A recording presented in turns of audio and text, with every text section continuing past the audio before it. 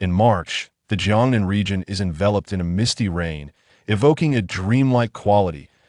In the early morning, the town of Tengjiao is infused with the refreshing scent of spring as gentle rain drifts through the air. The branches along the riverbank sprout tender new buds, and the vibrant green grass, replete with the fragrance of earth, covers the land. With a creak, the door of a dilapidated old house at the foot of Whim Mountain swings open. A young man clad in a gray tracksuit, somewhat frail and disheveled, steps out. His name is Zheng Zheng, an unremarkable figure with no discernible features that stand out. If one were to identify a singular merit, it might be his slightly deeper set, black and white eyes. He stretches lazily, rubbing his legs, which have grown numb from prolonged meditation, shaking his head in mild frustration. After 2 hours of practice, the only sensation he feels is a refreshing clarity of mind, yet there are no signs of spiritual energy entering his body. Zheng Zheng remains oblivious to the reason behind his lack of progress in cultivation. Since that fateful encounter in the mountains, he has been meditating for 6 full months. The initial joy and anticipation have gradually transformed into disappointment and numbness, evolving into a mere habit of life. The bittersweet nuances of this journey are hardly worth sharing with outsiders. Nevertheless, Zheng Zheng harbors no feelings of despair, and no one knows the secret he keeps within, nor do they comprehend the frenzy of emotion he unleashed upon discovering it. With long hair flowing, soaring on a sword, manipulating the 5 elements, and wielding the universe in his sleeve, such celestial figures are typically confined to the pages of books and the screens of television. Yet by some twist of fate, he found himself entangled in their world. If that were the extent of it, it would merely be a shift in worldview. However, the celestial being, upon seeing this mortal, was inexplicably overjoyed and forcibly took him as a disciple. Zheng instinctively felt an unsettling apprehension, unable to fathom why a celestial being would take interest in an ordinary person like himself. He quietly speculated on the underlying motives, wary of potential traps. Before long, the answer became clear. The celestial being was not of this earth, but hailed from the realm of cultivation, a dimension interconnected with earth, yet typically sealed off. During a fierce competition for rare heavenly materials, he was grievously injured by other cultivators. In desperation, he burned his lifespan as a price to activate his sect's secret method, forcibly opening a portal to escape to Earth. However, due to prolonged exploitation, Earth was devoid of spiritual energy and lacked alchemical materials. After enduring for half a year, the celestial being realized his time was running out. He had to leave his sanctuary and embark on a quest for a disciple. Yet, to his dismay, amidst the vast sea of humanity, he found no suitable candidates for cultivation. Just when the celestial being was on the verge of passing away, he encountered Zheng Zheng, a seemingly simple and affable young man. Time was not on his side, and in a moment of reluctant compromise, he chose Zheng Zheng as his disciple. Understanding the circumstances, Zheng Zheng felt as though he had been struck by a celestial pie, nearly fainting from elation. He had a celestial master one, capable of commanding the seas and moving mountains.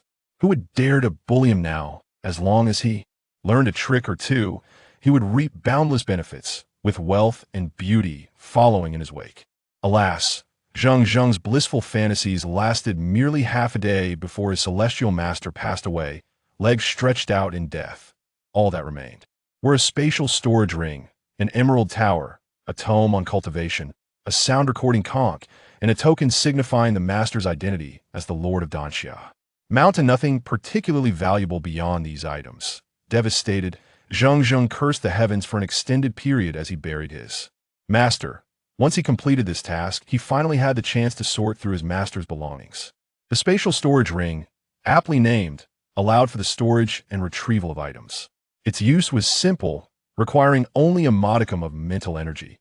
Inside, he found not only an alchemical furnace and a plethora of alchemical materials, but also over 10 introductory books on alchemy, artifact crafting, talismans, and formations. These tomes were perfectly suited for someone like Zheng Zheng, who was just beginning his journey into cultivation.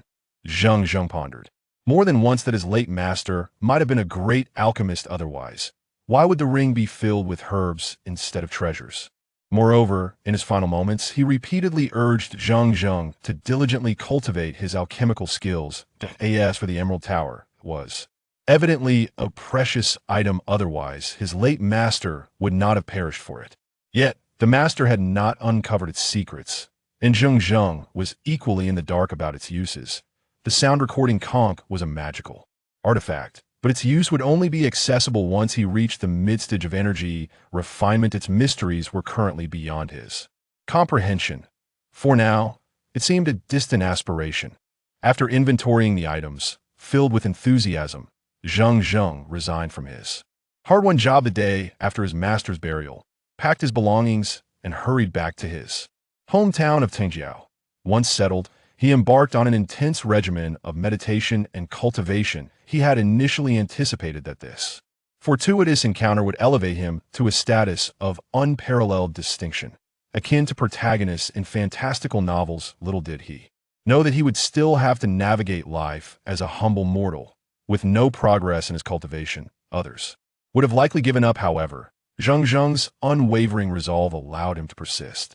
Yet, his unusual lifestyle over the past 6 months began to draw attention, and whispers circulated among neighbors. What kind of promising young man neglects work, shirking responsibilities to languish at home? Qianxiu was small, and the idle gossip of local women thrived. Good news seldom traveled far, but scandal spread like wildfire. Somehow, this gossip reached his parents, who ran a small business in Wenzhou, prompting them to return home several times, urging him with heartfelt admonitions. After repeated admonitions, and with a lack of progress in his cultivation, Zheng Zheng began to feel a sense of confusion. What path should he pursue next? With his parents' health deteriorating and expenses mounting, the situation grew increasingly dire. More critically, he had not earned any income in the past 6 months, and his savings had dwindled to nothing. Do even celestial beings grapple with mundane worries? Shaking his head, he temporarily set aside these concerns, prioritizing his immediate need for sustenance. As for cultivation, he resolved to not let a little more time slip by unduly trouble him. The morning breeze caressed gently, and the dawn was ablaze with color, while the tranquil town occasionally echoed with the barks of dogs. On the ancient stone streets, a group of elderly individuals gathered, props in hand, preparing to engage in their morning exercises amidst laughter. Occasionally, a farmer hurried by, balancing a large basket of fresh vegetables, eager to secure a prime spot at the market to fetch a good price. Several breakfast stalls had already opened their doors. Steaming buns, fragrant lotus leaf chicken rice, and delectable sticky rice, these were once Zheng Zheng's favorites. However, since he began his meditation practice, he noticed that although his cultivation had not progressed, his diet had become increasingly bland. Seventh uncle, a bowl of black rice porridge, please. It's little Zheng. Sit tight, it will be ready shortly. Seventh uncle, known as Zheng Mingqiu, was an elderly man nearing his 60s. Despite his age, he possessed remarkable health, standing tall and straight, a testament to his years of military service. Although his hair was flecked with gray, his complexion was rosy, brimming with vitality. He had operated a breakfast shop in the town for several years, offering affordable and generous portions, making it the go-to place for Zheng Zheng's meals. Finding a spot to sit, Zheng Zheng noted the early hour. With few patrons in the breakfast shop, the once bustling Qianxiu town, previously known as Zhengzhiubeo, was home to many of the Zheng clan, who had migrated from the shaman area of Fujian during the chaos of war several centuries ago. Delving further into history, the family tree could even trace back to the Central Plains, to an illustrious general named Zheng Luan, a notable figure under King Wu of Zhou. Though many outsiders had settled in Zhengzhiubeo, the Zhang surname still remained predominant in Qianxiu town. Seventh uncle was not a direct blood relative of Zheng Zheng. Rather, his father and Zheng Zheng's grandfather were brothers. As the seventh son among the uncles, he was affectionately called Seventh Uncle. The Zheng family had flourished during his grandfather's generation, with numerous descendants, including 5 aunts and 2 uncles. In the wake of reform and opening up, only his eldest aunt and grandmother remained in Qianxiu, while his grandfather had passed away over a decade ago. Little Zheng, here you go. A steaming bowl of black rice porridge was placed in front of him, accompanied by 2 refreshing side dishes. Zheng Zheng's mood was not particularly bright. He lacked an appetite, and set down his chopsticks after only half a bowl. At that moment, seventh uncle approached and pulled up a stool to sit beside him. Little Zheng, you're not a child anymore. Staying cooped up at home won't do. I happen to have an old comrade at the county police station. They're currently recruiting auxiliary officers. It may be tough, but at least it would provide some income. Should I have a word with him for you to give it a try? Despite his somewhat stern demeanor, seventh uncle had a warm heart. This conversation had played out multiple times over the past 6 months, as he hoped his nephew would find a steady job instead of idling away his days. Thank you, seventh uncle. I will think about it, Zheng Zheng replied, feeling somewhat restless, yet he did not outright refuse as he usually did. His gaze lost in the bowl and chopsticks. Seeing a flicker of hope, seventh uncle settled back into his seat, pulled out a cigarette, and casually offered one to Zheng Zheng. As he exhaled clouds of smoke, he counseled earnestly, Little Zheng, your parents are getting older. And running a small business outside is not easy. Your younger brother is in university. While you may not be able to contribute financially, you shouldn't add to their worries, right? Your mother has always struggled with her health, and your father seems unable to make much progress. If you don't put in the effort, your family will only face greater difficulties ahead. I understand, Zheng Zheng replied bitterly, consumed by troubling thoughts. After 2 years of quitting smoking, he found himself lighting up again. His father, Zheng Mingyang, was a man of few words, simple in character, but had suffered from chronic gastritis for over 20 years due to his past as a beekeeper, leaving him with many ailments. His mother's situation was even more dire, having been diagnosed with mid-stage stomach cancer a few years prior. Although she showed some improvement after chemotherapy, no one could guarantee that the cancer wouldn't spread elsewhere. Lost in these thoughts, Zheng Zheng felt a wave of frustration. Was he truly being selfish? Should he prioritize earning a living before addressing these issues? Or should he focus on his cultivation first to resolve these problems completely? After much inner turmoil, he left the breakfast shop in a daze. Unsure of how he made it home, Zheng Zheng lived at the foot of Wushan Mountain, where a clear stream flowed year-round. An ancient stone bridge spanned the water, accompanied by a grand banyan tree, rumored to be centuries old. The old house sat at the opposite end of the bridge, appearing somewhat dilapidated, a simple 3-story structure. His bedroom was on the 3rd floor, furnished with a 21-inch color television, a computer, and a somewhat aged wooden bed. Zheng Zheng lay on the wooden bed, lost in thought until a ringtone jolted him awake. Hello, he answered lazily without checking the caller ID. Ah, Zheng, what are you up to? Are you free this afternoon? Want to hang out? A cheerful voice came through the receiver. Yeah, I can't make it. I have some things to take care of, Zheng Zheng responded without hesitation. Lin Jia was one of his few good friends. Their bond forged years ago during the height of a gaming craze when they often spent all night at the only internet CAF in town. Over time, they became close, teaming up to battle monsters and form a guild, creating some of the most exhilarating memories of Zheng Zheng's youth. Despite the distance that had grown between them as life took them in different directions, they would reunite whenever possible to share drinks and sing karaoke. Over the past 6 months, Lin Jia had kept him informed about any new happenings in town. Under normal circumstances, Zheng Zheng might have considered it, but he was too preoccupied with his troubles to think about leisure. Haha, it's probably for the best. Just remember, if you miss out on something, don't say I didn't warn you. Lin Jia chuckled, his tone hinting at something more. What is going on? Is there something special happening? Zheng Zheng asked, intrigued. Hee. The long-legged beauty is back. Don't you want to see her? Lin Jia's voice carried a hint of mischief, almost reveling in the moment. Zheng Zheng's hand trembled slightly, his expression momentarily frozen. The long-legged beauty Lin Jia referred to was Qianxiu, a stunning woman with long, shapely legs, a captivating appearance, and a vivacious personality that made her quite popular.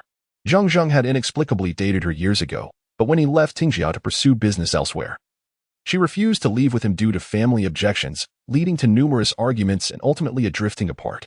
What was she like now? Setting his phone to silent and placing it aside, he washed his face in the kitchen, then secured the doors and windows, drawing the curtains tightly. With a serious expression, Zheng Zheng sat on the bed, rubbing the ring on his right hand. In a flash of light, a jade tower appeared in his palm.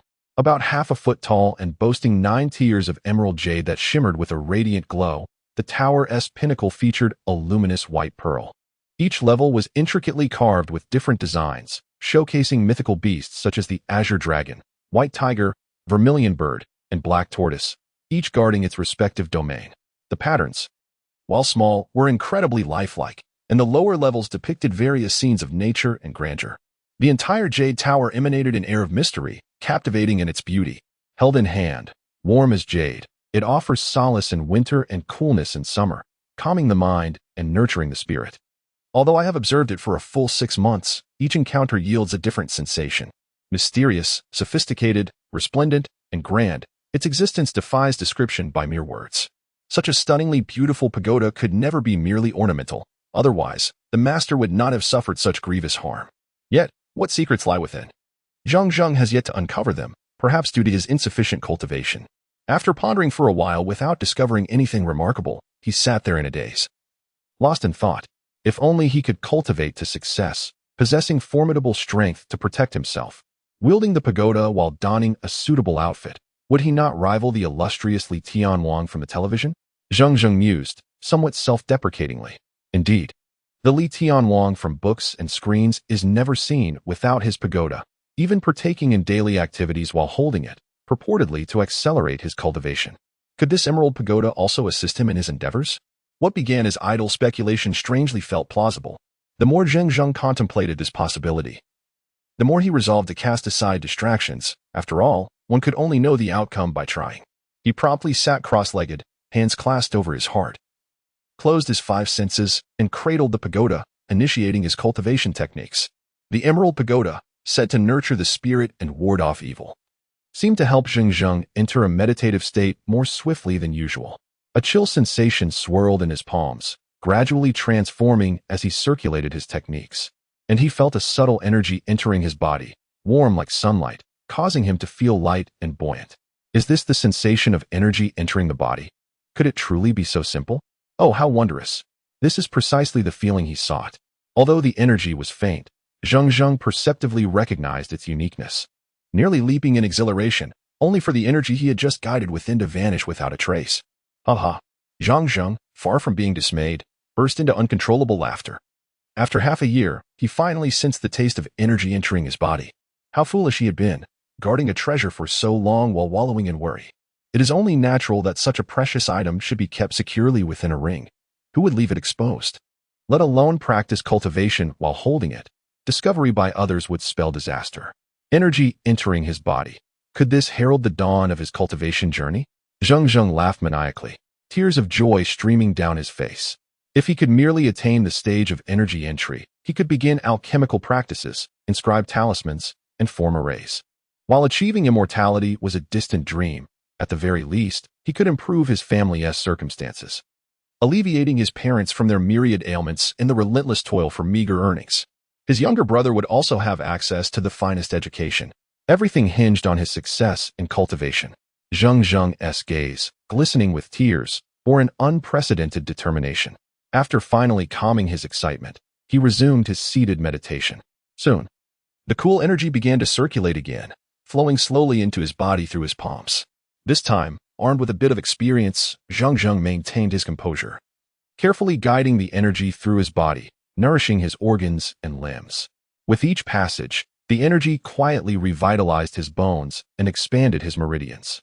As he delved deeper into meditation, time flew by, and an unpleasant odor wafted through the air. Waste and impurities began to exit his body through his pores, dark and repugnant. It was astonishing to consider how polluted the world had become, with such toxic substances residing within a single individual. It was no wonder the populace struggled with their health. This energy began to enhance his physique while gradually fortifying his muscles and bones. Before long, several hours had passed. The delicate essence, akin to a newly born infant, meandered throughout Zheng Zheng's body, guided by his careful hand, ultimately returning to his dantian. Having successfully completed the circulation of the microcosmic orbit, he solidified the flow of energy within him.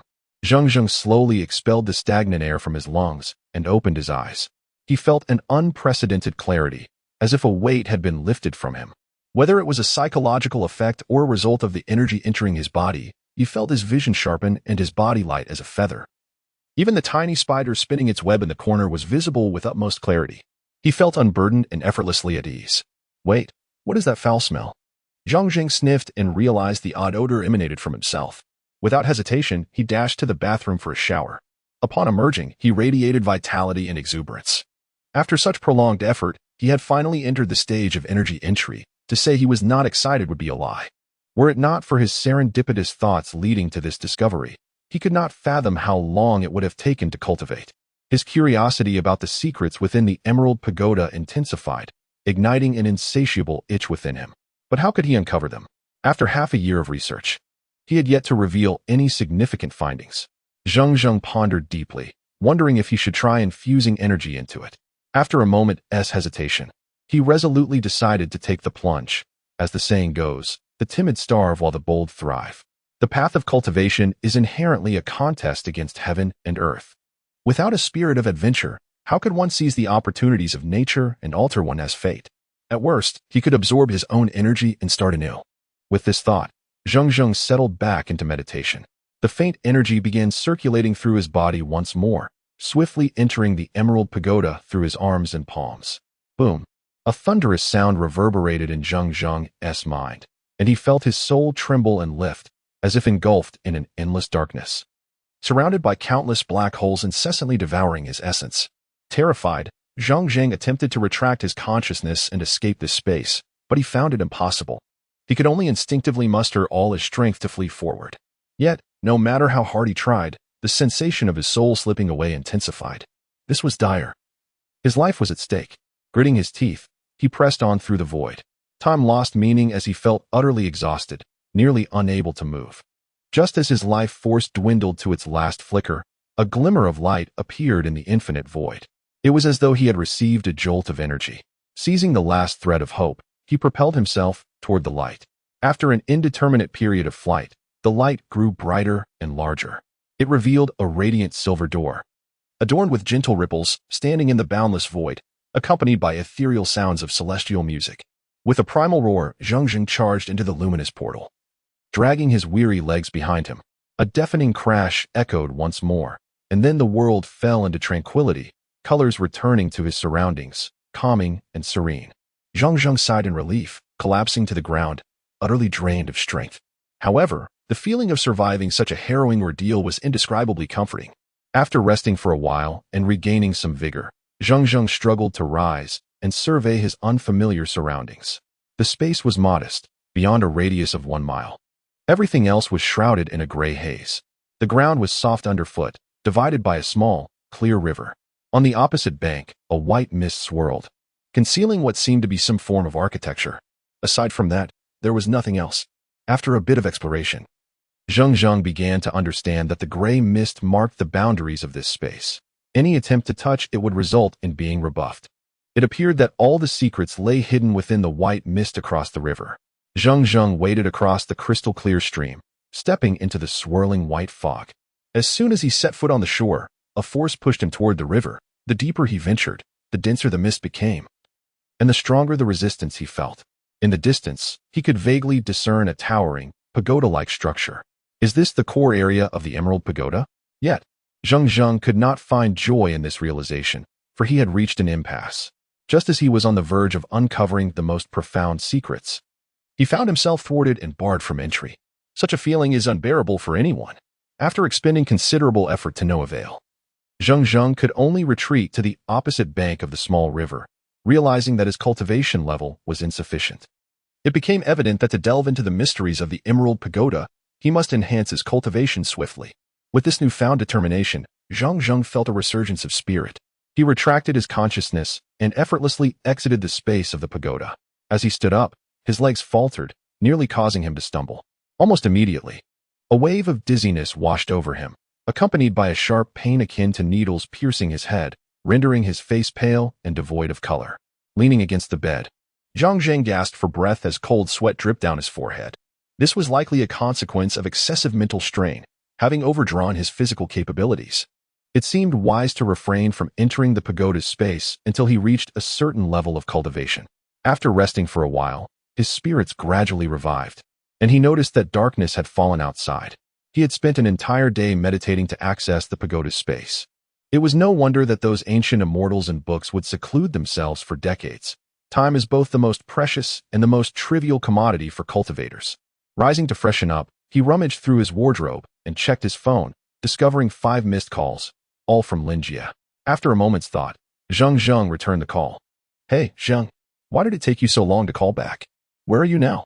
Lin Jia's voice boomed through the phone, mingled with the raucous sounds of a KTV, and Zheng Zheng could even discern the clattering of dice amidst the din of gambling. Frowning slightly, he distanced the phone from his ear. By nature, he preferred tidy and tranquil environments, though he did not oppose indulging in entertainment occasionally. Once the noise subsided, Zheng Zheng spoke up. Jia, where are you singing, K? Have you ordered any food? I haven't tea eaten yet. We're at the Golden City Club. Hurry over and join us for a meal. All right. Zheng Zheng hesitated briefly before inquiring. Is Qianxiu there too? Hee, you'll find out when you arrive. Good. Zheng Zheng had just made some progress in his cultivation and felt elated. As for his first girlfriend, meeting her again was no big deal. After all, they had shared a genuine bond. Since the dawn of the 21st century, with the continuous improvement of living standards, entertainment options have become increasingly abundant. Although the small town was modest, it boasted a variety of amenities: KTVs, tea houses, cinemas, game rooms, and late-night food stalls. While it may not compare to larger cities, it still served as a delightful diversion. It took Zheng Zheng around 20 minutes to walk from his home to the Golden City Club. With nothing but his own two hands, he was reluctant to spend money on a taxi and opted for a leisurely stroll instead. Meandering along the riverside at the foot of the mountain, bathed in moonlight and greeted by a cool breeze, he felt at peace. Before long, he arrived at the Golden City Club. The first floor featured a spacious hall with a song selection area, adorned with a large 60-inch screen and surrounded by colorful rotating lights. Several tables were filled with patrons, their glasses clinking in a lively atmosphere. Clearly, the place was bustling with business, though the small dance floor remained empty at that moment. Ascending to the second floor where the private rooms were located, Zheng Zheng was soon greeted by a server. After providing a room number, he was led to the private chamber reserved by Lin Jia. Upon pushing open the door, he was met with a strong smell of smoke, revealing 4 or 5 young men engaged in a boisterous drinking contest, most of them shirtless. A young woman sat nearby, holding a microphone and singing. Her voice, though not enchanting, was clear and melodious. Finally, you're here. Long Legs were beginning to think you'd never arrive, Lin Jia exclaimed upon noticing Zheng Zheng's entrance. Lin Jia stood about the same height as Zheng Zheng, around 175 centimeters, but appeared leaner. With a buzz cut, small eyes, and a crooked smile, he had a past marked by a brief stint in the underworld, having spent 1.5 years in prison for fighting. Nevertheless, he was known for his loyalty and warmth towards friends. Zheng Zheng, you're late again. Grab a drink and join us. The group of young men on the couch shouted in jest upon seeing Zheng Zheng. Boss, a Liang, a Ping, Tungzi, you're all here. Zheng Zheng recognized the others with a smile and waved. His gaze then fell upon the girl sitting aside. Hong Qianxiu sported a chic bob, with a classic oval face and cherry lips.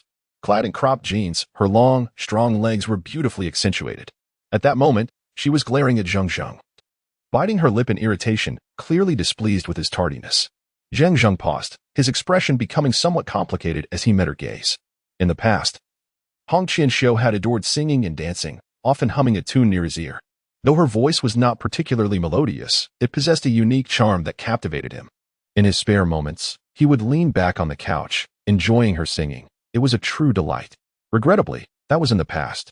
As Zheng Zheng sighed inwardly, he noticed a hint of bitterness cross Hong Qianxiu's face, her eyes reflecting a myriad of complex emotions.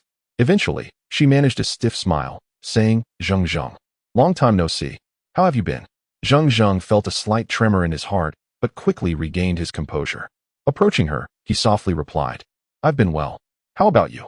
In response to Zheng Zheng's deep gaze, Hong Qianxiu's voice faltered. It's just the same. What else could it be? Zheng Zheng fell silent, unsure of what to say next. Observing his reticence, Hong Qianxiu's expression dimmed, a sense of unease settling within her heart. Two former lovers, reunited, found themselves in a moment of speechlessness. Stop staring at the beauties. You won't escape the bottle if you don't drink. Just as the two shared a brief, awkward silence, Lin Jie jumped in, pulling Zheng Zheng over with a mischievous grin. Zheng Zheng glanced at the clutter of empty bottles on the table and felt a lack of enthusiasm. How about we skip the drinking? Lin Jie chuckled. Well, you can avoid drinking, but don't expect to have any more conversations with the long legs tonight. Zheng Zheng was all too familiar with Lin Jie's antics. His drinking capacity was limited. 3 bottles would get him tipsy, 4 would have him down, and 5 would require someone to carry him home. However, due to Lin Jie's boisterous nature, he would incessantly stoke the competitive flames at the table. Defying him would certainly lead to a table full of glaring eyes and fiery tempers, and the outcome was easy to predict. Not to mention, this group of friends would go to great lengths to assert their presence before the ladies. All right, I get the rules, Zheng Zheng conceded reluctantly. Good to see you're wise, Lin Jie said triumphantly, handing him an open bottle.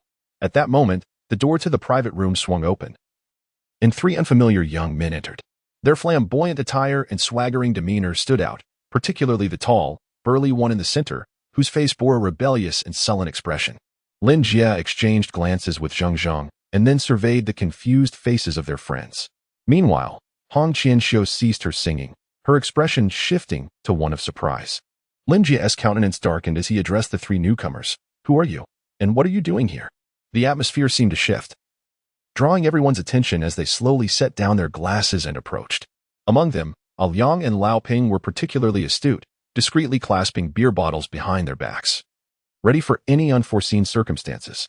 The tall, robust young man at the center merely cast a dispassionate glance around, snorting disdainfully before stopping in front of Qianxiu, his face marred by displeasure as he spoke in a low tone. Qianxiu, why did you come here without notifying me? Why didn't you answer my calls? He then surveyed the room, frowning slightly, and remarked, the environment here is subpar, and the sound quality is dreadful.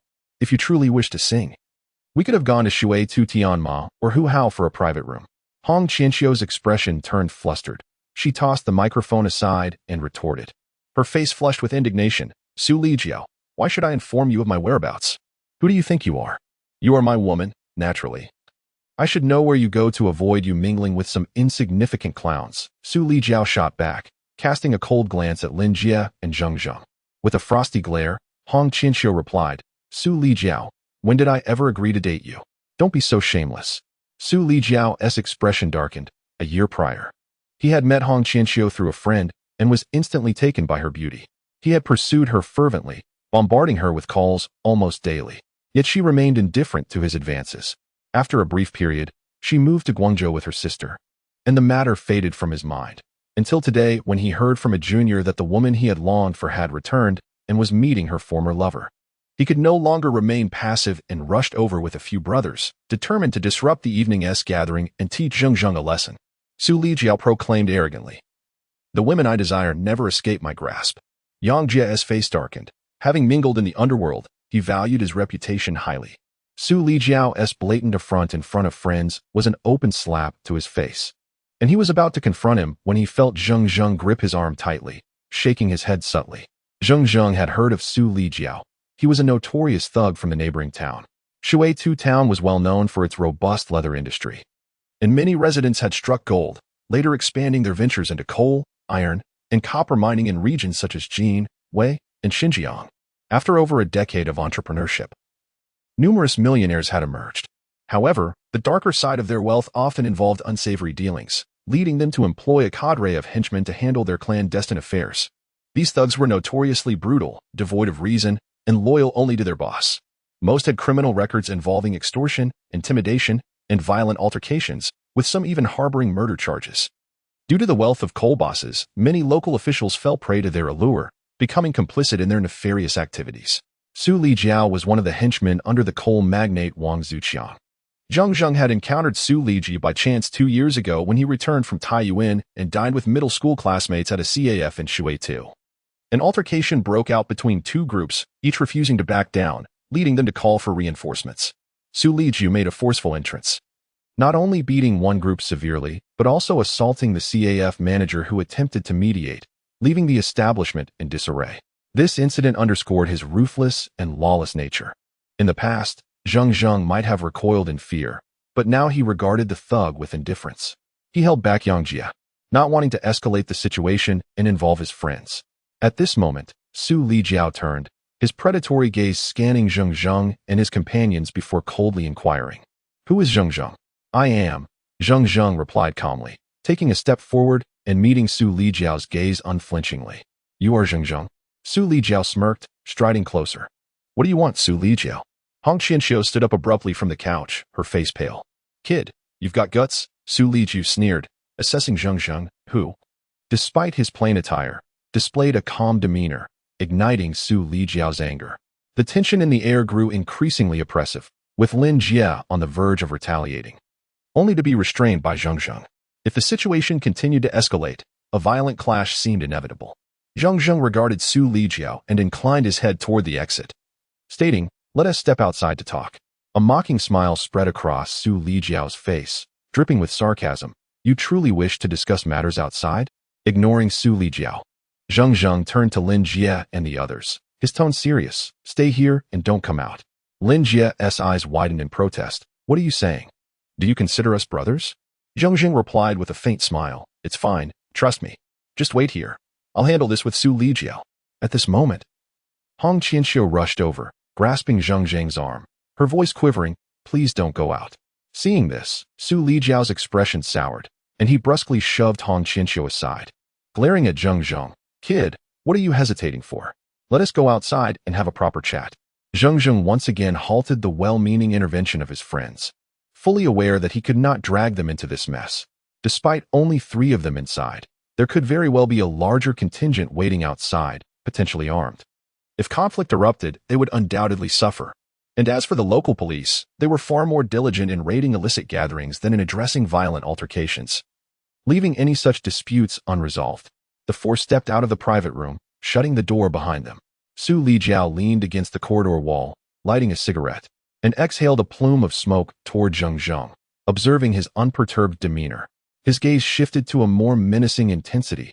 "Kid, given your audacity, if you promise not to meet Qianxiu again, we can consider today's event settled." Zheng Zheng merely regarded him silently, his expression serene, devoid of emotional turbulence. Su Lijiao barked furiously. "What are you staring at? Are you defying me?" Zheng Zheng sighed, shaking his head, his voice calm. "Su Lijiao, Qianxiu is a good girl. She is kind-hearted and optimistic. You don't deserve her." With a scornful spit, Su Lijiao hurled his cigarette butt to the ground, his finger nearly touching Zheng Zheng's nose as he growled, "Zheng, don't overstep your bounds. Do you really think you can challenge me? Believe me, I can have you hospitalized in no time." Zheng Zheng dismissed the threat entirely, calmly pushing Su Lijiao's finger away, his gaze sharpening. "I advise you to keep your distance from Qianxiu. Otherwise, you will come to regret stepping into this world." Su Lijiao momentarily froze, then burst into incredulous laughter as if he had heard the most absurd joke. After a moment, he ceased his laughter, his fists cracking ominously as he snarled, "Let me be honest, I pursue her for fun. If it's enjoyable, I'll continue. If not, I'll kick her to the curb for my brothers."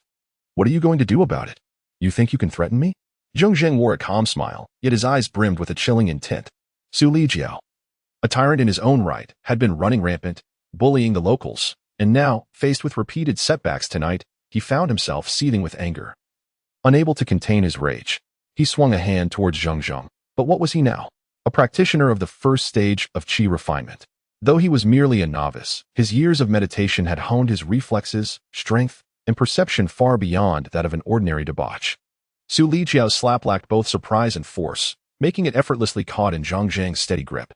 With a slight squeeze, a blood-curdling scream escaped Su Lijiao's lips, echoing in the air like the wail of a slaughtered pig. 2 thugs, witnessing the turn of events, rushed in from either side. Yet, with just a couple of swift kicks, they found themselves sprawled on the ground, groaning helplessly. "Zheng Zheng, you will meet a gruesome end, I swear it." Su Lijiao's face twisted in agony, beads of cold sweat trickling down his forehead. Even in his suffering, he refrained from begging for mercy. Instead, his eyes burned with a fiercer malevolence, akin to a wild beast ready to pounce. "Is that so? I await your arrival," Zheng Zheng replied coldly, applying a bit more pressure. The sound of a finger snapping echoed, followed by Su Lijiao's shrill cry, his face turning as pale as a ghost, teetering on the brink of unconsciousness. Zheng Zheng displayed no hint of emotion, akin to a mere observer. He continued, "Su Lijiao, I warn you. This is but a minor punishment. Should you fail to recognize the situation, do not think that even Wang Jiqiang can rescue you. I shall rend him in 2 and feed him to the dogs." In that moment, Su Lijiao was overwhelmed by Zheng Zheng's formidable presence, coupled with his injuries. The walls of his resolve began to crumble, and for the first time, fear and desperation flickered across his features. Just then, the door to the private room swung open, and Lin Jie, a Liang, and others rushed out in a flurry, each brandishing bottles, clearly intent on supporting Zheng Zheng for a brawl. However, upon seeing the corridor's state, their expressions turned to disbelief.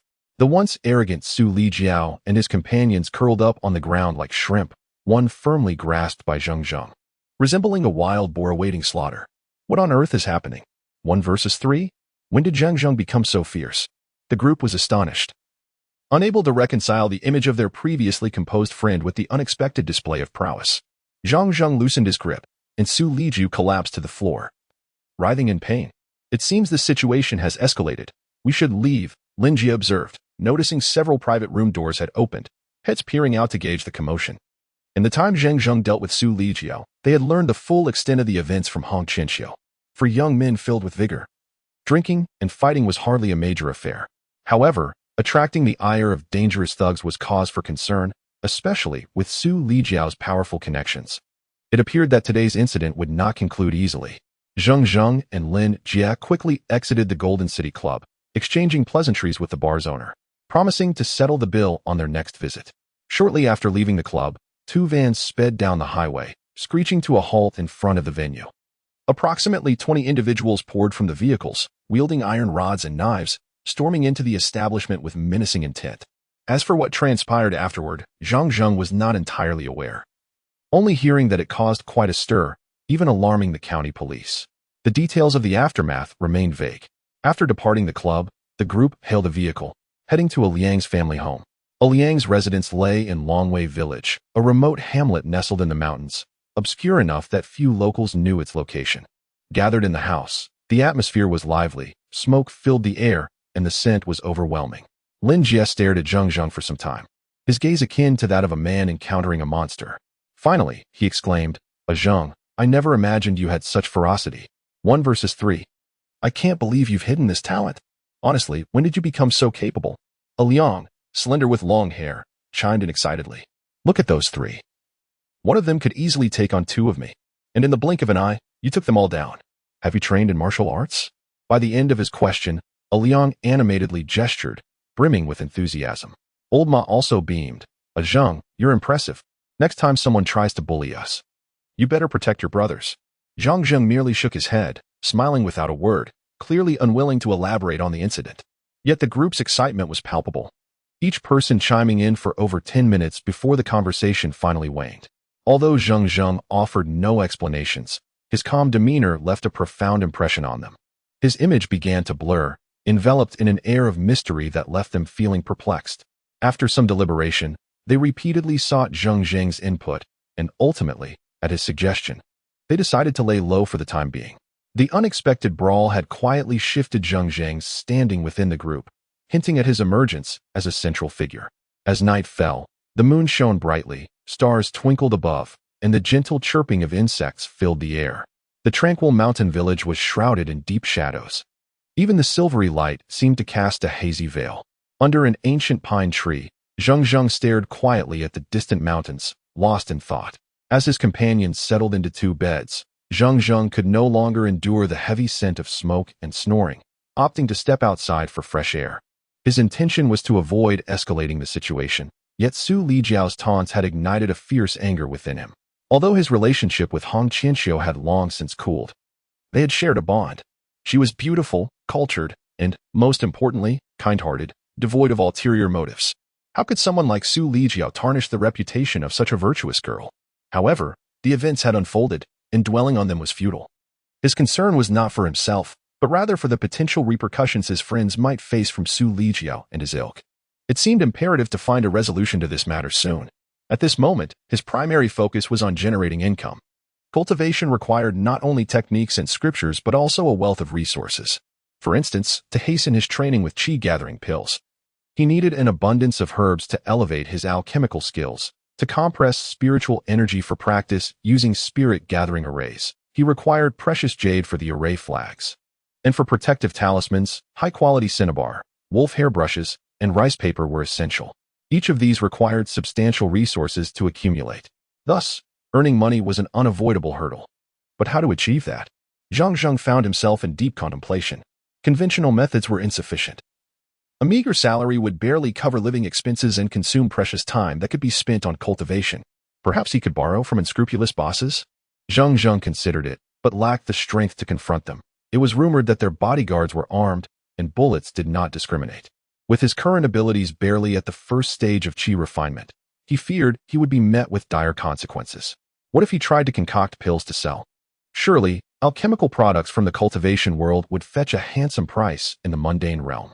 Yet, he had not yet begun studying alchemy, nor did he possess a substantial stock of herbs to gain experience in making quality pills. While he did have some rare medicinal ingredients in his Qianxiu ring, they were exceedingly precious and would not be utilized until his alchemical skills improved. Otherwise, it would be a tremendous waste. After a period of contemplation, an idea gradually surfaced in Zheng Zheng's mind. However, he soon furrowed his brow again, as the initial funding posed a significant dilemma.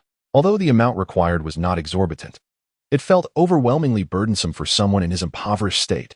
At that moment, a faint sound of footsteps approached, accompanied by a delicate fragrance that wafted through the air, distinct from the freshness of flowers and grass.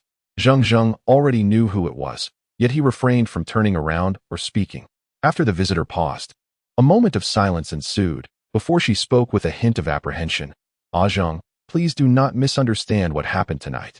I assure you, I have no connection with Su Lijiao. I returned from Guang province just 3 days ago and have not been in contact with him at all. Zheng Zheng was unsure why, but Qianxiu's words lightened his heart, making him feel considerably more at ease. I was introduced to him by my second brother-in-law. I have no feelings for him whatsoever, but he is quite persistent, and I find it difficult to shake him off. Qianxiu, anxious about further misunderstandings, spoke hurriedly. Zheng Zheng exhaled, understanding the situation better now. Qianxiu had 2 elder sisters, Hong Meibao and Hong Balian, both of whom Zheng Zheng had met. He regarded them favorably. Both were genuinely commendable individuals, though Hong Balian's husband was somewhat disreputable, often engaging in gambling and associating with unsavory characters. It was entirely plausible for him to know someone like Su Lijiao. What do you plan to do? After grasping the context, Zheng Zheng's tone softened. Humph. If I cannot confront him, I can at least avoid him, Qianxiu replied playfully, sensing the gentler tone in Zheng Zheng's voice. Indeed, you should go to Guang province for the next few days. After all, the sky above Tengjiao is rather limited. Zheng Zheng nodded in agreement. And you? Having stirred up this trouble for me, what are your plans? Qianxiu recalled the events of the evening, her voice laced with concern. Do not worry. I have a plan in mind, Zheng Zheng replied nonchalantly.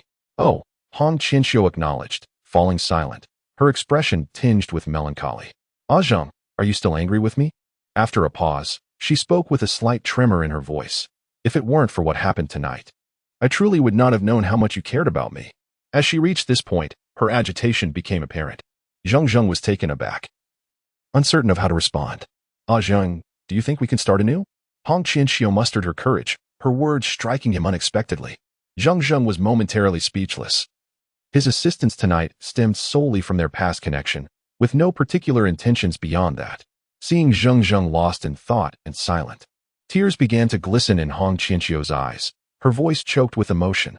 Zheng, I am sorry. It was not that I did not want to go to Taiyuan with you. It was my family that forbade me. Zheng Zheng waved his hand, expressing a hint of sorrow as he said, there is little point in dwelling on the past. I only wish for you to have a better life moving forward. That would put my mind at ease. It's late and the fog is thick. Be careful not to catch a cold. With that, Zheng Zheng steeled himself and turned away, striding off into the distance. Qianxiu bit her lip tightly, tears finally cascading down like a string of broken pearls, her emotions as frigid as the night. As she watched Zheng Zheng's familiar yet somewhat gaunt silhouette gradually vanish into the darkness, her heart felt achingly hollow. After a brief moment of blankness, she could no longer contain her emotions and broke down in tears. Zheng, I'm so sorry, truly sorry. It's not that I didn't want to go to Taiyuan with you, but my father was suffering from a myocardial infarction at that time. With the constant risk of a stroke, I had to stay home to care for him. She sobbed uncontrollably, curling up in a small ball, her delicate frame trembling with grief. Time seemed to stretch endlessly until Qianxiu finally managed to stifle her sobs, rising to her feet and wiping the tears from her face. Under the night sky, her swollen eyes revealed a lingering expression of sorrow. After a moment's pause, she began to walk slowly towards the house, illuminated faintly by the starlight. A pair of sympathetic eyes watched her unsteady, weary figure return home before emerging slowly from behind a tree. It was Zheng Zheng. He had not left, concerned for Qianxiu, a solitary woman in the depths of the forest, fearing she might encounter unforeseen dangers. His face was etched with melancholy and helplessness. Why hadn't she clarified the situation with him at the time? If only they had communicated better, today's misunderstandings could have been avoided. After a fierce internal struggle, Zheng Zheng let out a sigh. It was best to allow her to cool off from the events of the night. If Qianxiu's feelings for him could withstand the test of time, then there was nothing more to worry about. The next morning, the group descended the mountain together to return home. Throughout the journey, Qianxiu remained silent, speaking little. Her friends, noticing her low spirits, cautiously offered words of comfort, but soon turned their ire towards Zheng Zheng, lambasting him thoroughly. Zheng Zheng could only respond with a wry smile, utterly at a loss for words in front of such heartless companions. Upon returning to Tengjiao town, the group of friends scattered to their homes to gather their belongings, preparing to venture elsewhere. Zheng Zheng, too, kept busy. When Liang departed, he specifically requested the key to the secluded mountain residence, intending to retreat to a quiet place for his cultivation. He shamelessly borrowed a few tens of thousands of yuan from his friends and made a special trip to the Wenzhou market, spending several days acquiring various supplies. Upon returning to Longwei village, he immediately set his sights on his money-making scheme. What project could minimize risk, require low investment, yield high returns, and generate a significant fortune in a short time? The answer was talismans. Talismans, a form of Taoist magic, are also known as Fu or Dan. Their profound history can be traced back to the ancient primordial era. Among them, the Tiandi Liangyi Weichen formation, renowned alongside the Zhou Tian star array and 12 capital divine formation, utilizes the mixed Yuan Qi Ta Qing talisman to stabilize its core. This illustrates that ancient immortals had already conducted in-depth studies on talismans. In modern history, the so-called Three Mountain Talismans are associated with the famous Maoshan Qingping sect, the Gazao Mountain Lingbao sect, and the Longhu Mountain Tianshi Dao, all of which specialize in the art of talismans. Throughout their extensive practice, the Taoists developed an array of talismanic methods, which can be categorized into four main types: Fuwen, literary talismans; Yunlu, cloud talismans; Baofu, precious talismans; and Futu, symbolic talismans. Among these, there exists a distinction between innate and acquired talismans. The former is created in a single stroke of spiritual energy, while the latter involves a complex set of rituals. Zheng Zheng intended to begin his practice with Fuwen. Fuwen are primarily composed of two or more small characters, with a few formed by a combination of strokes, making it the simplest and most accessible form of talismanic art. He meticulously prepared the necessary materials: a wolf hair brush, red ink, yellow paper, and inkstone, lined up neatly on his table. These items consumed about 70 to 80% of the 30,000 yuan he borrowed, with the brush being the most expensive, costing over 20,000. The hair used was from an authentic silver wolf, and the brush handle was crafted from Hetian jade. Although it was merely an ordinary type of jade and not perfect for storing spiritual energy, it was far superior to common jade. The red ink, made from cinnabar and soot, served as the two primary materials for writing talismans. Zheng Zheng chose cinnabar for its ability to repel evil spirits. As for the medium, he opted for yellow paper instead of silk or cloth, influenced by his considerations.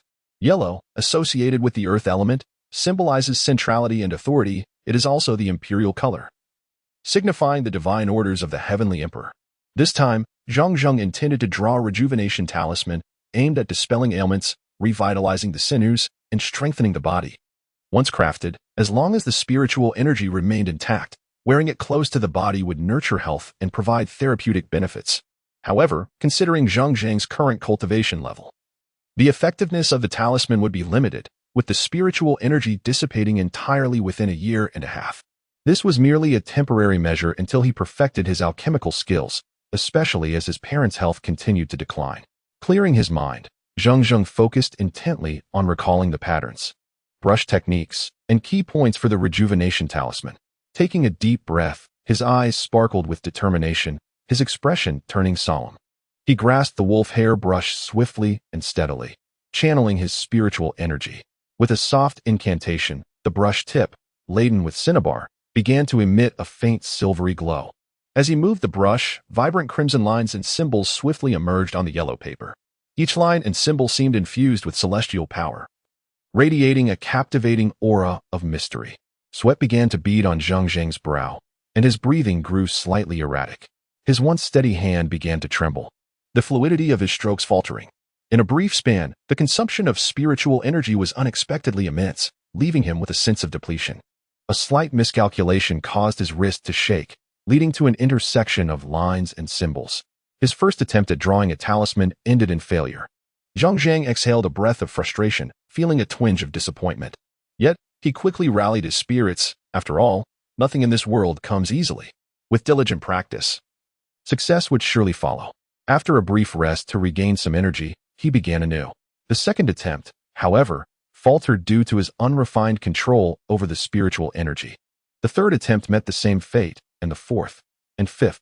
By the end of the day, Zheng Zheng had failed 14 times, taking 3 meditation breaks to replenish his energy. Although the results were disheartening, there were valuable lessons to be gleaned from his failures. He began to accumulate insights into the nuances of talisman drawing and node management. Unexpectedly, he discovered that meditating after exhausting his energy yielded better results than usual, which he considered a fortunate discovery.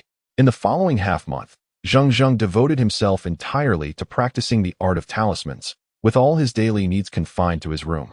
The yellow paper and cinnabar he consumed were countless. Fortunately, these materials were quite inexpensive. Otherwise, his financial situation would have rendered such an endeavor unsustainable. Although he had yet to achieve a single success, he could clearly sense his growing proficiency in the art of talisman drawing. With each stroke becoming more fluid and his control over the distribution of spiritual energy becoming increasingly adept, Zheng Zheng firmly believed that as long as he persevered, he would soon conjure his first talisman. Another busy day had come to an end. Gazing at the pile of scrap paper strewn about the room, he shook his head with a wry smile. Looking out the window, he noticed the moon hanging high in the sky, signaling the end of the day. The supply of rice paper and vermilion had nearly run out, necessitating a trip to Wenzhou for replenishment the following day. Oh, life in a small village certainly had its inconveniences. Early the next morning, Zheng Zheng took a bus to Shuidao town, then transferred to the Wenzhou Express line.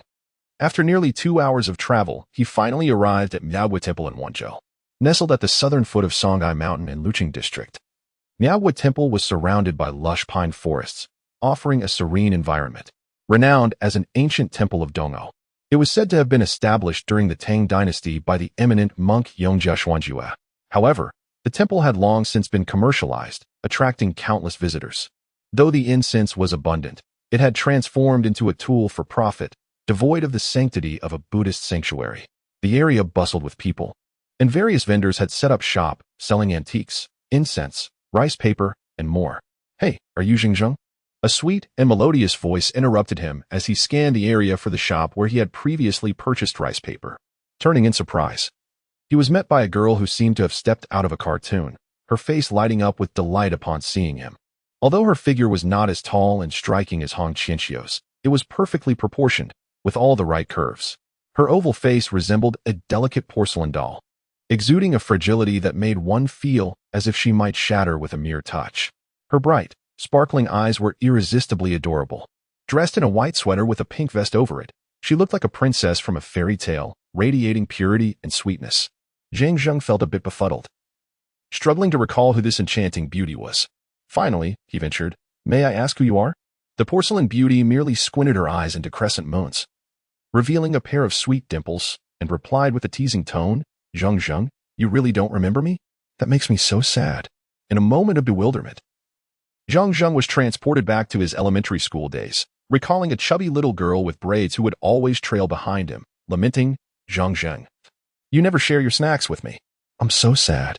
The two figures seemed to merge across more than a decade of time. Yet, he could hardly fathom such a drastic transformation. Stunned, he exclaimed, "Oh my, you're that greedy little girl?" Giggling, Su Ning replied, "So you do remember. It turns out you have such a glorious past as well." Behind the porcelain beauty stood another stylishly dressed, youthful woman, who burst into laughter at Zheng Zheng's candid recollection of childhood embarrassment, drawing the attention of passers-by. "Stop it." Su Ning stomped her foot. Her face flushed like a ripe peach, as if it could drip with juice at a mere squeeze. "Well, you've changed so much that I wouldn't have recognized you if you hadn't called me." Zheng Zheng marveled at the transformation, his face filled with astonishment. "Zheng Zheng, don't you dare call me a chubby girl. I'm not fat anymore." Su Ning pouted, her rosy lips forming a delightful frown. Her playful expression and sweet, melodic voice made her sound like a younger sister teasing her older brother, leaving him feeling weak at the knees. Zheng Zheng's eyes widened as he unabashedly surveyed Su Ning, making her feel as though she were utterly exposed under his gaze, igniting a blush that made her wish to vanish entirely. Just as she could no longer endure his scrutinizing stare and was about to speak up, he suddenly averted his gaze, reverting to his usual earnest demeanor. The stark contrast left her momentarily disoriented. He nodded repeatedly, saying, "Indeed, you've really lost weight, chubby girl." Frustration welled up within Su Ning, nearly pushing her to the brink of exasperation.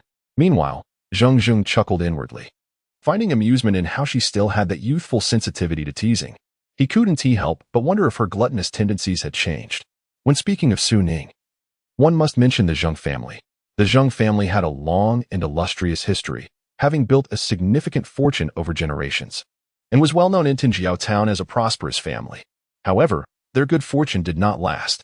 During a prolonged period of political turmoil, Zheng Zheng's grandfather was unjustly labeled a capitalist and suffered greatly, with extensive property confiscated and land seized. Yet during Zheng Zheng's elementary school years, the Zheng family still held considerable influence in Qianxiu. Zheng Zheng had an uncle who, after starting a family, was assigned to manage a pastry shop. His father had a close relationship with this uncle, leading to a fondness for Zheng Zheng, who would receive an abundance of pastries daily. With so many treats that he couldn't finish, he naturally shared them with his classmates. Su Ning was one of the fortunate recipients.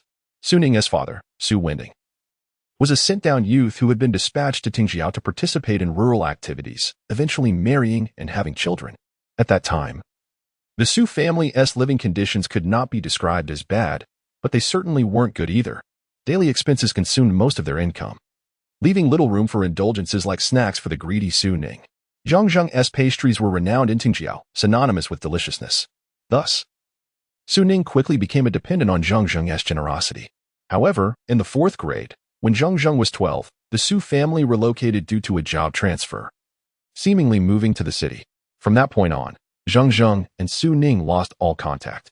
Time had flown by, and now, the once chubby little girl had blossomed into a graceful, captivating beauty, while he had shed the aura of the Zheng family and become an ordinary person lost in the crowd. One couldn't help but marvel at the whims of fate. As Zheng Zheng reminisced, Su Ning's previously flushed cheeks began to regain some composure, though they still bore a charming rosy hue. She quickly set aside her earlier embarrassment, her excitement bubbling over as she exclaimed, "Zheng Zheng, it's been over 10 years since we last met. What a delightful surprise to run into you today. How about we have lunch together? I'm eager to hear about uncle and aunt, and how Zhang Xiaohong and Zheng Su are doing." Zheng Xiaohong and Zheng Su were the children of his uncle, and they had shared the same class in elementary school, making them close acquaintances. Under normal circumstances, Zheng Zheng wouldn't mind, but today he was eager to purchase rice paper and vermilion. A hint of hesitation crossed his face. At that moment, a fashionable, vibrant woman standing behind Su Ning tugged at her sleeve and whispered, "Su Ning, Reunion has invited you to lunch." Initially, Su Ning had been quite pleased, but upon hearing Wu Yuning's name, a look of displeasure crossed her face. "I'm not going. That guy is always pestering me. It's so annoying." Seeing Su Ning's resolute demeanor, the stylish woman turned her attention to Zheng Zheng, sizing him up. Noting his simple attire and the aura of a rustic country boy, she felt a surge of superiority, her expression turning somewhat haughty as she said, "This friend, Su Ning, has already made plans for lunch. How about you leave your phone number, and she can contact you when she is free?" Zheng Zheng rubbed his nose, feeling quite displeased with being looked down upon. Yet he decided to go along with it. While the idea of dining and conversing with a beauty was appealing, honing his skills in talisman crafting was of utmost importance. Besides, with a phone number, there was no doubt that Su Ning would find time to reconnect. "Wang Lu, you needn't concern yourself with my affairs," Su Ning insisted, firmly rejecting the invitation to dine with Wu Yunin. The woman named Wang Lu began to feel a twinge of anxiety. It is worth noting that Wu Yuni comes from a prominent background. His father serves as the deputy director of the City Planning Bureau, while his mother is employed at the Civil Affairs Bureau, and he has numerous relatives entrenched in the political arena, wielding considerable influence. Moreover, at such a young age, he has already established a foreign trade clothing company with assets exceeding 10 million. She has often relied on the advantages his family provides. Furthermore, she has benefited from Wu Yuni's kindness on several occasions, and the dinner gathering was largely arranged by her. Wang Lu had initially intended for her plan to succeed, but unexpectedly, Cheng Jiaojin appeared and disrupted everything for Su Ning. Watching the opportunity slip away, She could not help but feel a surge of anger and remarked, "Hey, there are people lined up from the south gate to the train station who want to dine with Su Ning. Consider yourself lucky that you're a former classmate of hers. However, let me give you a tip. Su Ning's favorite dishes are the drunken shrimp from Bihai Qianxiu, wasabi razor clams, and the yellow braised chicken wings, all of which must be wild-caught. Yet, these dishes do not come cheap. Each plate costs no less than 1,000 yuan. If you genuinely wish to treat your old classmate, you should prepare accordingly." After saying this, Wang Lu crossed her arms and smirked with disdain. Upon hearing her words, Zheng Zheng could not help but feel astonished. It seemed that Su Ning's love for food had not waned, only escalated in sophistication. A helpless look crossed his face as he spread his hands and tentatively suggested, "I say, little chubby girl, perhaps we should postpone this for another time. The money I have on me today is only enough to buy you a box meal." Wang Lu almost burst out laughing upon hearing Zheng Zheng's words.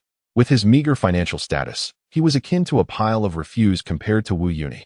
The mockery on her face intensified. Meanwhile, Su Ning's displeasure was evident on her delicate features. After shooting Wang Lu an irritated glare, she turned to Zheng Zheng, saying, "What's wrong, Zheng Zheng? Can I eat a box meal? It's not like I've never had one before. Are you willing or not?" Wang Lu's smile instantly faded. In her desperation, she cast repeated glances at Zheng Zheng. Yet, Zheng Zheng chose to ignore her. Truth be told, he had grown utterly weary of such snobbish and petty women. Besides, Su Ning, the beautiful lady, had already laid her cards on the table. To refuse further would be rather ungrateful. Relinquishing his earlier plans, he offered a wry smile and said, "Since you don't mind, why should I worry? Let us go for that box meal." A sweet smile returned to Su Ning's face, as if she had just won a small victory. She exchanged a brief greeting with her companion before gracefully following Zheng Zheng out. This left Wang Lu seething. Observing Su Ning's jubilant expression as if she were about to feast on a grand banquet instead of a mere box meal, she stomped her foot in frustration, pulled out a sleek phone from her bag, and swiftly dialed a number. After a brief conversation, she hung up and turned to leave. Ultimately, Zheng Zheng did not take Su Ning for a box meal. Instead, they headed to Bihai Qianxiu. As they entered the taxi, Su Ning attempted to dissuade him multiple times, saying, "Zheng Zheng, don't listen to Wang Lu's nonsense. We really shouldn't go to Bihai Qianxiu. The prices are exorbitant. A modest meal can easily cost over 1,000 yuan, and a more lavish spread could run into 10,000. You truly don't need to waste your money like that." However, Zheng Zheng remained unfazed, cheerfully assuring her, "Don't worry, just enjoy your meal. Money is not an issue." Seeing Zheng Zheng's confident demeanor, Su Ning ceased her protests after a few attempts. Yet, a sense of unease lingered within her. Based on Zheng Zheng's attire, it was evident he was not from a wealthy background. This extravagant meal would likely deplete several months' worth of his salary. How could that be justified? As both harbored their own thoughts, the taxi soon arrived at Bihai Qianxiu. Renowned for its lavish expenditures, this establishment in Wenzhou was frequented by the affluent, with luxury cars and numerous beautiful women gracing its entrance. The clientele consisted of the elite, and the mere sight of the opulent building and the professional security personnel was enough to intimidate ordinary individuals. Yet today, an unusual young man clad in slightly faded jeans and a light blue long-sleeve t-shirt, paired with a pair of athletic shoes, strolled in with an air of nonchalance, seemingly unbothered by the surroundings. To the astonishment of onlookers, he was accompanied by a sweet, delicate beauty, dressed in Chanel and carrying an Hermes bag, adorned in designer brands. This curious pairing led many to speculate about the young man's background, as it had become quite fashionable for wealthy young masters to feign modesty. Even the seasoned security personnel, accustomed to discerning the elite, appeared hesitant in the face of this peculiar duo. Ultimately, Zheng Zheng's calm demeanor, steady gaze, and assured stride compelled them to relent. Their instincts warned them that it was best not to provoke someone whose background was unclear, especially considering the familiar beauty behind him, who seemed to be a regular patron. Ensuring no trouble would arise, promptly granted entry, the youthful and beautiful hostess approached them, inquiring about their reservation before guiding them to a meticulously decorated private booth. The environment was serene, and despite the presence of several patrons, a tranquil ambience prevailed, with only the melodious strains of a saxophone wafting through the air. Settling into a window-side seat, Zheng Zheng surveyed the clientele around him and could not help but exclaim, "Indeed, this place is remarkable. It is filled with the CR de la CR of society. Look at them. The men exude elegance and grace, while the women are gentle and refined." Speaking in soft tones, Even I, a simple country bumpkin, would feel compelled to temper my demeanor and act more cultured in such an atmosphere. Su Ning, hearing this, stifled a giggle, covering her mouth with her delicate hand. Oh, come off it. You walked in here with an air of authority. Even those snobbish security guards were taken aback by your presence. Zheng Zheng chuckled lightly, his long years of meditation imparting an aura of tranquility and mystery. He could easily intimidate the average person. He waved his hand, summoning a striking waitress, and jovially asked Su Ning, "What would you like to eat? Feel free to order without worrying about the cost." Su Ning picked up the menu and flipped through it, but hesitated to speak. Observing her indecisiveness, Zheng Zheng sighed inwardly. Recognizing that this little chubby girl had a kind heart, he then took another menu from the waitress, glanced through it, and swiftly ordered a few dishes. After closing the menu, a thought struck him, and he turned to the departing waitress, saying, "Oh, and add the drunken shrimp, wasabi razor clams, and yellow braised chicken wings to that order." "Certainly," the waitress replied, heading to the side to input the order. Taking a sip of water, Zheng Zheng noticed Su Ning resting her chin on her hand, her sparkling eyes curiously fixed on him. He casually initiated a conversation, "Little chubby girl. It's been over a decade since we last met. What do you do for work now?" With a mischievous glint in her eyes, Su Ning replied, "Guess." Zheng Zheng shook his head and took another sip of water. "I'm no fortune teller. How could I possibly guess?" Su Ning smiled mysteriously, "Zheng Zheng, you'd better be careful. Don't let me catch you doing anything wrong." Coughing a few times, Zheng Zheng nearly spat out his water, staring incredulously at Su Ning's innocent face. "Are you telling me you became a police officer?" "Yes." "Zheng Zheng, you're quite perceptive. But I'm not just an ordinary officer. I'm a criminal investigator," Su Ning declared with a proud smile. "My God," Zheng Zheng exclaimed, slapping his forehead, overwhelmed by a cascade of thoughts. "Uniformed beauties? Is the police department now focused on capturing criminals or increasing crime rates? I can hardly fathom the image of a delicate beauty, porcelain-like in appearance, clad in uniform, wielding a stun gun, and equipped with a service weapon. Has the police force adopted a new strategy, perhaps employing charm as a tactic? Due to love, sorrow does not come easily." At that moment, Su Ning's phone ringtone interrupted Zheng Zheng's shameful daydreaming. She glanced at it with a hint of disdain and promptly ended the call.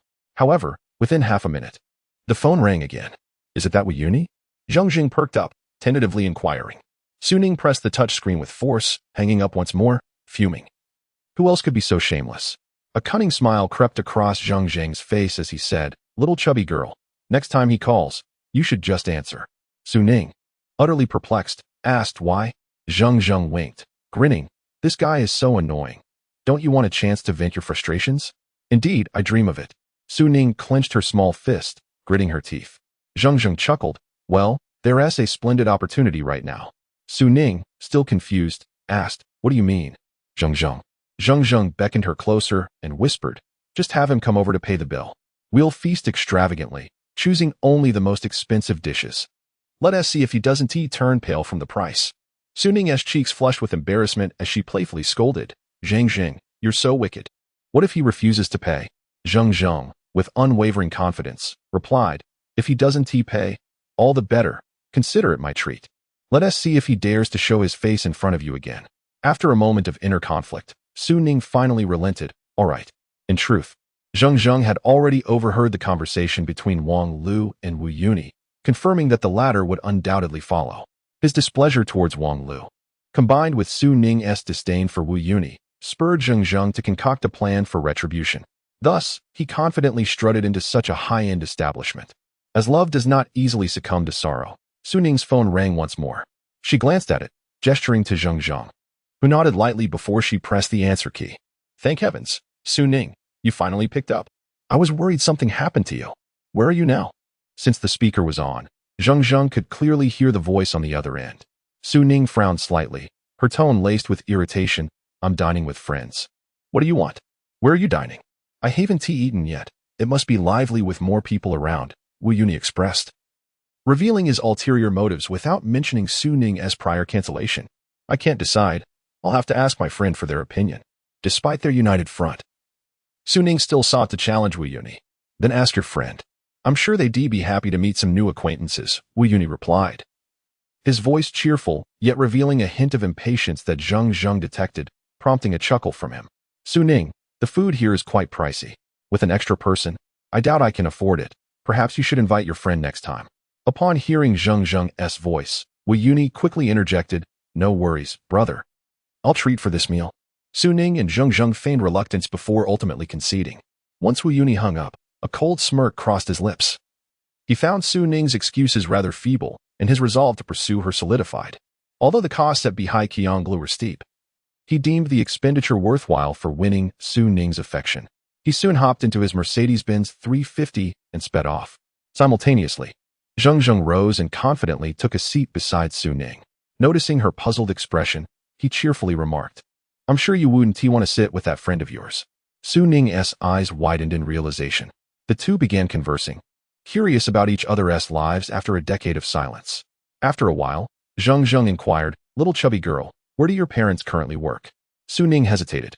Feeling slightly awkward, "My dad is still at his old job, and my mom works at the Bureau of Industry and Commerce."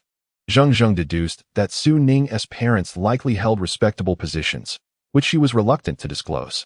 He jested, "Civil servants can't afford to have daughters adorned in Chanel and carrying Hermes bags." Su Ning giggled. "Many people say that. In reality, these clothes and bags were gifts from my cousin.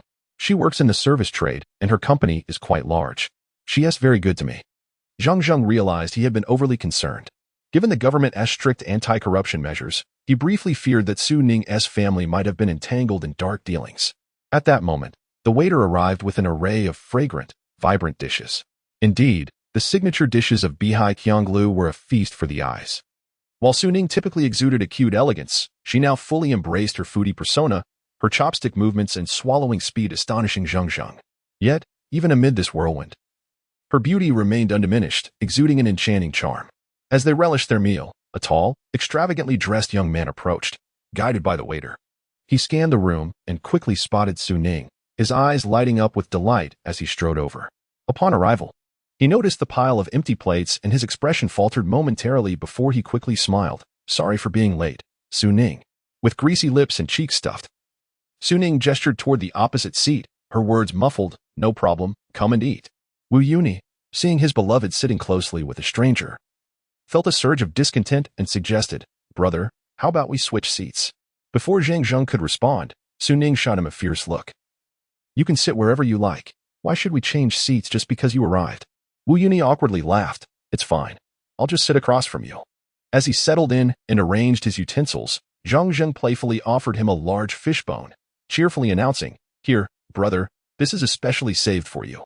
Wu Yuni glanced at it, his expression darkening.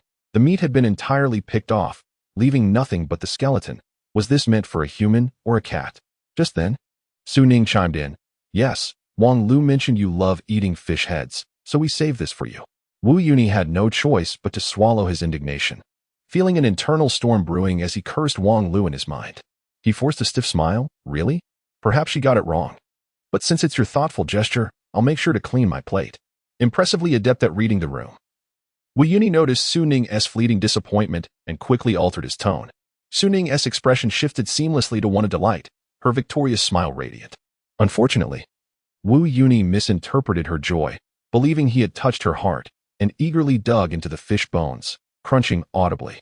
Zheng Zheng, observing, casually piled the fish skeletons into Wu Yuni's bowl, exclaiming, "It seems Wang Lu truly knows you well. She was right. You really do enjoy fish bones. Here, have more." Wu Yuni, eyeing the heap of fish bones and Zheng Zheng's teasing grin, felt a wave of nausea wash over him as he stared at the remnants lodged between Zheng Zheng's teeth. Wu Yuni was on the verge of slamming his fist on the table, his complexion turning a shade of pallid blue as he queried, "What do you mean, my friend?" Su Ning pouted her lips, her displeasure evident as she retorted, "They were merely trying to treat you kindly. If you don't like the food, just say so. Why the long face?" Zheng Zheng secretly admired Su Ning's flair for theatrics. Anyone deceived by her appearance would surely face dire consequences. With great effort, Wu Yuni restrained his anger and shot Zheng Zheng a fierce glare before mustering a smile that was more sorrowful than cheerful. "The fish bones are indeed delectable, but no matter how many I consume, I still cannot satiate my hunger." Just then, the waiter brought forth several new dishes, deftly clearing away the empty plates from earlier. Wu Yuni swallowed hard, gazing at the towering pile of empty dishes. "Did you two eat all this?" Su Ning dismissed his concern with a wave of her hand. "Too much? Where's the excess? This was ordered for you." Wu Yuni felt a rush of gratitude, his earlier irritation evaporating into thin air. Little did he know. Su Ning continued, "Look, this is steamed yellow lips fish, this is the ocean's exquisite treasure, and this is deep-sea cuttlefish, all signature dishes of this establishment. They're absolutely delicious. We each had 2 or 3 servings." Wu Yuni's heart sank, nearly causing him to collapse beneath the table. His mind raced with tumultuous emotions. The ocean's exquisite treasure was the restaurant's top dish, priced at 888 yuan each. By her account, he had unwittingly consumed nearly 20,000 yuan worth of food, excluding all the other dishes. Was he being treated like a fool? Setting down her chopsticks, Su Ning's bright eyes sparkled as she smiled sweetly, her dimples drawing one in. "Yuni, thank you for today. If it weren't for you, I wouldn't have had the chance to enjoy such delectable dishes." Wu Yuni's resolve faltered once more in the presence of such a charming beauty. He could only swallow his indignation and feign a smile. "No worries, no worries. If you wish to indulge again, I shall bring you next time." Just then, Zheng Zheng unexpectedly burped loudly, patting his stomach and sheepishly stating, "Excuse me. I need to use the restroom." "Go ahead," Wu Yuni hastily interjected, eager to claim Zheng Zheng's seat. However, once Zheng Zheng departed, Su Ning shifted her position, playfully sticking out her tongue and making a face. "Finally, I can sit alone. I was suffocating earlier." Wu Yuni's hopes were dashed as he realized that moving to sit beside her would only invite awkwardness. He begrudgingly picked up his chopsticks again, only to halt mid-air, utterly bewildered by the scene before him. Where had the recently served dishes vanished to? The table was now a chaotic mess, with plates filled only with soup and fish bones, leaving behind a solitary bean sprout. Wu Yuni erupted in frustration, slamming his hand on the table. Su Ning jumped in surprise, noting his ghastly expression, and timidly asked, "What's wrong with you, Wu Yuni?" His anger nearly erupted from his eyes as he ground his teeth. "Your friend has gone too far. Just look at the plates. They were ordered for me, yet he devoured everything while we were chatting." Internally, Su Ning was in stitches, but she feigned innocence on her face. "He was my classmate from elementary school. We haven't seen each other in over a decade." With nowhere to vent his frustration, Wu Yuni could only seethe in irritation. Su Ning cautiously suggested, "Shall we change locations? I don't wish to be around someone so uncouth." Wu Yuni perked up slightly. "Very well, let's settle the bill and leave." At the cashier, Su Ning retrieved a stack of cards from her Hermes bag, looking somewhat embarrassed as she said, "I'm truly sorry, today's meal is on me." Wu Yuni was unwilling to let her pay, knowing this meal would likely cost several thousand yuan. If he allowed her to foot the bill, she might harbor unspoken thoughts about him. Determined to seize this opportunity, Wu Yuni adopted a grand demeanor, declaring, "I insisted on treating today, after all. What, am I not worthy of your respect?" Su Ning was merely putting on a show, feeling uncertain inside. Upon hearing Wu Yuni's insistence, she acquiesced, "Well, if you insist. There's nothing to feel awkward about. The waiter will take care of it." Wu Yuni said confidently as he presented his credit card. "Good day, sir. After the discount, your total is 12,800 yuan." Wu Yuni staggered, his mind reeling as if struck by lightning. His mouth gaped in disbelief. "Wait, are you sure? This meal costs over 10,000?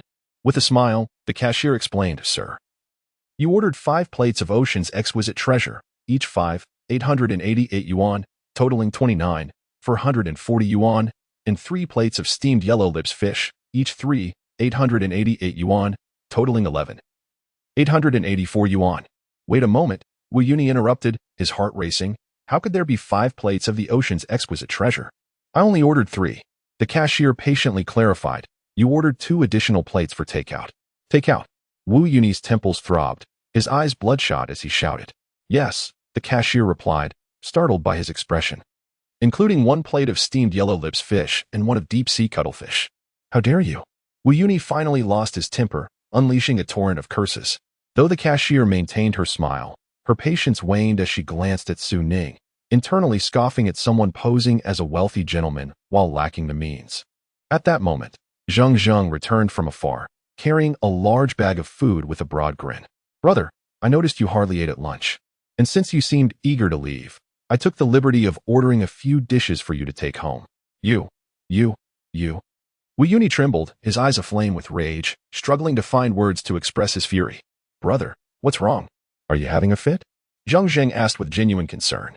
Wu Yuni nearly spat blood in frustration, bellowing, "You are the one having a fit. Your entire family is going mad." Zheng Zheng placed the bag on the counter, his expression suddenly turning cold. "Brother, It's just a meal. You shouldn't act crazy. If you truly can't afford this, I can cover it. But in the future, refrain from boasting if you cannot handle the consequences. You dress like a gentleman, yet you're merely a freeloader. Wu Yuni felt a darkness envelop him. He had never been so brazenly humiliated in his life. As he noticed Su Ning's gaze shift from hopeful to disdainful, he steeled himself. Was it merely over 100,000 yuan? He could earn that back in a matter of days. Resolutely, Wu Yuni handed his card to the cashier. After swiftly entering a few commands, the cashier instructed, "Sir, please enter your password." With trembling hands, Wu Yuni stared at the keypad, ultimately steeling himself as he entered his password. In that moment, it felt as if a piece of his heart was being ripped away, bleeding profusely. 120,000 yuan, how many flights could that buy him? Tears of despair threatened to flow. After much ado, the three finally exited the restaurant. Zheng Zheng turned to Su Ning and Wu Yuni, saying, "Thank you for today as hospitality. Next time you visit Pingyang, I shall treat you to our local delicacies." Su Ning clapped her hands, her eyes twinkling like stars, and exclaimed, "Wonderful. It has been over a decade since I last savored Tingjiao dumplings and beef soup. I will certainly seek you out then." Wu Yuni sneered internally, thinking, "I spent more than 100,000, and you expect to dismiss me with a mere $100? No way." Zheng Zheng waved his hand, and a taxi arrived. As he opened the door, he bid farewell to the two, saying, "I'll take my leave now. Let's keep in touch when we have the chance." Su Ning waved back. Watching the taxi gradually disappear from sight, a peculiar feeling swelling within her. After more than 10 years, seeing Zheng Zheng again left a profound impression on her. His wit, his calm demeanor, his serene disposition, and his playful irreverence all coalesced into an enigma that intrigued her immensely. What kind of person could he truly be? The thought of their joint scheme to extort Wu Yuni brought a smile to her face. She opened her palm to reveal a curious talisman folded from yellow paper, which lay quietly within. Holding it felt peculiar, a blend of coolness and warmth that exuded an intimate comfort. A slight smile graced Su Ning's lips, a bemused expression forming. How quaint that in this modern age, some still believed in the efficacy of talismans for warding off evil. Yet, out of gratitude for Zheng Zheng's goodwill, she decided to keep it for a month or two. "Su Ning, your classmate has already departed. What shall we do now? Shall we watch a movie or go shopping?" Wu Yuni interrupted her reverie, his gaze fixed on the talisman in her hand, a flicker of disdain passing over his features, tinged with jealousy. Just then, Su Ning's phone rang. She quickly stuffed the talisman into her bag and answered the call, her expression growing somber after a brief conversation. Once she hung up, Wu Yuni eagerly inquired, "Su Ning, what's wrong?" With an apologetic demeanor, Su Ning replied, "I'm sorry, my father just called. There has been an issue at my uncle's house, and I must leave." "What issue?" "Perhaps I can be of assistance," Wu Yuni urged. Su Ning shook her head. "This matter is beyond your help. Let's catch up another time." "Oh." Wu Yuni's hopeful expression morphed into profound disappointment as he tentatively suggested, "Shall I accompany you?" As Su Ning vanished, Wu Yuni's face darkened ominously. Today had been a misfortune of monumental proportions. Not only had he squandered over 100,000 with nothing to show for it, but he had also suffered considerable embarrassment.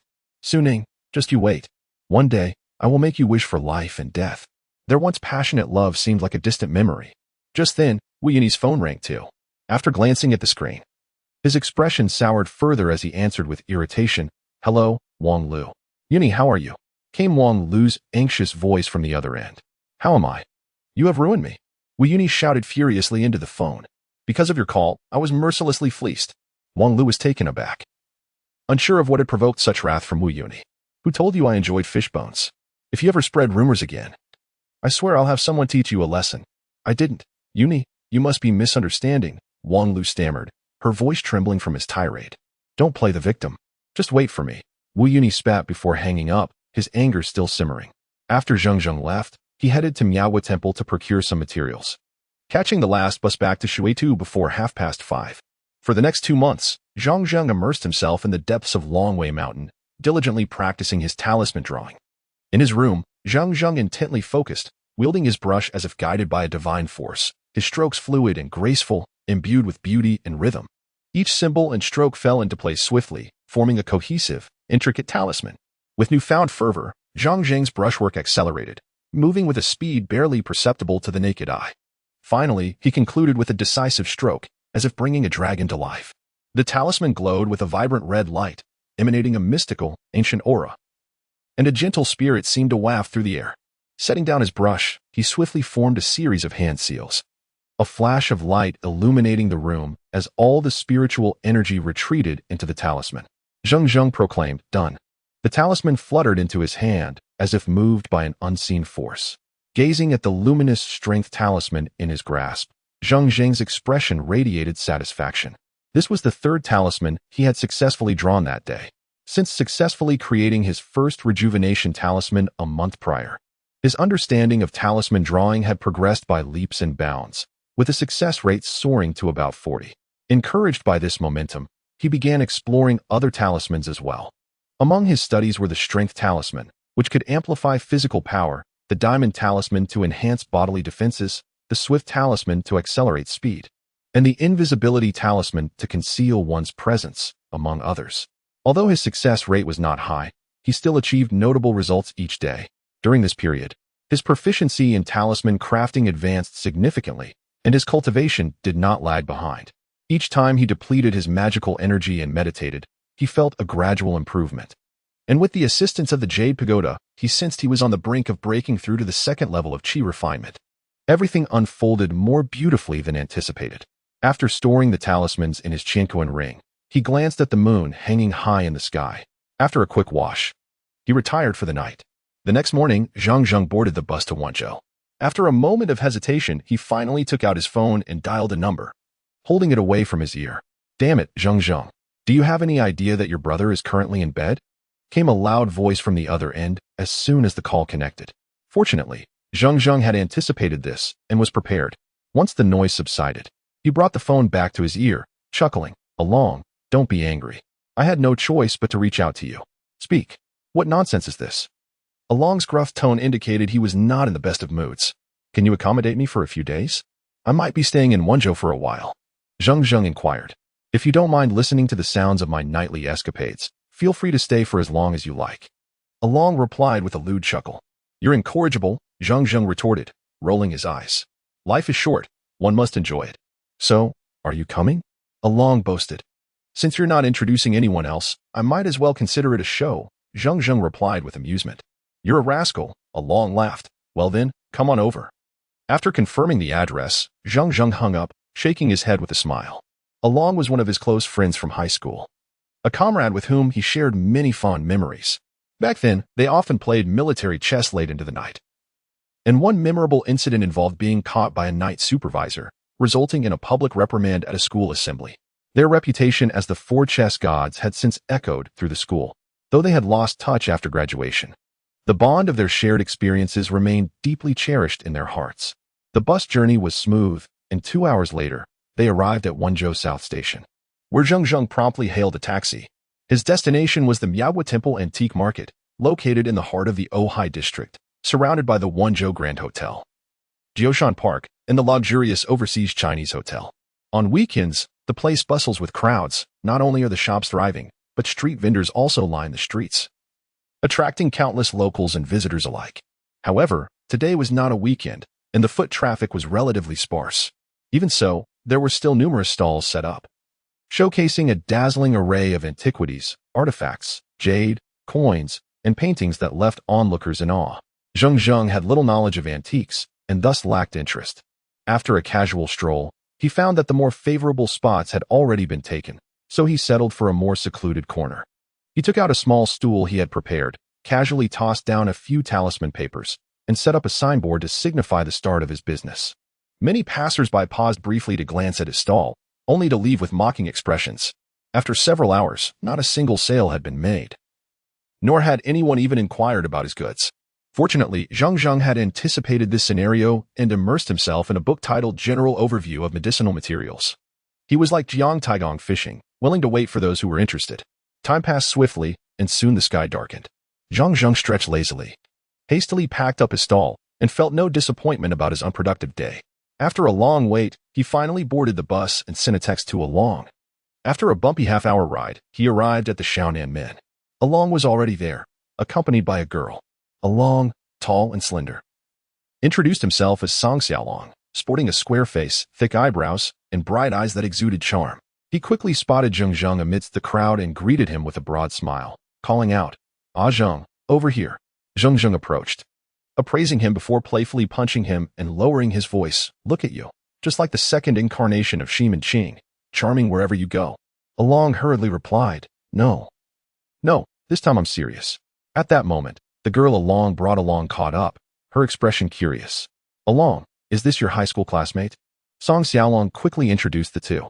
Zheng Zheng nodded slightly. The girl, Bai Ling, had exquisite features and a slender figure, embodying youthful elegance. From her demeanor and appearance, she seemed to be a refined, gentle, and quiet girl. For Song Xiaolong to be with someone like her was indeed a stroke of luck. Now, it remained to be seen if he could settle down. After a brief conversation, they decided to head to the night market for dinner. The street of stalls at Xiaoninmen was bustling, filled with people. Song Xiaolong led Zheng Zheng to a popular spot named Sheng Depai Dang, which was nearly full and lively. Once the food and drinks arrived, Zheng Zheng and Song Xiaolong clinked their glasses, reminiscing about their high school days with a sense of nostalgia. With a sigh, Song Xiaolong, in a conspiratorial tone, asked, Zheng, "Do you know what Cheng Haishan is up to now?" Zheng Zheng paused, recalling the woman, and chuckled softly. "I'm not close to her. How would I know what she is doing?" Song Xiaolong looked at him with disdain, still pretending. "Who didn't know you were closest to her back then?" Curiosity piqued. Zheng Zheng inquired, "Where is she now, and what is she doing?" "Want to know? You'll have to beg me," Song Xiaolong boasted. Zheng Zheng shot him a glare. "Forget it. I really don't care." Cheng Haishan was Zheng Zheng's classmate in high school, renowned as the school beauty. Zheng Zheng had been a sports enthusiast, particularly enjoying soccer and basketball, which Cheng Haishan also liked due to her brother's influence. This common interest allowed them to share a rapport. Back then, Zheng Zheng was rather naive and oblivious to the dynamics between boys and girls, often unwittingly delivering love notes for admirers to Cheng Haishan.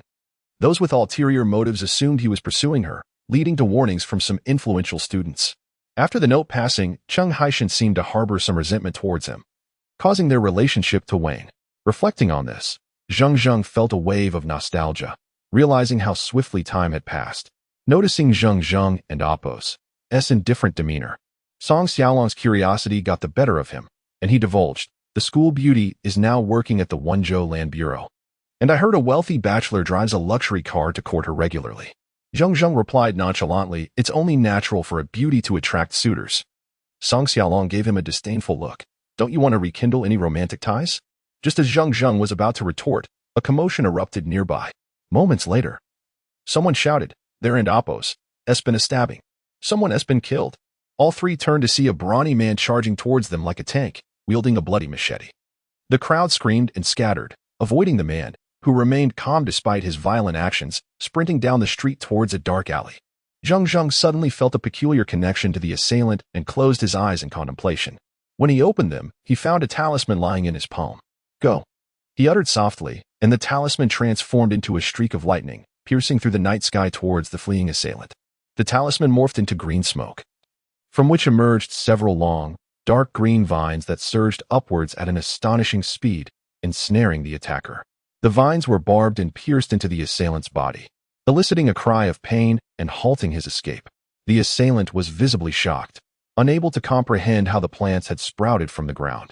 He swung the machete desperately, but the vines were unyielding. Even after several minutes of futile hacking, he could not sever them. Just then, a few security officers appeared in the distance, closing in on the scene. Just as the assailant seemed destined to be apprehended, the vines suddenly disintegrated into fragments and vanished entirely. Zheng Zheng sighed softly. Recognizing the limitations of his talisman, it failed to endure against an ordinary person for even a few minutes, let alone stand a chance against a practitioner of the mystical arts. Nevertheless, the objective had been achieved, and he realized that he could still manage without employing a fully functional talisman against a mere mortal, given that it was nighttime. And the incident unfolded at the alley's corner. Few had witnessed the event clearly. Even if someone had seen it, they would probably chalk it up to an illusion. Zheng Zheng stood up and, amidst Along and the girl's astonished gazes, rushed to the alley's entrance. The assailant had long vanished, but he paid no mind and quickly scanned the ground, collecting some torn fabric and carefully stowing it in his ring, feeling an instinctive sense that these remnants might prove useful in the future. At this point, Along caught up to him, desperately pulling Zheng Zheng back, whispering urgently, "Are you trying to get yourself killed?" Zheng Zheng smiled faintly, his curiosity piqued as he inquired, "Has the public security in Wenzhou remained chaotic these past 2 years?" Song Xiaolong, somewhat distracted, replied, "Not at all. The public security in Wenzhou has improved significantly in recent years. However, there are still underground forces at play, albeit deeply hidden. The average person is hardly aware of their presence." Zheng Zheng nodded thoughtfully. Due to the recent events, the three of them lost their appetite, hastily concluded their meal, and returned to Along's residence. The two-bedroom apartment was warmly decorated. After taking a shower, Song Xiaolong came over to chat for a while before heading back to rest. Early the next morning, Zheng Zheng hurried to the antique market, setting up his stall as usual. As he was about to pick up a book, a short, frail old man approached. The old man, quite familiar, squatted down beside Zheng Zheng, lit a cigarette, and chuckled, revealing a mouthful of yellowed teeth. "I say, young brother, your heart is quite cunning. 1 talisman for 1,000,000. Are you robbing or waiting for fools?" Zheng Zheng glanced at him and recognized the old man, who also set up a stall not far from him. Not wanting to engage in conversation, he merely smiled lightly and lowered his head to read his book. The old man, perhaps bored, continued undeterred. Who still believes in such ghostly symbols these days? Even if they do, they would seek divine assistance in remote mountain temples. I hear that the incense offerings at the Fo Guang Temple and the Nanchan Temple on Putuan Mountain are thriving, with throngs of people seeking blessings. Unlike you, young brother, it's better to change your line of work or find another place. Zheng Zheng offered a few meaningless chuckles in response. After lingering for a while, the old man, sensing Zheng Zheng's indifference, walked away. At that moment, a man and a woman approached. The man exuded an extraordinary aura, while the woman appeared elegant and noble, though a hint of sorrow shadowed her delicate features. The man quietly reassured her, but his efforts seemed in vain. "Sia, don't worry about your mother's health. I've already contacted our friends in America to arrange for the best tumor hospital. Once everything is set, we can take a private jet to receive the most advanced treatment," the man said. "Chu Yun, will it really help? We've already gone through several renowned hospitals in the country, and not only did we not find satisfactory treatment, but her condition has worsened. Even if they can arrange something in America, can my mother withstand such back and forth?" Fong Xia replied, her voice tinged with despair. "It will definitely help. The medical technology in America is far more advanced than here, and they will have effective treatments," Chu Yun insisted. Fong Xia fell silent, her heart heavy with hopelessness towards the trip to America. Talismans. Premium talismans for sale. Exorcise evil spirits, restore vitality, treat all kinds of ailments. 1 talisman, guaranteed effective. Or your money back. At that moment, an ethereal voice echoed in their minds. Both Fong Xia and Chu Yun stopped in surprise, looking around. The voice seemed to come and go, creating an intriguing ambience. Soon, Fong Xia spotted Zheng Zheng's stall and, for reasons unknown, hesitated only briefly before walking over.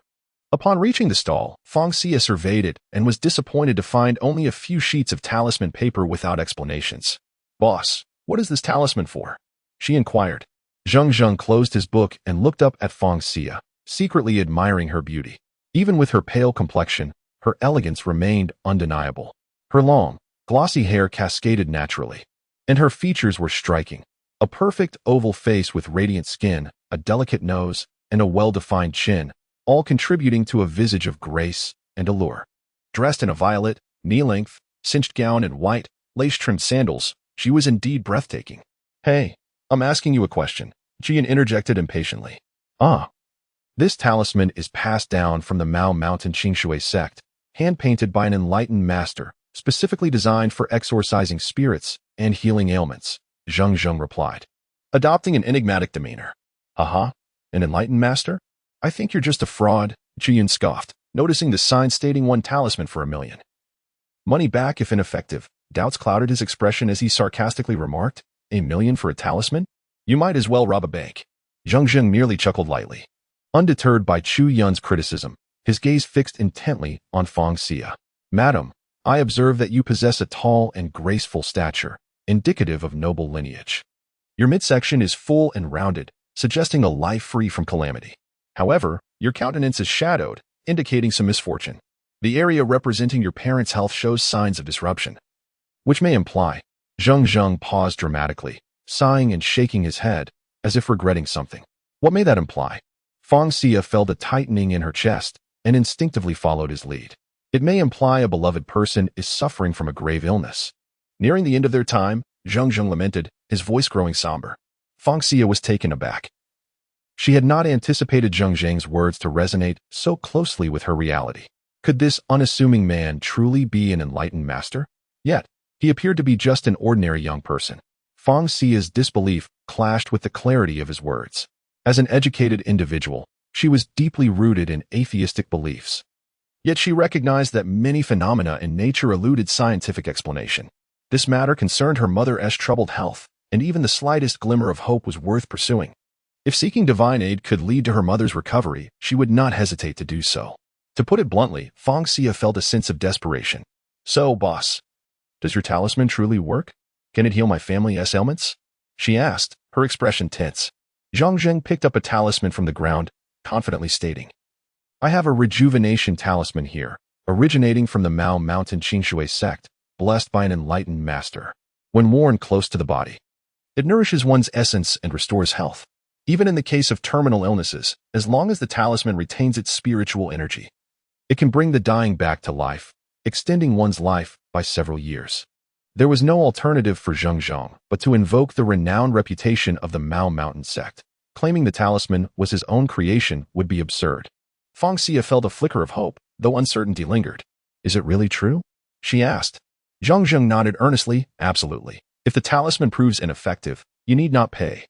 His words quelled much of Feng Xia's apprehension. The efficacy would be evident upon testing. She felt a surge of eagerness. Since Zheng Zheng began conversing with Feng Xia, Chu Yun quietly observed, growing increasingly uneasy. The young stall owner, clad in mismatched attire, lacked the ethereal grace one would expect from an enlightened master. Instead, he resembled a charlatan, skilled in the art of persuasion.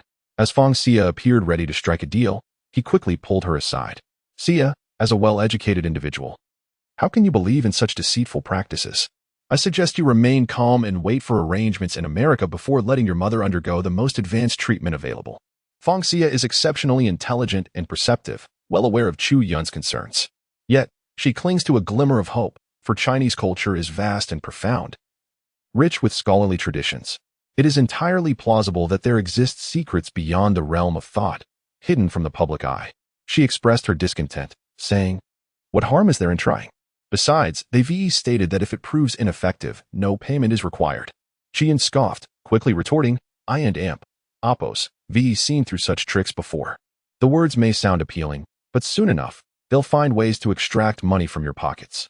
If it truly works, that would be one thing. But what if you end up disappointed, having squandered your money for nothing? Feng Xia's expression changed, and she replied indignantly, what are you saying? What do you mean by losing everything?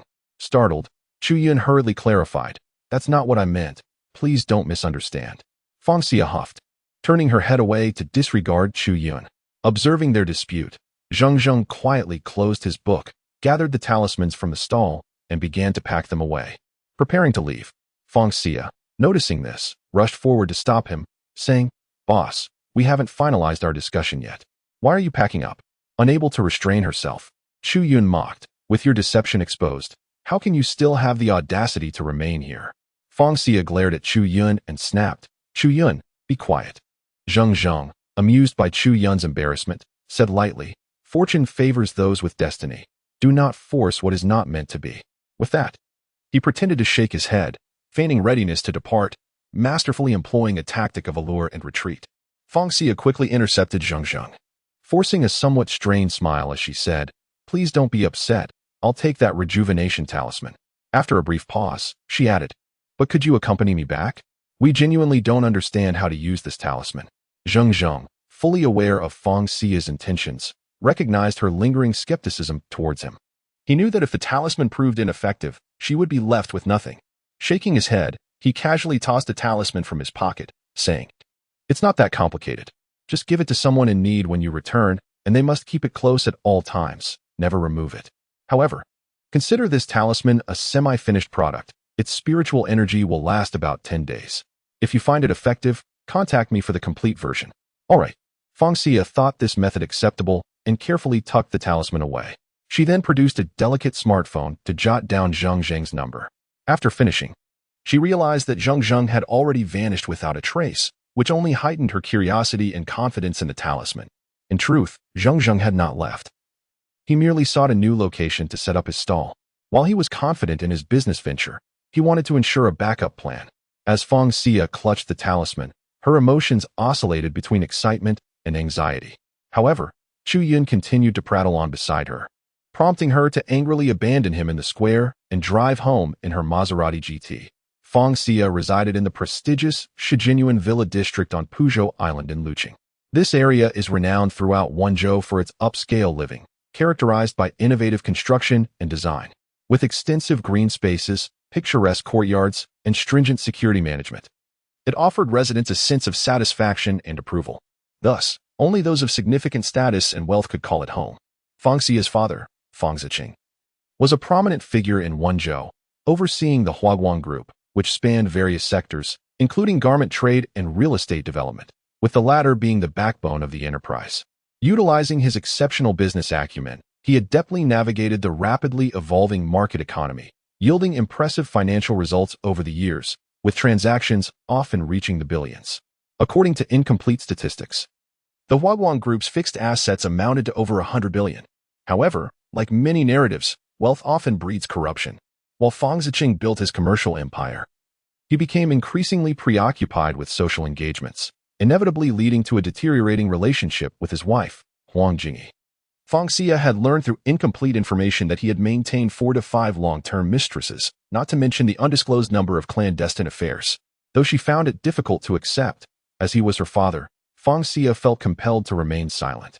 What she could not endure was the fact that during her mother's illness, Fang Ziqing had never taken the time to genuinely support her, let alone stay by her side to offer comfort. Consequently, the relationship between Fang Xia and her father grew increasingly strained over the past 2 years. The villa was perched on a hillside, and due to her mother's illness, 2 caretakers had been employed to manage daily needs. Upon returning home, Fang Xia barely had time to change into comfortable attire before hastily ascending to her second-floor bedroom. The caretaker was tidying up the room, which, despite ample light and ventilation, was permeated by the strong scent of traditional Chinese medicine. A frail, middle-aged woman lay half-reclined on the bed. The multiple rounds of chemotherapy had left her hair thinning, and her sunken eyes appeared dull and yellowed. "Dong Yi, how is my mother today?"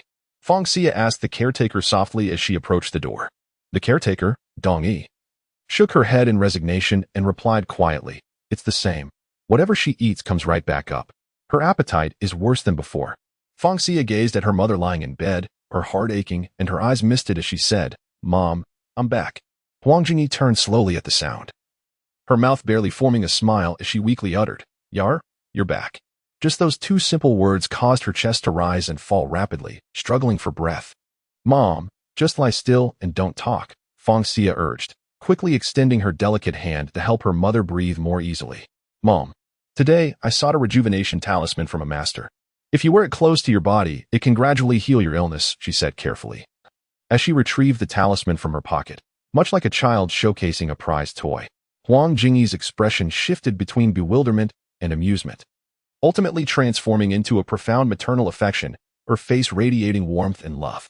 In recent days, the media had extensively covered the sensational murder case at the Xiamen night market, captivating public attention.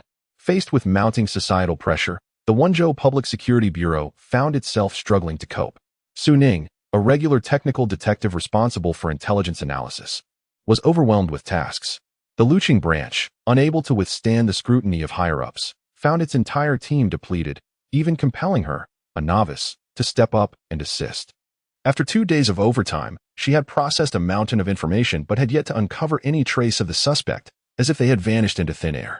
The head of the criminal investigation team, empathetic towards Su Ning, who appeared exhausted, granted her a half-day leave. Just after finishing her shift, Su Ning received a phone call from her friend Wang Lu, inviting her to celebrate her birthday.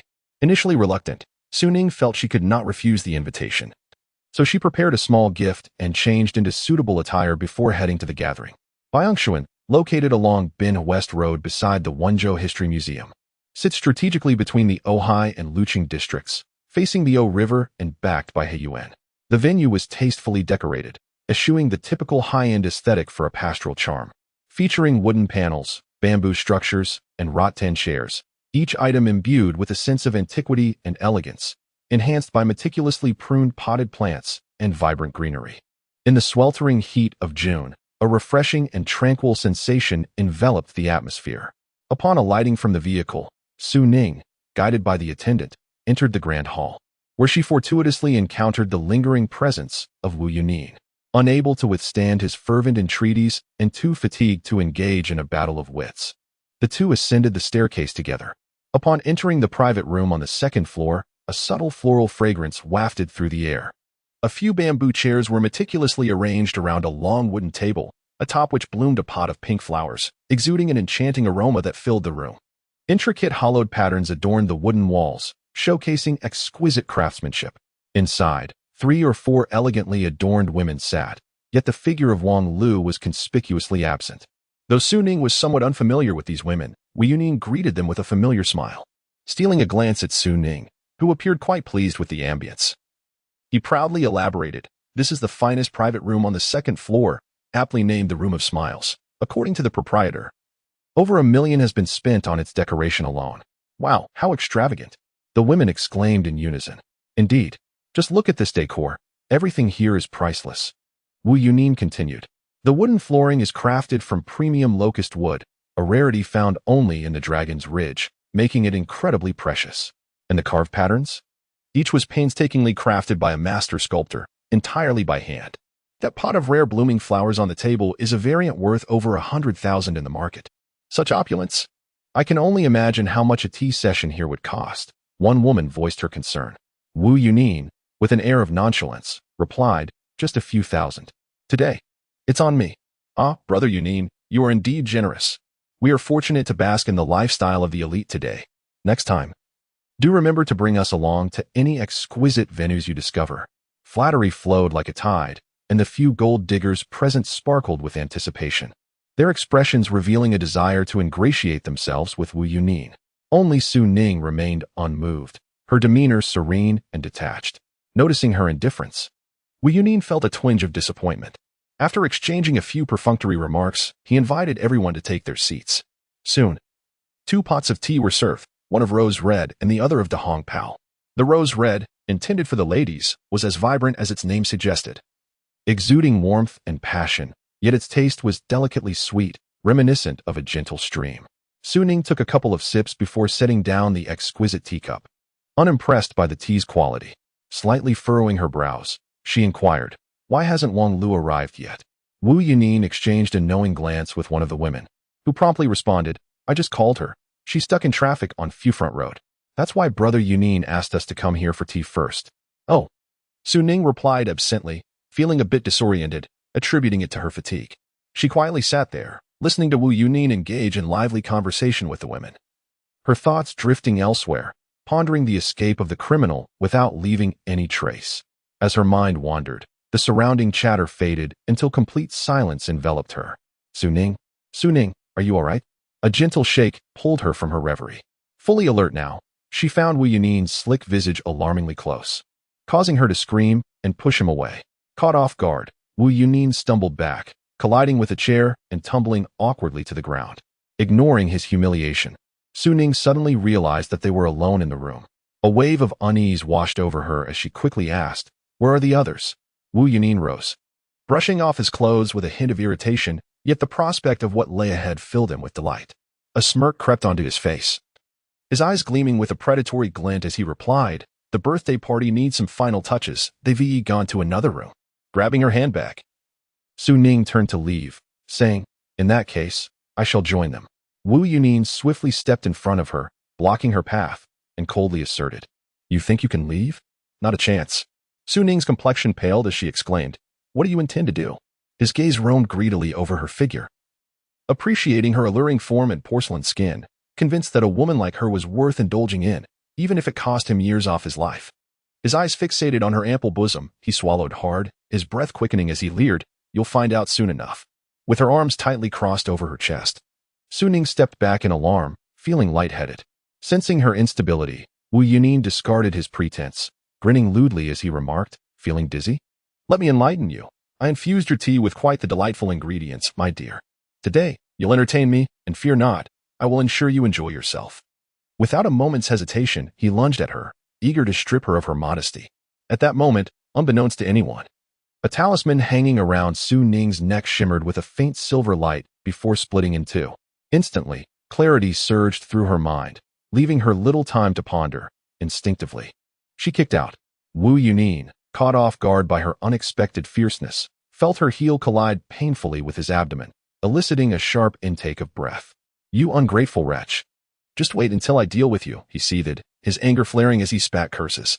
"You will regret today's events, Wu Yunin," Su Ning retorted defiantly. After a tumultuous struggle, the effects of the drug took their toll, and Su Ning ultimately succumbed to Wu Yunin's overpowering hold. Bound and silenced, she was hoisted over his shoulder as he hastily made his way to the prearranged guest room on the third floor. In Wenzhou's June, the sun had become merciless, the earth showing signs of metamorphosing into a furnace. Even as the clock approached 5 in the afternoon, the sun hung high in the sky, cicadas buzzing irritably among the trees, while the willow leaves swayed lazily in the sultry breeze. Zheng Zheng reclined beneath a willow, exuding an air of tranquility. The South Palace Square lay eerily silent, the scorching weather having driven many vendors home to prepare dinner, leaving only a few lethargically resting in the shade. Zheng Zheng remained engrossed in a book, occasionally furrowing his brow at perplexing passages. When comprehension dawned, his face lit up with joy. When stumped, he marked passages with a pencil, planning to ponder them further when time permitted. As he immersed himself in the depths of knowledge, a flicker of warning surged through his mind. Not good. Zheng Zheng's expression shifted as he revealed a talisman in his palm, glowing faintly with a crimson hue. This was the mother talisman of the aura sensing charm, alerting him to impending danger. While the mother talisman rested in his possession, the corresponding child talisman had been gifted to Su Ning before their parting. Zheng Zheng's decision to give her the child talisman stemmed not from any ulterior motives, but rather from a sense of camaraderie developed over many years. It was only natural to lend her a hand. Moreover, after the severe confrontation with Wu Yunin, he felt a moral obligation to ensure her safety, aware that he had initiated the chain of events that could lead to dire consequences. Thirdly, this aura-sensing talisman is merely a product of one's own failure. After being utilized once, it will completely lose its efficacy. Fourthly, Su Ning is a police officer. Although her chances of encountering dangerous situations on duty are minimal, should the unforeseen occur, this talisman could assist her in evading peril. Fifthly, and most importantly, this talisman must be worn closely to the body to possess any warning effect. This means that for the past 2 months, Su Ning has continuously worn the talisman she earned, which is what astonishes and moves Zheng Zheng the most. Regaining his composure, Zheng Zheng waved his hand, causing the array of items, including the talismans, to vanish without a trace. In a swift motion, he appeared at the roadside and hailed a taxi heading westward. Wearing the mother talisman allows for the sensing of danger within 100 miles, but to accurately pinpoint a location, precision to within 10 miles is required. Zheng Zheng's growing unease indicated that Su Ning's situation was becoming increasingly perilous. However, the taxi's speed was greatly hampered by the traffic lights. This would not suffice. He decisively instructed the driver to pull over, then turned his palm, revealing a talisman in his hand. The swift talisman activated, and disregarding the astonished gazes of onlookers, he placed the talisman against his leg and channeled his energy, transforming into a streak of azure light, akin to a cannonball, dissipating into thin air and reappearing 100 meters away in an instant. Although Zheng Zheng was not intimately familiar with the roads of Wenzhou, he could still detect the general direction where Su Ning was located through the mother talisman's aura. As time passed, the sensation from the mother talisman intensified, emanating a faint, alluring red glow. Su Ning must be nearby. Soon, the talisman guided Zheng Zheng to the entrance of Biyun Pavilion, where he hardly had time to catch his breath before rushing inside. The reception staff hurriedly approached, blocking his path. "Hello, do you have an appointment? Where's Wu Yuni?" "I am his friend." Zheng Zheng halted, suppressing his rising anger as he addressed the receptionist. "Wu Yuni? I'm sorry, but we do not have a client by that name here." At that moment, a middle-aged man in his 30s approached. Zheng Zheng glanced at him and noticed the man wore a badge indicating he was the lobby manager, and he couldn't help but let out a cold snort. "Are you sure?" "Yes. If you have no other business, please leave." The lobby manager smiled insincerely. Zheng Zheng had no intention of wasting precious time in disputes. The manager's evasive words and shifty eyes had entirely betrayed his true intentions. He extended his hand and shouted, "Get out of my way." The lobby manager stumbled like a toppled watermelon. Zheng Zheng strode purposefully upstairs. "Manager, Manager. A few staff members rushed to help the manager to his feet. Stop him. The manager exclaimed, flustered and furious. A few security guards hurried upstairs. But after a flurry of chaos, agonized cries echoed, and within half a minute, they all emerged battered and bruised. The lobby manager, witnessing Zheng Zheng's brazen behavior, turned pale, realizing the situation had escalated beyond control. If things went awry, Wu might face dire consequences. He hastily pulled out his phone, dialing in a panic. Zheng Zheng ascended to the third floor and stopped before a guest room. Taking a deep breath, he kicked the door with great force. With a resounding crash, the door splintered open and collapsed. His gaze fell upon Su Ning, huddled in the corner, her attire disheveled. Her hands were bound, struggling to evade Wu Yuni's advances. An overwhelming aura of murderous intent erupted from Zheng Zheng, his eyes sharp as blades, radiating a fierce and chaotic energy that engulfed the room. Wu Yuni instinctively turned to see a young man entering with a crazed and malevolent gaze, brimming with murderous intent. Upon recognizing Zheng Zheng's face, he gasped in disbelief. How could it be you? At the same time, Su Ning also recognized Zheng Zheng, her eyes wide with incredulity. She rubbed her tear-stained eyes to confirm she was not dreaming. Zheng Zheng, I'm not dreaming, am I? Su Ning, seizing the moment of Wu Yuni's distraction, stumbled towards him and collapsed into his embrace, crying out in distress. The ropes binding her delicate wrists fell away, revealing deep red marks. Seeing that her clothing was relatively intact and she had not suffered any serious harm, Zheng Zheng's heart finally eased, grateful for his decisive actions earlier, which had spared them from a lifetime of regret. Gently patting her trembling shoulder, he whispered, "Little chubby girl, it's all right. Don't worry, I'm here." Su Ning wept softly in his arms, her tears quickly soaking his shirt.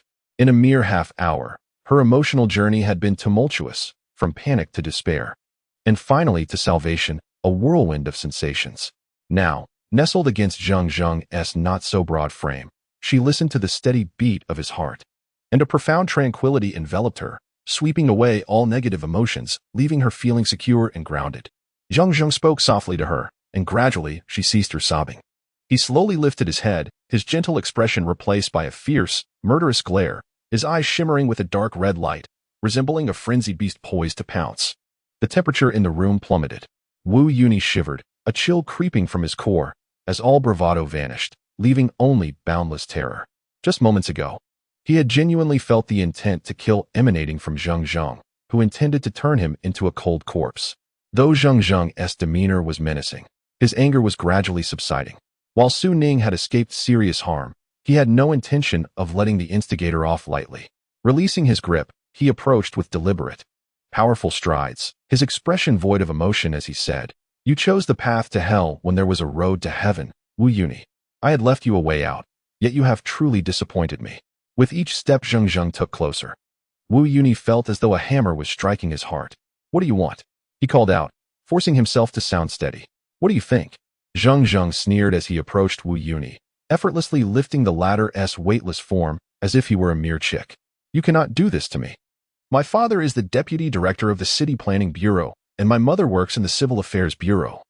My uncle Wu Yuni's protest faltered as he felt himself losing control, thrown 4 or 5 meters away, crashing against the wall with a dull thud before collapsing to the ground. Zheng Zheng, maintaining his stoic expression, stepped forward, lifting Wu Yuni once more, a sinister smile spreading across his face. "Such a prominent background, I'm so frightened." Dazed and reeling from the impact, Wu Yuni, stripped of all arrogance, gazed at Zheng Zheng with pleading eyes, rendered speechless. "Tell me, what kind of influential figure is your uncle?" Zheng Zheng scoffed, his disdain evident. "My uncle is the deputy commander of the city's armed police brigade," Wu Yuni cautiously replied, stealing a glance at Zheng Zheng before summoning the courage to add, "You'd best let me go, otherwise my uncle will make sure you want to have it easy." "The armed police brigade?" Zheng Zheng feigned astonishment. "That department is quite formidable." Seeing Zheng Zheng momentarily taken aback, Wu Yuni felt a surge of confidence, his tone becoming more assertive. "Indeed, you should understand what kind of people the armed police are. If you provoke them, you'll be in for a world of trouble. So I advise you to apologize and let this matter go." Wu Yuni glanced at Su Ning in the distance, her delicate yet slightly furious expression made him swallow hard. Ultimately, under Zheng Zheng's surprisingly calm gaze, he refrained from uttering any further excessive remarks. "Indeed, you are quite right. I should apologize to you." To his astonishment, Zheng Zheng quickly exhibited a demeanor of concession. Wu Yuni felt a wave of frustration. He had not anticipated that this individual would be all show and no substance. Had he known, he would have proposed more enticing terms. However, there was no rush. Opportunities still lay ahead. Feeling a sense of relief, Wu Yuni adjusted his attire with a hint of arrogance and asked, "So, how do you wish for me to apologize?" "This is how you shall apologize," Zheng Zheng remarked with an enigmatic smile, suddenly throwing a punch. Wu Yuni could never have foreseen that Zheng Zheng would strike him at such a moment. He screamed in agony, feeling as though his insides were being crushed, bile and blood threatening to erupt, rolling on the ground in excruciating pain. Is this apology to your satisfaction?" Zheng Zheng, with a blank expression, raised his foot and stomped down hard. The faint sound of cracking bones echoed. Wu Yuni let out a deafening scream, passing out entirely. Zheng Zheng did not cease his assault. Instead, he coldly pressed on vital points along Wu Yuni's waist and lower abdomen, decisively sealing his vitality. From that moment forth, Wu Yuni would be incapable of intimacy, effectively rendered a eunuch. Unless he encountered a practitioner of higher cultivation, no one could reverse this fate. Spitting disdainfully on Wu Yuni after the deed, Zheng Zheng exhibited lingering anger. If not for Su Ning's presence, he would have relished the opportunity to dismember this fool. The lobby manager, who had pursued to the entrance, stood dumbfounded, his eyes bulging like those of a dead fish, appearing as wilted as a frostbitten eggplant, muttering in despair, "It's over, it's all over." Zheng Zheng stepped forward, yanking Wu Yuni's hair, delivering two resounding slaps that echoed sharply. Wu Yuni's face swelled visibly, his nostrils and mouth bleeding profusely. Zheng Zheng, with chilling indifference, stated, "This matter is far from concluded. You will face even harsher punishments." "No, please, I understand my mistake. Spare me, I am willing to compensate for all losses." Wu Yuni, regaining consciousness, was consumed by desperation, pleading for his life. "I am not interested," Zheng Zheng replied, raising his fist coldly. A chill ran through Wu Yuni as he witnessed the rapidly approaching fist. He felt a warmth spread through his pants, losing control of his bowels in sheer terror. Zheng Zheng looked at him with disgust, muttering, "What a coward." "Zheng Zheng, let us depart," Su Ning said, unable to bear the sight of Wu Yuni's suffering. Though feeling a measure of satisfaction, she pulled at Zheng Zheng's sleeve. "Depart? We cannot leave." To her surprise, Zheng Zheng did not budge, but instead fixed his gaze calmly on the entrance, as if awaiting something. Just then, 5 or 6 policemen burst through the door, immediately brandishing their batons and surrounding Zheng Zheng and Su Ning to prevent their escape. "Captain Li, you have finally arrived." The lobby manager, elated at the arrival of reinforcements, clutched at this last thread of hope, speaking in a flurry of excitement. "Do not move. Raise your hands." Captain Li, around 40, with a noticeably ample figure and a beer belly straining against his belt, entered after briefly listening to the lobby manager's account. Scanning the scene, he quickly noted a body on the ground, his expression darkening as he barked, "What happened here?" Li Chong, the captain, was in an exceedingly foul mood. Having just managed to charm a lovely lady to his bed earlier that afternoon, he had been abruptly called away by a phone call. His gaze toward Zheng Zheng radiated unrestrained anger. "Li, it's me, Su Ning from the criminal investigation team of Luqing District." Upon seeing the police, Su Ning felt a wave of relief and produced her identification from her bag. Captain Li, somewhat surprised, accepted the documents and, after a careful comparison, noted the familiar face. "Ah, so it is Officer Su." At that moment, one of the officers crouched down to inspect Wu Yuni, exclaiming, "Captain, it's Wu Yuni. What is his condition?" Captain Li's expression darkened further. "He seems to have fainted." Captain Li breathed a slight sigh of relief before turning to Zheng Zheng with a glare full of malice, ordering, "Call for an ambulance, secure the scene, and bring this man back to the station." "Understood." 2 officers hurried away to fulfill their orders as the remaining ones approached with handcuffs at the ready. "Captain Li, why are you arresting someone without even inquiring about the situation?" Su Ning's face paled as she rushed forward to protest. Captain Li shot her a glance, inwardly cursing as he recognized the trouble she brought. Clearly, Wu Yuni's failed advances had ended in disaster. He snorted disdainfully, adopting an official tone, standard procedure. "If all is well, you will be free to go. Besides, you are from Luqing District's criminal investigation team, and we in the Ojai District are not of the same system. Your identities require further verification." A mocking smile crept across Zheng Zheng's lips. Such words were only fit for a child. Captain Li was clearly in cahoots with the lobby manager and Wu Yuni. In a typical scenario, An ordinary person would be coerced into false confessions under duress. If it were any other day, he might have played along. However, Su Ning had already endured enough fright today. He shook his head, pulling a chair over and sitting down with a commanding presence. Let us conduct the record here. A young officer, his face dotted with acne, barked, "This is a police matter. We have our procedures. Enough with the nonsense, come with us." Zheng Zheng, wearing an amused expression, replied, "And what if I refuse?" The officer sneered, "We have ways to ensure you comply." Captain Li felt a jolt of unease as Zheng Zheng appeared unfazed, as if he held some hidden backing.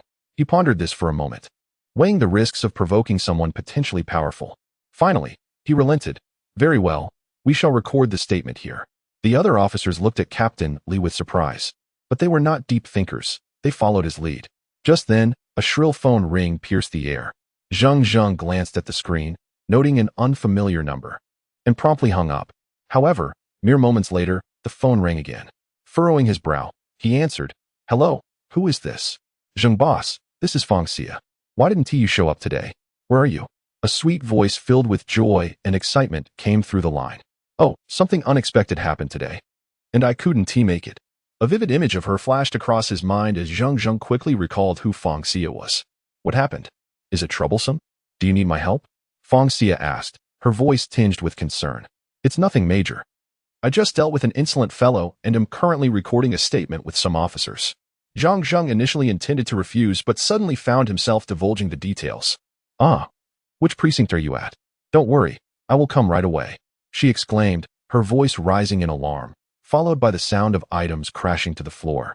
After providing her with the address, Zheng Zheng hung up the phone. Raising his head, he noticed several police officers staring intently, straining their ears to listen more closely. Even Su Ning wore an expression of childlike curiosity.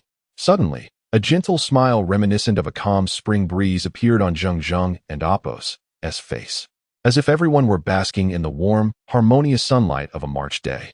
Captain Li, a seasoned individual, increasingly suspected that this seemingly ordinary young man was far more complex than he appeared.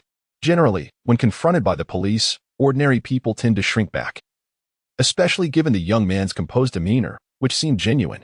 His tone softened as he said, "Xiaolu, please come and take a statement." A young police officer put away his handcuffs, took out a pen and notebook, and pulled a chair to sit in front of Zheng Zheng. After a thorough exchange of questions and answers, just as the matter seemed to be nearing resolution, an unexpected event occurred. Approximately 10 minutes into taking the statement, several individuals burst in through the doorway.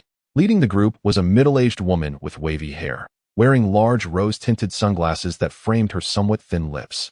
She adorned herself with an oversized pearl necklace and various expensive rings, dressed in a striking black and white ensemble that exuded opulence and authority. The room fell silent, save for the monotonous sound of her high heels clicking against the floor. It was evident to everyone that this woman was of considerable status, radiating wealth and power. She approached Captain Li, removed her sunglasses, revealing a pair of subtly wrinkled phoenix eyes. With an air of arrogance, she demanded, "Captain Li, where is my son?" Li, clearly familiar with this affluent woman, quickly replied, "He has sustained some injuries and has already been taken to the hospital." "Injured? Is it serious? What is his condition now?" Luo Liyun's expression shifted, panic overtaking her. Li wiped the cold sweat from his brow and reassured her, "It's nothing at all, just a minor injury." Slightly relieved, Luo Liyun was still filled with maternal fury upon hearing of Wu Yunyi's injury, directing her ire towards Zheng Zheng as she accused. Was it this pair of young people who harmed him? Li cast a sympathetic glance at Zheng Zheng, calculating the situation in his mind. Luo Liyun was a staff member at the Civil Affairs Bureau, and her husband was the deputy director of the planning department in the Ojai district, possessing a vast network of connections that a mere squad leader like him could not withstand. Moreover, her father had once held a significant position in the provincial government, and though he had long since retired, his influence remained formidable. Displaying a fawning smile, Li said, "Director Luo, it has been determined that this young man is indeed the culprit." Luo Liyun's voice turned icy. "Captain Li, since the suspect has been identified, why has he not been arrested?" Li nodded repeatedly, "Right away, right away." At that moment, Zheng Zheng interjected, "Wait." He leisurely inquired, "And who might you be?" Luo Liyun glared at Zheng Zheng, whose nonchalant demeanor infuriated her. She stormed over, her voice sharp as she scolded, "What business is it of yours who I am?" "You." A young miscreant, engaging in brawls and unruly behavior. What kind of upbringing did your parents give you? Zheng Zheng cast a languid glance her way, lowering his eyelids as he replied coldly, your arrogance is quite remarkable. I have a question. Are you the captain, or is he? Or is your position higher than Captain Li's? If so, I have nothing further to say. Luo Liyun felt a surge of frustration, her chest tightening as she exploded in fury. You insolent little wretch. Are you suggesting you have the right to strike someone? Captain Li, why haven't you cuffed him and brought him back to the station for questioning? He clearly looks like trouble, perhaps even with a criminal record. At that point, Li found himself with no choice but to comply. Unwilling to offend the Luo family over baseless accusations, he could only cast an apologetic glance at Zheng Zheng before signaling to the nearby officers to take action. Suddenly, Zheng Zheng stood up, his eyes wide and arms crossed, an imposing aura emanating from him. Several officers, including Luo Liyun, instinctively took several steps back in fear. Luo Liyun's face turned a shade of green, and she shouted hysterically, Captain Li, look at him. He is resisting arrest. Zheng Zheng pointed dismissively at the trembling Luo Liyun, his disdain evident. Fat pig, stop trying to stir the pot. You have no authority here. Not even Captain Li can decide this matter. Fat pig. Luo Liyun was incensed, nearly spitting blood from rage, her heart sinking. In truth, she was not overweight. If anything, she was merely curvaceous. Unfortunately, facing Zheng Zheng's sharp tongue, she felt as if she might lose a layer of skin. Li, why are you still hesitating? If you don't act promptly, I assure you, your position as captain will come to an abrupt end today. Luo Liyun, now completely beside herself, ranted incoherently. Li felt irked by her outburst. As the saying goes, even a clay figurine has its limits. Today, Luo Liyun and Appo's interference had undoubtedly diminished his authority in front of his subordinates. Had it not been for her influential background, he would have slapped her across the face long ago. I wonder just how Captain Li intends to keep his position. Just then, a booming voice echoed from the entrance. A youthful and strikingly beautiful young woman entered, leading a square-faced, middle-aged man. Director Zheng. Upon recognizing the visitor, Li's jaw dropped, stammering in disbelief. Heaven and earth. What kind of day is this? Clearly, he had not consulted the almanac before stepping out. What should have been an ordinary matter had spiraled into such a convoluted affair. It was evident that Director Zheng had come to support this young man. What a close call. He was relieved he had kept his wits about him. Otherwise, the situation could have escalated dramatically. Realizing his head was drenched in sweat, Li wiped his brow. You know me? The middle-aged man, surnamed Zheng, looked at Li with surprise. Li's face was plastered with a sycophantic smile, almost ready to grovel, as he respectfully replied, last year at the end of December, Director Zheng attended a meeting in the Ojai district, and I had the privilege of witnessing your impressive presence. Oh, Director Zheng nodded in understanding. Director Zheng? Luo Liyun was momentarily taken aback, her pupils dilating before she exclaimed, Is it Director Zheng Cheng from the Wenzhou Municipal Public Security Bureau? Indeed, I am Zheng Cheng. His voice was strong and commanding, and despite his neutral expression, an aura of authority was palpable. Luo Liyun felt as if struck by lightning, nearly collapsing to the ground. Zhang Qing was a legendary figure in Wenzhou, only 42 years old and already a bureau-level official, rumored to be on the cusp of further promotion. Such a rapid ascent from grassroots to a high-ranking position was astonishing, and it was hard to believe that he had achieved this without substantial backing. If the Wu family had crossed paths with such a prominent individual, they risked facing dire consequences. Even her retired father would not be able to shield them. Luo Liyun was left in a daze, while he trembled with trepidation, and the officers dared not breathe. The mere presence of Zheng Cheng commanded respect and fear. Zheng boss, are you all right? A melodious voice, like a lark, broke the oppressive silence in the room. Zheng Zheng had already noticed Fang Xia but had refrained from greeting her. He was astonished that this beautiful woman possessed such formidable connections, able to summon such an influential figure in no time. This would undoubtedly facilitate the handling of the forthcoming situation. What could possibly be the matter? Zheng Zheng resumed his nonchalant demeanor. Fang Xia finally released a sigh of relief. At this moment, she desperately wished to bind Zheng Zheng and take him home, demanding he hand over the finished talisman. Initially approaching the situation with a sense of tentative curiosity, she never anticipated that within just a few days, her mother would undergo such a remarkable transformation. Not only had her appetite significantly improved, but she also no longer expelled what she consumed. Her quality of sleep had enhanced immensely, her complexion gradually regained some luster. and her spirits seemed to brighten with each passing day. It was precisely because of these changes that she felt an urgent need to call Zheng Zheng, only to coincidentally encounter this predicament. "Uncle Zheng, look!" Feng Xia exclaimed, wrapping her arms around Zheng Cheng's, resembling a child seeking favor from an elder. "My dear girl, how many years have you sought this from Uncle Zheng? Do not worry, I will certainly ensure your satisfaction," Zheng Cheng replied with a soft chuckle. "Could someone explain the origins of this matter to me?" Zheng Cheng inquired, lifting his head and adopting a serious expression. "I shall take it upon myself," Li Cheng stated, summarizing the situation as he understood it before cautiously asking, "Director Zheng, how should we handle this matter?" Zheng Cheng shook his head and replied gravely, "It is inappropriate for me to intervene in grassroots affairs, but I do have a suggestion for you to consider." Li Cheng nodded eagerly. "Director, please advise." Zheng Cheng spoke in a firm tone. "Justice must prevail, and the law must be enforced rigorously." Li Cheng understood the implication, silently marveling at Zheng Cheng's astuteness. On the surface, his words were noble and upright, yet they effectively cast Wu Yuni into disrepute while safeguarding Zheng Zheng. Furthermore, they established a tone for subsequent handling of the situation, leaning towards a just and honorable approach. Wu Yuni's attempted assault bore clear criminal intent. At the very least, detention was inevitable. Conversely, while Zheng Zheng had indeed resorted to violence, it was in the act of rescuing someone in peril, and thus a reward for his actions could be justified. Even in the worst-case scenario, it would merely involve compensating for medical expenses. The comparison was stark. The outcomes were evident. Li Cheng, filled with admiration yet maintaining a serious demeanor, assured, "Rest assured, Director, I will execute your instructions with utmost diligence." Zheng Cheng nodded, his gaze sweeping across the room until it momentarily lingered on Su Ning before swiftly shifting to Luo Liyan. With a slight furrow of his brow and an impassive countenance, he remarked, "A mother's love is understandable. However, if you continue to obstruct the course of justice, you shall bear the consequences." With the situation deteriorating, Luo Liyan dared not voice further objections. Her earlier arrogance had vanished without a trace. Dejectedly, she nodded and swallowed her bitter pill. Seeing that matters were nearing resolution, Zheng Cheng smiled at Feng Xia. "Very well, I have a meeting to attend. I must take my leave." "Uncle Zheng, allow me to see you off," Feng Xia said, casting a flirtatious glance at Zheng Zheng before turning to follow Zheng Cheng. Zheng Zheng clapped his hands, beaming with a smile. "Captainly, may I take my leave now?"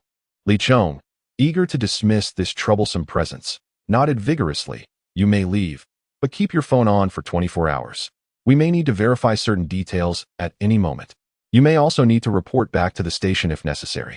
"Of course," Zheng Zheng replied, leading a somewhat dazed Su Ning, not sparing a glance at Luo Liyan as he turned to exit with nonchalance. "Wait a moment, young man," Luo Liyan called out just as Zheng Zheng was about to step out the door.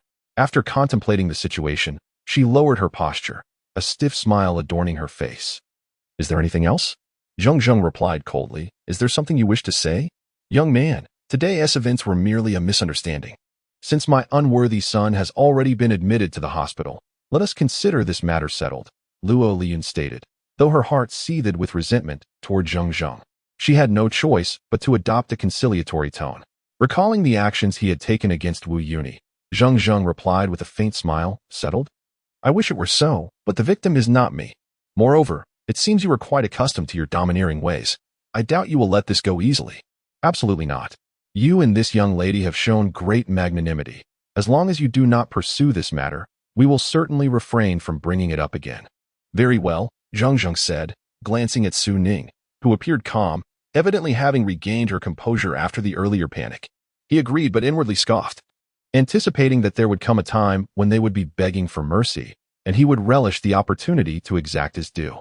As they stepped out the door, Zheng Zheng paused to address Su Ning. "Considering what has transpired, do you wish to inform your family? I suspect this matter will not conclude swiftly and will likely encounter further complications. It would be prudent to notify them so they can devise a response."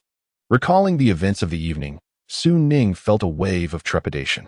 After hearing Zheng Zheng's suggestion, she hurriedly took out her phone to make calls, only to find each line was unreachable.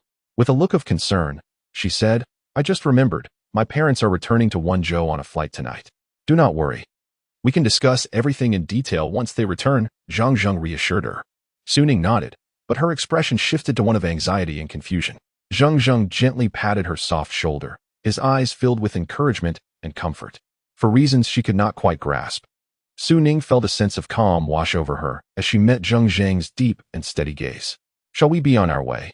Zheng Zheng suggested softly.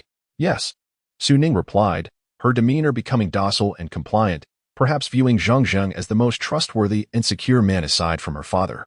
Just then, at the stairwell, Zheng Zheng felt a sudden pain at his waist, followed by Su Ning's playful voice. "Who was that beautiful woman just now?" "Zheng Zheng, you are quite the remarkable one." Zheng Zheng chuckled bitterly, realizing that this woman had just emerged from a dire situation and was now inquiring about gossip. "She is a client of mine. We met just a few days ago," he explained reluctantly. "A client? What business are you involved in now, Zheng Zheng?" Su Ning asked in surprise. "We can discuss that later," Zheng Zheng replied evasively. "By the way, how did you suddenly appear here?" "Please do not tell me it was purely coincidental," Su Ning pressed, eager for answers. Zheng Zheng smiled mysteriously. "Why not take a guess?" Su Ning, dissatisfied, playfully insisted. "How could I possibly guess? Just tell me, Zheng Zheng." Overwhelmed by her persistence, Zheng Zheng raised his hands in surrender. All right, I will tell you. Do you remember the talisman I gave you last time?" Su Ning's eyes widened in realization. "What about it? Is it related to the talisman?" Zheng Zheng nodded, a gentle smile gracing his face. "Thanks to your wearing it close to you, I was able to find you." Su Ning's expression transformed into one of disbelief. "You found me because of it?" After receiving Zheng Zheng's affirmative response, admiration shone in Su Ning's round eyes as she exclaimed, "Zheng Zheng, you are truly amazing. You can do such miraculous things. And when you were fighting just now, you were so imposing, defeating someone and leaving the police helpless. You even know Director Zheng. You must tell me what other secrets you are hiding." Zheng Zheng found himself flustered by the barrage of questions, shaking his head fervently. "I am not that impressive. You are simply overreacting." Unfazed, Su Ning's curiosity only intensified. "That talisman is truly remarkable. By the way, how much did you sell that beautiful lady one for?"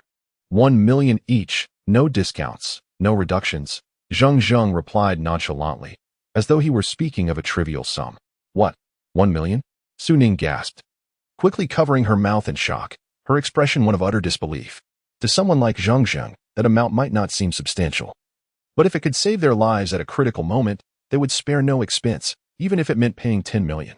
Zheng Zheng could only shake his head at her astonishment. "Wow, Zheng Zheng, you are about to become a diamond bachelor," Su Ning exclaimed, her eyes sparkling with admiration.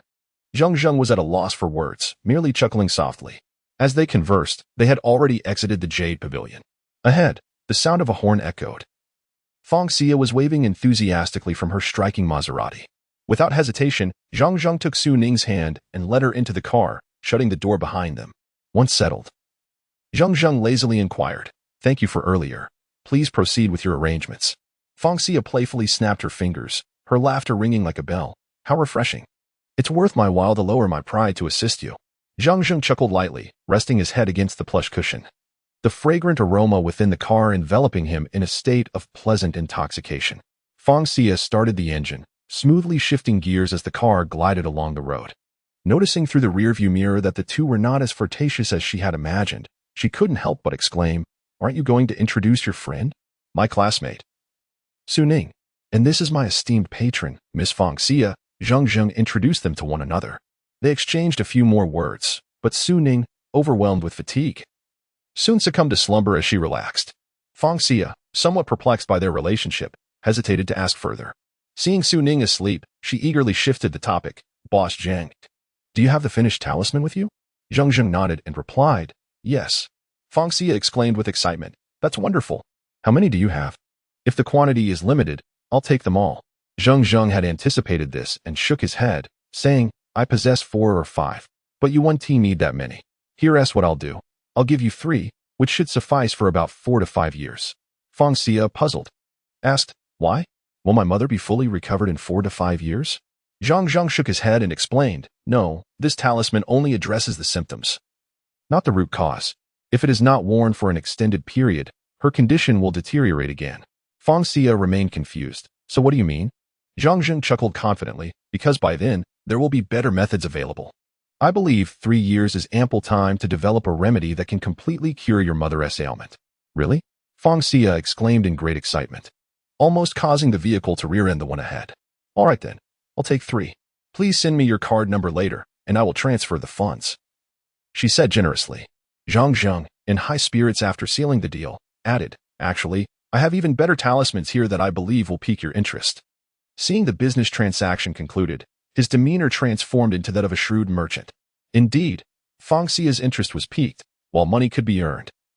Such extraordinary talismans were rare to find, and she quickly fell for his pitch. After an engaging sales pitch, the results were impressive: 3 rejuvenation talismans, 2 calming talismans, and 1 diamond talisman were sold, culminating in a total profit of 6 million. Although Zheng Zheng maintained a calm exterior, he was overjoyed inside. This was the classic case of not opening a shop for 3 years, but when it did, reaping benefits for 3 years. Before long, they arrived at the villa. After waking the still drowsy Su Ning, the trio entered the grand entrance. The opulence and luxury left both women in awe, silently marveling at the distinct lifestyle of the affluent. Subsequently, Zheng Zheng and Su Ning accompanied Feng Xia to visit her mother, exchanging warm greetings. Feng Xia replaced her mother's talisman with a complete one, and after a brief conversation, encouraged her mother to rest. Upon returning to the living room, Feng Xia personally brewed a pot of tea. As they chatted, she suddenly remembered something and, with a radiant smile, said, "Please wait here. I have a little something for you." Zheng Zheng shook his head, promptly refusing. "Having just received a substantial sum from you, there is no need for gifts." Feng Xia, with a serious expression, insisted, "Just take a look first. It might surprise you." Zheng Zheng attempted to decline again, but Feng Xia had already turned away with a delightful laugh, leaving him contemplatively watching her retreating figure. "Zheng, she is already gone, yet you seem so reluctant," Su Ning teased, her eyes sparkling with mischief. Zheng Zheng snapped back to reality, comfortably leaning against the luxurious leather sofa, marveling at the lavish lifestyle of the wealthy. "Indeed, the life of the affluent is enviable," he mused. Su Ning pouted her alluring lips, slightly displeased. "Hey, don't change the subject." Zheng Zheng chuckled lightly, intertwining his hands behind his head, and said earnestly, "Don't misunderstand. A beauty like her is someone I cannot aspire to." Suddenly, Feng Xia returned, delicately holding an object wrapped in white silk. She cautiously unveiled it, revealing a round disc adorned with intricate, mysterious patterns. The disc was somewhat rusty and appeared antiquated. Clearly an artifact. "What is this?" Zheng Zheng inquired, his gaze fixed on the complex designs, a sense of urgency rising within him. "I stumbled upon this at the antique street in Chang'an. After expert appraisal, it was identified as a feng shui compass used in Taoism, likely from the Tang dynasty." Feng Xia explained as she handed the disc to him. Zheng Zheng nodded gravely and took it. Upon contact, he was astonished to feel a faint wave of spiritual energy emanating from the disc. Could this be a magical artifact? His curiosity was thoroughly piqued. Feng Xia was correct. This was indeed a feng shui compass. His knowledge had expanded during recent studies in alchemy and other pertinent fields, including a comprehensive overview of the history of Taoism, which discussed the significance and function of feng shui compasses. Taoism flourished during the Han Dynasty and reached its zenith from the Sui to the Song Dynasty, during which various magical artifacts emerged, including the feng shui compass, known scientifically as the Luojing, originating from the time of the Yellow Emperor. It was refined through the ages according to the principles of the I Ching and the He Luo, incorporating celestial movements and earthly topography. There are many types of compasses, including the 8 trigrams, 12 earthly branches, 24 mountains, and 72 dragons. Although the compass in his hand was rusty, its patterns remained discernible. The combination of the 12 earthly branches with the heavenly stems, along with the 5 elements representing the dragoness attributes, suggested that this could very well be the 72 dragon compass. Zheng Zheng felt a tinge of regret. The true Taoist compass comprises 3 components: the earth plate, the heaven plate, and the dragon plate, with additional elements for discerning energies and dispelling negativity, making it a supreme tool. It can distinguish between yin and yang, determine the influences of earth, water, wind, and fire, and transcend the mundane. It is a premier Taoist artifact. Alas, what a pity, Zheng Zheng lamented once more. He casually flipped the compass over, studying it intently. The center contained diagrams of heavenly pools, primal hexagrams, the 9 stars of the Luo book, the Earth Mother's hexagram, and the 64 hexagrams of the I Ching, among others. The deeper he delved, the more astonished he became. Why did this compass seem to possess functions beyond his understanding? Logically, a dragon compass should not encompass so many capabilities. What could be the reason behind this? After a prolonged moment, Zheng Zheng exhaled deeply, his thoughts becoming clearer. This compass was extraordinary, undoubtedly harboring undisclosed secrets. But what mysteries lay within? Zheng Zheng felt a stir of excitement.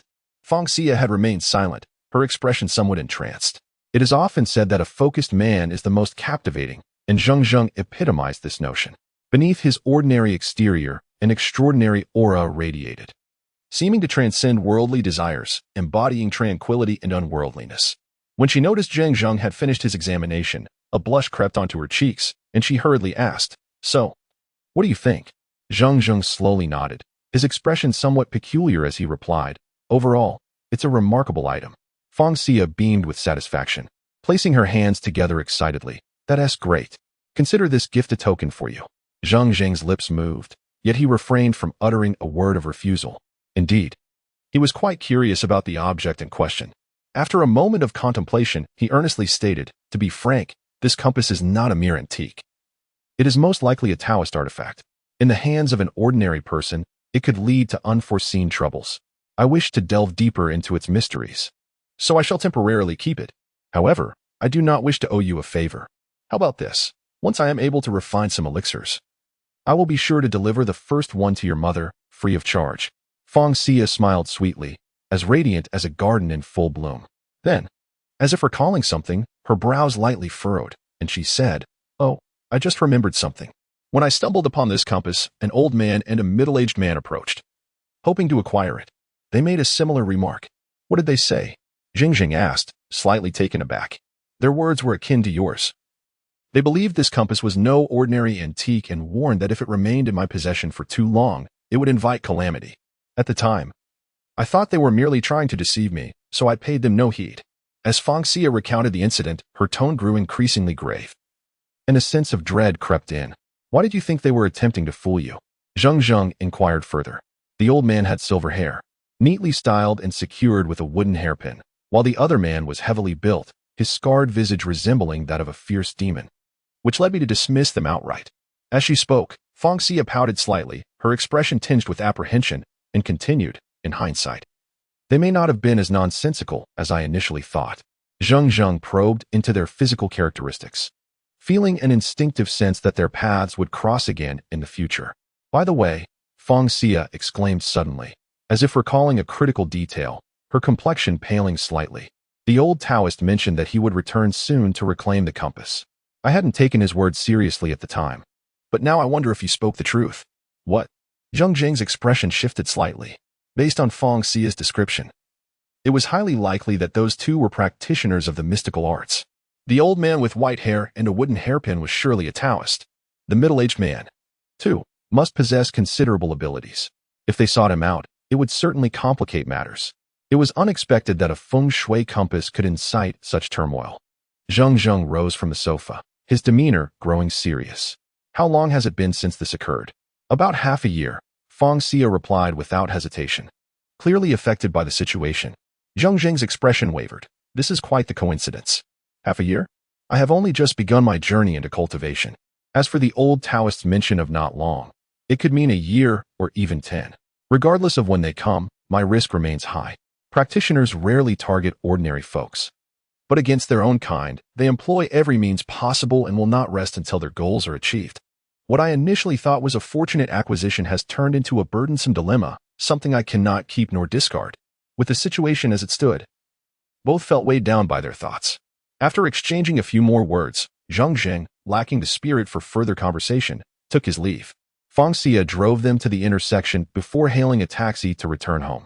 On the way, Su Ning expressed her concerns. "Zheng Zheng, you haven't gotten yourself into any trouble, have you?" Zheng Zheng remained silent for a moment before reassuring her. "Don't worry, I know what I'm doing. Everything will be fine." Internally, he was far from calm. Having practiced cultivation for nearly a year, he had focused on improving his life and healing his family, never anticipating that he would have to engage with other practitioners so soon. The path of cultivation is a contest against heaven, earth, and humanity. Although he had yet to experience such confrontations personally, his late master's example reminded him that without sufficient strength, any artifact, elixir, or treasure is ultimately futile. An innocent man bears no guilt, but one with treasures does. The pressing matter now was to accelerate his cultivation, ensuring he could defend himself. A sense of urgency surged within him, unlike anything he had felt before. It seemed he would need to expedite his plans. If those two were indeed practitioners, they could likely find him through Fangxia.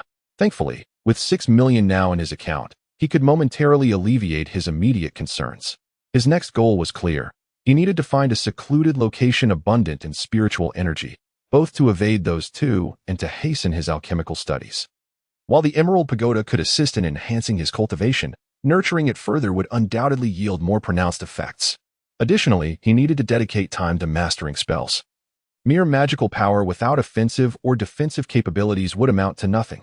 Finally, he must hasten his research on the Emerald Pagoda, for it was undoubtedly a treasure intrinsically linked to his growth. He felt in his bones that the extent of his future achievements would hinge upon the pagoda's capabilities. After an indeterminate time, Su Ning's soft voice broke the silence. "Zheng Zheng, I've arrived." Zheng Zheng emerged from his reverie, paid the fare, and said, "Let me see you off." Okay. Su Ning did not refuse. Upon exiting the vehicle and entering the residential area, they strolled along the verdant pathways, both lost in thought and somewhat subdued. Zheng Zheng broke the silence. "Little chubby, what have you been busy with lately?" Su Ning replied with a hint of distress. "Oh, it's the Southgate murder case. This incident has garnered significant attention from the provincial authorities. Relevant documents are being issued one after another. The city has already formed a special task force, headed by the deputy mayor and supported by Director Zhong, gathering a team of elite personnel. It's been quite a trial for our criminal investigation unit." Zheng Zheng's curiosity piqued, and he inquired, "Is it the murder case from the night market at Southgate?" Su Ning sighed, pouting slightly. "Even you know about it, which shows its scale. The city has issued a strict order to uncover crucial leads within 3 days and apprehend the culprit within a week. If we fail, many of our leaders will face accountability." Zheng Zheng was intrigued. "As a junior officer, could you really be implicated?" Seemingly fatigued, Su Ning gently rubbed her slender calves and shot Zheng Zheng an exasperated glance. "If the leaders face consequences, how could we junior officers expect to fare any better? For a while, our investigation team will have to tread lightly within the entire city's police system." Recalling some evidence he had gathered regarding the murderer, Zheng Zheng proposed, "Would you like me to assist you once more?" Su Ning lifted her graceful neck, her gem-like eyes fixed on Zheng Zheng, filled with anticipation but also skepticism. She smiled. "Zheng Zheng, you really shouldn't complicate matters. I acknowledge your capabilities, but legal matters require motive, information, procedure, and evidence. Can you manage all that?" Zheng Zheng, undeterred by her skepticism, gently stroked her head and chuckled. "I've already shown ample goodwill. Whether you choose to accept my assistance is entirely up to you." His affectionate gesture left Su Ning somewhat flustered. Though startled, she did not feel repulsed. Instead, she found herself enjoying the warmth of his concern. Under the night sky, a blush crept onto her cheeks, rendering her adorably shy and bashful. Su Ningfang couldn't help but recall her recent encounters with Zheng Zheng, each more unexpected than the last. Particularly memorable was the night when he appeared as if by divine intervention, rescuing her from her dire predicament, a true miracle indeed. Perhaps Zheng Zheng possessed some extraordinary means. This thought suddenly blossomed in her mind, refusing to extinguish and growing ever more fervent. "Zheng Zheng, do you intend to discuss the case with me here? You must know that last night I didn't touch a single dish or sip of soup." With a newfound determination, Su Ning transformed into a lively and playful spirit, her mind immediately fixating on the prospect of food. Zheng Zheng chuckled at her words, feeling his stomach grumble in response. The two swiftly found a quiet restaurant nearby, casually ordering a couple of dishes that were soon devoured in a whirlwind. After their meal, Su Ning leaned back on the sofa, patting her belly, stretching lazily, and contentedly declared, "Finally, I'm full." Zheng Zheng's gaze followed her movements, inadvertently revealing her perfect figure, her curves accentuated by her snug clothing. He couldn't help but marvel at her allure. Unbeknownst to him, Su Ning keenly sensed this subtle attention. Flushing crimson, her heart racing, she straightened her posture and playfully admonished, "Zheng Zheng, you naughty boy, keep your eyes to yourself." Zheng Zheng, unfazed by the playful reprimand, replied nonchalantly, "Why should a good figure be hidden?" "Rogue," Su Ning retorted, her face blooming like a rose. Observing the sparkle in her eyes, Zheng Zheng felt a shiver run down his spine, overwhelmed by her enchanting charm. He cleared his throat, attempting to divert the conversation. "Now, tell me about the case and its background." With a triumphant giggle, Su Ning relished Zheng Zheng's capitulation, her expression brimming with pride. She began to recount what she had learned. The victim of the murder at the Xiamen night market was named Li Ming, an accountant for Jianda Real Estate. Known for his impeccable reputation, a man of integrity and diligence, he bore no grudges against anyone, having never even engaged in a quarrel. Yet, such a law-abiding citizen met a tragic fate in the streets, a truly perplexing occurrence. Preliminary investigations suggested that Li Ming's death might be linked to his whistleblowing on corrupt dealings between the company and powerful officials. Remarkably, the incident occurred just 3 nights after he reported the misconduct, and the materials he submitted to the disciplinary committee had mysteriously vanished. There were initial suspicions of foul play, with someone potentially using their position to facilitate the theft of those documents. Despite the police identifying suspects and monitoring them closely, these individuals exhibited remarkable cunning, leaving no trace. Without sufficient evidence, the police dared not act hastily, for the case hinted at a more extensive conspiracy rather than a mere contract killing. Any misstep could unravel a web of corruption, implicating numerous individuals. Zheng Zheng listened intently to Su Ning's narrative, occasionally nodding or pausing in contemplation. When he encountered a point of confusion, he would interject with a question. Given the broad scope of this matter, has the disciplinary committee not intervened? Su Ning rested her chin on her elegantly rounded hand, her expression clouded with frustration. Who said they haven't? The city's anti-corruption task force, the disciplinary committee, the finance bureau, the planning bureau, and several other departments are all involved. However, as the situation escalates, the leads grow slimmer. Zheng Zheng shook his head in disbelief, lamenting the inefficiency of governmental processes, which were notorious across the nation. Where do you currently focus your efforts? He inquired calmly. Su Ning gently bit her lip. Perhaps due to having just eaten or the cumulative exhaustion from recent days, her demeanor radiating a sense of languor. She shook her head softly, murmuring, "Our primary goal is to apprehend the murderer, hoping to uncover the mastermind behind the scenes. However, the disciplinary committee and the finance bureau have different focuses. They aim to extract financial irregularities from Jianda real estate, but given the current pace, that seems quite challenging." Zheng Zheng rhythmically tapped his fingers on the table, contemplating. "Have you managed to obtain any basic information about the perpetrator?" Su Ning, her energy waning, lay her head on the table, her voice barely above a whisper. "Yes. We discovered that the murderer is named Xiaopeng, 32 years old. He served 3 years in the military, where he excelled. His records do not clarify why he did not remain in service. After returning, he was involved in a brawl that left 3 people severely injured and was sentenced to 4 years in prison. Shortly after his release, he was hired as a security guard at a nightclub. Based on what we've gathered, Xiaopeng had no known connection to Li Ming, suggesting this was indeed a contract killing." Zheng Zheng posed another critical question. "Have you tracked Xiaopeng's whereabouts?" Su Ning's gaze grew distant, her yawns frequent. "Yes. It's as if he has vanished from existence." Noticing her fatigue, Zheng Zheng summoned the waiter to settle the bill. After paying, he found Su Ning had already succumbed to sleep. He gently called her name and nudged her, but she remained blissfully unaware. A wave of tenderness washed over him. Su Ning was a beautiful and dedicated girl, having only slept 4 to 5 hours daily for work, and coupled with the recent turmoil, it was no wonder she was exhausted. Feeling a pang of compassion, Zheng Zheng opted not to wake her. After a moment's hesitation, he scooped her up in his arms. The chill of her delicate form sent a shiver through him, and the softness of her waist stirred an unfamiliar sensation within him, accompanied by a fragrant scent reminiscent of tranquil valleys. Zheng Zheng scolded himself internally, but summoned immense willpower to carry her out of the restaurant. During this time, Su Ning stirred slightly, sensing warmth and strength enveloping her, providing a profound sense of comfort. She murmured softly, attempting to rise. Yet the overwhelming tide of sleep pulled her back into slumber within Zheng Zheng's embrace. Carrying the petite Su Ning, Zheng Zheng made his way to the nearest hotel. Amidst the attendants' suggestive glances, he presented their identification to procure a room key. Once inside, he laid Su Ning gently on the plush bed. She nestled onto her side, drifting into a deep sleep, her lustrous hair cascading like silk. From the side, her elongated neck resembled that of a swan, flawless and pristine. Her delicate face seemed almost ethereal, as if she had stepped out of a painting. The slight fluttering of her dark, thick eyelashes sent ripples through Zheng Zheng's heart. This girl is remarkably trusting. Or perhaps she is simply as oblivious as I am, Zheng Zheng mused. He decided to take a refreshing shower first. Afterward, feeling invigorated, he lay on the other bed, quickly succumbing to slumber. The following morning, sunlight filtered through the clouds, illuminating the earth, painting the sky in shades of blue and white. Zheng Zheng had already risen, completed his morning routine, and enjoyed breakfast, contemplating various matters while reclining on the bed. Around 9 o'clock, Su Ning suddenly stirred, emitting a soft moan as she turned over, revealing her smooth, fair back. Her long eyelashes fluttered slightly before she gradually opened her bright, captivating eyes. Sitting up in a daze, she absent-mindedly scratched her hair, only to realize she was still dressed.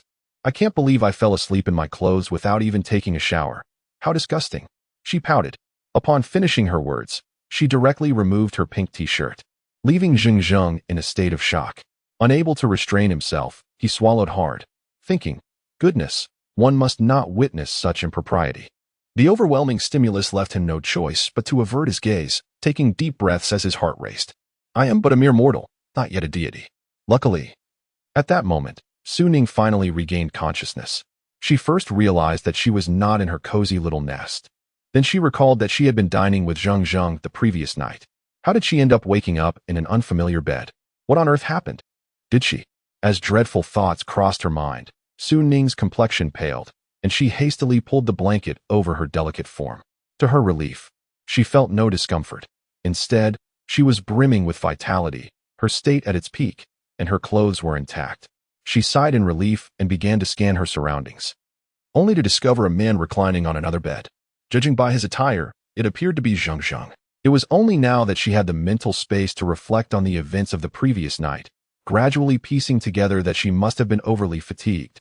And Zheng Zheng had kindly brought her to the hotel to rest, lying down on the other bed to sleep. The memory of her earlier actions flushed her face with crimson, leaving her to ponder whether Zheng Zheng had witnessed her words and movements. If he hadn't, that would be ideal. However, if he had, she would truly be mortified. After a moment of self-pity and anxiety, she finally mustered the courage to call out, Zheng Zheng. Are you awake? After several attempts, Zheng Zheng stirred, feigning a yawn and stretching lazily. Seeing that Zheng Zheng seemed to have just awakened, Su Ning felt a significant weight lift from her shoulders. Clutching the blanket tightly, she hesitated, unsure of what to say. Zheng Zheng, harboring a smirk within, rose and declared, I'm going to the restroom first. With that, he left Su Ning, who visibly relaxed, to attend to his morning routine. Seizing the opportunity while Zheng Zheng was away, Su Ning hurriedly slipped into her clothes. Habitually checking her phone, she gasped in shock. Oh no, it's already past 9. Hearing the commotion, Zheng Zheng poked his head out from the restroom, surprised. What's wrong? With a long face and a pout that could hold 3 pounds of meat, Su Ning lamented. Zheng Zheng, we overslept. I'm late for work. Zheng Zheng chuckled lightly and retreated back into the restroom, calling out, I thought it was something serious. So what if you're late? Su Ning retorted, but Zheng Zheng, in all the time I've been working, I've never asked for leave or been late. After a brief silence, Zheng Zheng's voice emerged from the restroom.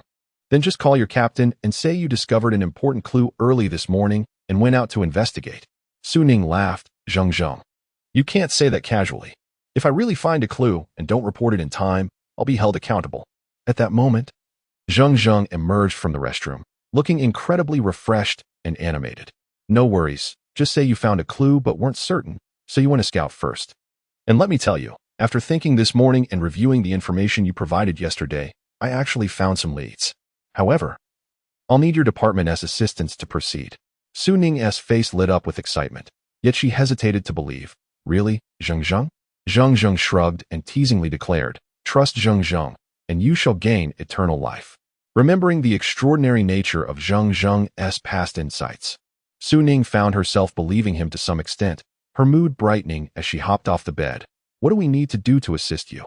Zheng Zheng chuckled but played coy, shaking his head. I can't disclose that just yet. When the time comes, I will inform you what needs to be done to catch the culprit. Su Ning rolled her eyes in mild displeasure. The disdainful gesture appeared charming on her beautiful face. Go wash up, I'll check out. We can discuss breakfast afterward, Zheng Zheng said, preparing to leave. Wait, Su Ning suddenly called out. What is it? Zheng Zheng asked, puzzled by the shifting expressions on her face. After a moment's hesitation, Su Ning summoned her courage and inquired, Zheng Zheng, did you see everything this morning? Startled, Zheng Zheng feigned ignorance. See what? Su Ning scrutinized him closely, slowly articulating. Did you wake up early? Zheng Zheng realized he had inadvertently let something slip that had aroused the girl's suspicions. However, he could not admit to anything, even if Su Ning suspected him. The truth must remain hidden. He solemnly replied, Little chubby girl, have you lost your mind? You were the one who woke me up. How could I have been awake first? If you're truly hungry, let us get something to eat instead of letting your mind wander. With that, Zheng Zheng hurriedly made his exit. Su Ning, initially wanting to stop him, noticed his slightly flustered retreat. What had started as mere suspicion now felt more substantiated due to his reaction. Her knowledge from the criminal psychology courses at the police academy was not in vain, though most often, her appearance overshadowed her abilities. Now, she felt utterly doomed. How could she face the fact that her most sacred self had been exposed to a man? Waves of heat coursed through her body, her face and hands flushed a deep pink, as though she could bleed from embarrassment. With a soft cry, she buried her face in her delicate hands, utterly mortified. How could Zheng Zheng, that lecherous rogue, treat her this way? Meanwhile, at the bar counter, Zheng Zheng sneezed unexpectedly, pondering if he might be catching a cold. After much ado, Zheng Zheng and Su Ning finally appeared at a breakfast spot, both lost in their thoughts. They hastily consumed their meals, the air thick with an ambiguous tension between them. Under Zheng Zheng's piercing gaze, Su Ning felt slightly guilty, and in a flurry of nervousness, she pulled out her phone to return missed calls. However, she was clearly distracted, her replies incoherent, culminating in her hastily hanging up. Frustration etched on her face. Zheng Zheng, ever the bold one, initiated the conversation. Call your captain to send a car. We need to head out to catch the culprit. Su Ning obediently complied, dialing the number with apparent eagerness. Faced with a barrage of questions from her captain on the other end, she had to negotiate extensively before finally resolving the matter. Soon, they discussed the details they needed to pay attention to and how to coordinate effectively. Before long, a police car roared to a stop at a conspicuous spot on the street. Su Ning led Zheng Zheng toward it. As they approached, two detectives emerged from the vehicle. One, in his early 20s, was of average height, slender build, with thin lips and a somewhat rebellious gaze. The other was a middle-aged man, round-faced with small eyes. His physique balanced, exuding an air of competence. Upon spotting Su Ning, their expressions brightened in unison, smiles spreading across their faces. However, when their gazes landed on Zheng Zheng, their demeanor shifted to one of indifference, even condescending, tinged with a hint of scrutiny. It seemed these two were also Su Ning's protective admirers. The younger detective stepped forward first, sporting a beaming smile as he exclaimed, "Su Ning, I heard you needed a car. I personally volunteered to take on this glorious and exciting mission." Though Su Ning smiled in response, her tone was rather neutral. "Thank you, Qianxiu." "Not at all." "Not at all," the young detective replied, accustomed to Su Ning's demeanor, waving his hands dismissively with a grin. Su Ning turned to another middle-aged police officer with a gentle smile and said, "Captain Pan, what brings you here personally?"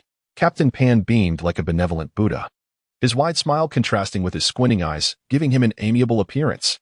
He chuckled, "It's no trouble at all. It's part of my duty. If we manage to uncover some vital leads this time, perhaps Xiao Jiang and I might just end up claiming your credit." After saying this, he laughed heartily, his cheeks quivering with mirth. Su Ning dismissed his words lightly. "If we truly find clues and apprehend the culprit, it will be the collective achievement of the entire team. It's not about claiming credit." Captain Pan nodded with a smile, his gaze inadvertently drifting towards Zheng Zheng, but noticing Su Ning's lack of attention. He lowered his voice slightly and said, "The captain highly values your report.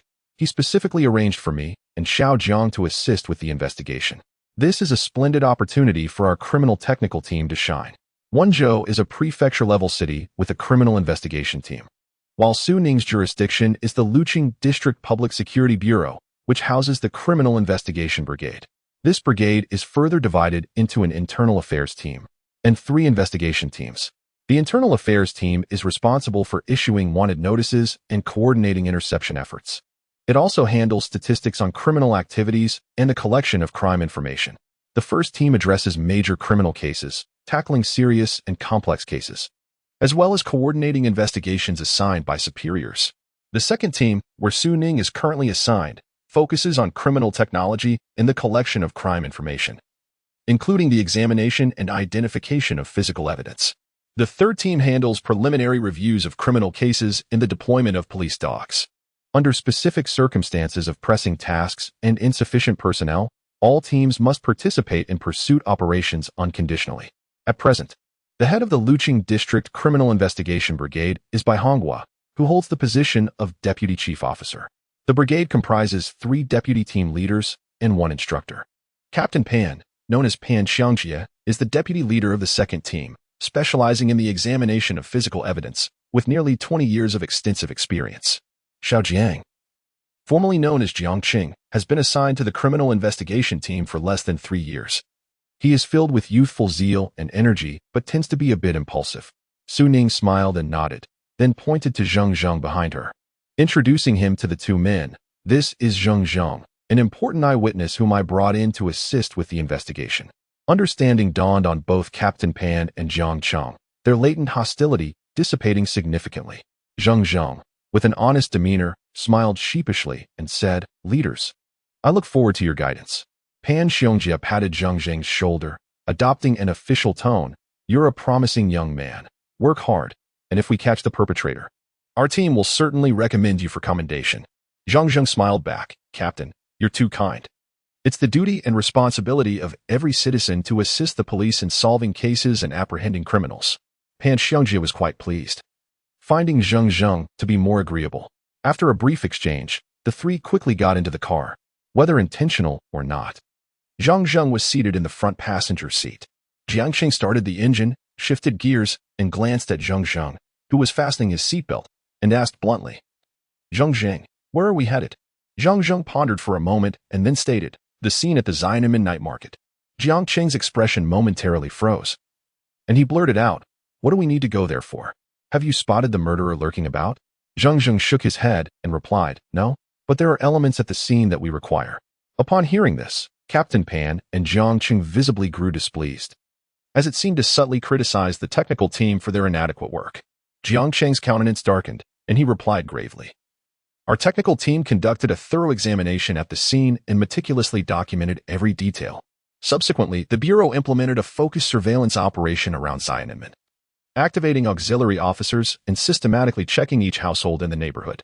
I fail to understand what you deem necessary." Zheng Zheng shook his head, stating, "That is something I cannot disclose at this moment. You will understand in due course." Jiangqing slammed the handbrake back down in irritation, exclaiming, "What do you mean by that? Is this your attitude towards cooperating with the police station?"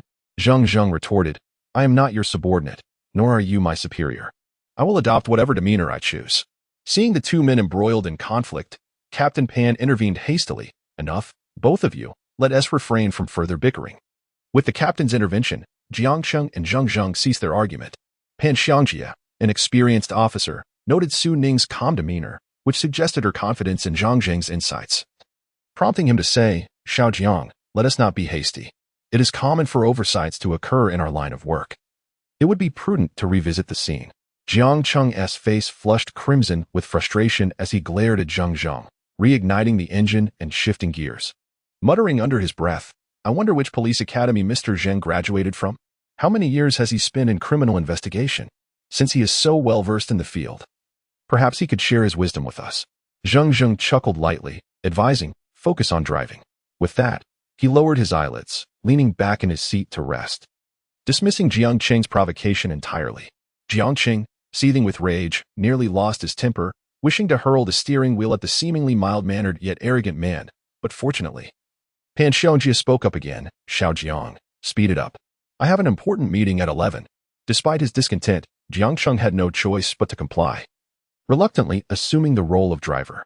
After years of development, Wenzhou's infrastructure had become remarkably sophisticated. With rapid economic growth, the number of private vehicles surged annually, compounded by the multitude of traffic lights at intersections, inadvertently increasing the likelihood of congestion. The police car meandered through the streets for over half an hour before finally arriving at the Xiamen night market. As it was daytime, most stalls were closed, and the foot traffic was sparse. The police vehicle pulled over, and the four of them disembarked. Jiangqing pointed irately at a closed storefront ahead, declaring, "That is the crime scene." Zheng Zheng merely glanced up without uttering a word, and instead walked in the opposite direction. Noticing this, Su Ning hurriedly followed suit, having remained silent throughout the journey with a somewhat perplexed expression. After walking approximately 20 to 30 meters, Zheng Zheng suddenly halted at a corner and began to scrutinize the surrounding environment. This was a junction where a 3-meter-wide concrete road curved, flanked by numerous small storefronts. Occasionally, narrow alleyways branched off, creating a complex setting. Zheng Zheng bent down, observing a patch of dried blood on the ground, now dark brown, which would be easily overlooked without careful inspection. He crouched down, examining it intently, occasionally brushing it with his fingers, deep in thought. A look of disappointment crossed Pan Xiongjia's face as he questioned, Zheng Zheng, is this the clue you referred to? Jiangqing, disdain evident on his face, added, had I known you would bring us here, I would never have believed your claims. Our team has already investigated this place on the night of the incident and the following day. Aside from this puddle of blood, there is nothing of value. Su Ning nodded in agreement, her gaze toward Zheng Zheng tinged with skepticism. Zheng Zheng cast a glance at Jiangqing and asked coolly, are you certain your investigation was thorough? Jiangqing's expression faltered, his dissatisfaction palpable as he replied, of course. Zheng Zheng nodded, unflinchingly probing, then allow me to ask you. Who left this blood? Jiangqing's countenance shifted slightly, his voice now hesitant. It should be the murderer. Zheng Zheng scoffed. Should be? Aren't you officers supposed to prioritize evidence? What proof do you possess to substantiate that this is indeed the murderer's blood? Jiangqing, feeling humiliated, retorted angrily, even if there were evidence. It is not for you to examine. Zheng Zheng dismissed him, saying, spare me that. Let me ask you this. If the murderer successfully escaped, why would they be injured and bleed at the corner? Jiangqing was rendered speechless, as this question had stumped the team during their discussions. Zheng Zheng, seemingly undeterred, posed a third question. If the murderer was injured, why is there only blood here, yet none along the escape route? Jiangqing's expression darkened, as Zheng Zheng's words pierced through his pride, leaving him unable to mount a defense despite his frustration. Having made his point, Zheng Zheng lost interest in further discourse. Calmly, he crouched down, discreetly channeling his energy to sketch a rough circle around the area of the blood. He then discreetly signaled to Su Ning, who took the cue and found an excuse to lead Pan Xiongjia and Jiangqing away from the area. With the three of them gone and the surroundings empty, Zheng Zheng casually produced a talisman, holding it between his fingers. Invoking the powers of the universe and the alchemy of fire, he swiftly cast the talisman into the center of the bloodstain. With a soft pop, a blue, translucent flame erupted into existence, neither too large nor too small, perfectly contained within the drawn circle. In terms of talisman classification, they broadly fall into 4 categories: recovery, cloud talismans, treasure talismans, and symbol talismans. The fire talisman Zheng Zheng used was the most basic recovery type. Despite its low rank, it still possessed formidable power against mere mortals. Although this flame was ordinary, it differed from typical fire, as it was fueled by spiritual energy, possessing attributes akin to true spiritual fire. Zheng Zheng quickly activated his energy, allowing a faint spiritual force to penetrate the flames, enveloping the bloodstain. As the flames gradually consumed it, impurities were reduced to ash, ultimately condensing into a single droplet of pure blood, suspended in the air. Gather, Zheng Zheng commanded softly, and the droplet obediently flew into the prepared vial. With a sigh of relief, Zheng Zheng wiped the sweat from his forehead and rose, having initially expected the blood and appos, as said to have dissipated significantly after several days of exposure. However, the outcome was promising. With a drop of the murderer's pure blood now in hand, the ensuing tasks would be far more manageable. At that moment, Su Ning noticed Zheng Zheng standing up and inferred that the matter was resolved. Although she was deeply curious about Zheng Zheng's methods and how he intended to track down the murderer, she ultimately refrained from asking. Jiangqing, youthful and impetuous, still simmering from earlier grievances, shouted, "What on earth are you doing? Where's the clue? If we discover that you fabricated evidence, you will face dire consequences." Zheng Zheng shook his head, remarking, "As a member of the investigative team, your impatience is quite unbecoming. I truly wonder how you graduated from the police academy."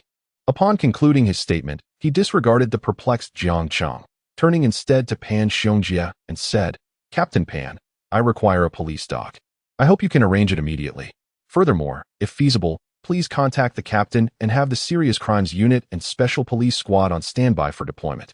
What? Pan Xiongjia's expression shifted, struggling to comprehend Zheng Zheng's words. "Are you certain about what you just said?" Realizing he had displayed a lapse in composure, Pan hastily added, "What is going on?" Jiangqing, equally astonished, pondered the implications of deploying the Serious Crimes Unit to apprehend a fugitive, should the information prove erroneous. The consequences would be dire. Moreover, mobilizing the Special Police Squad was a significant matter. Although the case warranted such measures, the weight of responsibility was far beyond what a mere squad captain could shoulder. As for the police dog, it had become a minor issue. Despite the underlying conflicts Pan Xiongjia had with the captain of the 3rd Squad, Bai Hongguo had been particularly irritable these past few days.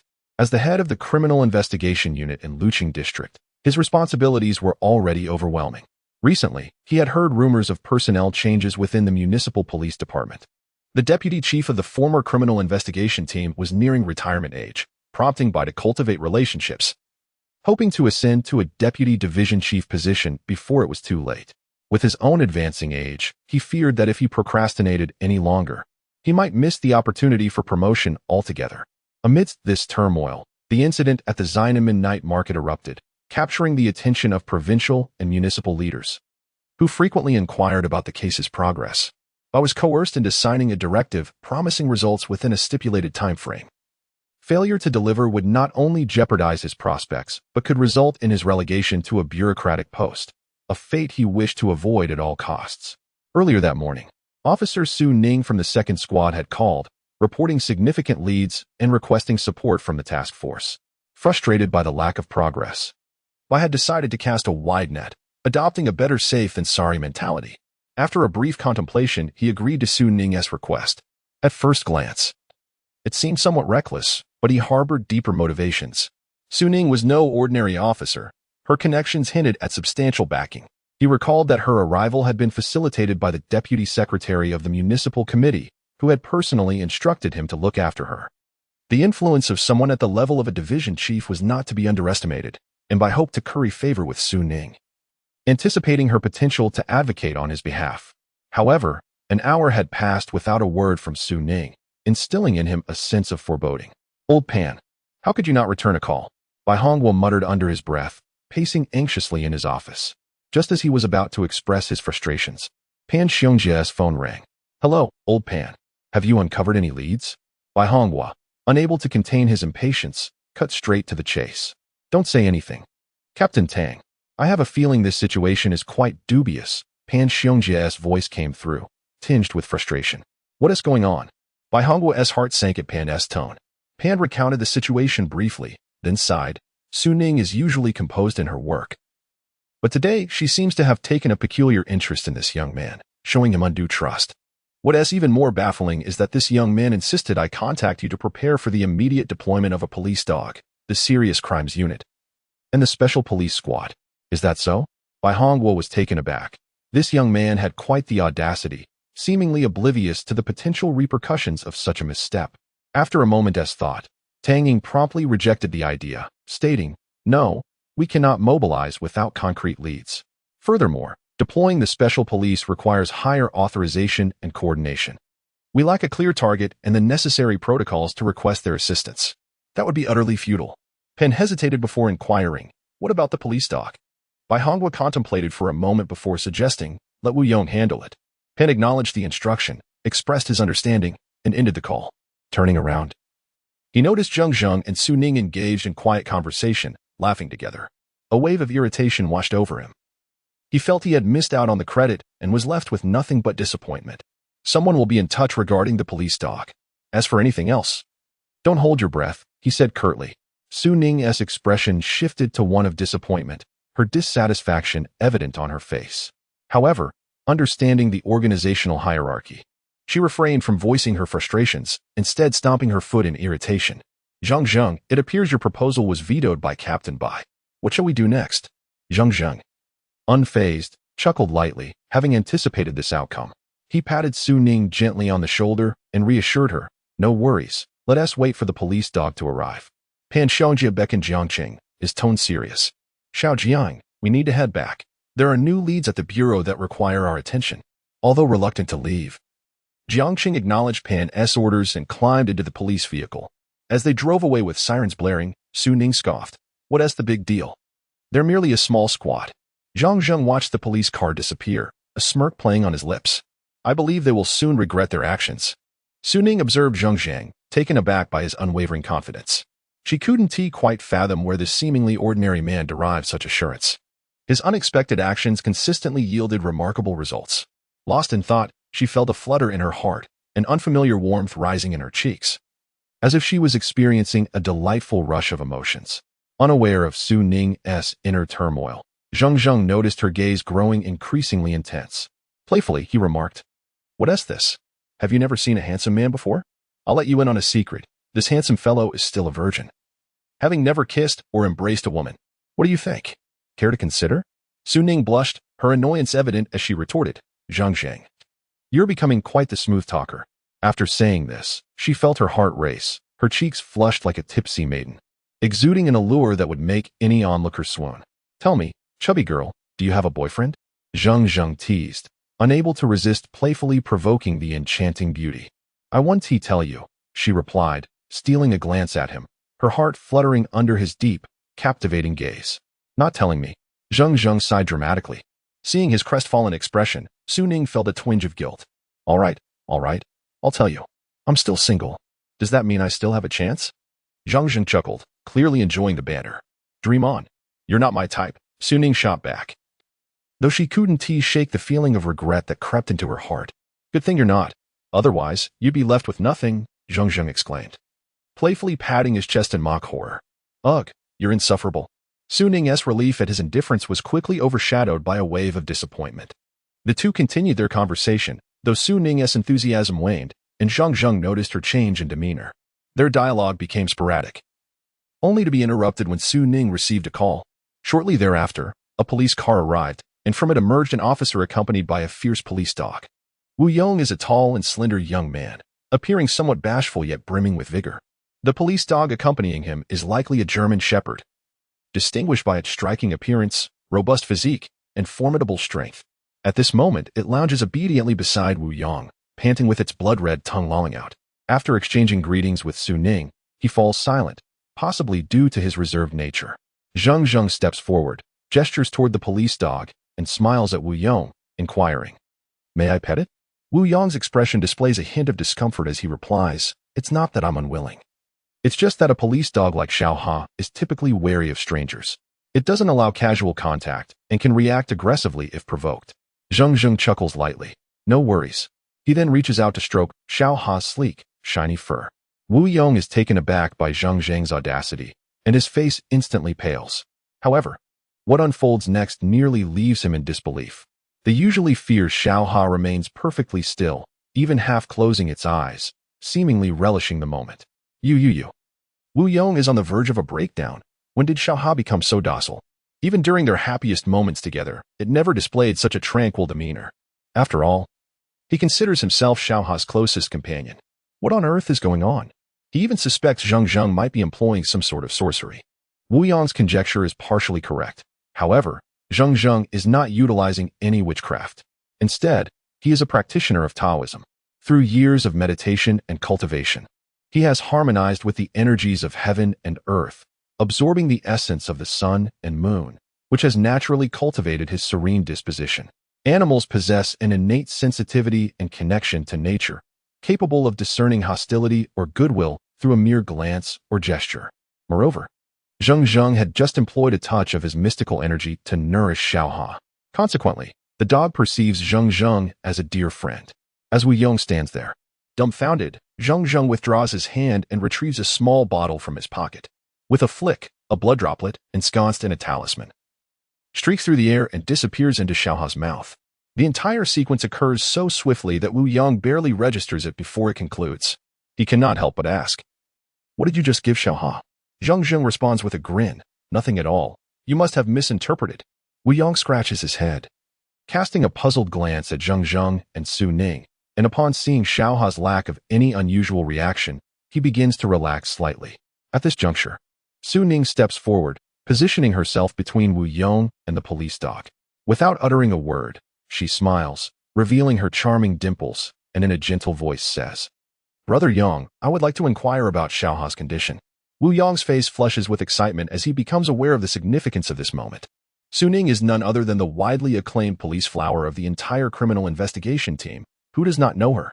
The chance for a private conversation today is enviable enough to spark jealousy among his colleagues. Zheng Zheng, concealed behind Su Ning, silently chuckles to himself, aware that this plan was prearranged. The allure of a beautiful woman is the simplest, most effective strategy. Seizing the opportunity afforded by Su Ning, Zheng Zheng discreetly draws forth a talisman from his pocket and begins to chant softly. The talisman soon ignites in the air, and Zheng Zheng swiftly flips his left hand, revealing a tattered strip of cloth stained with dark blood. Upon contact with the flames, the cloth produces a peculiar white smoke that fluctuates in color, alternating between blue and green, defying dispersal in the wind. Come, Xiaoha. Zheng Zheng urgently beckons the police dog. The previously calm Xiaoha suddenly leaps to its feet. A gust of cool air rushing past. It circles the ethereal cloud before barking excitedly and dashing down an alley. Xiaoha. Wu Yong and Su Ning exclaim in surprise at the sudden sprint of both the man and the dog. Su Ning, call for assistance from the mounted police. Wu Yong. Drive and maintain communication at all times, Zheng Zheng instructs before vanishing from sight. Zheng Zheng, wait for us. Su Ning stamps her foot, hastily dialing 2 numbers. Her expression turning grim. Brother Yong, let's go. Get in the car and pursue. Su Ning bites her lip, her voice laced with urgency. But, Su Ning, didn't you see? My colleagues already left in their vehicles. Wu Yong replies with a resigned expression. Damn it. Su Ning can no longer contain her frustration, exclaiming a curse. Xiaoha races ahead like a wild stallion, moving with an unparalleled swiftness that ordinary people cannot match. In contrast, Zheng Zheng trails closely behind, navigating the twists and turns of the alleyways with an effortless grace, as if on a leisurely stroll. The sudden barking and subsequent sprint of the police dog surely stem from Zheng Zheng's intervention. The blood droplet ensconced in the talisman functions as a reinforcement talisman, designed to expand the dog's senses, enhance its physical abilities, and sharpen its perception. Given that the scent of the perpetrator's blood has lingered in the air for several days, it likely dissipated significantly. Without special means, even the most skilled police dog would struggle to track it. By encasing the blood droplet within the talisman and administering it to Xiaoha, Zheng Zheng effectively intensified the dog's instinctive drive, allowing it to lock onto the scent without outside interference. The subsequent burning talisman served as a guiding talisman, utilizing the criminal's belongings as a medium to amplify the trail of the fugitive's aura, ultimately achieving the goal of capture. Considering the elapsed time, any singular method would likely prove ineffective. Thus, Zheng Zheng chose to combine both techniques for optimal results. He surmises that the perpetrator remains hidden within Wenzhou's vicinity. Large transportation methods such as planes, trains, ships, and buses are heavily monitored by the police, making it nearly impossible for the culprit to escape undetected. The remaining viable escape options are either minibuses, motorcycles, or private cars. If the perpetrator opts for a minibus or motorcycle, the most probable hiding spots would be in the suburbs. However, one cannot dismiss the worst-case scenario, the possibility that the perpetrator had arranged for an accomplice to facilitate an overnight escape via private vehicle into another province. If that is the case, it would be the most devastating outcome. Naturally, the police would consider this possibility and implement corresponding countermeasures.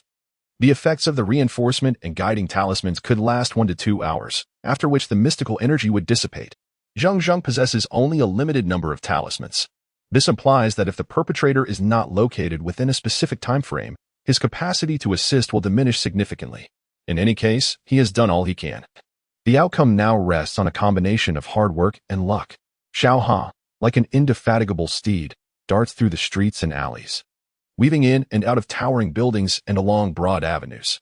The scenery shifts continuously until they exit the urban area of Luqing, heading toward the outskirts. Approximately an hour later, Xiaoha suddenly halts at an intersection, pacing back and forth with evident agitation. Zheng Zheng quickly produces another guiding talisman, igniting it with remnants of evidence from the perpetrator. Soon, Xiaoha identifies a direction and resumes its full-speed dash. After a while, Xiaoha finally comes to a stop at the entrance of a residential complex, gently tugging at Zheng Zheng's pant leg with its sharp teeth before whimpering toward the interior. It then lays down, panting heavily, its body drenched in sweat. Zheng Zheng tenderly strokes Xiaoha's head, acknowledging that even with the support of the reinforcement talisman, the intense exertion has taken its toll. After offering some comforting words, he raised his head and scrutinized the surroundings. The community was named Platinum Bay Villa District. Sprawling over a vast area, with lush greenery visible from the outside, where vegetation flourished abundantly. Except for the entrance, the entire area was enclosed by sections of iron railings. A dual carriageway ran through the center, with both sides of the road lined with barriers.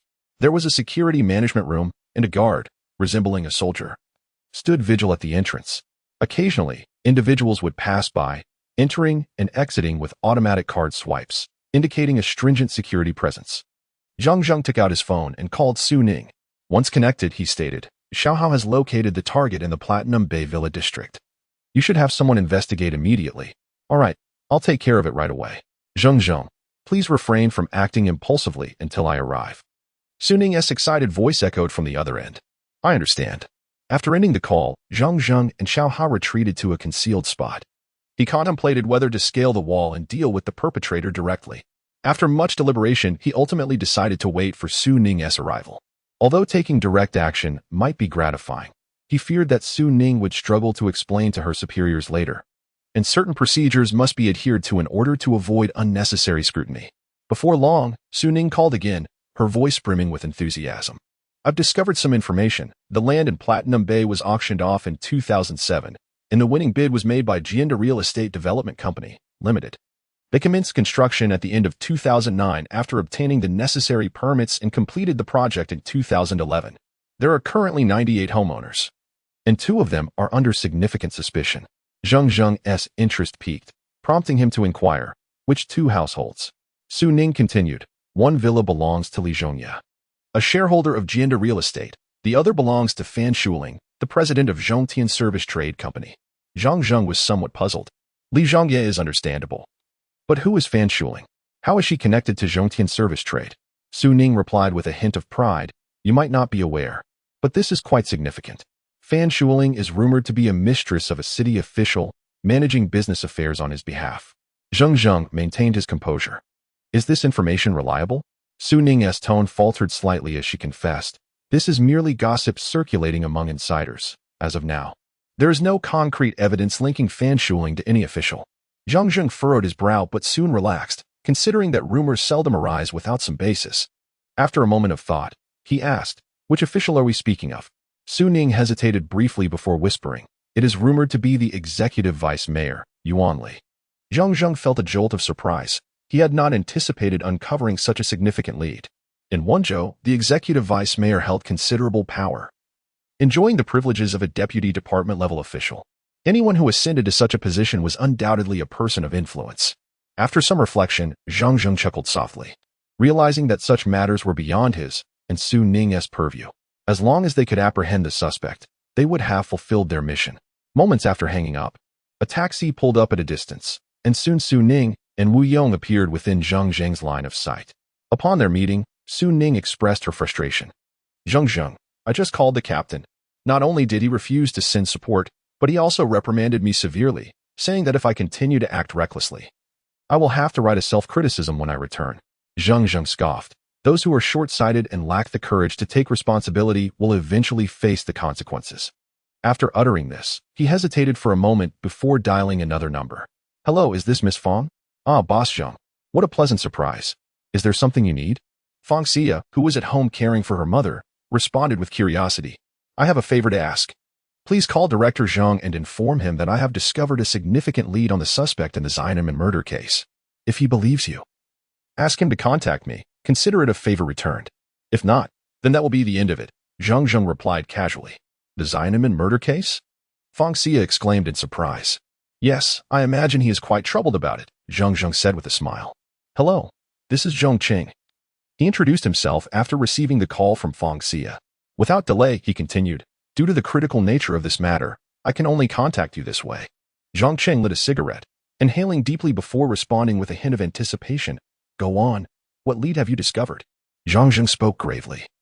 2 officers and I have identified the suspect's hiding place, but handling this situation is quite delicate. It may involve shareholders from Jianda and possibly even a mayor. Zhong Cheng's heart raced as a flake of ash fell from his cigarette. He steadied himself and replied unemotionally, Are you certain? Zheng Zheng's voice was resolute. There is a 70 to 80% probability. Zhang Qing's expression shifted slightly, his eyes narrowing as an inscrutable glimmer flickered within them. After a brief moment of silence, he rasped, Location. Zheng Zheng promptly provided the address, concluding, All right, Director Zhang, the matter is in your hands. Zhang Qing hung up, slowly rising from his desk to approach the window. He opened a glass pane, allowing the sweltering air to rush in, his gaze fixed on the distant sky. He appeared to be deep in thought. The immediate priority was to swiftly apprehend the suspect and provide the citizens with answers. As for deeper issues, if the sky were to fall, there would be someone tall enough to bear it. Returning to his desk, he expressionlessly picked up a report and began to peruse it. On August 24th at 20:45, the suspect committed murder in public, resulting in 1 fatality and 3 serious injuries. At 20:55, The suspect fled on a motorcycle from the Xiamen exit. At 21:12, the suspect's vehicle was spotted crossing the Xiamen Bridge. At 22:01, the suspect's vehicle was seen passing through Deepening Bridge into the Ojai district. At 22:22, the last sighting of the suspect's vehicle occurred in the Shuixin residential area. The Shuixin residential area was merely a few kilometers from the Platinum Bay Villa district. If the suspect had a hideout there, it was entirely plausible that he could abandon his vehicle and either walk or take a taxi. The name Platinum Bay sounded remarkably familiar. He then picked up another investigation record from the mobile company, which detailed the suspect's calls prior to the crime. Zheng Zheng frowned in contemplation, but gradually. His expression hardened with determination, his eyes gleaming with a predatory sharpness. He abruptly turned and hurriedly returned to his desk, swiftly dialing a number. Shall we immediately contact Captain Yibao? The criminal investigation team must be ready to mobilize within half an hour. Also, get in touch with the Ojai District Police Chief. All arresting officers should remain on standby. Coordinate with the Ojai District Traffic Police to set up checkpoints along Platinum Avenue to prevent the suspect's escape. We need to issue a search warrant immediately. Prepare for an emergency meeting of the leadership team in 10 minutes. After issuing a flurry of orders, Zhang Qing finally relaxed, a look of relief washing over his face. He shook his head, chuckling softly, and muttered to himself, the longer one stays in the game, the more cautious one becomes. Leaning back in his chair, he sipped his strong tea, reflecting for a moment before dialing once more. As the call connected, Zheng Zheng straightened his posture, adopting a serious demeanor. Mayorly, I need to report something significant to you. After outlining the situation and receiving an affirmative response, he finally exhaled a sigh of relief. He picked up the phone again, his demeanor significantly more relaxed this time. Secretary Bai, it's Zheng Zheng. Ah, Zheng Qing? What brings you to call me? Came a hearty voice from the other end.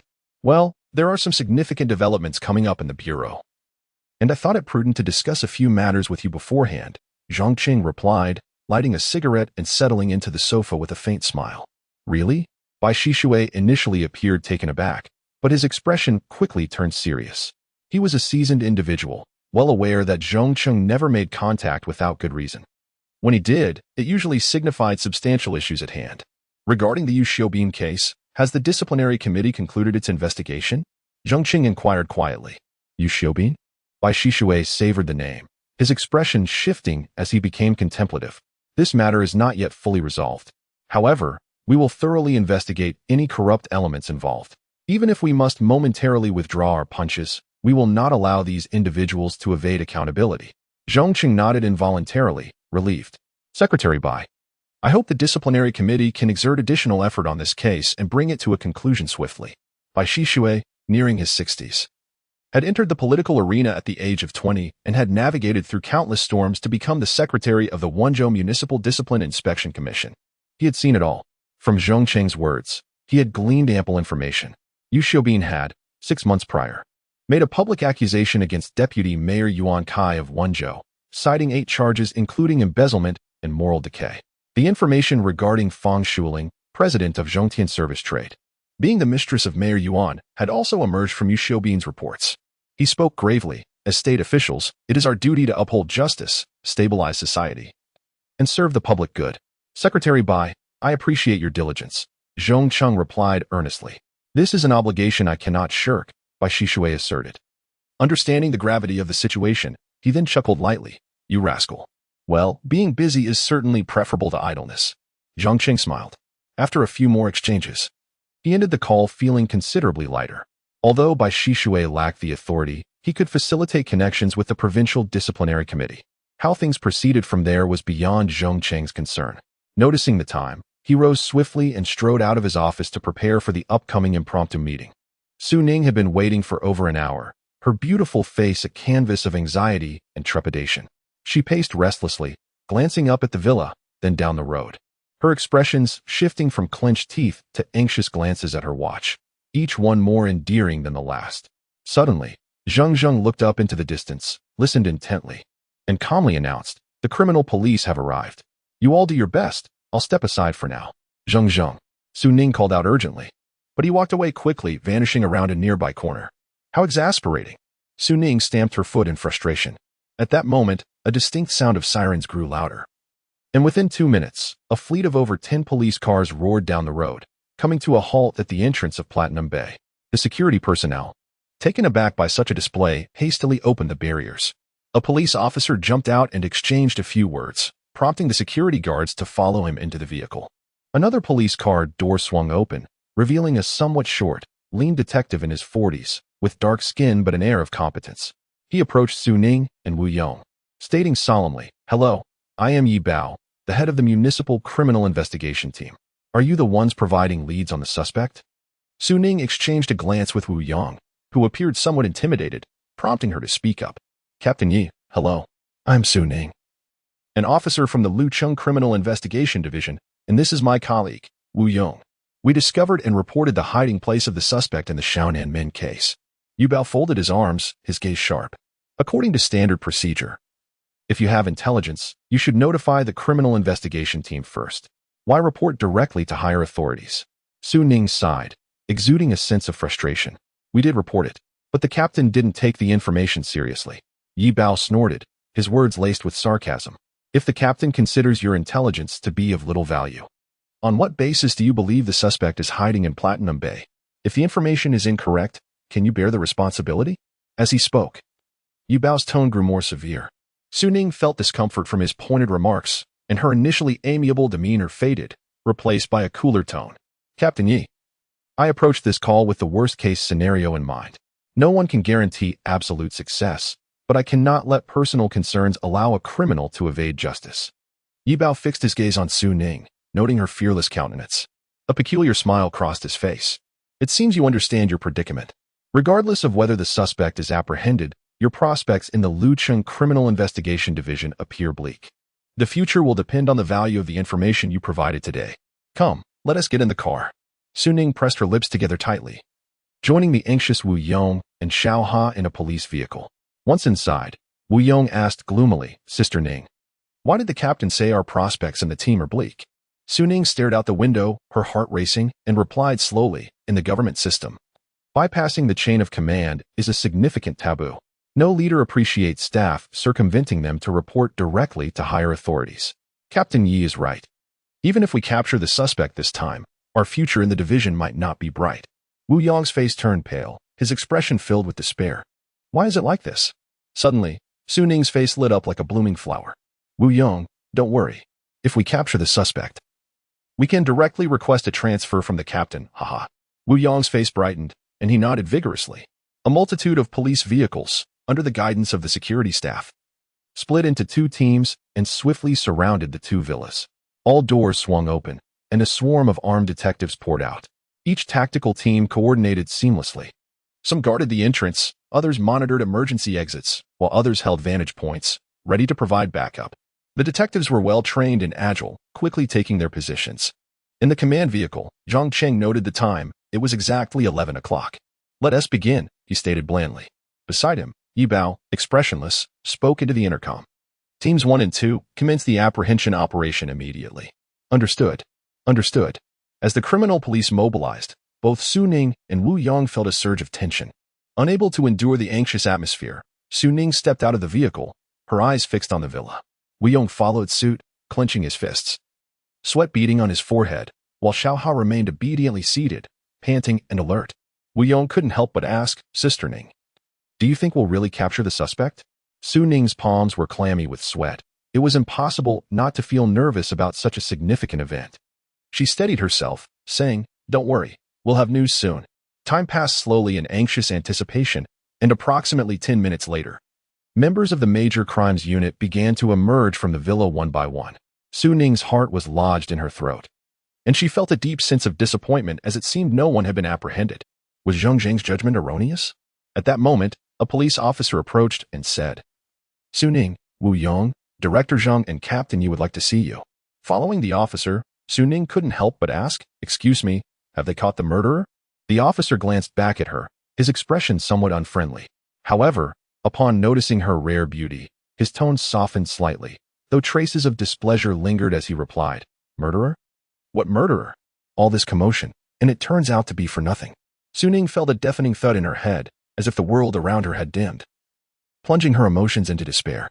She and Wu Yong, feeling utterly lost, trailed behind the officer, their minds clouded as they arrived at Director Zhang's office. Director Zheng, with his square face devoid of expression, stood with his hands clasped behind him, as still and straight as a javelin, exuding an air of quiet authority that made anyone who looked upon him feel as if they were adrift in a stormy sea, trembling with unease. His gaze swept over them like a gleaming sword. As soon as Su Ning and Wu Yong's eyes met, they instinctively lowered their heads, resembling wilted eggplants. Director Zheng took a couple of slow steps forward, his face as calm as a still lake, and stated, "The murderer has not been caught." The last shred of hope for Su Ning shattered, her heart turned to ashes, her complexion pale as she silently stood there, voiceless. Director Zheng then asked, "Do you have anything to say?" Su Ning gritted her teeth and mustered her courage, replying, "There's nothing to say." Wu Yong's dry lips moved, yet he ultimately remained silent. Director Zheng nodded, his gaze reflecting a hint of approval. "Not bad. You two possess a sense of responsibility. I expected you to make excuses." Su Ning managed a bitter smile, her expression tinged with sorrow. "There's nothing to excuse. An error is an error." Suddenly, a smile broke across Director Zheng's face, revealing a glimmer of warmth as he said, "Who said you made an error?" Su Ning looked up, her beautiful eyes staring blankly at Director Zheng, puzzled by his words. Director Zheng erupted into laughter, and his hearty mirth seemed to disperse the oppressive atmosphere. He clapped Wu Yong on the shoulder, leaving the latter bewildered, before giving Su Ning's delicate shoulder a pat, exclaiming, "Old Su has raised a fine daughter. At such a young age, you possess remarkable courage, intellect, and capability. The organization needs young talents like you both, filled with vigor and responsibility." Su Ning was left in a daze by Director Zheng's words, pondering their meaning for quite some time. Yet, observing his demeanor, it seemed the situation might not be as dire as she had feared. Perhaps a significant turning point was at hand. She cautiously inquired, "Director Zheng, do you know my father?"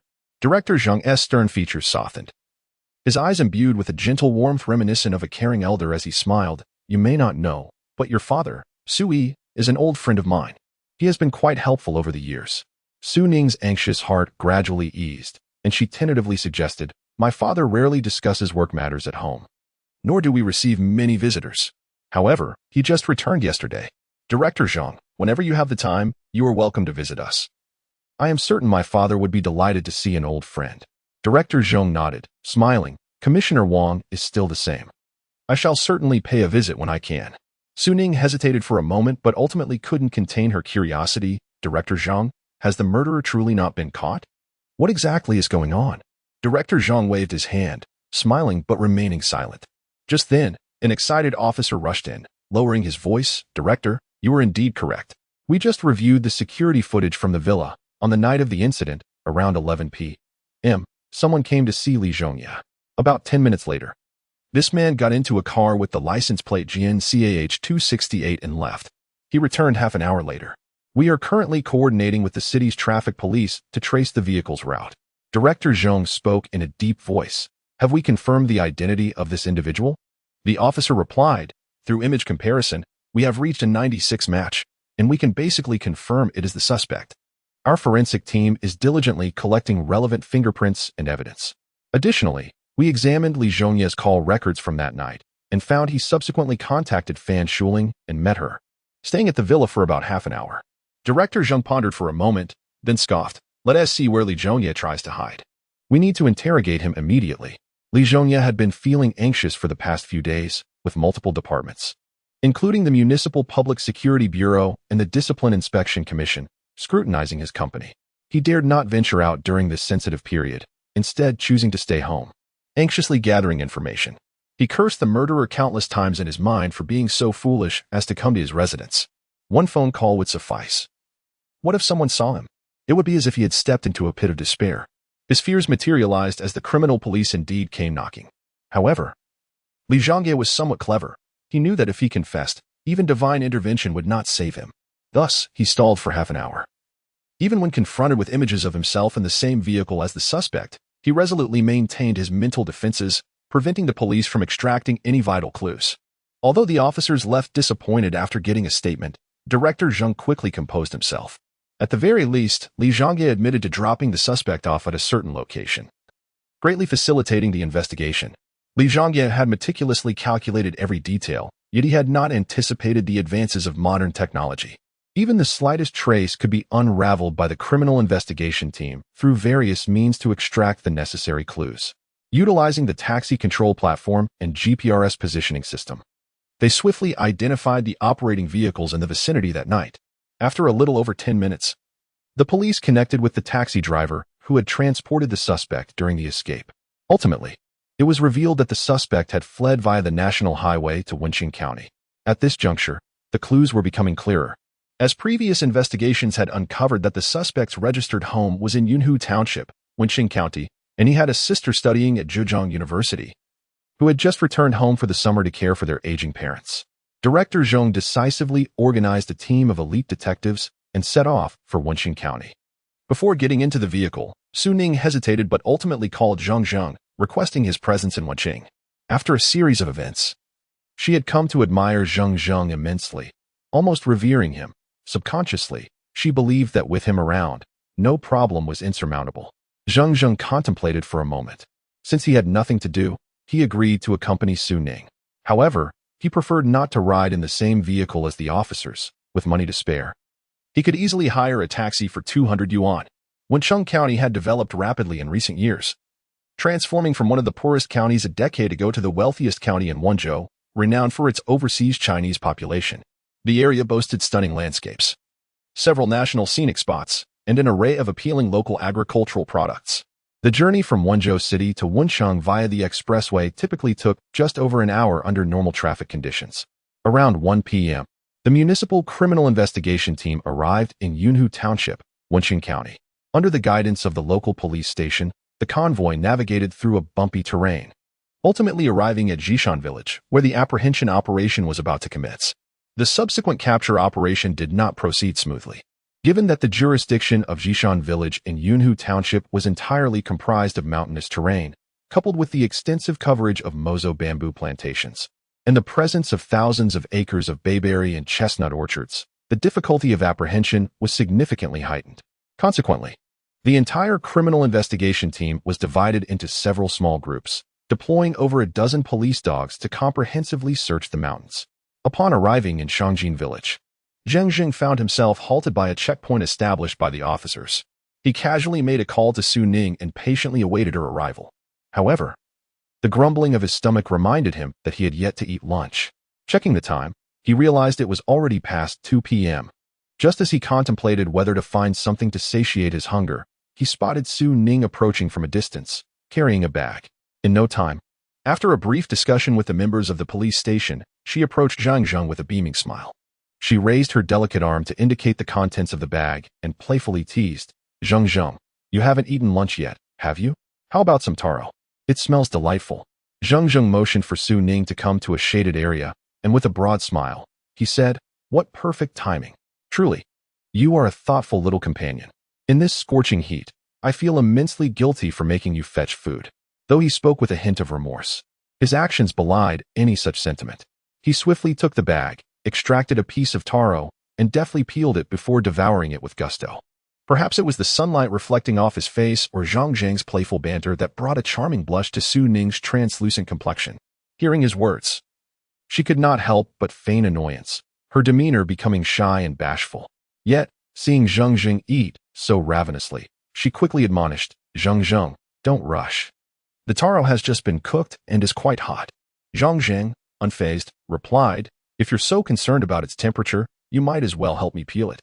Su Ning pouted, indicating her discontent, but ultimately complied, assisting him in peeling the taro. As he ate, he inquired about the progress of the capture operation. Without pausing her task, Su Ning kept her head down and replied, "There is still no news, but I suspect things aren't progressing smoothly." Zheng Zheng muttered under his breath, "The efficiency of these detectives is rather poor." Su Ning shot him a glare, retorting, "Zheng Zheng, could you be a bit more tactful? Do not forget that I am also a detective." Zheng Zheng chuckled, "Of course. The key is that our little chubby girl hasn't made her move yet. So, what do you say? Are you interested in joining me to catch the culprit?" Su Ning exclaimed in delight, "Yes, yes." Zheng Zheng looked at her, puzzled by her exuberance. "Xiao Peng is a retired soldier with formidable skills. Aren't you worried about the danger?" With a radiant smile, Su Ning playfully blinked her large eyes and replied, "But I have you, Zheng Zheng. With you around, what safety concerns could there possibly be?" Zheng Zheng was taken aback, chuckling, "You have such unwavering faith in me?" Su Ning nodded earnestly, her eyes sparkling with admiration, Zheng Zheng is so remarkable. Of course, I have confidence in you. Satisfied, Zheng Zheng reached out to tousle her glossy hair and declared, then let us gather Wu Yong and bring Xiao Hao along. We're heading into the mountains. With excitement, Su Ning replied, great. Soon, the three reconvened, and this time Zheng Zheng did not need to employ any tactics. Rejuvenated, Xiao Hao caught the scent of evidence and began to dash through the wilderness. Thankfully, having learned from past experiences, Wu Yong tightly held onto the harness, preventing Xiao Hao from breaking free. Gradually, they spotted the figures of the criminal investigation team among the dense bamboo groves. Ignoring them, the trio pressed on with their pursuit. Before long, they arrived at a waterfall pool, where at least 20 detectives and 4 or 5 police dogs were gathered. The detectives meticulously searched the periphery of the pool, while the dogs seemed to be in disarray, indicating a potential issue. Curious, Su Ning quickly approached an officer for information. It turned out that the detectives had been tracking the scent with the dogs, but the lead had suddenly gone cold, and Xiao Peng had seemingly vanished without a trace. Observing the unique surroundings, Zheng Zheng noted that they were flanked by mountains, with 3 rock walls enclosing the area and a pool below that was about 10 meters deep, casting a shadowy ambience. After a thorough examination, he pulled the officer aside and inquired, have you considered the possibility of a cave or waterway beneath the pool or within the rock walls? The officer readily responded, we did consider that and sent someone to investigate. However, we found no signs of any caves. Pondering for a moment, Zheng Zheng removed his clothing, leaving only his swim trunks. No one anticipated that beneath his seemingly frail exterior lay a well-defined physique, with prominent muscles and a fair complexion that would evoke envy in women. As he prepared to dive, Su Ning, caught off guard by his sudden action, stomped her feet in surprise and quickly turned away, her face flushed with embarrassment. Zheng Zheng, unperturbed, leapt into the river. The water was refreshingly cold, especially on such a hot summer day. Being a proficient swimmer, a skill common among those raised in the Jiangnan water towns, he submerged, eyes wide open, scrutinizing the rocky walls. Soon, he noticed something peculiar. One of the rock surfaces appeared out of place, with disheveled algae and fresh scrape marks. It seemed the detectives had focused solely on identifying waterways, neglecting any irregularities in the surrounding rock walls. Zheng Zheng attempted to push against the rock face, but the buoyancy of the water made it difficult. After considerable effort, he finally managed to dislodge it, revealing a dark underwater passage. After inspecting the passage and confirming the water level was manageable, he resurfaced at the edge of the rock wall, a mischievous grin spreading across his face as he extended his hand for Su Ning to assist him. Without suspicion, she reached out to help him. However, unexpectedly, Zheng Zheng pulled her with force, causing her to cry out as she fell into the water, quickly submerging and bubbling to the surface. The officers on the shore were left dumbfounded, unsure of what had transpired. After a moment of panic when they did not see her resurface, several officers hastily stripped off their clothes and dove into the water to search for her. Amidst the chaos, Su Ning sputtered and choked on water, her face turning crimson. Fortunately, her swimming skills, combined with Zheng Zheng's firm grip on her hand, kept her from succumbing to fear. Initially irritated by Zheng Zheng's prank, she soon realized the brilliance of his actions as she discovered a water tunnel within the rock wall. The intelligent and perceptive Su Ning quickly surmised that this could be the escape route used by the culprit. Her earlier annoyance dissipated, replaced by a sense of gratitude as she recognized Zheng Zheng's intentions to share the credit for capturing Xiao Peng. When they finally emerged from the water tunnel, they found themselves enveloped in darkness. Su Ning, panting lightly, clutched Zheng Zheng's arm tightly, a trace of fear reflected in her expression, likely stemming from the innate trepidation women often feel in the unknown. Zheng Zheng sensed the tension emanating from the enchanting figure beside him. With a flick of his hand, a luminous orb suddenly materialized in the air. This was the only spell Zheng Zheng had mastered thus far, the fireball technique. Regrettably, it was not employed for combat, but rather for illumination. If the deity who conceived this magic were to witness its current use, they might very well be infuriated to the point of spitting blood. The soft, gentle light illuminated the dark waterway, revealing Su Ning's mesmerized and astonished gaze, as well as her graceful, damp form. Her t-shirt clung to her curves, resembling the majestic contours of mountains. A mere glance from Zheng Zheng left him feeling parched. Su Ning appeared oblivious to her unexpected exposure. Her eyes filled with wonder as she murmured, Zheng Zheng, what is this orb of light? Where did you conjure it from? Not wishing to divulge too much, Zheng Zheng calmly replied, are you familiar with Lu Qian? He is a renowned magician in China. Su Ning's gaze remained fixated on the orb, which shimmered like a rainbow, ethereal and breathtaking, prompting her to blurt out without thought. Zheng Zheng nodded, stating, "Indeed, you may regard me as akin to Lu Qian, perhaps even more exceptional." Zheng Zheng, you are a magician. Su Ning's eyes brimmed with admiration and awe. Suddenly, Zheng Zheng halted, tilting his head skyward. Unbeknownst to him, the waterway had gradually widened, revealing clusters of silvery stalactites hanging above. Su Ning, lacking Zheng Zheng's keen eyesight, could only discern vague shadows and inquired with curiosity, "Zheng Zheng, what have you discovered?" Just then, a silver-white, crystal-like streak darted through the stalactites with remarkable agility, almost vanishing in an instant. Zheng Zheng pondered briefly, his eyes suddenly igniting with brilliance. And with a slight smile, he remarked, "That is a snake, a white snake." "A snake?" Su Ning gasped, pressing her petite frame against Zheng Zheng's arm, her head swiveling as she scanned her surroundings. Zheng Zheng gently patted her somewhat cold hand, reassuring her, "It's all right, it has slithered away. Let us proceed." Su Ning continued to cling to his arm, evidently still shaken. Yet soon, she felt a surge of masculine energy radiating from Zheng Zheng, providing warmth akin to sunlight in the chilly cavern. While Su Ning felt comforted, Zheng Zheng found himself in a predicament, gritting his teeth as he tried to endure the astonishing softness and elasticity pressed against him. Particularly during their movement, the inevitable gentle friction intensified the atmosphere of intimacy. Zheng Zheng marveled inwardly at the surprising assets of this seemingly plump girl, unable to resist savoring the experience. Su Ning seemed to sense something amiss. The orb cast light upon her face, her eyes shimmering like a tranquil lake, rippling with emotion. Yet, rather than loosening her grip, she tightened it further, as if fearing that the snake might reappear at any moment. Before long, the distant glow of light shattered Zheng Zheng's reverie. He placed a finger over his lips in a gesture for silence, extinguished the orb, and crouched low as they moved forward. It was then that Su Ning realized the ground beneath them had transformed into solid earth, devoid of any traces of water. After a moment of hesitation, she ultimately released her grip, opting to clutch the hem of Zheng Zheng's shirt, closely following him. Ahead, a figure emerged in the cave, sitting quietly with their side turned. The cavern was approximately 3 meters high, surrounded by stone walls adorned with glistening stalactites. It appeared to be a natural formation, untouched by human hands. How Xiaopeng had discovered this place remained a mystery.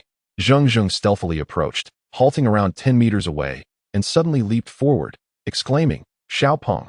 Startled, Xiaopeng turned, his expression one of disbelief and shock.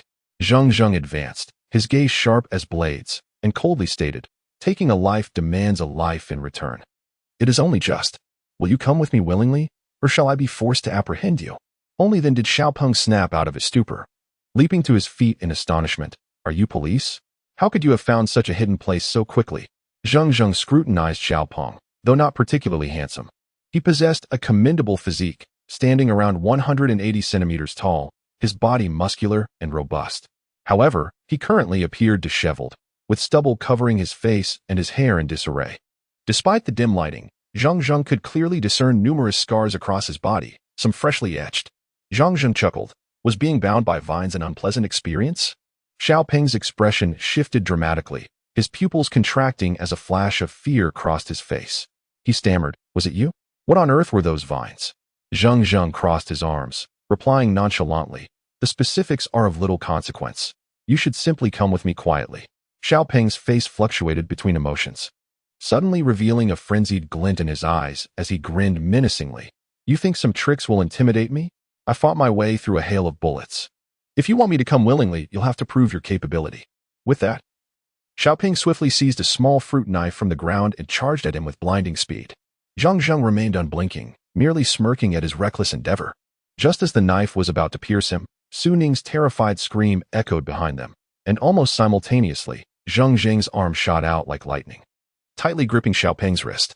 Xiaopeng felt as if his vision had blurred, his hand was ensnared as if gripped by steel, utterly inescapable. A piercing pain surged through him, drawing gasps of agony.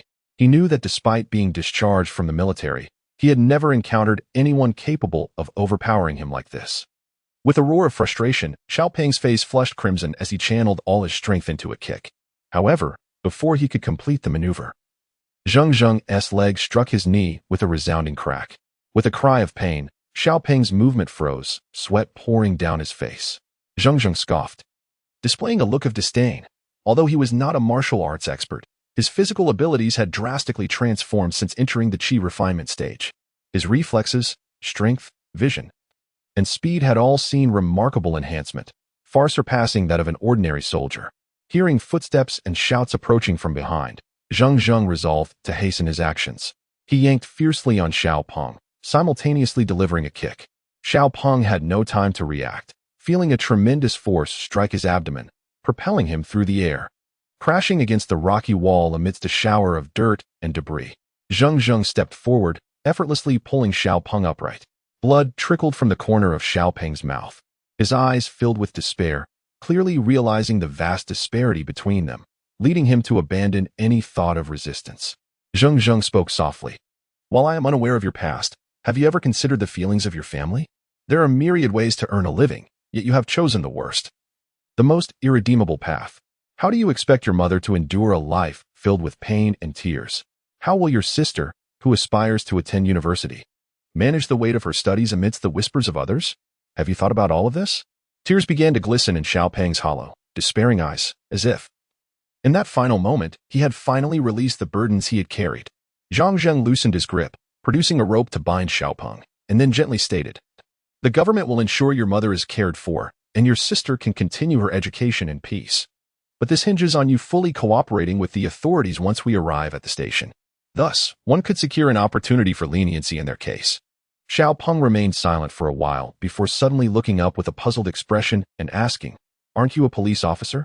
Zheng Zheng, slightly taken aback, did not deny it and replied, "Indeed, your powers of observation are quite keen. You could have enjoyed a bit more leisure, but unfortunately you crossed paths with me." At this moment, Xiaopeng's emotions had calmed somewhat. He sighed and, with a bitter tone, said, "Having taken this step, I must brace for the worst. After enduring so much, I have come to terms with many things. Yet, there is one matter that weighs heavily on my heart, and I hope you might assist me." Zheng Zheng, perplexed, responded, "Do not forget that it was I who apprehended you and delivered you to prison. Why would you seek my help?" Xiaopeng's gaze towards Zheng Zheng grew complex, and after a long pause, he spoke solemnly, "You are no ordinary person. You possess remarkable abilities. If you are willing to assist me, I would feel at ease. However, if you choose not to help, I will not hold it against you." Zheng Zheng did not deliberate for long and replied earnestly, "As long as it is reasonable and lawful, I will do my utmost to assist you." A look of determination crossed Xiaopeng's face, his eyes glistening with unshed tears as he said, "I hope that when you have the time, you can look after my elderly mother." After hesitating and glancing at the silent Su Ning, who was hidden behind Zheng Zheng, he continued, "And my sister, Xiaozi Xuan. Please do not let those vile individuals take advantage of her." Zheng Zheng felt a wave of silence wash over him. It was unexpected to discover that this ruthless criminal had such a tender side. It seemed that family was an insurmountable hurdle for most, including himself.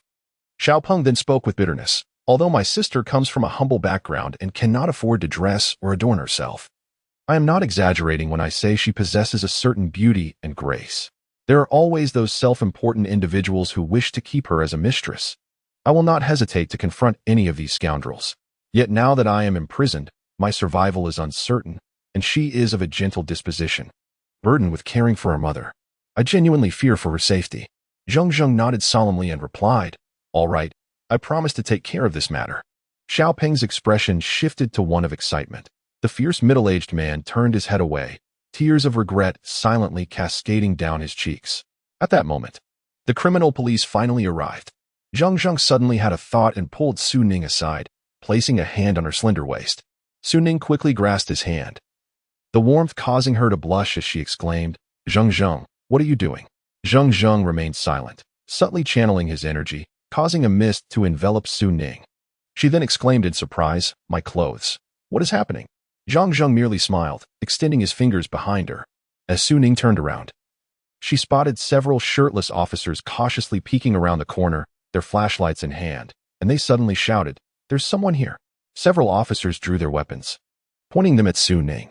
Startled, she quickly declared, "I am Su Ning. Xiaopeng has already been apprehended." The officers were momentarily stunned before rejoicing. "Have we caught the murderer?"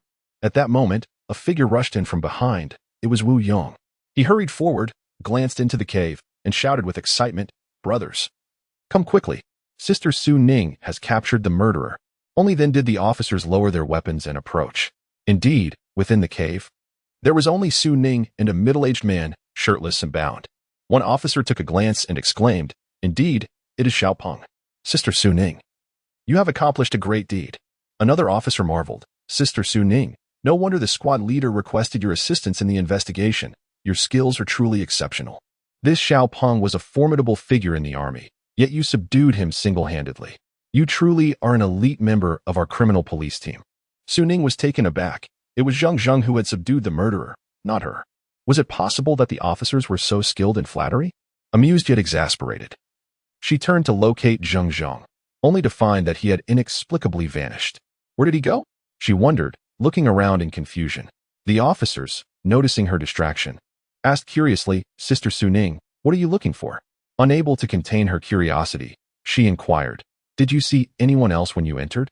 The officers shook their heads in unison, indicating they had not. Now completely bewildered, Su Ning pondered, how could Zheng Zheng have disappeared? Could it be that he has the ability to become invisible? Oh, that must be it. He mentioned he could perform magic. Remembering the grand illusions from television, she felt somewhat reassured, concluding that he likely did not wish to reveal himself. With a smile returning to her face, she remarked, "It is not I who has accomplished this great feat. If not for the timely arrival of my brothers, it would not have been so easy to apprehend this fellow." The officers exchanged glances, seeing the mutual delight in each other's eyes, and simultaneously regarded Su Ning with newfound respect. This girl, who embodied beauty, grace, courage, and intelligence, would surely exact a heavy toll on anyone who underestimated her allure. The monumental credit for capturing Xiaopeng had been deftly shared among them. This was a tangible achievement, one that would undoubtedly lead to commendations and rewards, a legacy to be cherished for a lifetime. One officer grinned and said, "Sister Su Ning, we owe you a debt of gratitude. If ever you require assistance, simply call upon us." The others nodded in agreement, expressing their support. Soon, the officers escorted Xiaopeng out of the waterway and swiftly into the police vehicle, a jubilant group returning to Wenzhou to report their success. As news of Xiaopeng's capture spread, the entire municipal police department erupted in cheers. The weight that had burdened their hearts for days finally lifted. However, the subsequent interrogation of Xiaopeng proved to be quite challenging. At this juncture, Su Ning proposed a strategy to leverage his family connections, particularly with his sister. After a brief consideration, Zhang Qing agreed to Su Ning's suggestion, allowing the siblings to meet. When Xiao Zishuan and Xiaopeng finally encountered one another, they embraced and wept heartily. The ensuing interrogation proceeded exceptionally smoothly. Xiaopeng not only confessed to his crimes, but provided a comprehensive account of the events, including the mastermind behind the scheme, the details of the crime, and the escape route.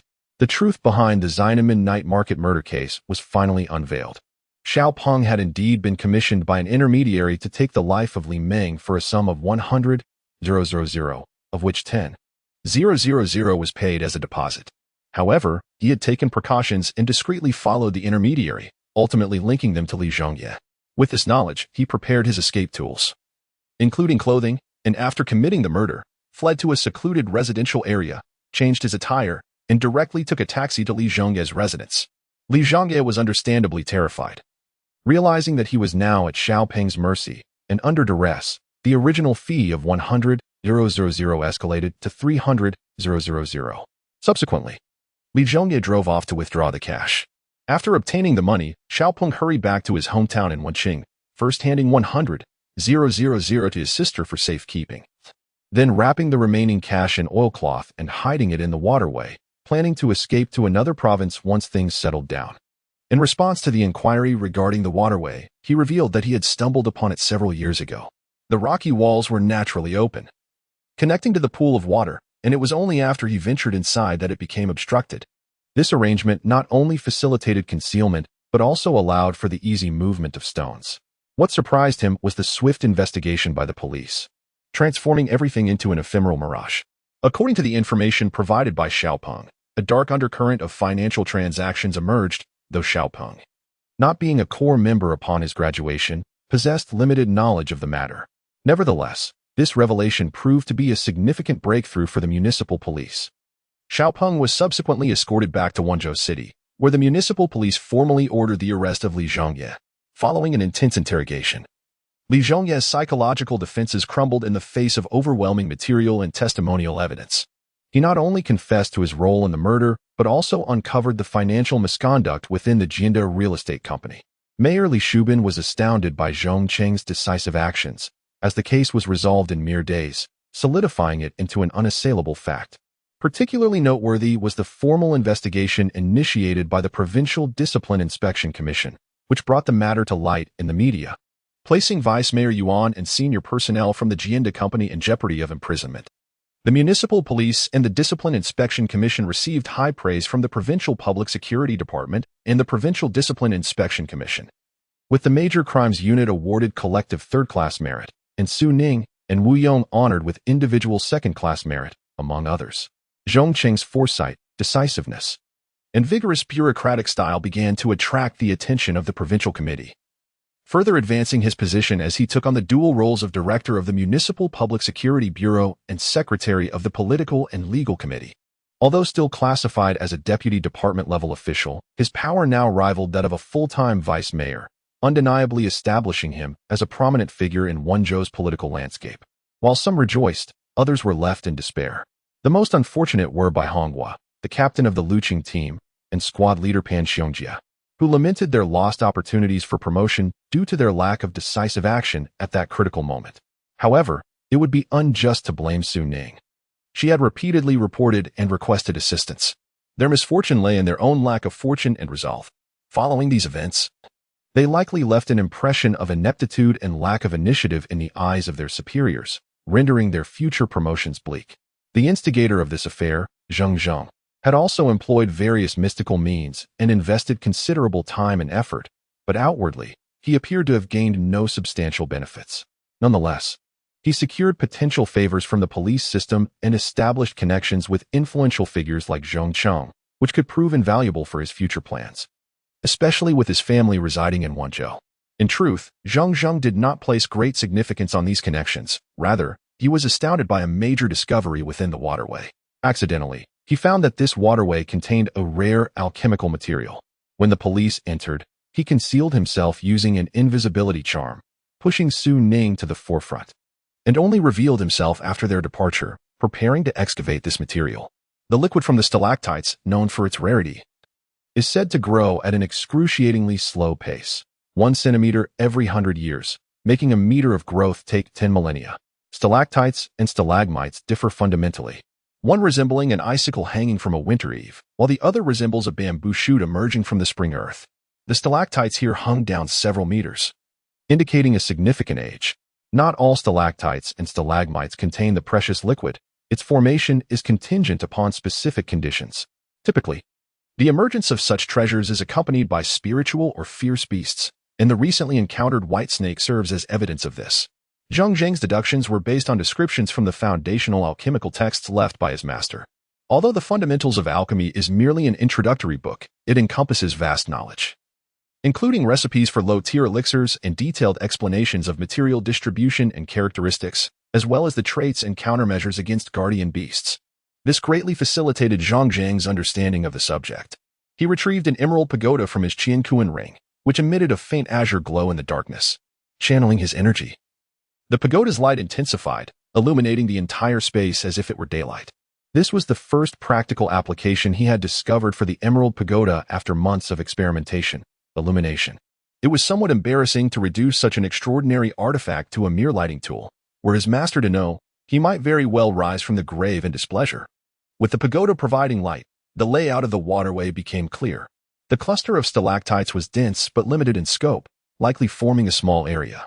The sole exit connected to the rocky wall by the pool, its secluded terrain allowing for stable growth. Over the years, it had absorbed the essence of the earth, gradually condensing into the precious stalactite liquid. However, he was uncertain of the strength of the fierce beasts guarding this liquid. Generally speaking, the more abundant the stalactite liquid and the longer it has existed, the more formidable the guardian beasts become. They typically remain within the stalactite cluster, attacking intruders without hesitation.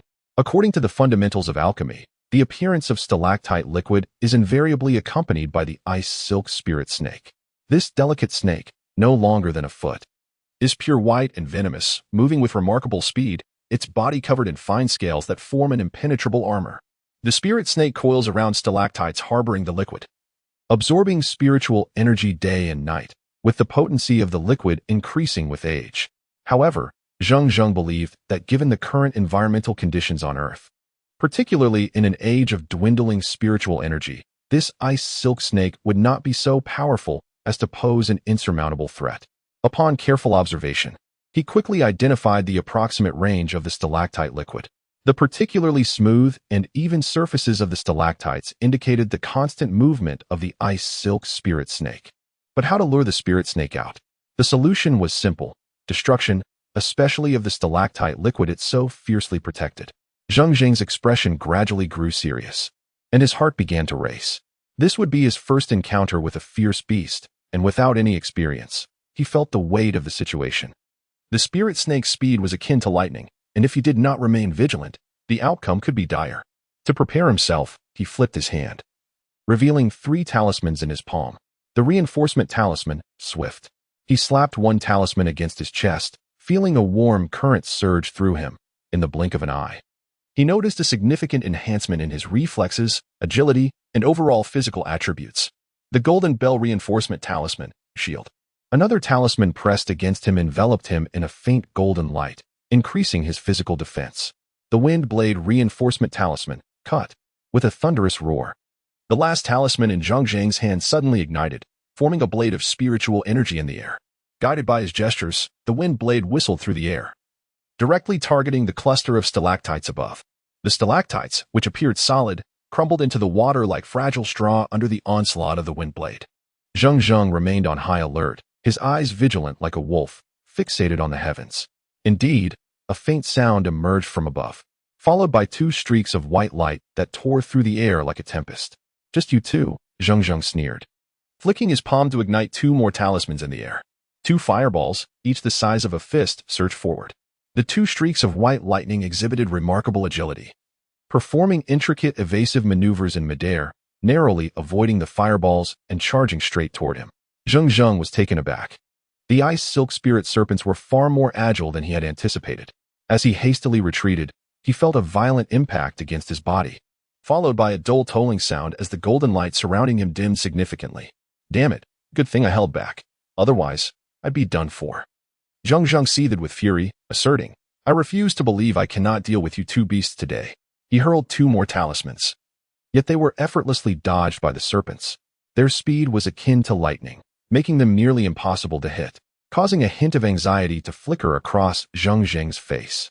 Moreover, after several collisions with the serpents, the golden light dwindled further, teetering on the brink of extinction. What to do? Zheng Zheng had no time to ponder. The serpent's relentless assault left him dizzy. He activated another Golden Bell talisman, re-establishing a defensive line. Both sides unleashed their fury, engaging in a grueling tug-of-war. Zheng Zheng's talismans dwindled rapidly until he was left with none. One of the serpents, unfortunate enough to be struck by a fireball talisman, was singed, with most of its body charred black, a comical sight with its mixed hues of black and white. Yet Zheng Zheng was not faring any better. The sheer power of the ice silk spirit serpents and the activation of numerous talismans had drained most of his magical energy.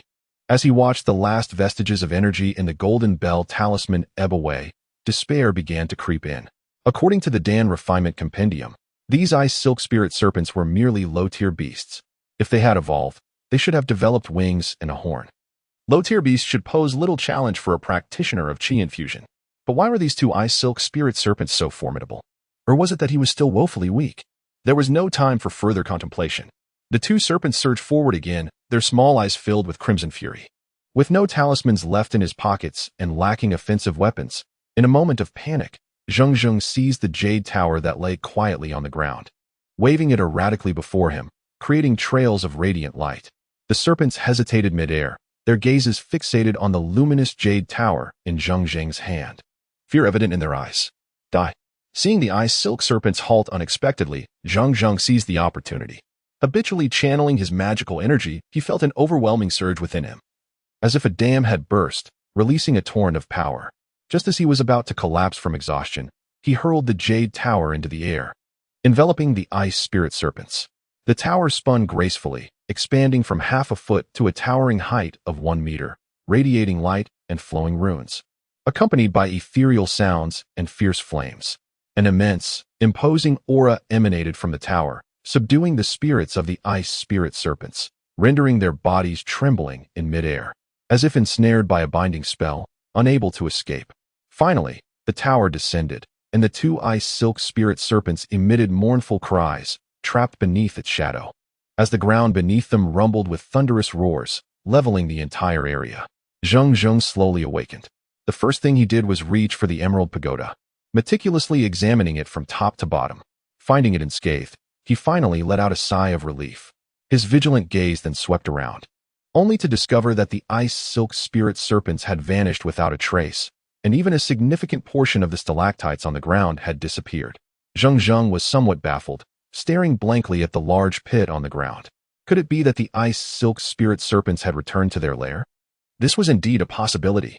He hastily replenished some of his magical energy, rummaged through his ring for a long time, only to find that his offensive talismans had been completely exhausted. Although he felt a twinge of regret, it was not a major concern. Once he returned, he would have plenty of time to craft a multitude of talismans.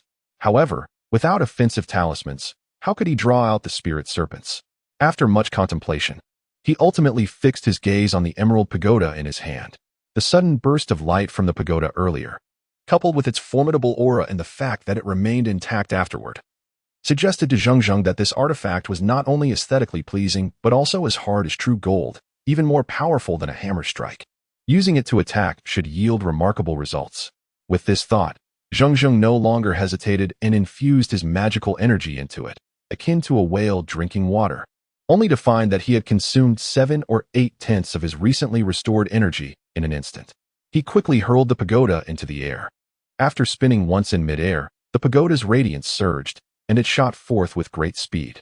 A thunderous boom echoed as the pagoda struck, obliterating the stalactites into mere dust, which then dispersed like powder. Once everything returned to normal, Zheng Zheng's eyes nearly bulged out, his mouth forming an O shape. He never anticipated that a seemingly ordinary strike from the emerald pagoda would possess such immense power, reducing the entire stalactite formation to nothingness, leaving it barren as if it had never existed. The destructive force was countless times greater than that of the talismans. As for the spirit serpents, they were likely long gone, nestled in the embrace of Mother Earth. Filled with joy, Zheng Zheng retrieved the emerald pagoda, gently caressing its patterns as one would tenderly touch a beloved spouse or child.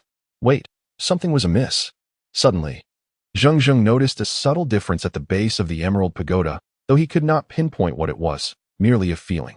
Could it be damaged? A wave of panic surged through him. After scrutinizing it repeatedly, he found it to be completely intact, without a single crack or scratch. What was going on? After much contemplation, Zheng Zheng still could not comprehend the situation. Should he investigate the pagoda's space?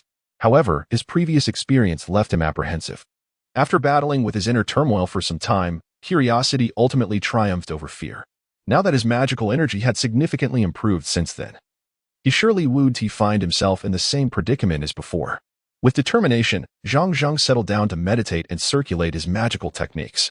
After a small cycle, all his consumed magical energy was replenished, even surpassing his previous state of refinement, as if he had touched the barrier of the second level of Qi refining. Indeed, combat is the best form of cultivation. Taking a deep breath, Zheng Zheng lifted his gaze towards the sky once more. Before entering the pagoda's space, he should first collect the spoils of his recent endeavor. As he shattered the lower part of the stalactite, a faint fragrance wafted towards him, followed by a drop of milky white liquid trickling down from the stalactite. Zheng Zheng hurriedly caught it in a jade vial. 1 drop, 2 drops. After collecting a dozen droplets from a single stalactite, it was finished. After half an hour of gathering, Zheng Zheng managed to collect only half a vial of the liquid. Looking at the milky liquid in his hand, which exuded a pleasant aroma, he felt a slight disappointment. True liquid that had formed over thousands of years would be completely transparent, with a rich and pure fragrance, serving as an excellent material for refining. However, the liquid he possessed was opaque and milky white, indicating that it had not formed for long. Nevertheless, it was sufficient as a supplementary material for foundation-building pills. After gathering his spoils, Zheng Zheng sighed in relief. The next step was the main event. An instinctive feeling told him that the emerald pagoda contained astonishing secrets. He found a spot to sit down, crossed his hands with palms facing up to support the pagoda, and allowed his consciousness to enter the pagoda's space alongside the magical technique. This time, the process seemed smoother than before. The feeling of being devoured was considerably weaker, and he safely entered the void door without peril. Upon entering the pagoda's space, Zheng Zheng was momentarily stunned by the sights before him. The space appeared wider than the last time. A small stream had transformed into a river that stretched outward until it faded into a gray horizon. The opposite bank remained shrouded in white mist, obscuring the view within. However, on this side of the river, a significant change had occurred. Once empty, a small tributary now flowed, with a hollowed-out rock bridging the stream. Two small snakes swam languidly around the rock. One snake was entirely snow-white, while the other bore a pattern of black and white, moving rather sluggishly. Could it be? Were those not the ice silk spirit serpents? How did they end up in the Emerald Pagoda's space? Zheng Zheng was taken aback, his eyes bulging in disbelief.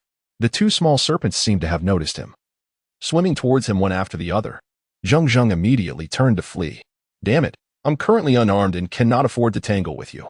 Just wait until I return and craft a few bundles of talismans. Then I shall see how I can drown you. After running just a few steps, Zheng Zheng suddenly realized that with his ordinary speed, he could not possibly escape the lightning-fast spirit serpents. Just as he was about to harness his magical energy to activate the movement talisman, he felt a chill on both arms. Looking down, he saw that the ice silk spirit serpents had tightly coiled around his arms, occasionally flicking their bright red tongues, licking his wrists, and sending tingling sensations up his arms. Zheng Zheng was startled and nearly fainted. He flailed his arms wildly, trying to shake off the serpents. To his dismay, despite nearly dislocating his shoulders, the two spirit serpents remained firmly wrapped around his arms, showing no signs of loosening their grip. It was over. Zheng Zheng closed his eyes, filled with despair. Without the golden bell talisman, a mere bite from the serpents could turn him into a toxic puddle, nourishing the land. However, after waiting for some time, he felt only the tingling sensation on his arms, devoid of any pain. This puzzled him. Could it be that the serpents had developed intelligence, akin to a cat playing with a mouse, choosing to toy with him before consuming him? Zheng Zheng felt a surge of anger as he raised his arms, glaring at the two serpents, only to find them ensconced comfortably around his arms, occasionally lifting their heads and gazing up at him with what appeared to be endearing expressions. Wait a moment. Zheng Zheng was suddenly taken aback by his own thoughts. Endearing expressions? How could he think such a thing? Yet these two spirit serpents lay there so obediently. After waiting a while longer, seeing that they remained calm and unthreatening, Zheng Zheng could no longer contain his curiosity and tentatively poked one of the serpents with his finger. The moment he touched it, he felt a cool, smooth sensation that was quite pleasant. The spirit serpents seemed to enjoy this too, slightly narrowing their eyes in apparent bliss. What on earth was happening? Zheng Zheng's mind was utterly boggled. However, the serpents showed no signs of aggression, which was, at the very least, a good thing.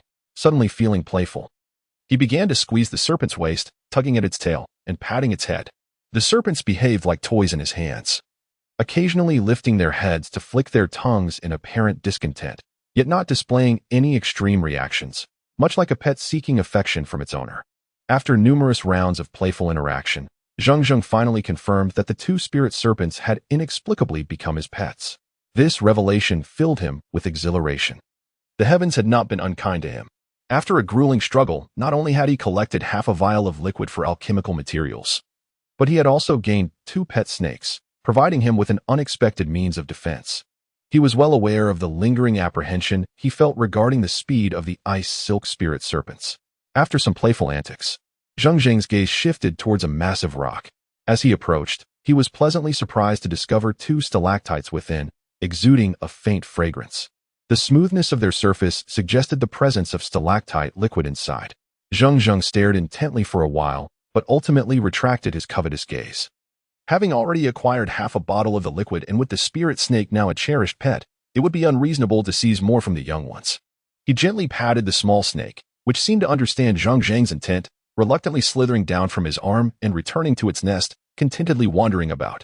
Shifting his focus, Zheng Zheng's attention was once again drawn to the opposite bank of the flowing river. After a moment's hesitation, he finally set off towards the water. Wading through the stream, the mist thickened and the resistance intensified, making progress arduous. Yet, Zheng Zheng felt he had ventured deeper than his previous foray. Faintly visible was the towering 9-story pagoda, its peak piercing the sky, radiating brilliant light. In front of the tower appeared a set of steps, flanked by 4 grand statues. Each statue loomed several hundred feet high, their forms fierce and imposing. However, the intricate carvings on them remained obscured. As Zheng Zheng sought to discern further, he found himself repelled by the thick mist. It seemed he could only reach this point. His cultivation was still insufficient. Retreating from the stream, Zheng Zheng sat down and gazed blankly ahead, pondering the origins of this emerald pagoda and its extraordinary powers. Unbeknownst to him, he was exceedingly fortunate. This emerald pagoda was a unique treasure crafted by a great deity from the ancient primordial era. At that time, chaos reigned, and monstrous beasts roamed the earth, some possessing formidable powers, capable of manipulating celestial bodies and reshaping reality with a mere gesture.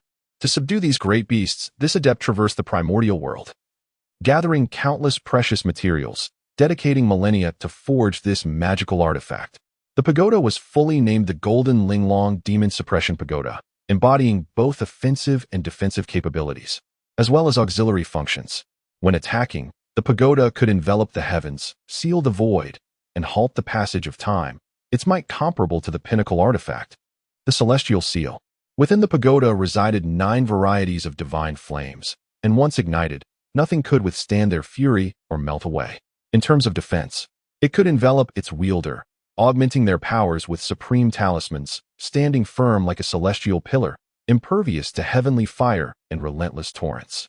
Moreover, it contained its own spatial realm, governing the laws of all living beings. When operating at its zenith, it could reverse time and space, reshaping the cycles of existence. However, these were not the pagoda's primary functions. Its very name indicated its original purpose, to suppress demons. Any demon captured within its confines faced life or death at the whim of its master.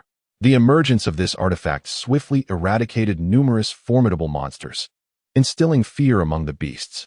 They eventually united to confront the adept in a celestial battle lasting millennia, ultimately sacrificing thousands of their kind to vanquish him.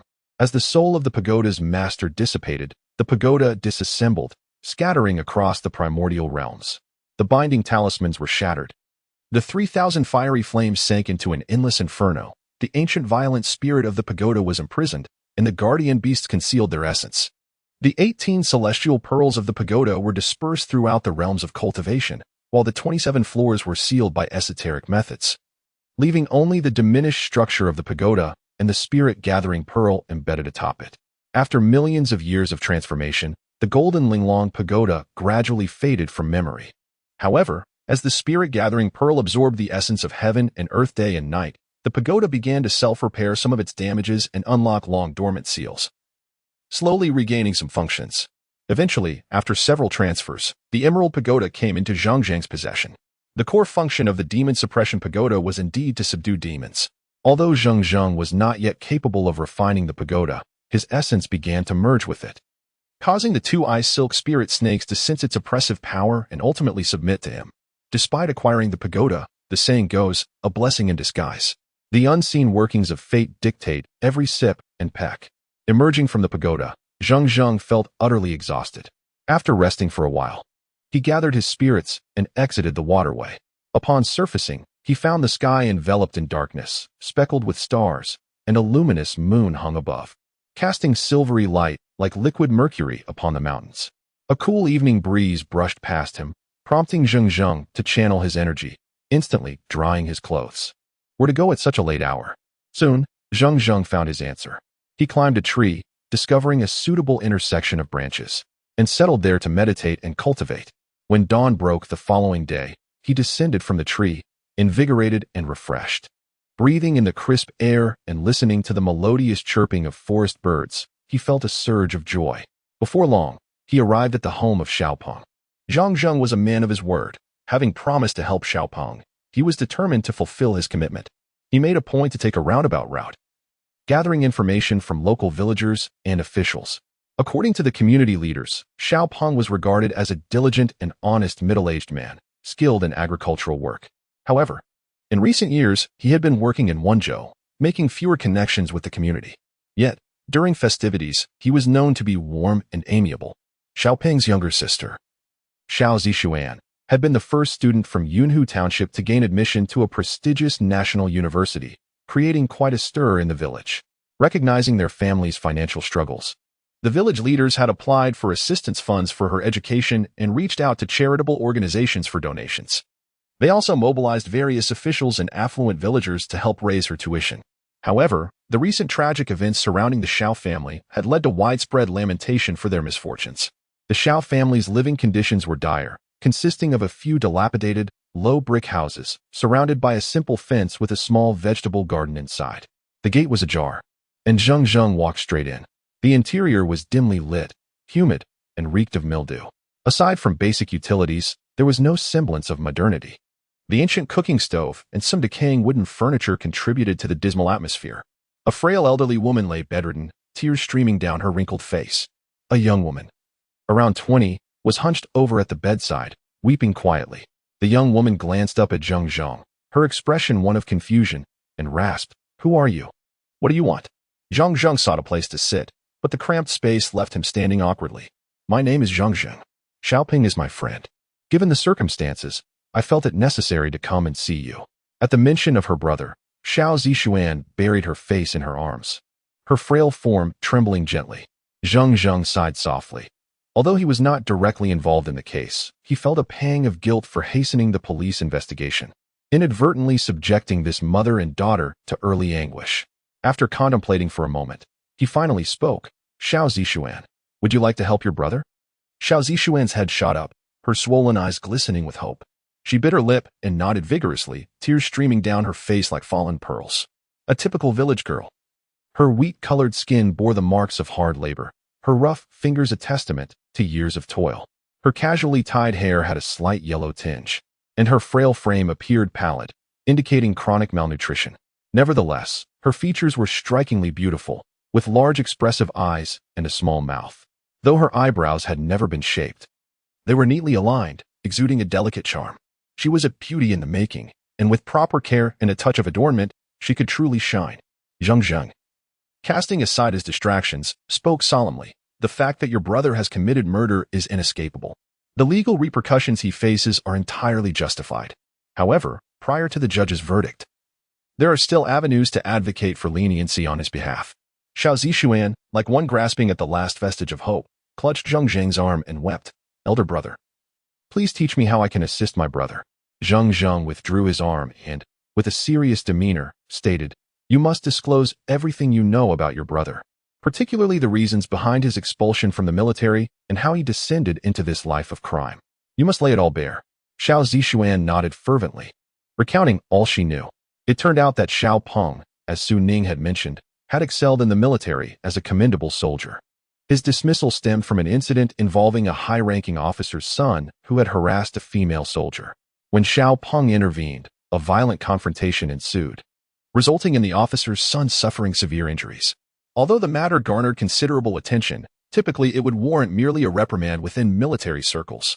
The situation deteriorated when the female soldier, fearing repercussions upon discovering the assailant's identity, recanted her account and falsely accused Xiao Peng of damaging their relationship. This manipulation allowed the officer's family to escalate the issue, ultimately leading to Xiao Peng's unjust return to his hometown. Upon his return, Xiao Peng initially faced no significant repercussions, tending to his elderly parents and working diligently. However, years later, after finally finding a girlfriend, he was devastated when she absconded with all his possessions. This emotional trauma led him on a quest to confront her, only to find himself embroiled with criminals, resulting in his arrest for intentional harm. After serving his sentence, Xiao Peng underwent a profound transformation, becoming withdrawn and irritable, often resorting to alcohol-fueled disturbances, culminating in his current dire state. Zheng Zheng, reflecting on Xiao Peng's plight, felt a pang of sympathy. It was indeed tragic. Most individuals would succumb to despair after such tribulations, though some resort to extreme measures in their rebellion against society. Xiao Zixuan, her eyes swollen and red, gazed imploringly at Zheng Zheng. "Elder brother, please save my brother." Zheng Zheng remained silent for a moment before nodding. "I can intercede on his behalf. The best outcome would be to convert the death penalty into a suspended sentence. However, your brother must cooperate fully with the police, revealing the individuals behind the scenes to secure leniency. As long as he is not sentenced to death and is willing to amend his ways, he will eventually be released." "I understand what I need to do," Xiao Zixuan sniffled, wiping her tears. "What are your plans moving forward?" Zheng Zheng asked, his heart softened. With a face full of despair, Xiao Zishuan murmured, "What else can I do? I must care for my mother." Gently, Zheng Zheng inquired, "And your studies?" Xiao Zishuan's tears flowed anew as she cried out, "What is the point of studying? If I go to school, who will care for my mother?" Zheng Zheng contemplated reaching out to comfort her, but hesitated, instead proposing, "Perhaps you could rent a room off campus, balancing your studies while caring for your mother. What do you think?" Xiao Zishuan shook her head despondently, her gaze filled with helplessness. After a moment's thought, Zheng Zheng asked, "What is your major?" Xiao Zishuan looked at him with a hint of curiosity before replying, "Financial management." A smile broke across Zheng Zheng's face as he clapped his hands and exclaimed, "As it happens, I am currently in the process of establishing a company. If you are amenable, you could join me either part-time or full-time. I can advance you a portion of your salary, provided you agree to sign a contract. After you graduate, you can repay me through your work." Xiao Zishuan was profoundly moved, though she regarded Zheng Zheng's offer with skepticism. Yet, in his clear eyes, she found encouragement and support, devoid of the insincerity often found in those who feign goodwill. The prospect of continuing her education, while torn by the responsibility of caring for her aging mother, made Zheng Zheng's compromise enticing. After a lengthy pause, she wiped her tears and softly asked, "May I have some time to consider?" "Of course," Zheng Zheng replied. "Take your time to think it over. But keep in mind that school starts in just half a month, so you must act swiftly." Xiao Zishuan nodded in silence. Zheng Zheng provided his phone number, and after she recorded it, he rose to take his leave. As Xiao Zishuan accompanied him to the door, her swollen, tear-streaked eyes lingered on his slightly gaunt figure until he vanished from sight. With a complex expression, she turned back inside. Exiting the dilapidated abode, Zheng Zheng sighed internally. In such a harsh environment, he wondered how Xiao Zishuan, this fragile girl, managed to endure. He hoped she would not lose faith in society like Xiaopeng, ultimately falling into a dead end that would squander her youth. Since the great leader's southern tour, Wenzhou, one of the first coastal cities to embrace reform and opening up, has transformed over 2 decades into a significant window for China's international engagement, its economic prowess far surpassing that of inland regions. Yet, amidst the abundance of opportunities and entrepreneurial tales, a segment of the population still struggles to make ends meet. In the Ojai district, towering skyscrapers coexist with dilapidated neighborhoods. To the southeast, several large construction projects are underway, with bulldozers and cranes creating a cacophony of noise, stirring up clouds of dust as laborers toil under the scorching sun. To the north, numerous chemical enterprises stand tall, their chimneys releasing plumes of thick white smoke. Only to the west lies a cluster of lowly structures, where tangled power lines crisscross the sky, and narrow, uneven streets are marred by puddles of stagnant water. The air is rife with flies, reflecting poor sanitary conditions. One particular street serves as a bustling marketplace. Due to a lack of planning and management, the scene is chaotic. Crowds fill the streets, many clad in unwashed work uniforms. Likely just off their shifts, their faces weary and hurried. Most work in chemical plants, enduring long hours for meager wages, often comprising migrant laborers. They meticulously budget their meals, seldom splurging on meat or seafood. At the entrance of a decrepit storefront in the market, several officials from the Industrial and Commercial Bureau emerge. Among them, a corpulent enforcement officer, evidently the team leader, addressed a frail man in his 50s with a brusque tone. "Old Zheng, you can run a grocery store. But why are you also setting up a barbershop? If you wish to offer haircuts, that's fine, but you must obtain a business license from the Bureau. This situation puts us in a difficult position." Old Zheng, of slight stature and frail build, bore the marks of age upon his face, his hair peppered with gray.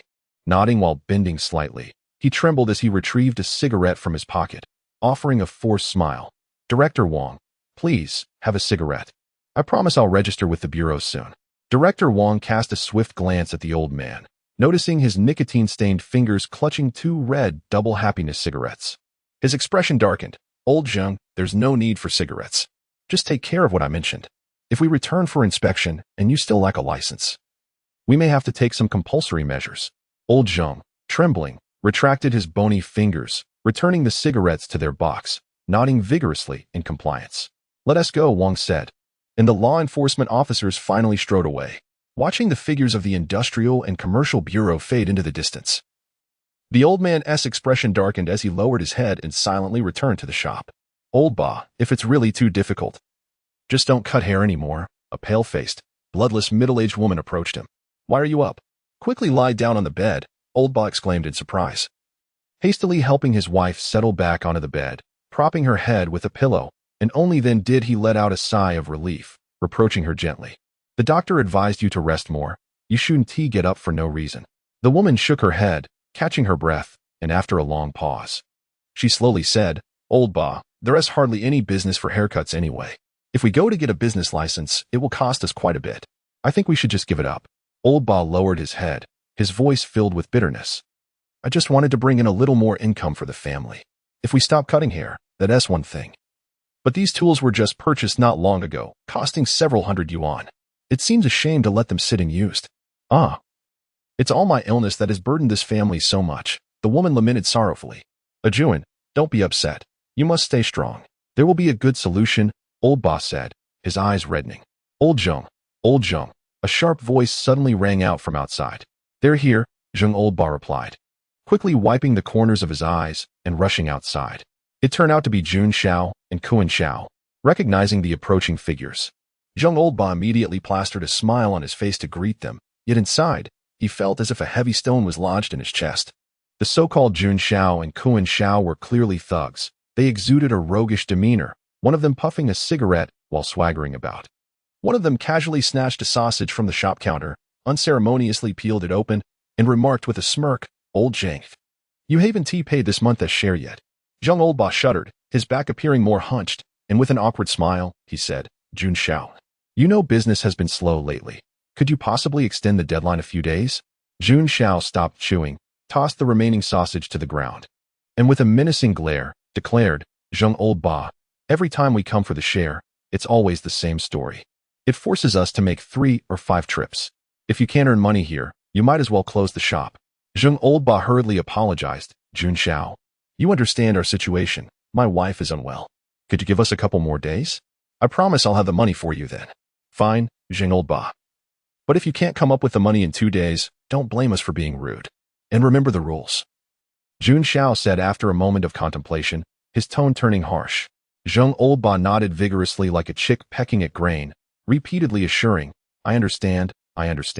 As he spoke, he shivered and reached into his pocket, taking a long time to finally pull out a crumpled 50 yuan bill, his face contorting with pain. Qianxiu, I'm sorry to trouble you with this trip. Here's a little something for cigarettes. With a loud slap, Qianxiu slammed his hand on the table, glaring fiercely. Zheng Old Ba, are you trying to insult me? Startled, Zheng Old Ba replied, Qianxiu, I just bought medicine for my wife today. There's truly no money left. Please, have mercy. At that moment, another person whispered something in Qianxiu's ear. The anger in Qianxiu's expression shifted to amusement as he snatched the cash. Then scanned the shop before pointing to a cabinet, shouting, bring me a carton of Sunlight cigarettes, and we'll call it even. Sunlight cigarettes cost over 300 for a carton, which jolted Zheng Old Ba, who shook his head vigorously. Qianxiu, we're just a small business. And our family is in such difficulty, we truly can't afford this. What? So you want to give it, huh? Then you better pay this month as share. Qianxiu's expression darkened, his demeanor menacing. Qianxiu, I beg you, spare us this time. I'll kneel for you, Zheng Old Ba pleaded, dropping to his knees in despair. Don't give me that nonsense, Qianxiu said, his face taut, and kicked out a leg. Zheng Old Ba, caught off guard, was struck squarely, letting out a cry of pain as he rolled on the ground, covered in dust, his nose bleeding. A cunt, if this old man won't pay. You go take it yourself, Qianxiu sneered. I dare you to try. Just then, a furious voice erupted from outside. Who has the punk? Qianxiu shouted back angrily. I'll tell you this. Today, not only will you leave with nothing, but everything you've taken before must be returned to me. And you'll leave one of your legs as punishment for your actions. A young man stepped into the sunlight, his expression fierce and terrifying, his eyes ablaze with rage. Xiaozheng, what brings you here? Zheng Old Ba exclaimed in disbelief. Mom, Dad, I'm here. Zheng Zheng rushed forward, helping his father up from the ground. Brushing off the dust from his clothes, his eyes already red with unshed tears. He never anticipated that his parents' living conditions had deteriorated to such a level, having to endure not only inspections from the industrial and commercial authorities but also extortion from local thugs. Business had always been mediocre. Compounded by his mother's illness and the burden of paying for his brother's college tuition, the pressure was immense. And he could only imagine the hardships and indignities they had suffered. Zheng Zheng could clearly see the toll that life's burdens had taken on his father. His back was more curved, and his hair had turned gray with exhaustion. As a son, he felt he had failed to carry the weight of the family, and the feeling of unfilial piety weighed heavily on his heart. In that moment, Zheng Zheng felt as though his heart was being sliced open. He silently vowed that from now on, he would ensure his family lived a happy and fulfilling life. With the arrival of the young man, the situation seemed to take a turn. Initially startled by Zheng Zheng's imposing presence, Jun Xiao quickly calmed down upon realizing he was Old Ba's son. After all, Old Ba was meek and soft-hearted. How formidable could his son be? This thought made Jun Xiao's tone swell with arrogance. Zheng Zheng stepped forward, positioning himself protectively in front of his parents, his face impassive. You are right. This matter must be resolved properly. Zheng Old Ba gasped, tugging at his son's sleeve. But Zheng Zheng stood firm, unyielding. Xiao Zheng, don't be impulsive. We can't afford to offend these people, he whispered urgently. After saying this, Zheng Old Ba forced a smile. Jun Xiao, this is my son. He is young and inexperienced. Please bear with him. I'll go get the cigarettes for you right now. Jun Xiao cast a sideways glance, his face darkening. Your kid is quite the tough one. Do you think you can just throw a pack of cigarettes at me to make things go away? Zheng Zheng found the situation amusing, casually replying. What do you want then? What do I want? Jun Xiao stepped closer, confidently patting Zheng Zheng on the cheek with a smirk. If you don't want things to escalate, you should show some sincerity and apologize properly. Surprisingly, Zheng Zheng did not flinch from the gesture. Instead, his tense face relaxed, a strange smile appearing as he asked, what does Jun Xiao mean? Set up a table for an apology feast, bring some decent cigarettes, and include a red envelope.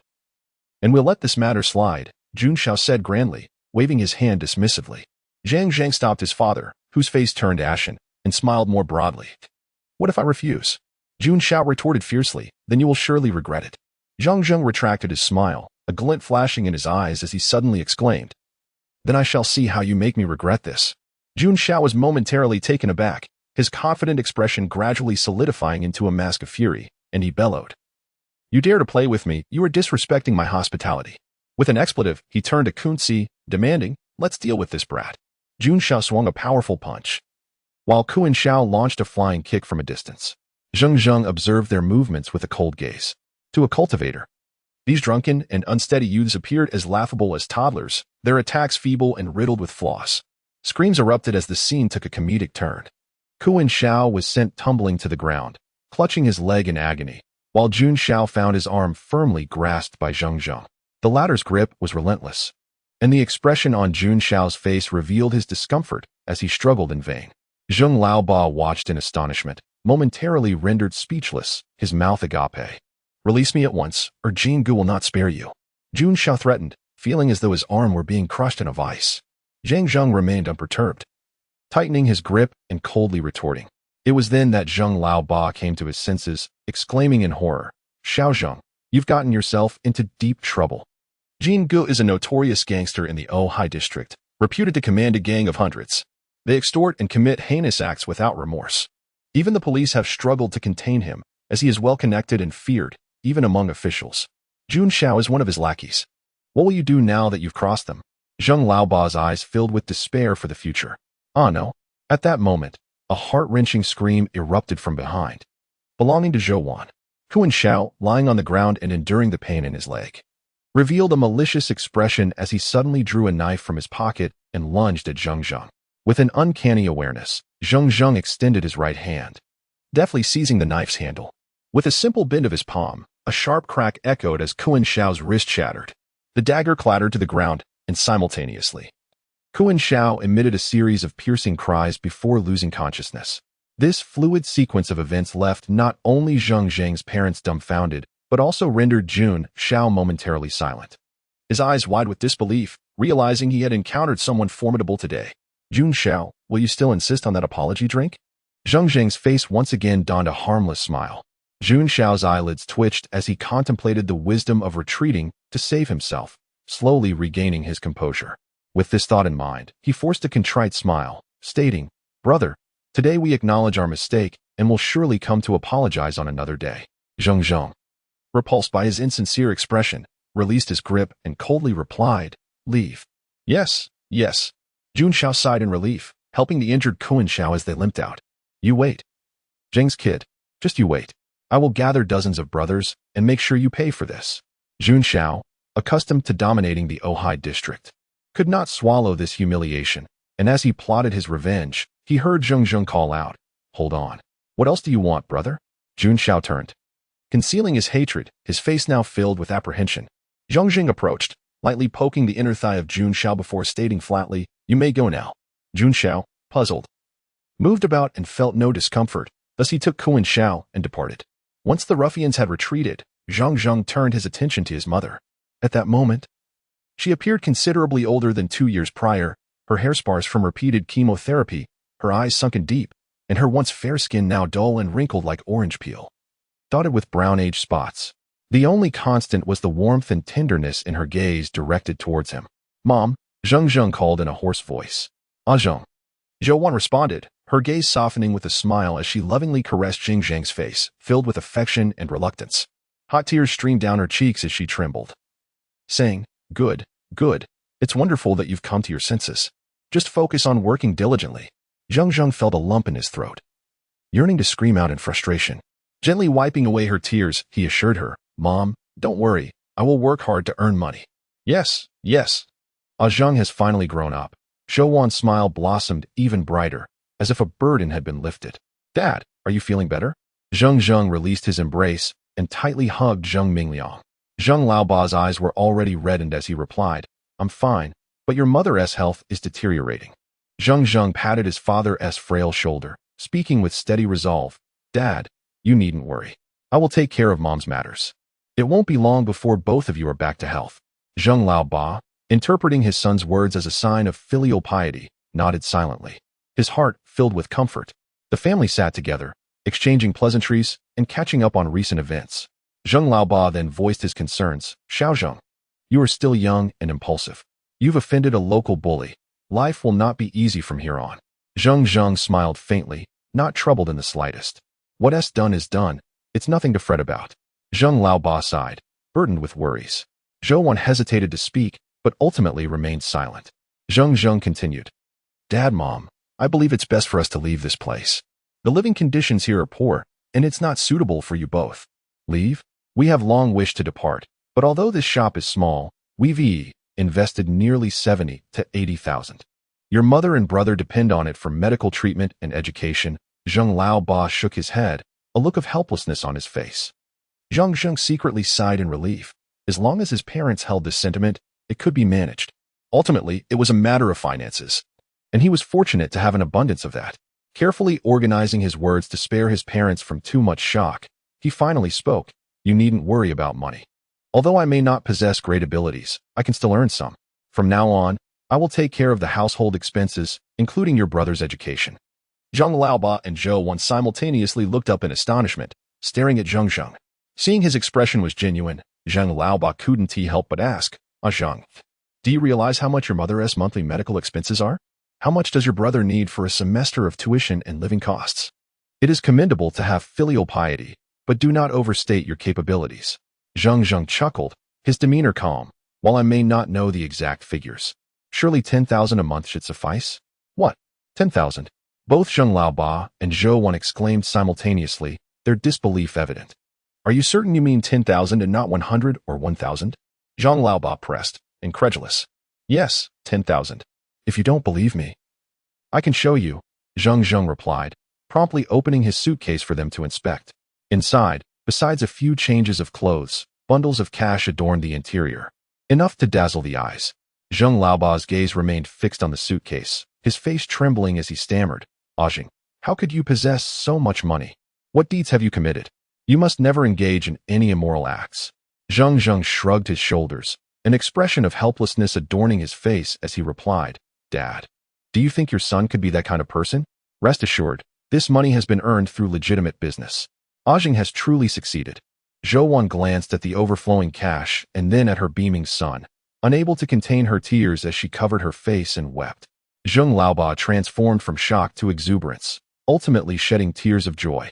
With this fortune, he would no longer have to endure humiliation and could cast off the burdens of life, living with ease. With this money, his spouse could finally receive the best care and medicine, and her health would soon restore. With this wealth, he would no longer worry about his youngest son being underfed, poorly dressed, bullied, or looked down upon at school. Seeing that they no longer questioned the origins of the money, Zheng Zheng felt a sigh of relief and casually inquired, "Mom, Dad, I would like to seek your opinion. Would you prefer to return to Tengjiao for a tranquil life, or continue living in Wenzhou?" Zheng Mingyang exchanged glances with Zhou Wan, the former jokingly scolding, "What, do you truly wish for your parents to retire? While you are now capable of earning money, you must also consider future matters. While your father can still move about, we should endeavor to help you brothers save up more for your betrothal gifts." Zheng Zheng fell silent, pondering for a moment before slowly nodding. "Very well. But for now, you should return to your hometown to rest. As for the subsequent matters, I will arrange everything to ensure your satisfaction." A look of contentment spread across Zheng Mingliang's face as he remarked, "Little Zheng has finally grown up." Zhou Wan added, "Not quite grown. He is already 25. Among his cousins, who at this age isn't already holding a child?" After saying this, she cast a knowing glance at Zheng Zheng. Zheng Mingyang dismissed her concern, saying, "My dear, in the past, you could afford to be anxious. But now, there is no need. Little Zheng is successful. Are you still worried about him finding a girlfriend? I fear you will be overwhelmed with choices." Zheng Zheng felt a shiver run down his spine, wondering how their conversation had shifted to his romantic life. He quickly diverted the topic. "Well, Mom and Dad, let me help you pack. We will take a taxi back to Tengjiao shortly." Zheng Mingliang recalled the earlier conflict with the local ruffians and nodded promptly. "What little Zheng says makes sense. Let us tidy up." The family busily gathered their belongings, and Zheng Zheng turned to see his father attempting to pack pots and pans, unable to stifle a laugh. "All right, Dad, we can buy these items again once we're home. Just bring important documents and a change of clothes." After much insistence from Zheng Zheng, Zheng Mingliang reluctantly closed the shop with a look of regret. The three then hailed a taxi back to Tengjiao, leaving the shop's transfer arrangements to a friend next door. Yinding Mountain. The Yinding Mountain range is divided by the natural fracture of the O River into North Yindang and South Yindang. The term Yinding Mountain typically refers to the northern section. This mountain range stretches for hundreds of kilometers, renowned for its peculiar peaks, ancient caves, and cascading waterfalls. Among these, Lingfeng, Lingyan, and Dalankyo are celebrated as the three wonders of Yindang. Notably, the night scenery of Lingfeng and the flying bridge of Lingyan are considered unparalleled in China. The mountain's summit features a lake surrounded by dense reeds, where autumn geese often rest, hence the name Yindang. South Yindang is merely half an hour's drive from Zheng Zheng and Appo's as hometown, while North Yindang, located in Wuqing City, is just an hour and a half away via the highway. On this day, amidst the surrounding mountains, a young man emerged from the gorge. This young man, donning a baseball cap and a windbreaker, walked leisurely, exuding no signs of fatigue. His attire suggested he was an outdoor enthusiast, though his gear appeared somewhat inadequate. This young man was Zheng Zheng. On this day, he had persuaded his parents to return to their hometown to recuperate. As for the local ruffians, with his rising status, such petty nuisances held no significance, and he had no inclination to dwell on them. Moreover, they had received their just deserts. After spending a few days with his parents, bestowing upon them rejuvenating charms, and leaving behind a substantial sum of money, he returned to Longwei village to diligently train for several months, producing a plethora of talismans before embarking on a journey to seek out places for cultivation. Initially, Zheng Zheng intended to resolve the matter with Su Lijiao thoroughly to prevent further disturbances to his family and friends. After extensive inquiries, he learned that Su Lijiao and his henchmen had been taken by their boss to a mining site in Xinjiang, thus necessitating a temporary postponement of the issue. However, before leaving, Zheng Zheng specifically instructed a friend to notify him immediately if news of Su Lijiao's return surfaced. He also called Xiao Zishuan to transfer some funds, fulfilling a small wish. Having settled these matters, Zheng Zheng finally set off on his journey. The future appeared bright, yet the path was fraught with twists and turns. After nearly a month of traversing mountains and waters, he discovered that these so-called renowned mountains were not only lacking in spiritual energy, but were even more desolate than his hometown Tengjiao. They were also overcrowded with tourists, making it difficult to find a serene place for cultivation, let alone a peaceful spot for rest. Thus, Zheng Zheng found himself wandering deep within the ancient forests. As the sun dipped low, the fiery glow of the sunset painted the sky, while birds soared homeward through the trees. A gust of wind swept through the forest, causing the leaves to surge like waves, and the withered foliage danced like scattered petals, creating a magnificent spectacle. In the distance, Signs of wildlife occasionally flickered among the tall grasses.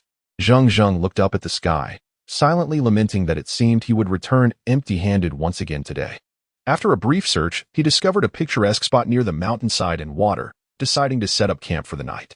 He retrieved his gear from his ring, erected the tent, laid out his sleeping mat, and then roamed the area, gathering some dry wood. After rummaging through the reeds, he soon returned with a plump wild rabbit and a mountain chicken in hand. By the stream, he bled, plucked, and eviscerated them. Once done, he constructed a wooden frame, placing the gathered kindling beneath, tossing a small fireball onto the wood, which ignited into a fierce flame. Skewering the rabbit and mountain chicken with sticks, he roasted them over the fire, turning them periodically. As time passed and night descended, the sky filled with stars, illuminated by a bright moon casting a soft glow. The savory aroma of the meat wafted from the fire, the tender skin gradually turning a golden hue. Zheng Zheng took out some condiments from his containers, brushing them onto the meat while continuing to turn it. His adept movements clearly indicated he was no novice at this. At that moment, Zheng Zheng suddenly raised his head, his sharp gaze piercing through the darkness, fixating on a distant flickering light. It seemed there were signs of human presence. The frequency of the lights intensified, and he could faintly hear voices. "Look, there's a fire ahead. It smells so good. Brother Tang, let us go check it out. Everyone, stay alert." Soon, a group of 6 appeared before Zheng Zheng. Among them were 4 men and 2 women, all youthful. They carried backpacks and were dressed in windbreakers, fully equipped for outdoor climbing. However, their expressions bore signs of fatigue, with bits of dry grass adorning their heads and their clothes showing numerous tears, clearly indicating they had endured considerable hardships along their journey. Upon hastily surveying their surroundings and noticing only Zheng Zheng seated by the campfire, their faces registered surprise. Although the Yinding mountain range does not harbor large, ferocious beasts, it is home to several aggressive animals, such as wild boars, feral dogs, wolves, silver-ringed snakes, and king cobras. Was this young man completely unafraid? With a multitude of questions swirling in their minds, one among the group soon stepped forward. The young man appeared to be the leader of the group, approximately 27 or 28 years of age, with a square face, large eyes, and a prominent hooked nose, presenting a regal demeanor. He did not approach Zheng Zheng directly, but stopped about 2 meters away, maintaining a wary distance. After scrutinizing Zheng Zheng, he cautiously inquired, "My friend, are you alone? Do you know if there are any villages nearby?" Zheng Zheng, not lifting his head, continued to tend to his roasted game.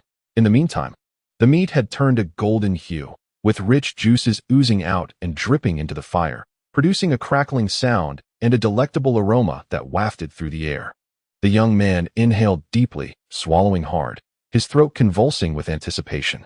Zheng Zheng seemed oblivious, sprinkling a dash of seasoning onto the meat, and suddenly, with a loud whoosh, flames leapt skyward.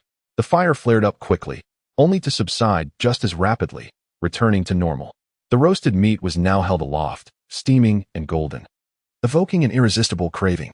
Clearly pleased with his culinary skills, Zheng Zheng finally raised his head and, with a faint smile, remarked, "There are no villages within 10 miles of here. If you don't mind, we can camp together."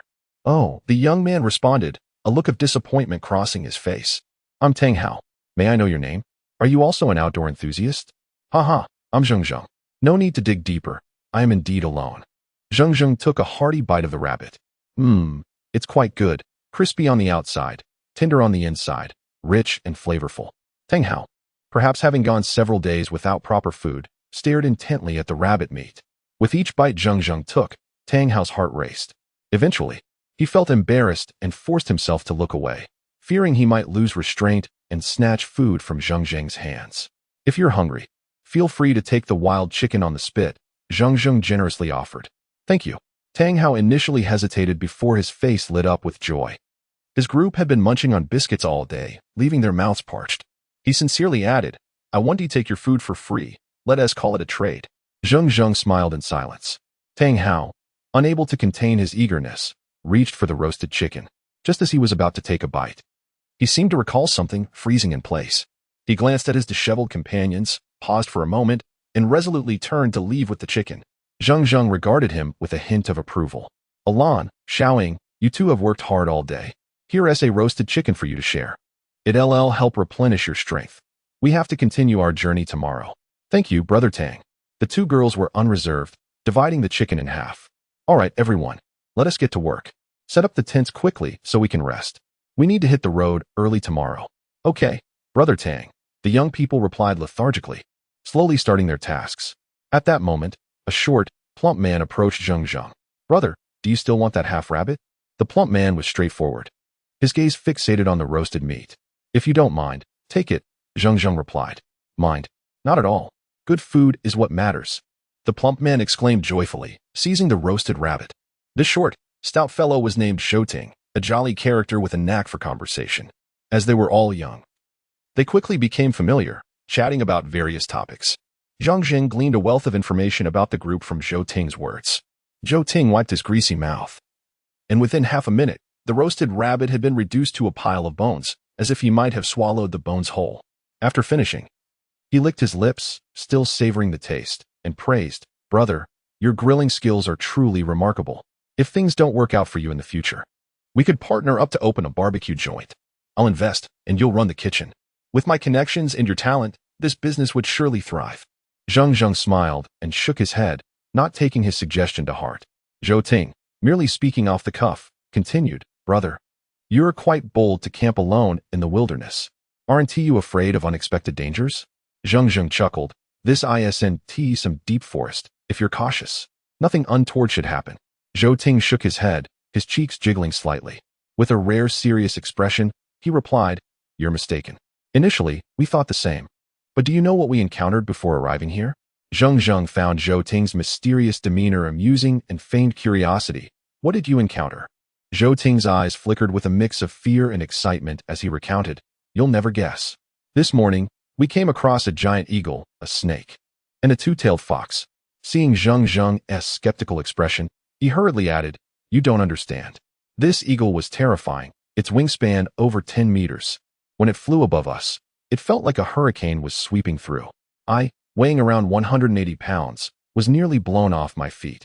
And the snake was extraordinary too, a king cobra, measuring over 8 meters long. Over 8 meters. My goodness, it would undoubtedly break the world record. After marveling at the spectacle, Su Ning continued, the snake and eagle battled fiercely on a cliffside. Zheng Zheng's interest was piqued, and he couldn't help but inquire. Did anyone capture it on video? Su Ning's expression turned a mix of regret and confusion. We filmed it. Several of us did. But when we later reviewed the footage, all the images on our cameras and phones were blurred. It was quite strange. Zheng Zheng contemplated, realizing the situation was more complex than it seemed. The largest eagle in the world, the California condor, has a wingspan of only about 2 meters. And even the Andean condor, another formidable bird, reaches just under 3 meters. An eagle with a wingspan exceeding 10 meters would be astonishing worldwide. Furthermore, the size of the king cobra was beyond belief. If what Su Ning described was true, it raised a significant question. Why were the eagle and snake so enormous? Was it due to a unique habitat? Had they consumed something extraordinary? Why had they remained undiscovered until now? Could it be? A sudden realization struck Zheng Zheng, causing his heart to race as he urgently asked, How did you come across them? And what is the story behind the two-tailed fox? Su Ning, noticing Zheng Zheng's newfound interest, wore a smug expression, thinking he had finally piqued the interest of the seemingly unflappable man. He moistened his dry lips and continued. Actually, both questions can be answered together. We first stumbled upon the two-tailed fox. Curiously, I had only heard of deer possessing scent glands, but I had never heard of foxes having a fragrance. The aroma was enchanting, fresh and delicate, invigorating our spirits. It was this delightful scent that led us to not lose track of the fox and ultimately discover the battle between the eagle and the snake. Although witnessing such an exhilarating scene was thrilling, we regrettably ended up lost. Zheng Zheng nodded, slowly growing more excited. From the information Su Ning provided, several conclusions could be drawn. First, while the eagle and snake were natural enemies, they would not engage in battle without reason. Coupled with the fox and its alluring scent, it was reasonable to boldly infer that some precious fruit or medicinal herb had reached maturity, attracting various parties to compete for it. Secondly, the fox has mutated, sprouting 2 tails, a phenomenon I had previously encountered in the news. However, with the addition of the great eagle and the long serpent, this situation cannot merely be speculated upon. It is highly probable that this locale is a treasure trove of geomantic fortune, nurturing these formidable creatures day and night, thereby enabling their extraordinary growth compared to other regions. Thirdly, and most crucially, the place described by Zhou Ting is most likely the destination I seek. With this thought, Zheng Zheng's heart surged with excitement, yearning to reach that place and behold it for himself. After conversing with the portly fellow for a while and gathering some approximate locations, they exchanged phone numbers before returning to their tents to rest. As dawn broke the following day, Zheng Zheng completed his morning rituals, packed his belongings, and quietly departed the campsite. He made sure not to disturb the others still lost in slumber. They were mere acquaintances, and whether they would meet again was left to fate. He trekked westward, his eagerness urging him to utilize his powers to hasten his pace through the forest. His figure flitted like a fleeting shadow among the rugged terrain, as he was still adjusting to the high-speed movement in such a complex environment. He occasionally stumbled against branches and rocks. Fortunately, with practice, he gradually mastered his control, significantly enhancing his efficiency. No sooner had midday arrived than the sun seemed to vanish, replaced by a dense mass of dark clouds, with the occasional rumble of thunder echoing, reminiscent of a June thunderstorm. The landscape grew increasingly majestic, surrounded by towering mountains and jagged rocks. The maple trees swayed with their fiery red leaves, vibrant as fresh blood.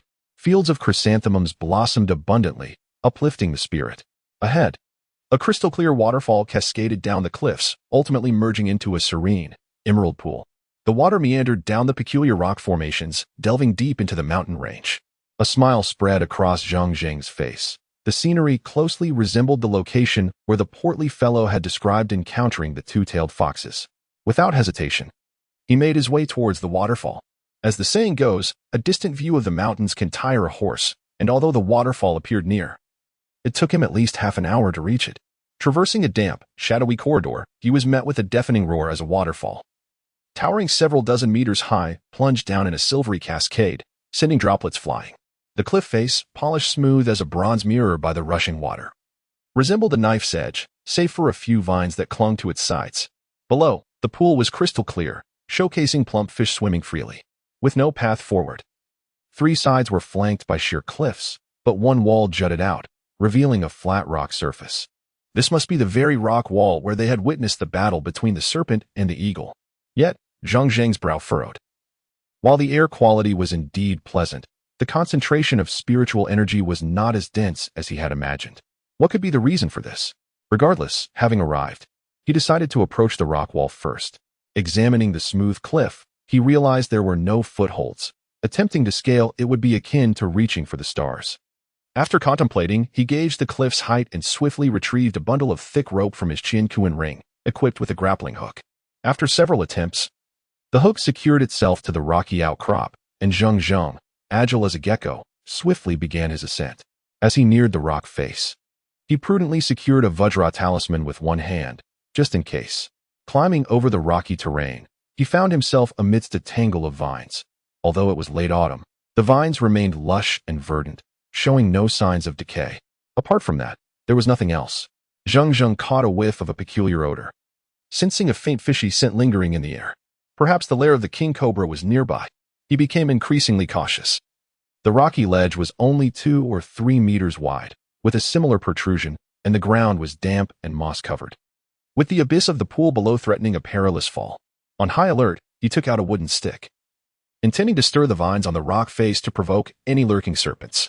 However, as he extended the stick, he sensed something amiss.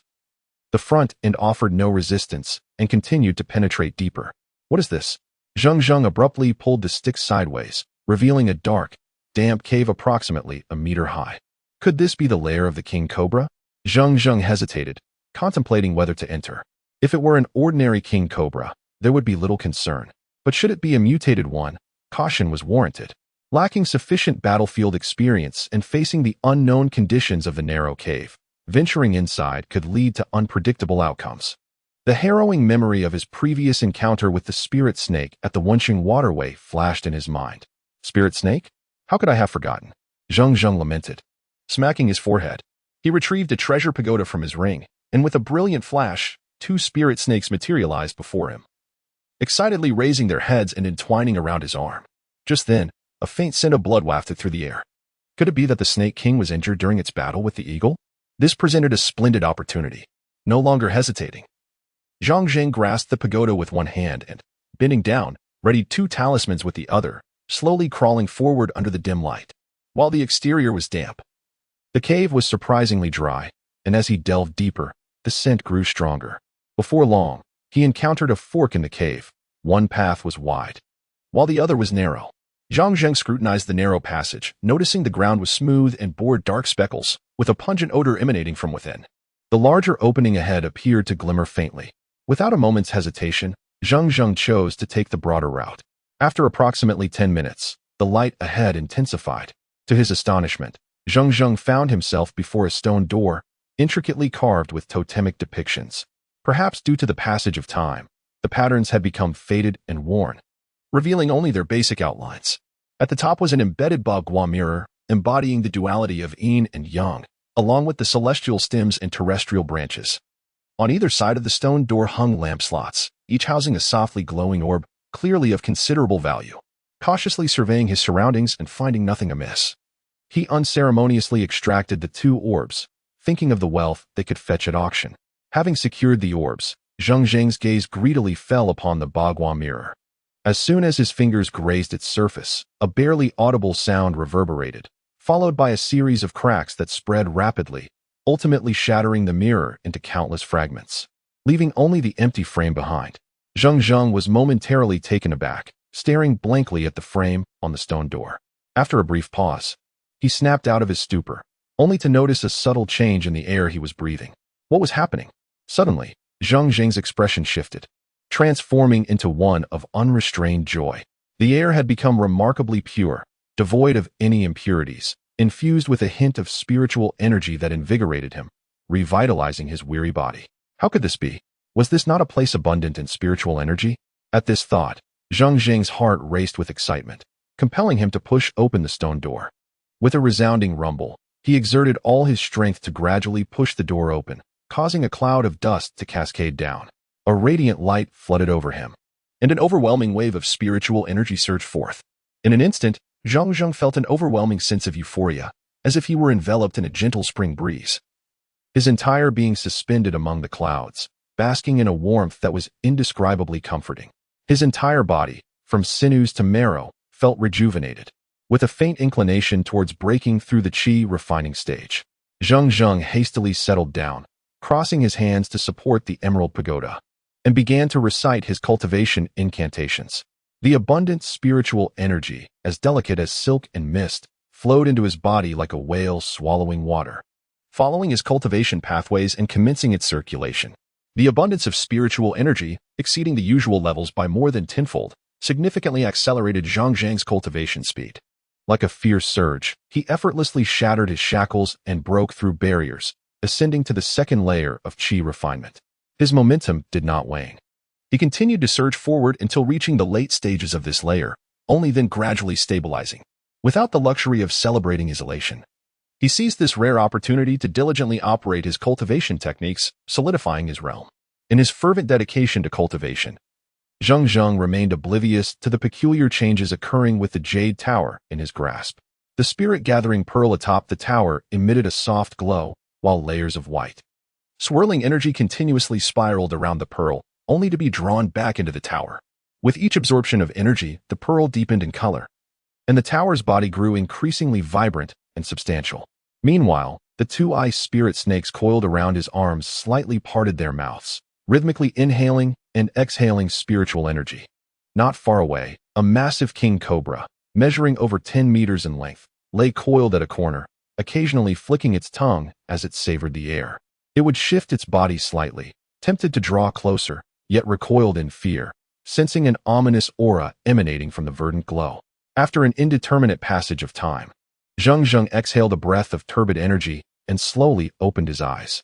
His once pitch-black gaze had transformed into a profound and spirited one, imbued with an ethereal grace.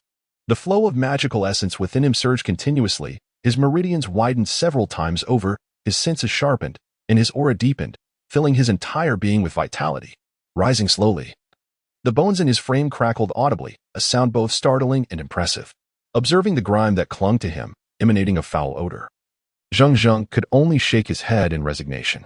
He removed his garments and retrieved a water bucket from his ring, giving himself a simple rinse. Upon finishing, He was astonished to discover that his skin had become increasingly refined and fair, akin to that of a newborn babe. How is it that my body resembles that of a delicate flower? Zheng Zheng mused, a mix of amusement and exasperation as he glanced at his companion, who remained unaffected, still exuding masculine vigor as before. Dressed anew, Zheng Zheng, brimming with excitement, approached the stone door. As he stepped through, the scenery transformed before him, revealing a vast vista. He found himself in a small valley, surrounded by towering cliffs that soared 100 feet high, with white clouds drifting in the air above. The valley floor was blanketed in lush green grass, dotted with countless wildflowers of vibrant hues, their fragrances wafting through the air. At the center lay a small blue lake, shimmering with multicolored reflections. Most remarkably, a small floating island emerged from the lake, upon which stood an extraordinarily peculiar fruit tree. Its trunk was white, rooted in black rock, devoid of leaves or greenery, yet adorned with 12 crimson fruits. The white spirit red fruit. Zheng Zheng's gaze became transfixed upon the small tree, swaying in the breeze. His blood surging with fervor, his heart racing as if caught in a tempest. Was this truly the legendary fruit that could revive the dead and claim to snatch souls from the realm of the deceased? Oh heavens! This was one of the 3 essential materials for concocting the Foundation establishment pill. Since entering the world of cultivation, Zheng Zheng had gleaned much knowledge. Cultivation also possessed hierarchies, with varying levels of mastery, broadly categorized into 4 realms, each realm further divided into 3 thresholds: refining essence into qi, qi induction, foundation establishment, golden core; refining qi into spirit, spirit tranquility, nascent soul, spirit transformation; refining spirit into void, out of body, dividing spirit, merging; and finally, refining void into Tao, cave void, great ascension. Tribulation crossing. Each realm represented a chasm of disparity in power. Perhaps a late-stage qi induction cultivator, with ancient techniques and formidable treasures, could defeat a foundation establishment practitioner. But the difference between the qi refinement and spirit transformation realms was akin to wielding a large axe before Lu Ban or brandishing a great sword before Guan Gong, no matter the manipulation. The outcome was inevitable: death. Due to the diverse talents of individuals, the results of their cultivation varied greatly. Those who advanced to the next realm through sheer effort and talent were exceedingly rare. To bridge this gap and expedite their enhancement, elixirs naturally became the preferred choice. Among them, the elixirs that could break through barriers and propel one to the next stage were the most sought after. The Foundation Establishment Pill was, precisely, the most crucial elixir for transitioning from qi induction to foundation establishment. In ancient times, the Foundation Establishment Pill was hardly regarded as precious, readily distributed in abundance among the mighty. However, in today's world, where spiritual energy was scarce, many vital herbs had ceased to flourish, rendering the concoction of the Foundation Establishment Pill a luxury. Occasionally, a few might drift into the realm of cultivation, yet they were worth their weight in gold. The quest for the Foundation Establishment Pill had even sparked large-scale conflicts among sects, resulting in rivers of blood and devastation. To craft the Foundation Establishment Pill required the white spirit red fruit, the 9-leaf snow lotus, and the 1,000-year horn of the rhinoceros as the 3 principal ingredients, alongside 7 auxiliary herbs and over 100 adjunct herbs.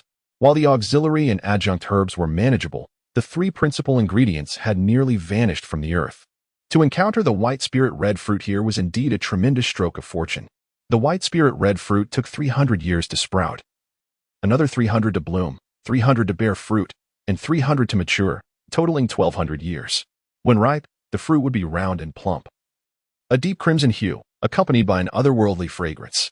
This particular specimen of the white spirit red fruit was nearing maturity, exhibiting distinct characteristics. Yet it would still require some time before it was truly ripe for harvest. Zheng Zheng's heart raced with exhilaration. Fortune had favored him recently, and such wondrous occurrences seemed to gravitate towards him. Suddenly, a thought struck him, and his expression shifted dramatically as he hastily turned to close the stone door. It was only at that moment that he fully grasped the situation. The reason the white spirit red fruit flourished so abundantly was due to its growth within this spiritually rich valley. The valley's bountiful energy was a result of being sealed off by the stone door, preventing any leakage. However, ordinary stone doors lacked the capacity to contain such power, indicating that a formation or seal had been inscribed upon it. The mirror suspended above was undoubtedly a pivotal artifact of this suppression formation. Though over the years it had succumbed to erosion, causing its magical potency to gradually dissipate until it ultimately lost its efficacy. Now, the leakage of spiritual energy appeared inevitable. Zheng Zheng's heart sank, yet he found himself powerless to alter the course. One must take the bitter with the sweet, he lamented inwardly. Zheng Zheng swiftly descended from the rocky slopes. As he walked through the picturesque valley, he felt as though he had entered a realm untouched by the mundane world. An impulse to reside here in seclusion surged within him. This place, far removed from worldly troubles and brimming with spiritual energy, was indeed an ideal location for cultivation. With this thought in mind, Zheng Zheng eagerly began to survey his surroundings, seeking a suitable spot to construct a humble abode. The atmosphere of the valley was remarkably harmonious. Various creatures exuded a sense of spirit, displaying no fear of his presence and instead exhibiting curiosity. After some exploration, Zheng Zheng discerned the layout of the valley. The small island housing the white spirit red fruit was evidently a no-go zone, as all the valley's creatures preferred to draw water from a nearby stream rather than risk approaching the lake, likely guarded by formidable spiritual beasts. At the cliffside, he glimpsed a large cave, and though it was a fleeting glance, he was certain that a large bird of prey resided within. It could even be the legendary giant eagle, he surmised. As for the existence of other ferocious beasts, he could only speculate at this time. It seemed that this tranquil valley was not as serene as it appeared on the surface. After a busy day, Zheng Zheng finally erected a simple bamboo hut. Gazing at his crooked new dwelling, he wore an expression of resignation. Given his skills, having a shelter from the elements was already a commendable achievement. Next, he needed to procure some essential supplies, including basic herbs, to begin his alchemical preparations. Zheng Zheng had chosen a fine location, with expansive views all around and a stream meandering nearby. Enclosing the area with a fence would allow for the cultivation of flowers and herbs. Once he completed all his tasks, he marveled at the plethora of spiritual herbs and exotic flowers blanketing the valley. Suddenly struck by an idea, could he perhaps cultivate these materials within the space of the Jade Tower? After an unintentional encounter with the ice spirit serpent and the stalactite, Zheng Zheng became increasingly intrigued. Through numerous experiments, he gradually discerned the underlying principles. Collecting ordinary items posed no challenge: stones, flowers, and the like. However, when it came to living beings, the stronger the life force, the more arduous the collection process became. Particularly with spiritual beasts, the disparity in strength must not be too great. Otherwise, even a fruitless effort would yield no results. For instance, attempting to capture a foundational tier spiritual beast with merely the strength of the Qi gathering stage was nearly impossible. Furthermore, once his consciousness entered the space, he could control all non-living entities, arranging and decorating as per his whims. During his experimentation, Zheng Zheng unexpectedly discovered that the tower's space had undergone another quiet evolution. The previously expansive areas seemed to have enlarged significantly, extending 5 kilometers in circumference. A small stream gradually exhibited the potential to transform into a river, and apart from a large rock, the interior appeared exceedingly vast. Moreover, from across the misty tower, a blue radiance occasionally emanated, followed by an ethereal aura that enveloped the entire space. Unbeknownst to Zheng Zheng, this was the result of the spirit-gathering pearl atop the exquisite tower absorbing external spiritual energy, purifying, compressing, and releasing it in a continuous cycle. In principle, as long as the pearl existed, the spiritual energy would never deplete. However, in reality, the spirit-gathering pearl had been nearly destroyed in ancient times, making restoration through its inherent functions a formidable challenge. With spiritual energy present, cultivation and husbandry were possible. It was akin to possessing a miniature world. Zheng Zheng felt a surge of excitement, pondering whether he should infuse some vitality into the tower to liven things up. With these thoughts in mind, he began to plan the spatial distribution. While he could not attend to the far side of the tower for now, the near side could be divided into 3 distinct areas. He envisioned guiding the river to form 3 tributaries, delineating each zone. One area would be dedicated to planting spiritual herbs, another for raising spirit snakes, and the last for nurturing ordinary flora and fauna. Once these arrangements were in place, Zheng Zheng began to gather plants and animals throughout the valley. The soil was remarkably fertile, the trees possessed some age, the rocks had beautiful shapes, and the flowers bloomed in fascinating varieties. All were collected. The 2 little rabbits were adorably white, the butterflies boasted vibrant, multicolored wings, the earthworms were long and plump, and the bees were industrious and benevolent. All were gathered. He also collected the star glory flower, a secondary alchemical material known for its ability to promote blood circulation and serve as a key ingredient in hemostatic pills. Additionally, he gathered kudzu root over 300 years old, which could enhance vitality and prolong life.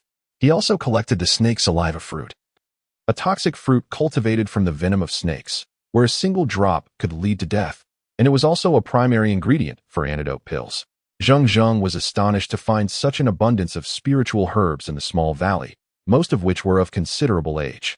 It seemed he was on the verge of striking it rich. Upon discovering a 500-year-old spirit mushroom in a dense grove, he was overjoyed, realizing another auxiliary material for foundational pills had been found, which would fetch an astonishing price at auction. After an unknown duration of busy gathering, Zheng Zheng finally ceased when he felt his magical energy deplete, his head spinning from exhaustion. At that moment, the tower's space had transformed into a vibrant spectacle, rich in color and variety. In the central area by the river, rows of willow trees cascaded over the azure waters, while a plethora of transplanted flowers bloomed in a riot of colors. Not far from the stream, various spiritual herbs were meticulously planted, some clinging to tree trunks, others nestled in shadowy corners or directly exposed to the earth. The air was filled with delightful fragrances, reminiscent of a celestial paradise, a sight to behold.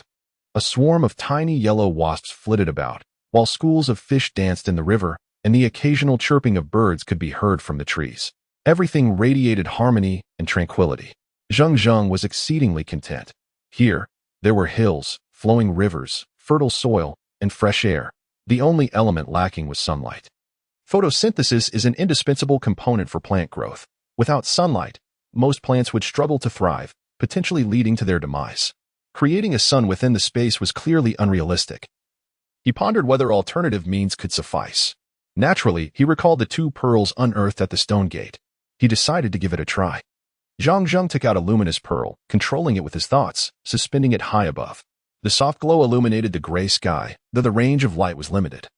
Proving insufficient, it seemed he needed to find a more robust, sun-like object to replicate the majority of the sun's functions.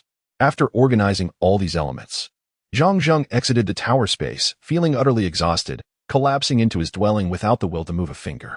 However, he soon mustered the strength to summon a concealment talisman, preventing any animals from intruding upon his meditative practice.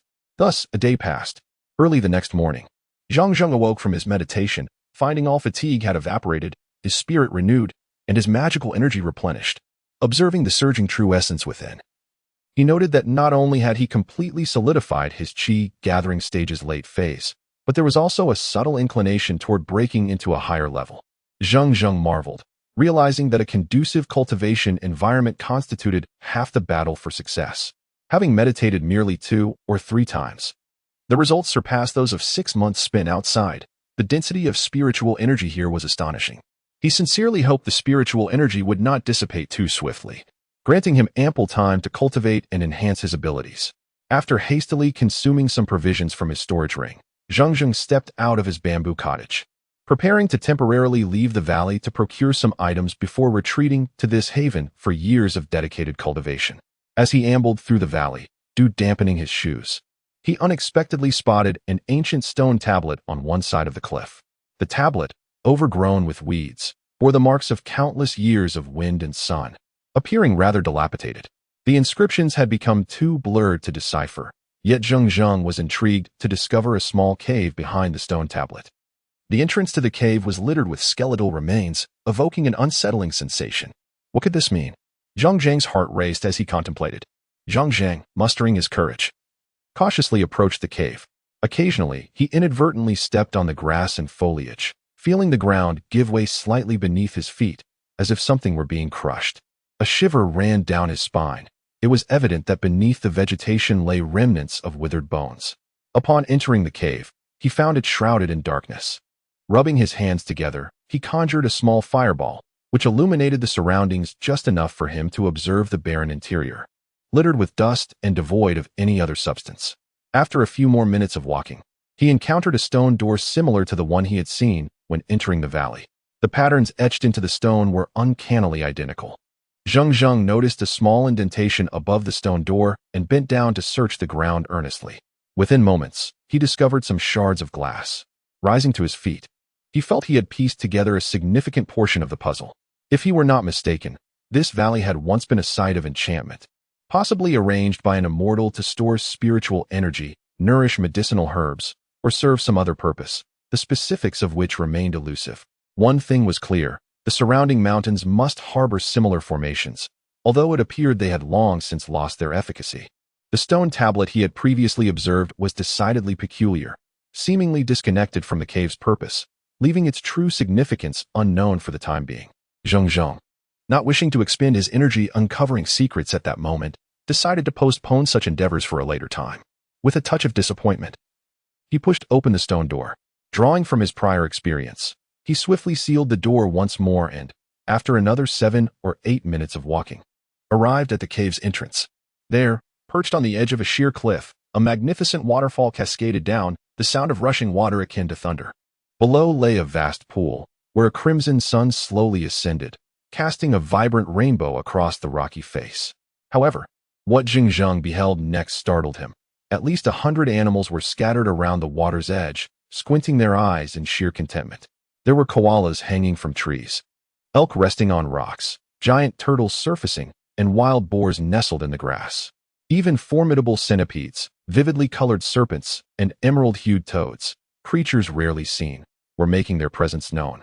In an instant, Zheng Zheng understood the situation. The spiritual energy had seeped into the surroundings, attracting animals with a hint of sensitivity. It was not merely humans who sought fortune and evaded peril. Animals possessed that instinct as well. Zheng Zheng mused that with the nurturing of spiritual energy, even the least of these creatures would be significantly stronger than their kin. Such a splendid location could not be squandered. An idea soon surfaced in his mind. He should establish a manor here and invite his parents to rejuvenate their health. After all, they often complained of boredom. He could simply propose to the local government to lease this forested area, though situated in the Yindang mountain range. The remoteness and lack of developed attractions suggested it would not be overly expensive. If his parents found themselves feeling dull, they could raise chickens, ducks, and fish, and cultivate vegetables. He had been contemplating ways to earn money for his and his brother's wedding dowries. And this could be the perfect opportunity to run a farmstay that offered unique local cuisine, alongside tourism and accommodation for relaxation and recuperation. Zheng Zheng firmly believed that with the spiritual energy nurturing the fruits, vegetables, poultry, and wildlife here, as long as his culinary skills were not inferior to those of his grandmother, coupled with distinctive dishes and appropriate promotion, it would undoubtedly attract numerous visitors seeking leisure and vacation.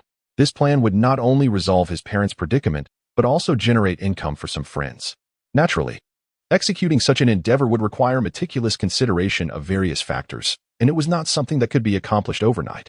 Leaving the pond behind, Zheng Zheng discerned the direction and began to tread along the stream. After approximately half an hour, he stumbled upon a small lake surrounded by reeds, from which faint sounds emanated. Perfect. He could inquire about directions. Zheng Zheng's spirits lifted as he made his way toward the lake.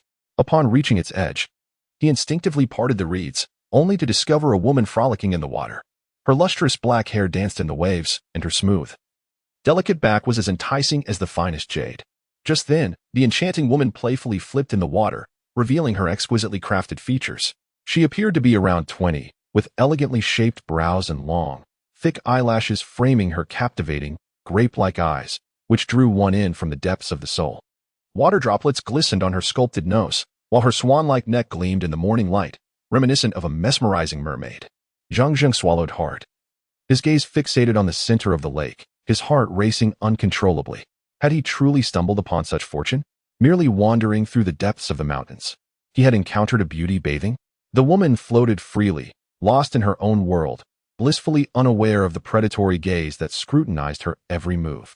Eventually, the woman, feeling fatigued, began to swim toward the shore, fortuitously heading in Zheng Zheng's direction. Suddenly, she noticed a sizable head peeking out from the reeds, two eyes shimmering with a green glow. Their gazes met, and both were momentarily taken aback. Zheng Zheng's heart raced as he quickly withdrew his head, a sense of guilt washing over him, akin to that of a thief caught in the act. A sharp, piercing scream echoed above the lake. The woman, finally realizing she was being observed, shrieked and dove beneath the surface, creating a couple of bubbles before disappearing from sight. Zheng Zheng felt a wave of embarrassment wash over him, and, regaining his composure, turned to leave. At that moment, two figures swiftly emerged from the rocky outcrops of the reeds. They were two stunning women, both appearing to be in their late 20s. Each possessed a strikingly alluring figure. One was clad in a form-fitting black leather outfit, exuding seduction. The other donned a blue professional attire, her face adorned with an air of icy elegance. Anxiously, they called out toward the lake, "Miss, Miss." Soon, the beauty resurfaced, spitting out lake water and gasping for breath before shrieking, "Yujia, Yunjia, there's a pervert peeping. Quickly catch him." The two women exchanged glances, and one of them commanded, "Yun, you protect Miss Chun. I'll go after that guy." The woman in the blue attire dashed toward the area where Zheng Zheng had vanished. Chen Jingrong, 23 years old today, was a talented student from Qianxiu University. Intending to pursue further studies after graduation, she cherished exploring natural wonders across the globe. Recently finding herself with rare leisure time, she embarked on a solo road trip to visit China's renowned scenic spots. Heading south, she could not miss the famed Yinding Mountain. Early that day, her car suffered a flat tire while navigating the rugged mountain roads. Upon exiting to repair it, she fortuitously discovered this small lake.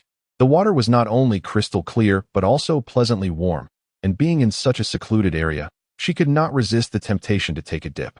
While she relished the swim, she was unfortunately subjected to an unwelcome intrusion by a certain man. Having endured such indignity for the first time in her life, Chen Jingrong felt a deep-seated resentment toward Zheng Zheng. To speak of her background, she hailed from an illustrious family, having been born with a silver spoon in her mouth. Her father served as the deputy secretary of the Zhejiang Provincial Committee, while her mother was a Chinese expatriate in the United States, overseeing multiple companies. Her grandfather had once held a vice-ministerial position, and her maternal grandfather was a political commissar in a military district. Each family member wielded considerable power and influence. Naturally, as the sole granddaughter of the third generation, Chen Jingrong was showered with affection. Yet her strict upbringing and numerous formalities prevented her from exhibiting the arrogance often seen among privileged offspring. Recently, significant personnel adjustments in the capital had repercussions that reached Zhejiang province. Under the clear directive of the recent transfer to the Central Development Department, the leadership position remains uncertain. Whether it will be filled by an outsider parachuted in from another province or by the former deputy, Chen Jingrong, succeeding her father, Qianxiu, has yet to be determined. This lucrative position naturally attracts keen interest from many. In such a sensitive situation, caution is paramount. Consequently, Qianxiu earnestly requested 2 female bodyguards from the military to ensure the safety of Chen Jingrong. These elite individuals, Lin Peiyu and Yin Shuyun, hailing from a specialized task force, are trained in assassination, espionage, counterterrorism, and the protection of dignitaries. Thanks to their presence, Chen Jingrong could wander freely amidst nature, unburdened. Lin Peiyu, true to her elite training, adeptly tracked a particular individual. Zheng Zheng was already sprinting down a narrow path, the scenery blurring past him, clearly aware of being pursued. Yet, his pursuer remained relentless, undeterred by the increasing distance. After a moment's contemplation, he halted, deciding to clarify the misunderstanding. Lin Peiyu stopped 3 meters away from Zheng Zheng, panting slightly, her fierce gaze fixed on him. Zheng Zheng spread his hands, shrugged, and with a smile said, "My dear, it was merely a misunderstanding. I had no idea someone was swimming in the lake. Seeing your strenuous pursuit, allow me to explain to save you from future complications." Lin Peiyu, her face a mask of vigilance, coldly inquired, "Who are you? What are you doing here?" Zheng Zheng replied nonchalantly, "Those details are inconsequential. I've already said what needed to be said. I'm in a hurry. Perhaps we shall meet again under better circumstances." With that, he turned to leave. Lin Peiyu shouted, "You exposed yourself before a pure and virtuous girl, and you think a simple explanation suffices? If you truly wish to resolve this misunderstanding, you must accompany me back." Zheng Zheng paused, bemused, and retorted, "Whether I am pure or virtuous is up for debate. As for accompanying you, I'm afraid I lack the time." After a beat, he added with a smirk, "What? Do you want me to return and strip for her?" Lin Peiyu trembled with anger. Unable to restrain herself, she rebuked, "You lecher." Zheng Zheng, accustomed to such trivial exchanges, was unfazed. He intended to swiftly depart to focus on his own pursuits. Seeing Zheng Zheng about to leave, Lin Peiyu fell silent, then suddenly accelerated towards him, launching a sidekick. Zheng Zheng did not look back, but instinctively raised his left arm. A loud clap echoed as Lin Peiyu's kick was deftly blocked. Acknowledging the skill behind her attack, Zheng Zheng remarked. Impressive technique. But your power and speed leave much to be desired. Feeling a tingle in her right leg, as if she had struck a steel plate, Lin Peiyu realized she was up against a formidable opponent. Gritting her teeth, she summoned all her strength for a sweeping kick.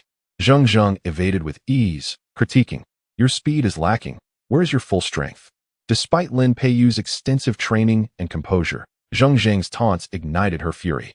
With a frosty glare, she exclaimed, "Silence! You vile scoundrel!" Zheng Zheng, hands clasped behind his back, regarded her coolly, his tone growing increasingly dismissive. "Miss, am I infringing on your modesty? Be careful with your accusations of lewdness. Karma may come calling."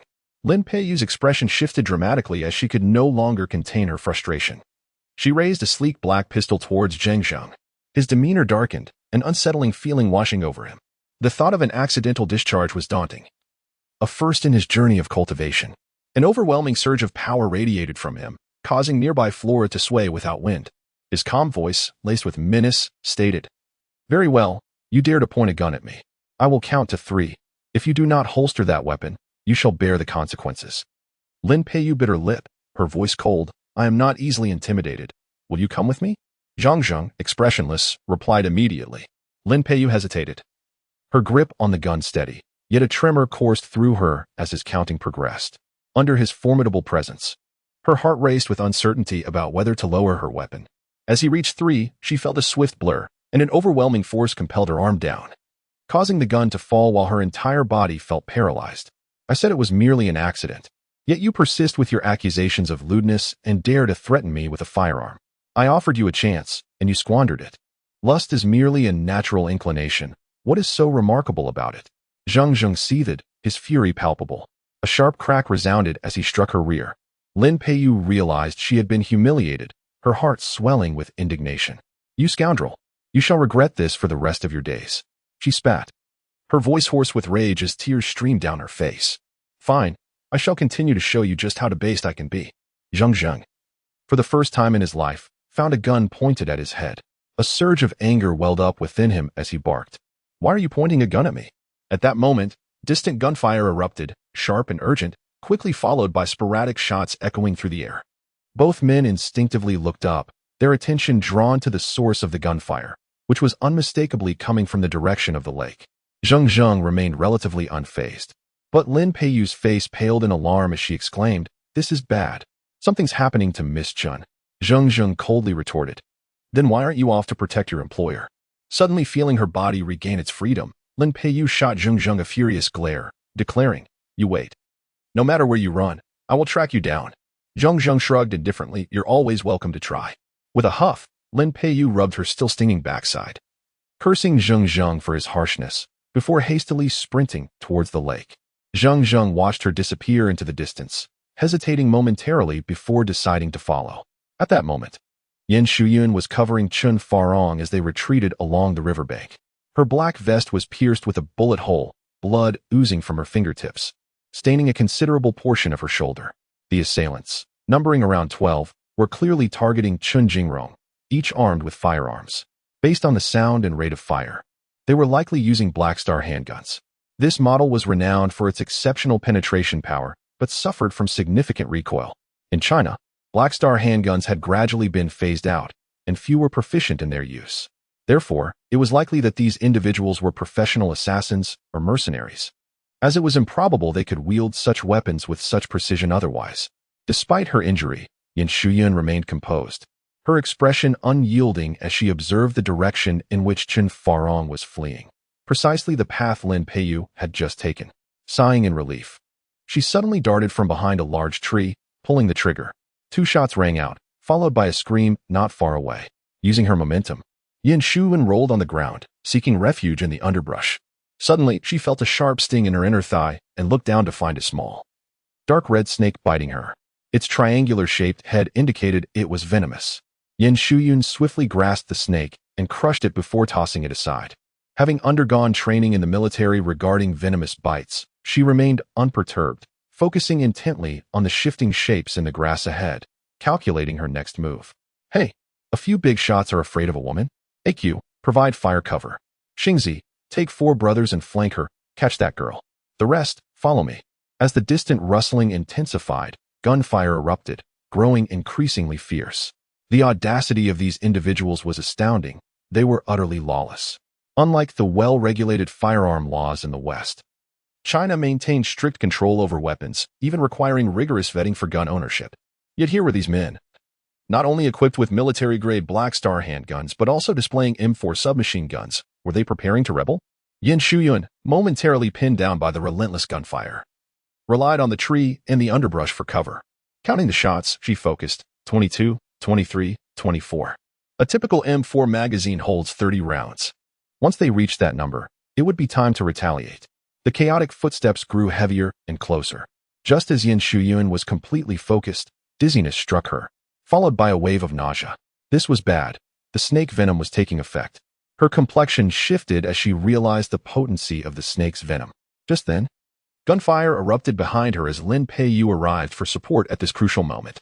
The assailants experienced a moment of disarray, scrambling to find cover. Seizing the opportunity, Qianxiu, despite her dizziness, drew her weapon and fired. Their coordination was seamless, and before long, they had taken down one gunman and severely injured another, successfully suppressing their aggressive demeanor. At this point, Qianxiu's lips had turned black and purple. Her voice strained as she said, "Ew, don't mind me. I've been bitten by a snake and won't last long. You must find Miss Jin. Some of them have flanked around. I'll cover you." Lin Peiyu's expression shifted. Her gun raised in hesitation, her eyes filled with conflict. Qianxiu's hand trembled as she struggled to perform the familiar magazine change, now feeling clumsy. "Quickly, you. You can't tarnish the reputation of our Nighthawk team." Lin Peiyu did not turn around, but her eyes glistened with unshed tears, clearly battling her emotions. Qianxiu abruptly pressed the gun against her own temple, coldly demanding, "Are you going or not?" Realizing Qianxiu was resolute, Lin Peiyu spun around, tears spilling as she ran, choking out, "Sister Yin, wait for me. I will avenge you." A faint smile of relief crossed Qianxiu's icy face. Although she had sent out a distress signal, it would take at least 2 or 3 hours for help to arrive in this desolate wilderness, by which time it would be too late. As she watched Lin Peiyu disappear into the underbrush, Qianxiu rolled up her pant leg and withdrew an object from her boot, removing the outer casing to reveal a gleaming silver syringe. With a grim smile, she forcefully plunged the needle into her abdomen, pressing down on the plunger. A rush of clarity surged through her as dizziness, weakness, and lethargy evaporated, leaving her invigorated as if she had never been injured. No, even stronger than before. Truly, Ice River No. 2 was a remarkable substance, she mused. Unfortunately, it was derived from opium poppies, ancient tea leaves, and other plants, serving to numb the nerves, alleviate pain, and heighten alertness. In less flattering terms, aside from lacking hallucinogenic effects, it was no different from narcotics. It was said that those who used Ice River No. 2 gained immense combat power in a short time. But once the effects wore off after 10 minutes, they would be left utterly incapacitated, some requiring a year and a half to recover, while others succumbed to various ailments or even neurogenic diseases. Ice River No. 2 was truly a means of exhausting one's physical potential at a grave cost. Yet Qianxiu found no path of retreat. Even in her final moments, she would contribute something to the cause. Zheng Zheng, having been pampered her entire life, was unaccustomed to such hardship. She hesitated to flee through the open terrain, seeking refuge within the trees and underbrush. Thorny brambles scratched her delicate hands and face, her heavy footsteps feeling as though they were encased in lead, yet she dared not stop. The coiled venomous snakes hidden among the trees, the lurking wolves ready to pounce from the grass, and the wild boars rampaging through the forest, all were sources of her fear. As her anxiety mounted, so did the threats. Shadows emerged behind her, menacing figures sneering as they closed in, resembling hunters on a desperate deer. Zheng Zheng dared to peek from behind a tree, her heart plummeting as sheer terror engulfed her. Several short, stocky men armed with firearms raced toward her, moving through the forest like leopards. Zheng Zheng was seized by terror, yearning to scream, yet at the critical moment, she clamped her mouth shut, striving to suppress any sound. Tensed, she crouched low, weaving through the dense underbrush. Suddenly, her complexion drained of color as she gasped in horror, retreating in fright. A black and white striped cobra slithered from the grass, raising its head with malicious intent fixed upon her. In that instant, the cloaked figures detected their target and surged toward her. Zheng Zheng's face turned ashen, her mind a chaotic whirlwind. She could only run blindly. But her efforts were futile. Soon, she was overtaken by the assassins, her hands bound tightly. One of the black-clad men produced a photograph, comparing it to Qian Jingrong, exclaiming with glee, "Boss, it's her." The boss grinned widely, revealing a set of yellowed teeth that elicited revulsion. He leered at Qian Jingrong with a lascivious grin. "What a stunning beauty! Today, fortune smiles upon me." A subordinate cautioned, "Boss, the employer instructed us not to harm this woman." With a swift motion, the boss struck the subordinate, causing him to stagger, before coldly retorting, "If I can have my way with such a lovely woman, I'd gladly forego half of my payment." The other subordinates, equally intrigued, leered at Qian Jingrong, suggesting, "Boss, with such a tight physique, she must be a virgin. Let the boss take the lead, and the rest of us can enjoy the aftermath." The boss chuckled lewdly, "Ha, well said," as Qian Jingrong listened to their vile words. Despair filled her eyes with tears. At that moment, she would rather die than fall into the clutches of these lecherous men. "Axie, Lanzi, you two stay behind. The rest sneak over. Don't forget, there are 2 exquisite specimens over there. Whoever captures them first gets to enjoy them." The other black-clad men looked enviously at Axie and Lanzi, lamenting their fortune but invigorated by the thought of the 2 attractive women nearby. They rushed towards them with fervor. After sending most of his men away, the boss eagerly lunged at Qian Jingrong. "No," she screamed, dodging to the side, but her movements were too slow, and a large tear in her clothing exposed her fair, delicate arm adorned with a sheer strap. "What a luscious girl," the boss leered. "Don't come any closer," Qian Jingrong shouted, desperately trying to evade him. The boss advanced with a predatory leap, seizing her and tearing her clothing to shreds. With a cry, Qian Jingrong clasped her arms tightly around her chest, watching in terror as the black-clad men closed in, their foul odor overwhelming her senses, causing her to faint from sheer fright. The boss, unrestrained, discarded his clothing like a ravenous wolf lunging at its prey. Just then, a flash of white cut through the air, and he felt a chill around his neck, followed by a tingling sensation spreading throughout his body. Mistaking it for an insect, he swatted at it, only to find a long white snake dangling from his neck. Startled, he flung the serpent away, but soon realized his blood seemed to congeal, leaving him unable to control his movements. Within a mere minute, his windpipe felt as though it were blocked. Exhaling became effortless while inhaling became a struggle. He let out a series of agonized cries, rolling on the ground in agony. This state of distress lasted no more than 2 minutes before his legs kicked out, and he expired. His body, akin to one subjected to a potent acidic corrosive, quickly dissolved into a puddle of yellowish liquid. At that moment, a figure descended from the trees, none other than Zheng Zheng. His face bore a slight pallor as he fought the urge to vomit, picking up a black pistol from near the corpse. It was no wonder he felt ill, despite having encountered numerous battles since his ascension. This was his first experience of actual murder, and the gruesome scene was overwhelming. Meanwhile, Axie and Lanzi, stationed at a distance, sensed something amiss and hastily discarded their cigarette butts, rushing over. Zheng Zheng raised the pistol. Although he had not practiced marksmanship, his cultivation endowed him with keen perception and agility. Locking onto the 2 men, he fired, and with 2 sharp reports, Axie and Lanzi halted mid-stride, collapsing to the ground, blood saturating their clothes. Zheng Zheng nonchalantly blew on the muzzle of the gun as the acrid scent of gunpowder dissipated into the air. He glanced at the unconscious Qian Jingrong and shook his head, noting her lack of resilience. A gunfight erupted ahead, likely between Lin Peiyu and the returning assassins. Given her capabilities, she could likely protect herself, though the icy demeanor of Qianxiu placed her in a precarious situation. Pondering this, Zheng Zheng casually produced a talisman to shield Qian Jingrong, then recalled the ice spirit snake, leaping away to a distance of over 10 meters. Meanwhile, Qianxiu had been struck by a bullet to the chest, leaning against a tree as she gasped for breath, beads of sweat trickling down her face. The effects of the second-tier ice medicine began to wane, leaving her head throbbing with pain and her limbs nearly devoid of sensation. Her gaze grew unfocused, indicating she could not hold on much longer. Several black-clad men loomed ahead, their intentions unclear. Had Lin Peiyu located Miss Chun and ensured her safety? After much effort, Yan Shuyun managed to eject her magazine, but found herself unable to extract any more bullets from her body.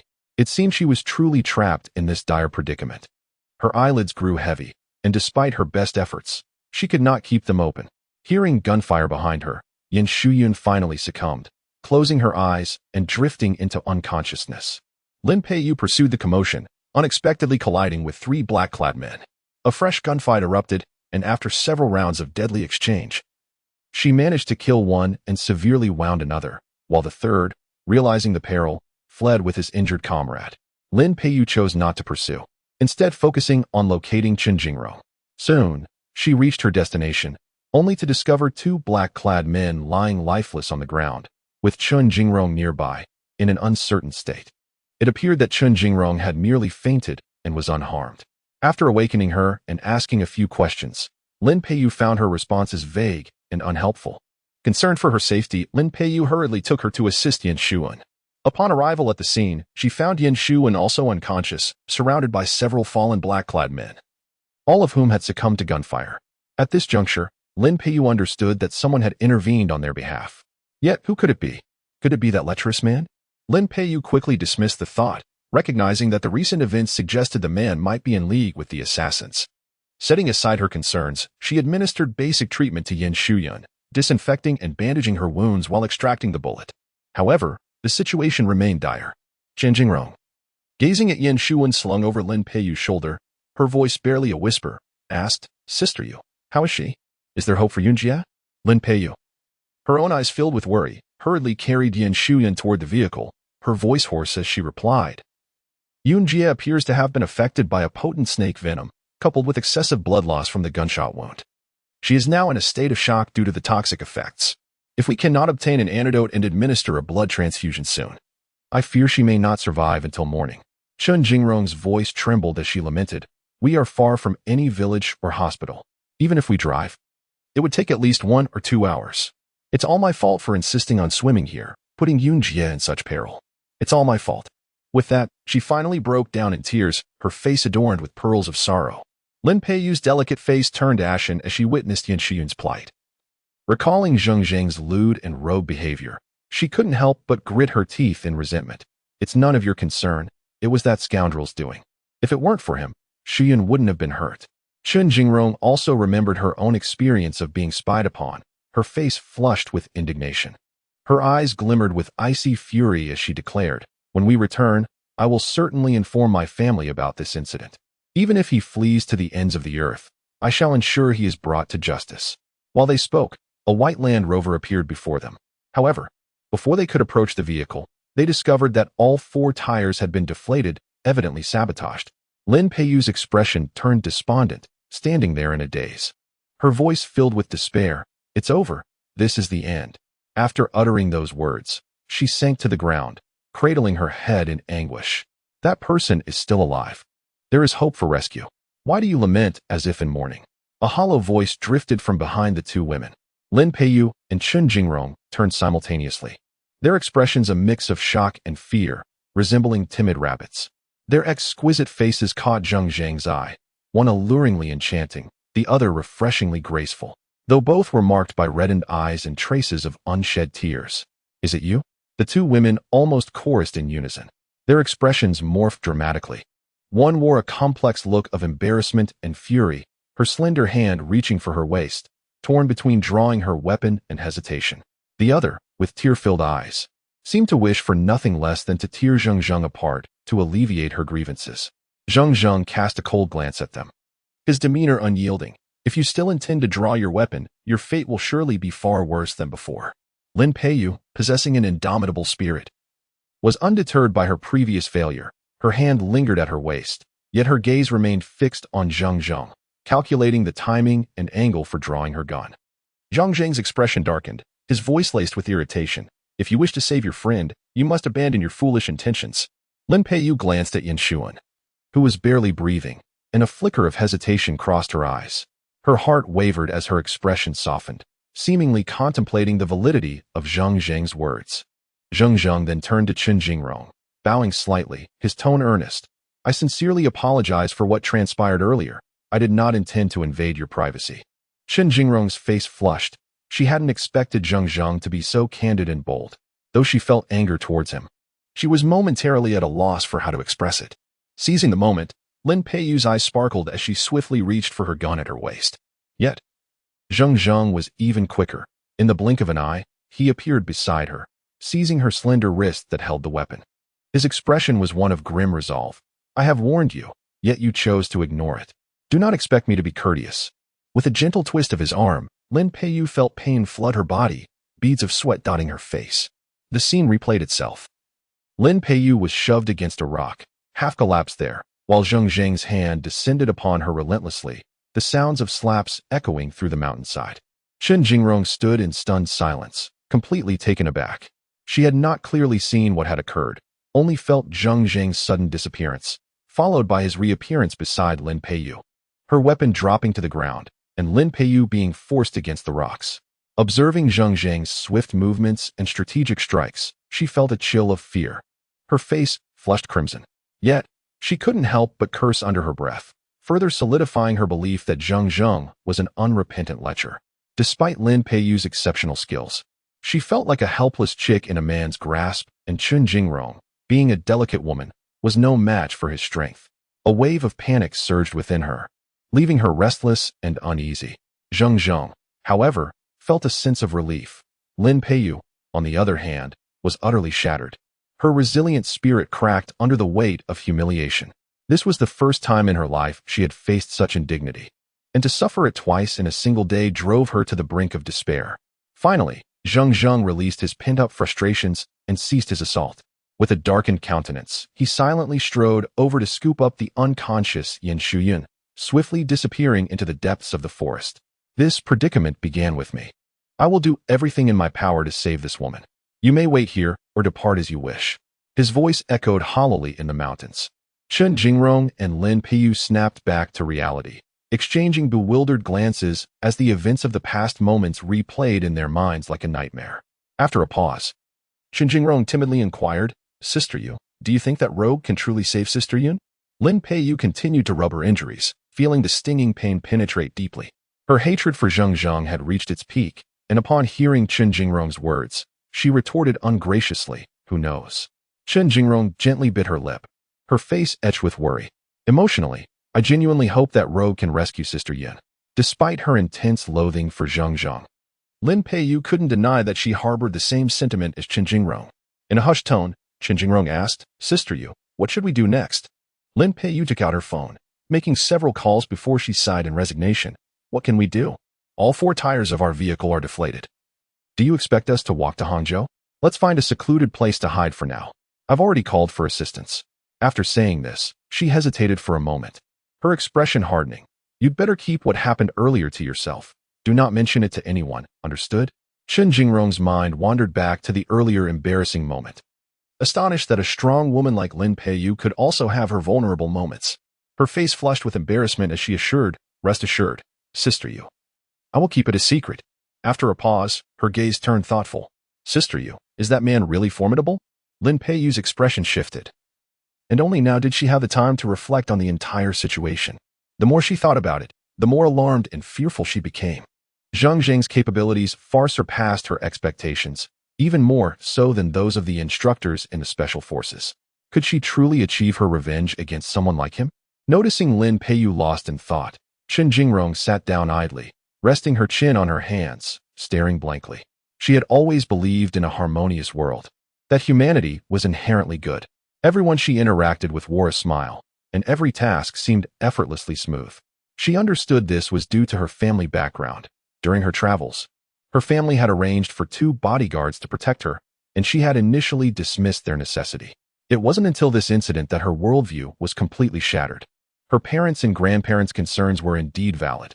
There were those who would commit unspeakable acts for profit and power.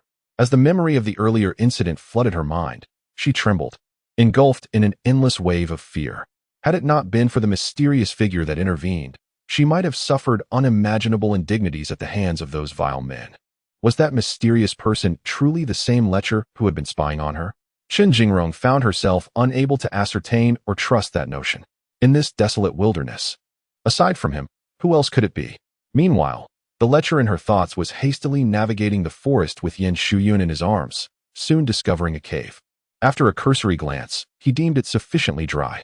He casually tossed a concealment talisman at the entrance to obscure it, then laid Qianxiu on the ground, carefully examining her injuries. He noted her pale complexion, darkened lips, and faint breaths, realizing she was on the brink of death, teetering between life and oblivion. Zheng Zheng furrowed his brow, feeling somewhat at a loss. In the face of such acute symptoms, Relying solely on the rejuvenation talisman would likely yield insufficient results. It was imperative to specifically neutralize the poison and subsequently provide blood. Time was of the essence, leaving no room for excessive contemplation. He swiftly retrieved a talisman, recited a few incantations, and pressed it against her forehead, using the rejuvenation talisman to stabilize her life for the moment. His gaze then fell upon Qianxiu's shoulder, which had been bandaged, and her tattered clothing, both of which were distressingly vivid, with blood continuously seeping through. Zheng Zheng quickly applied pressure to her arm and chest to temporarily seal the blood vessels. The most pressing issue was addressing the snake venom. Qianxiu had suffered from the venom attacking her heart, leading to the failure of various organs. Lin Peiyu had previously attended to her, but her methods had been rudimentary battlefield treatments, inadequate for combating the snake venom. The situation was indeed tricky, especially since the bite was located on the sensitive inner thigh. However, saving a life took precedence, and Zheng Zheng had no reservations. Unlike Hong Qianxiu, whose legs boasted a perfect golden ratio, Qianxiu's long legs were the epitome of symmetry, elasticity, and wild beauty. Years of exposure to the elements during training had left her with a healthy, sun-kissed hue devoid of any excess flesh. Were it not for the dark, foul-smelling blood staining the white cloth, Zheng Zheng might have lost himself in the rhythmic pounding of his heart. As he unwrapped the cloth, a purplish-black, swollen area on Qianxiu's thigh became visible, from which the dark blood intermittently oozed, carrying with it a pungent, rancid odor. Frowning slightly, he retrieved a dagger from his ring, channeling his energy to ignite the blade, which glowed a fiery red. He calmly descended the knife along the discolored area. Qianxiu, still unconscious, let out a pained sound before slipping back into oblivion. Soon, a small patch of necrotic flesh was excised, exuding a ghastly odor. Contemplating his next move, Zheng Zheng took a medicinal herb from his ring, chewed it, and began to suck on the wound inflicted by the snake. Periodically, he would lift his head and spit out dark blood, which sizzled upon hitting the ground, a testament to the venom's potency. After approximately 7 to 8 minutes, the wound finally began to ooze bright red blood. Zheng Zheng exhaled in relief, expelling the herb and applying some more to the wound before rewrapping it in gauze, wiping the sweat from his forehead. He thought to himself how exhausting such an ambiguous healing method was, even more so than engaging in combat. Yet he did not rest. He tore open Qianxiu's right sleeve once more.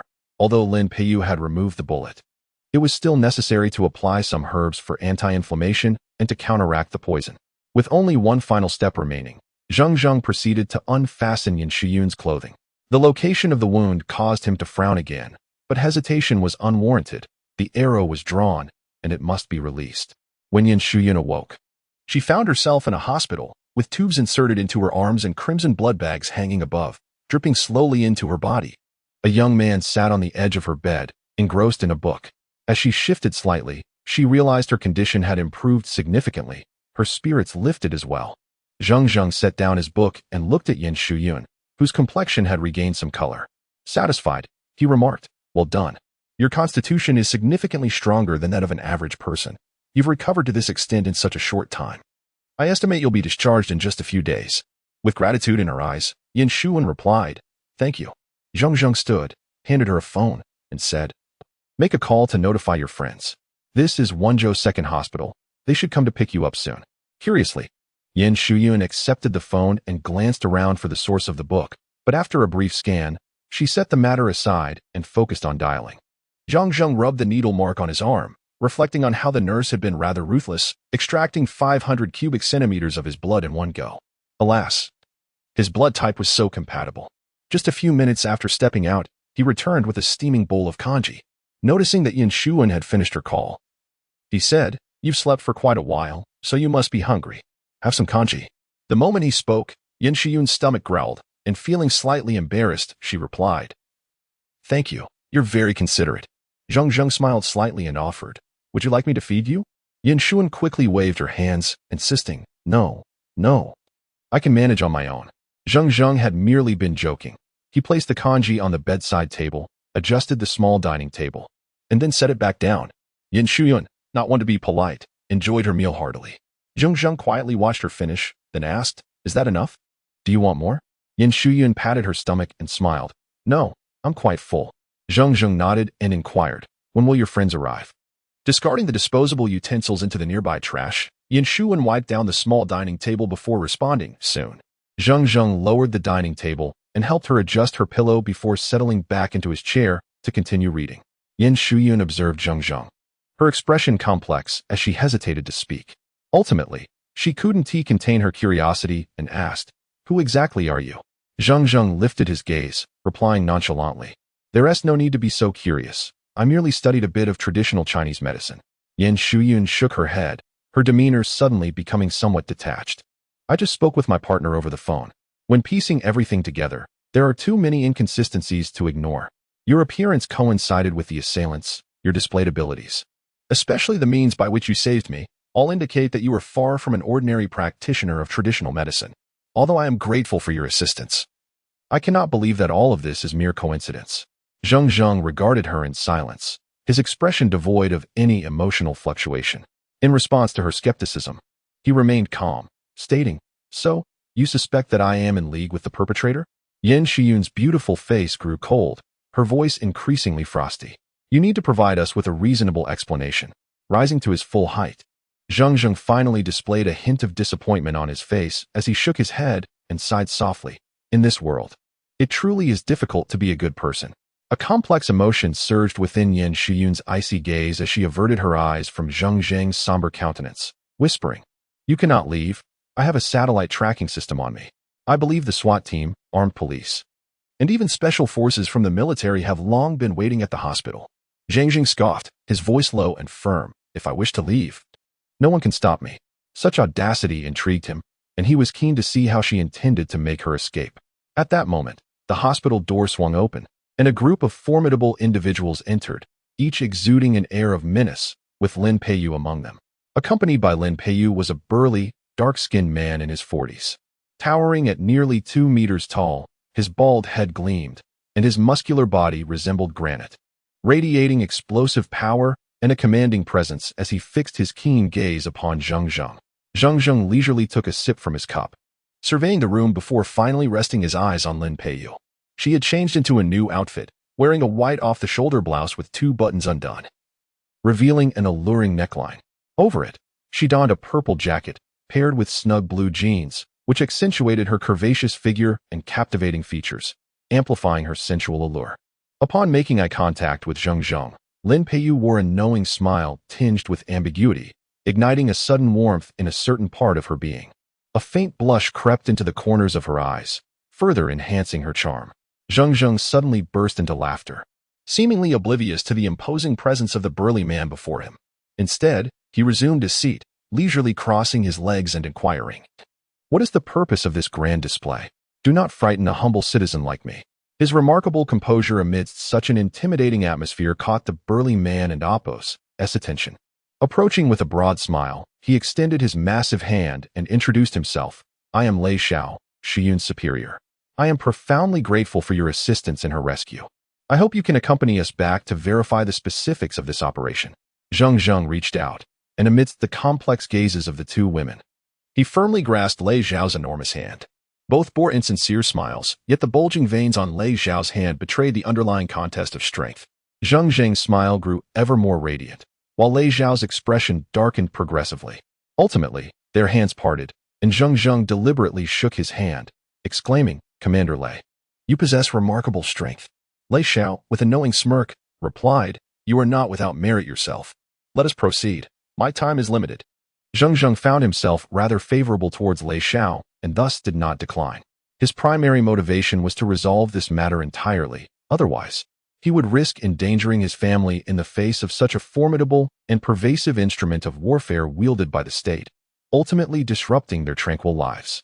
As Lei Xiao observed Zheng Zheng leave the hospital room with his entourage, he turned to Lin Peiyu and Qianxiu, speaking in a low tone. "This man, Zheng Zheng, possesses smooth, fair hands, devoid of calluses, indicating a lack of professional training or manual labor experience. Yet, curiously, his grip is exceptionally strong. Even I cannot claim superiority in arm wrestling." Lin Peiyu and Qianxiu, taken aback, responded, "Captain, you cannot surpass him?" Lei Xiao nodded gravely, declaring, "This individual is intriguing. We must thoroughly investigate his background.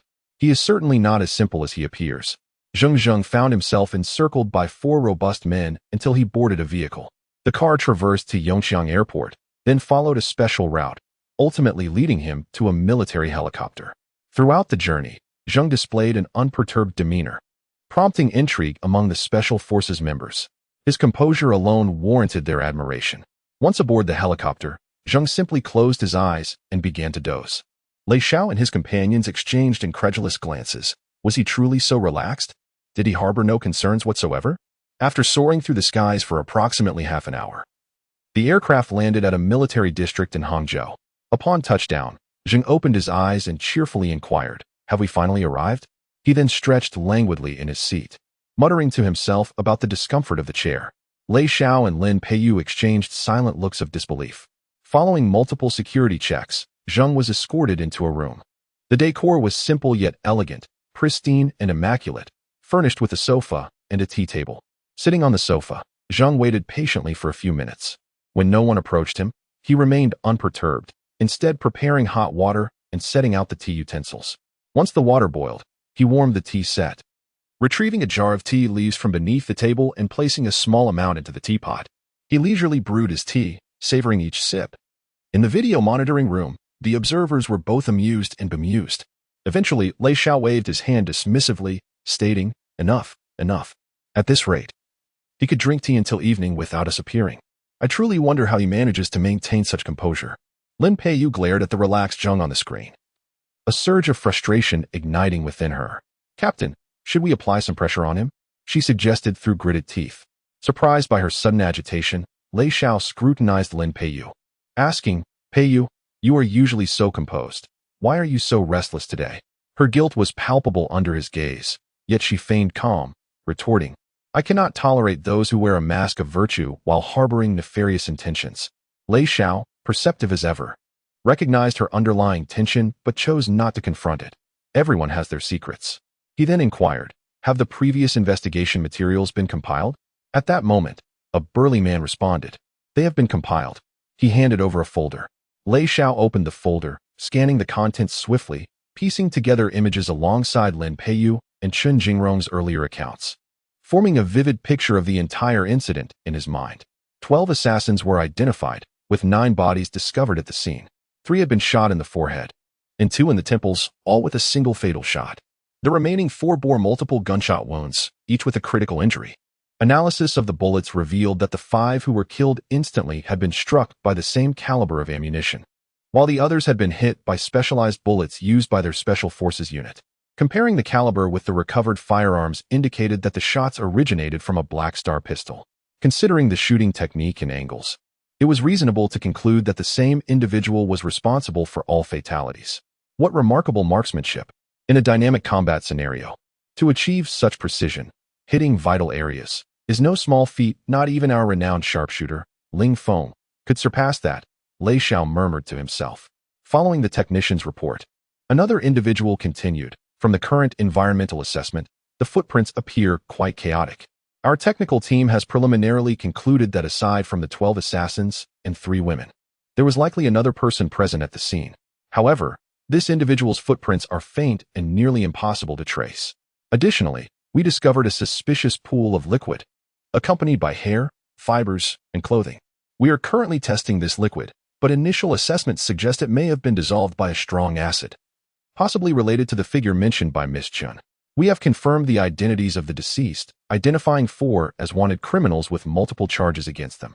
2 others are Vietnamese assassins currently sought by Interpol. As for the remaining 3, we are still verifying their backgrounds, but it appears they too have criminal records. Captain, the latest report indicates that this young man, Zheng Zheng, is 26 years old and hails from Ping'an County, Zhejiang Province. He completed 9 years of compulsory education in Qianxiu, attended Ping Air High School, and subsequently enrolled in Nanchang University of Science and Technology. After graduating, he interned in Guangzhou for 6 months, but due to the unbearable workload, he returned home to co-found an internet CAF with friends for a year. After struggling with the business, he moved to Taiyuan to engage in the mobile phone trade for 2 years. Only last year did he return to Wenzhou, taking a job at a computer company. About 6 months ago, he resigned and has remained in his hometown, spending most of his time online and rarely going out. He previously had a girlfriend named Qianxiu. but they broke up 2 years ago. His father, Zheng Mingyang, is a small vendor, and his mother, Zhou Wan, is a homemaker. Both are currently recovering from illnesses at home. He has a younger brother, Zheng Rong, who studies at Zhejiang University of Electronic Science and Technology and is said to have excellent grades. Had Zheng heard this account, he would have been astounded, as it precisely outlined his upbringing and familial background. The efficiency of the special forces was indeed astonishing. Furrowing his brow, Lei Zhao's thick eyebrows nearly knitted together as he murmured, "His family background appears quite unremarkable." Analyzing this profile, it seems improbable that Zheng Zheng has undergone any professional military training. Yet how do we explain the circumstances at the scene? Could there be another enigmatic figure involved? Lin Peiyu recalled Zheng Zheng's uncanny skills, having been bested by him twice. While the first instance could be attributed to lack of preparation, the second left no room for excuses. Unable to contain herself, she interjected, "Captain, I am certain Zheng Zheng is that mysterious individual.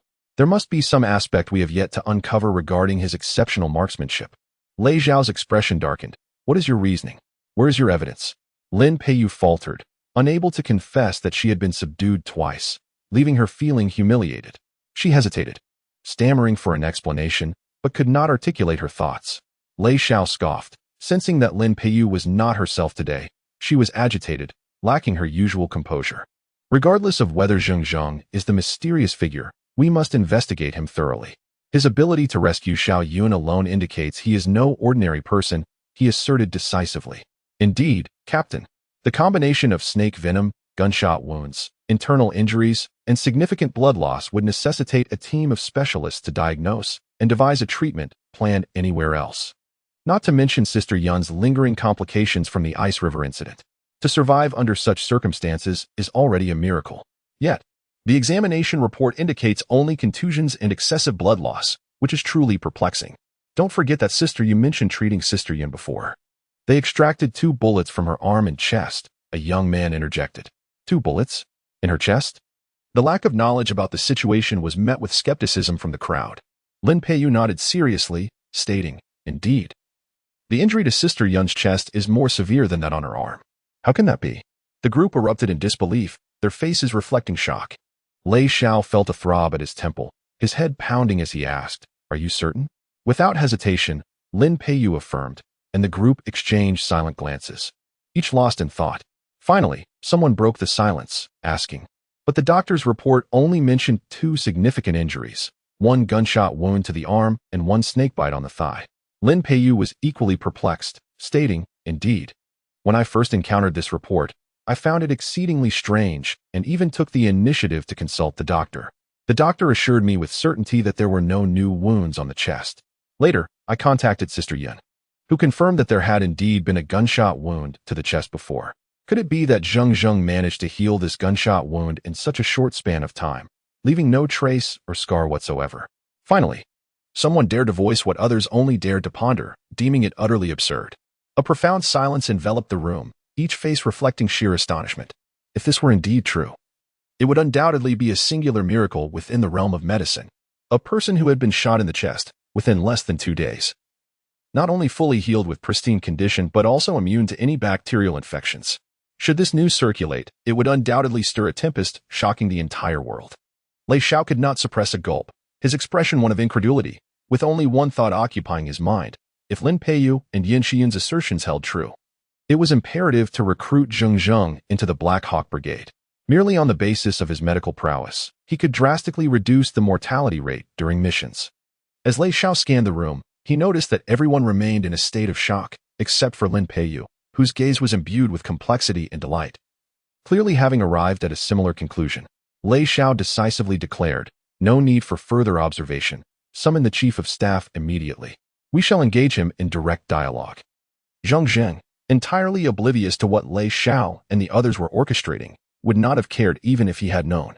After another 7 or 8 minutes, the door to the room finally swung open, revealing 3 individuals, Lei Zhao, Lin Peiyu, and an elderly gentleman of around 50 years of age. The elder was clad in a gray Zhongshan suit, standing tall and straight, exuding vitality. His lips were thick and prominent, his face adorned with numerous brown age spots, and he wore a pair of black-rimmed glasses with tinted lenses. Sporting a crew cut, he moved with an air of vigor and distinction. Zheng Zheng, adhering to customary etiquette, rose and greeted the three with a smile. Lei Xiao assumed the role of mediator, offering introductions before the guests took their seats, thereby transitioning into the core of the conversation. He began. The recent shooting incident at Yanning Mountain has garnered significant attention from the provincial military district and the provincial police department. We have invited you here primarily to clarify the circumstances surrounding the event. Secondly, the victim's family wishes to express their gratitude, though due to the sensitivity of their identities, they found it inconvenient to seek you out, hence this invitation. Lastly, we wish to discuss potential future collaborations. Zheng Zheng pondered Lei Xiao's words, responding with a chuckle. Cooperating with a national investigation is an obligation and responsibility of every citizen. It's merely unfortunate that I found myself at the scene. While his words were eloquent, he remained inwardly cautious, aware that engaging with these individuals required utmost vigilance. Otherwise, he could easily find himself ensnared. After Lei Xiao broached the topic, he fell silent, patiently waiting for the chief of staff to speak. However, he privately derided the situation, suspecting that given Zheng Zheng's demeanor and tone, the truth was likely to be elusive. The chief of staff merely glanced at Zheng Zheng, a natural smile playing on his lips, and spoke with a robust voice. Young man, do not overthink. I am here solely to represent the victim's family in expressing their gratitude. Zheng Zheng, seemingly oblivious, shook his head. No need for that. The patient has already thanked me multiple times at the hospital. If you truly wish to show your sincerity, it would be more gratifying to present something tangible. Unbeknownst to him, as he spoke, a cunning glint sparkled in his eyes. The chief of staff raised an eyebrow in surprise, then suddenly slapped the table and laughed heartily. Huh, refreshing. In contrast, Lin Peiyu furrowed her brows, her expression one of disdain, clearly not anticipating Zheng Zheng's mercenary attitude. Lei Xiao could not help but chuckle. So, what tangible things do you desire? Zheng Zheng pondered deeply, counting on his fingers. My family and I still reside in a dilapidated straw hut, and we cycle everywhere. My father is gravely ill, and the traditional doctor says he requires numerous rare medicinal herbs, which are hard to procure even with money. I wish to start a business, yet lack sufficient capital. My mother yearns for grandchildren, but I have yet to find a wife. Lei Xiao discreetly turned away, his body trembling slightly. Su Peiyu stood there, utterly speechless, her expression oscillating between laughter and tears. The chief of staff's lips twitched, raising a hand to halt Zheng Zheng's relentless lamentation, then produced an envelope, which Lei Xiao handed to Zheng Zheng, still smiling. This is a token of gratitude from the family. You may take a look, and if you have specific requests, I can relay them. Zheng Zheng accepted the envelope and opened it, discovering a check for 5 million, a property transfer contract, and a car key. He couldn't help but feel astonished.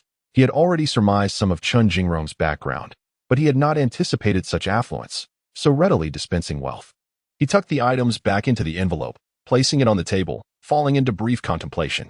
He would require substantial funds moving forward. The materials for alchemy were like a bottomless pit, especially those with even a hint of age, often costing exorbitantly. His current assets were far from sufficient. And while talismans were indeed lucrative, he had yet to fully tap into their market. Although 5 million would not resolve his fundamental issues, it would at least alleviate some of his financial strain. Having made a decision, Zheng Zheng slowly stated, "Very well, I shall accept this." The chief of staff nodded and rose, his expression one of satisfaction. At last, I can fulfill my obligation. I can report back to them after returning. Zheng Zheng inquired, Chief of staff, are you leaving? I was just hoping to discuss a business proposition with you. Business? The chief of staff regarded him with surprise, noticing Zheng Zheng's serious demeanor, which suggested he was not merely speaking idly. He sat back down, patiently asking, what kind of business? Zheng Zheng looked at Lei Xiao and Lin Peiyu, chuckling, your partner's gunshot wound should be nearly healed by now, right? Lei Xiao, already mulling over Zheng Zheng's intentions, was suddenly taken aback upon hearing him mention Qianxiu Yun, his expression shifting dramatically as he realized the significance of Zheng Zheng's words. Shocked, he exclaimed, do you truly possess a unique method for rapidly treating gunshot wounds? Zheng Zheng raised his thumb in admiration, exclaiming, Captain Lei is indeed a wise man, perceptive beyond measure. I possess a miraculous powder that can halt bleeding and promote tissue regeneration, relieving any injury, no matter how severe. With just a pinch, within a day, he could be bouncing back to health as if he had never been harmed. Zheng Zheng's words flowed like a torrent, his enthusiasm palpable. Lei Xiao, however, remained composed, as the living example of Qianxiu stood before him, leaving little room for disbelief. Yet, the chief of staff harbored reservations.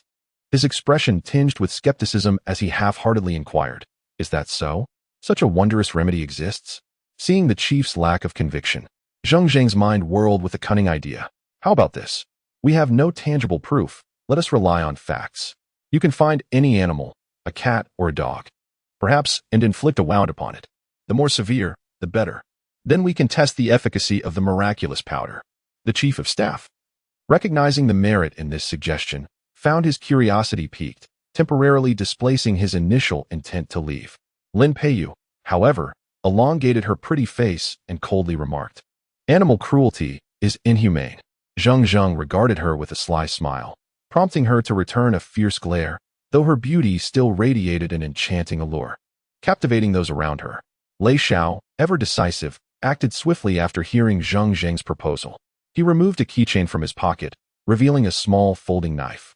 With a calm demeanor, he rolled up his sleeve and stated, "Why bother with animals? We should conduct the experiment on a human to ascertain the true effect."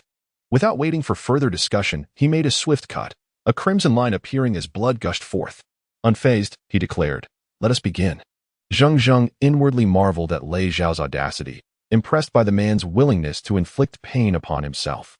Though astonished, Zheng Zheng's hands moved quickly, and in the blink of an eye, he produced a blue jade vial. A rich, fragrant aroma soon filled the room, captivating everyone's attention. After opening the vial, he hesitantly sprinkled a minute amount of powder onto Lei Xiao's wound. Lin Peiyu, visibly displeased, scoffed, "Such a miserly amount will hardly suffice." However, as her words faded, the wound on Lei Xiao's arm astonishingly ceased to bleed, and within moments, a scab began to form. In just 2 minutes, the scab fell away, revealing fresh, vibrant flesh beneath. The onlookers were left speechless, their eyes wide with disbelief. This was nothing short of miraculous. How could a wound be healed so completely in mere minutes? Lei Xiao, repeatedly touching the site of his injury, transitioned from shock to elation, urgently grasping Zheng Zheng's arm and exclaiming, "How much of this do you possess?" "We, the special forces, want it all." At that moment, Chief Chun, unable to restrain his impatience, interjected with a displeased expression, "Lei Xiao, do you intend to hog such a precious resource all to yourself? Your special forces cannot possibly require that much. Consider the other units, including the entire Hangzhou garrison. I propose we split it. I take 70, you take 30. Lei Xiao, growing anxious, raised his voice slightly. "Chief Chun, that is quite unreasonable. If it weren't for my team's sacrifices, we would never have discovered this extraordinary substance. You cannot simply claim 70% of the supply, even if I agreed. Our commander would not be so easily persuaded." Chen's temper flared, and he retorted angrily, "Lei Xiao, whom are you addressing? Do you even recognize my authority? Out of respect for Commander Wang, we shall divide it. I take 60, you take 40. Lei Xiao, steadfast, shot back, "Chief Chen, your arrogance is remarkable. Although your rank exceeds mine, I am part of the Zhujiang 1st Group Army and report directly to the Nanjing military region. Your authority does not extend over me. I will accept no less than 60-40. If you refuse, I will take this matter to the military district."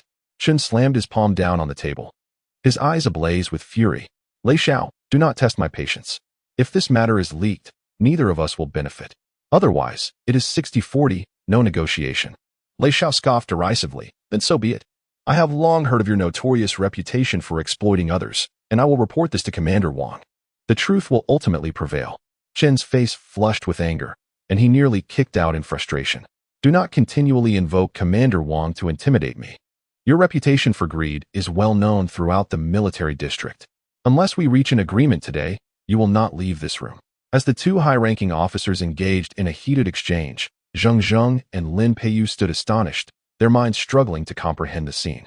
Were these truly two senior generals? It felt more like a squabble between merchants in a marketplace. After a prolonged standoff, they finally reached a compromise, each conceding a bit, agreeing to a 50-50 split. Chief Chen sank back into his chair, loosening his collar, and sighed, "I am getting old. You, Lei Xiao, have indeed surpassed your predecessors. The younger generation is formidable." Lei Xiao, with a sardonic smile, replied, "Chief Chun, you are still sharp as ever. It is we who are striving to catch up." Chief Chun drained his cup of tea, attempting to quell his rising temper before turning to Zheng Zheng with a benevolent expression. Young Zheng, how much of this miraculous powder do you possess? We are interested in acquiring it. We can negotiate a fair price. Zheng Zheng raised 3 fingers, smiling gently. Currently, I have no stock available.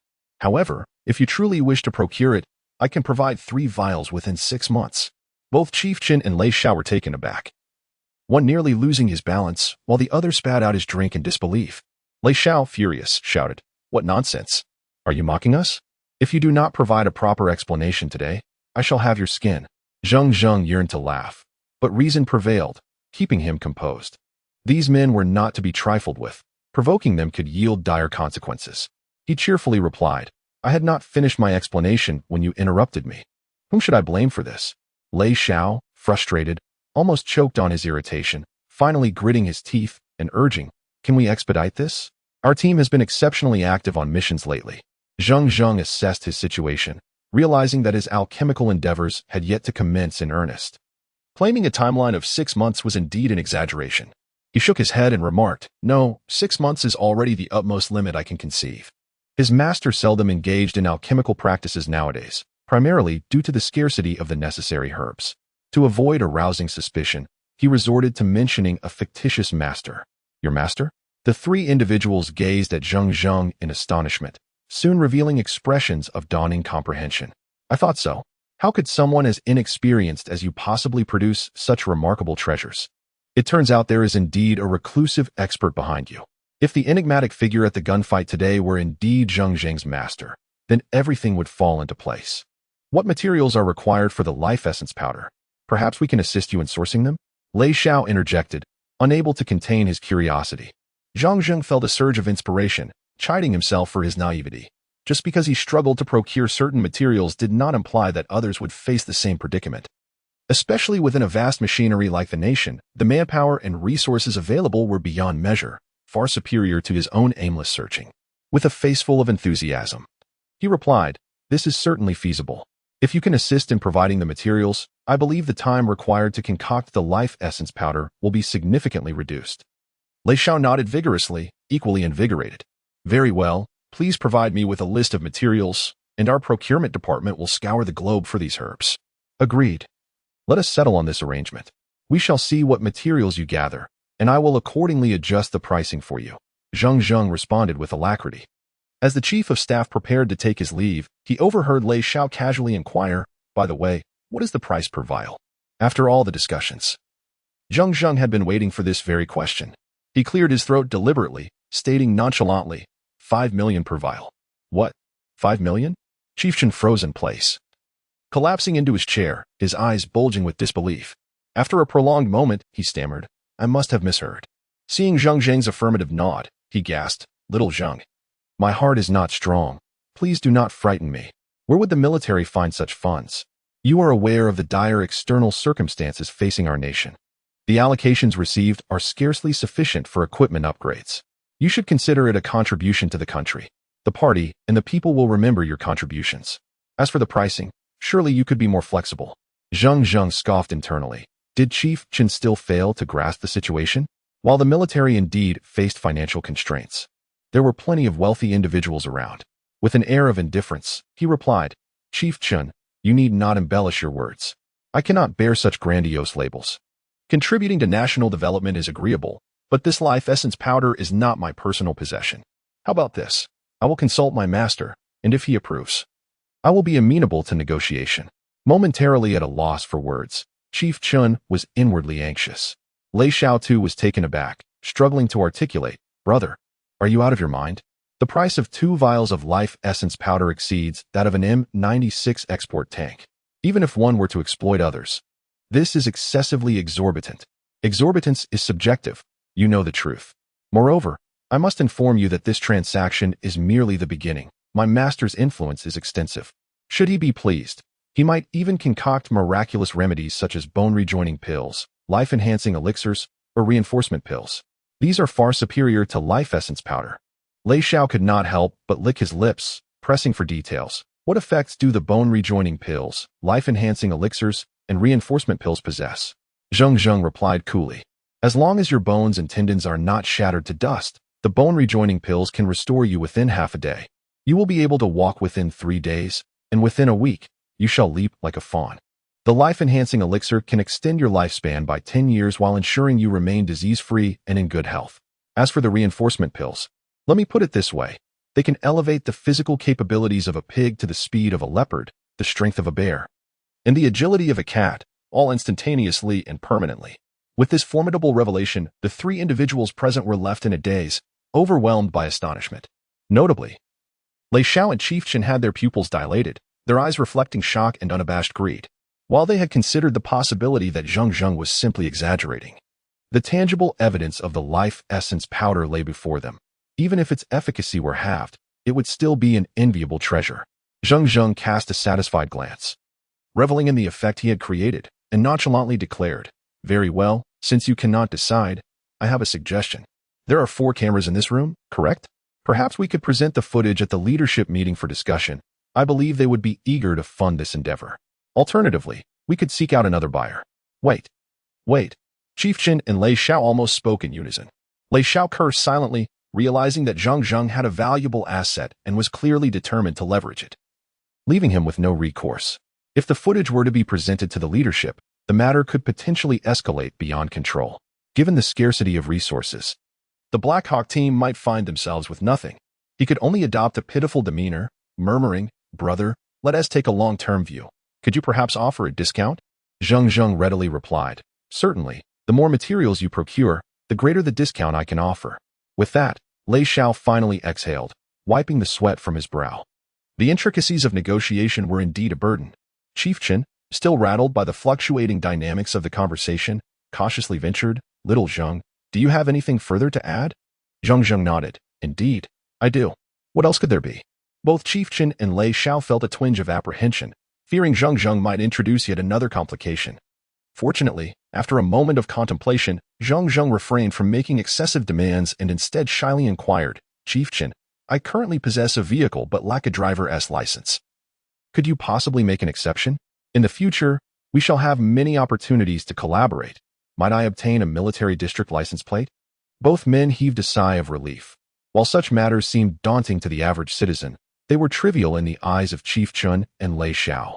The chief of staff regained his authoritative demeanor, attempting to impose some constraints, but ultimately he waved his hand dismissively, stating, "Though it may not adhere to regulations, exceptions can be made for special circumstances.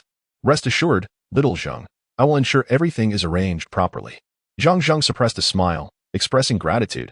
"Thank you, Chief Chen." As Chief Chen hurriedly exited, Zheng Zheng understood his ulterior motives. In comparison to Lei Xiao, Chief Chen resembled a politician, while Lei Xiao embodied the pure essence of a soldier. Politicians, of course, prioritized power and profit, expecting a return for every investment made. Despite his eloquent rhetoric earlier, Zheng Zheng could wager that once the life essence powder was in his hands, Chief Chen would seek to maximize his benefits, perhaps reserving some for personal use or leveraging it as a stepping stone to higher positions. Yet, these matters were of no concern to Zheng Zheng. His primary focus remained on expanding his avenues of wealth. After finalizing several conditions, Lei Xiao assumed the role of tour guide, escorting Zheng Zheng to survey the garrison area. Meanwhile, Lin Peiyu, profoundly impacted by the effects of the life essence powder, remained silent, casting complex glances at Zheng Zheng, leaving one to ponder his thoughts. With the matter finally reaching a conclusion, Lei Xiao initially intended to escort Zheng Zheng back to Wenzhou, but the latter declined outright. It is a rare occasion to visit Hangzhou for free, and one must certainly explore the herbal medicine market to see if any needed materials can be found. With pockets full of cash, it would be a pity not to spend it. Moreover, it has been over half a year since I last saw Zhang Rong, so I should also pay a visit to the school to see him. And what about the unfortunate girl, Xiao Zixuan? I wonder how she is faring now. Zheng Zheng suddenly felt a pang of guilt towards Xiaopeng, who had entrusted his only sister to him with such gravity. Yet, he had merely offered some money and then turned a blind eye. This was truly unbecoming. With this thought in mind, Zheng Zheng quickly hailed a cab to the Xiaxia University town. Xiaxia town is renowned throughout Zhejiang province as an educational hub, housing numerous undergraduate and vocational institutions. After over a decade of development, it has become quite prosperous and bustling. Zhejiang University of Electronic Technology is situated within Xiaxia town. The school was originally established as Hangzhou Aviation Industry Finance School, and after various approvals, it was designated as Hangzhou Electronic Industry Institute in 1980. Through numerous integrations and reforms, it became the first information technology university co-established by the provincial government and the National Defense Science and Technology Commission in 2007, covering an area of over 1,000 acres. It accommodates nearly 10,000 students, making it a prominent institution in Jiang Province. Zheng Zheng alighted at the south gate of the school, where a street lined with an array of vibrant shops bustled with youthful, exuberant students. As it was the weekend, the school gates were wide open, and security was relatively lax, allowing Zheng Zheng to slip in with ease. After making a few phone calls, Zheng Rong did not answer, leaving Zheng Zheng puzzled about what he might be doing. Having visited the school twice before, he had some recollection of the dormitories. And after a brief walk of about 7 or 8 minutes, he reached his destination. To his surprise, the dormitory guard was dozing off. So Zheng Zheng quietly ascended to the 3rd floor. Upon opening the dormitory door, he saw 3 students engrossed in a game called League of Legends, oblivious to his entrance. Zheng Zheng scanned the room and did not find Zheng Rong, which struck him as odd. His brother was quite intelligent and performed well academically, with gaming being his only pastime. Normally, on weekends, finding him in the dormitory would be a certainty. Where could he have gone today? At that moment, one of the students noticed Zheng Zheng standing at the door and, seeing his eyes darting around, asked, "Who are you looking for?" Zheng Zheng pointed to the upper bunk and asked, "Where is Zheng Rong?" The student replied, "Oh, Zheng Rong? He should be doing laundry right now. He won't be back for at least half a day. If you need him, you can check the washroom in the hallway." Laundry? Zheng Zheng was taken aback, questioning, "Does it really take half a day to do laundry?" The student smirked disdainfully. Most of the clothes in the 3rd floor dormitory are his. With so many people, it'll definitely take him half a day. Zheng Zheng felt something was amiss. Why is he responsible for everyone else's laundry? At that moment, another student chimed in. "To make some money, I suppose. His rates are much cheaper than the laundromat, so some lazy students have entrusted their laundry to him." Understanding dawned. Zheng Zheng thanked them politely and closed the door, yet a profound discomfort settled within him. Zheng Rong had always been somewhat reclusive and disinclined to speak, averse to household chores.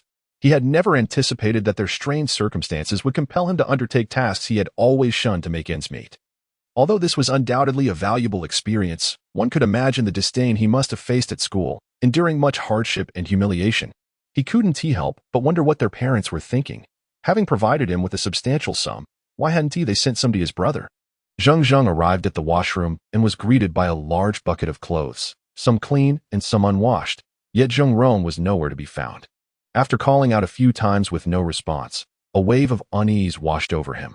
Just then, a student emerged from the restroom, and Zheng Zheng quickly stopped him to inquire, "Hello, I was wondering if you saw a tall, thin student washing clothes here?"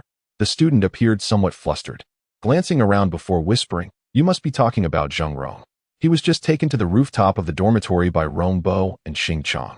They're probably looking to extort him again. Zheng Rong has been beaten badly by them several times." What? Zheng Zheng felt a rush of darkness cloud his vision, followed by a surge of fury. How dare these despicable schoolyard bullies target his brother? Remembering how frail and sickly Zheng Rong had been since childhood, his heart ached painfully. After muttering a quick thanks, he dashed up to the rooftop like a gust of wind. Upon reaching the top, the rooftop was empty save for a solitary figure huddled in a corner, with only the sound of the autumn wind whistling through the air. Although he couldn't see the person's expression clearly, Zheng Zheng recognized Zheng Rong by his physique. "Brother," Zheng Zheng called out anxiously as he strode towards him. Zheng Rong looked up, surprised and confused. Upon seeing Zheng Rong's face, Zheng Zheng's expression turned ashen, and he growled in a low, furious voice. "Did Rong Bo and Xing Chang do this?" At that moment, Zheng Rong's eyes glistened with unshed tears. His left cheek had swollen to an alarming degree. A smear of blood beneath his nose, and his eyes were darkened with bruises, with his lips split open. Once handsome features now bore a harrowing visage. His face reflected a mix of resentment and fear, and upon hearing Zheng Zheng's stern inquiry, he instinctively lowered his head, remaining silent. Seeing his brother's expression of anguish and his unwillingness to speak, Zheng Zheng felt a mix of anger and sorrow. He struggled to suppress his rage and asked, "Why are they treating you this way?" Under Zheng Zheng's persistent questioning, Zheng Rong finally choked out, "Brother, why is my life so arduous? Why must we bear such burdens?" Why do I only wish to study diligently, yet face so many obstacles? What have we done wrong? Why does fate treat me this way? With that, Zheng Zheng could no longer contain his facade, and as if finding an outlet for his pent-up emotions, he broke down in tears.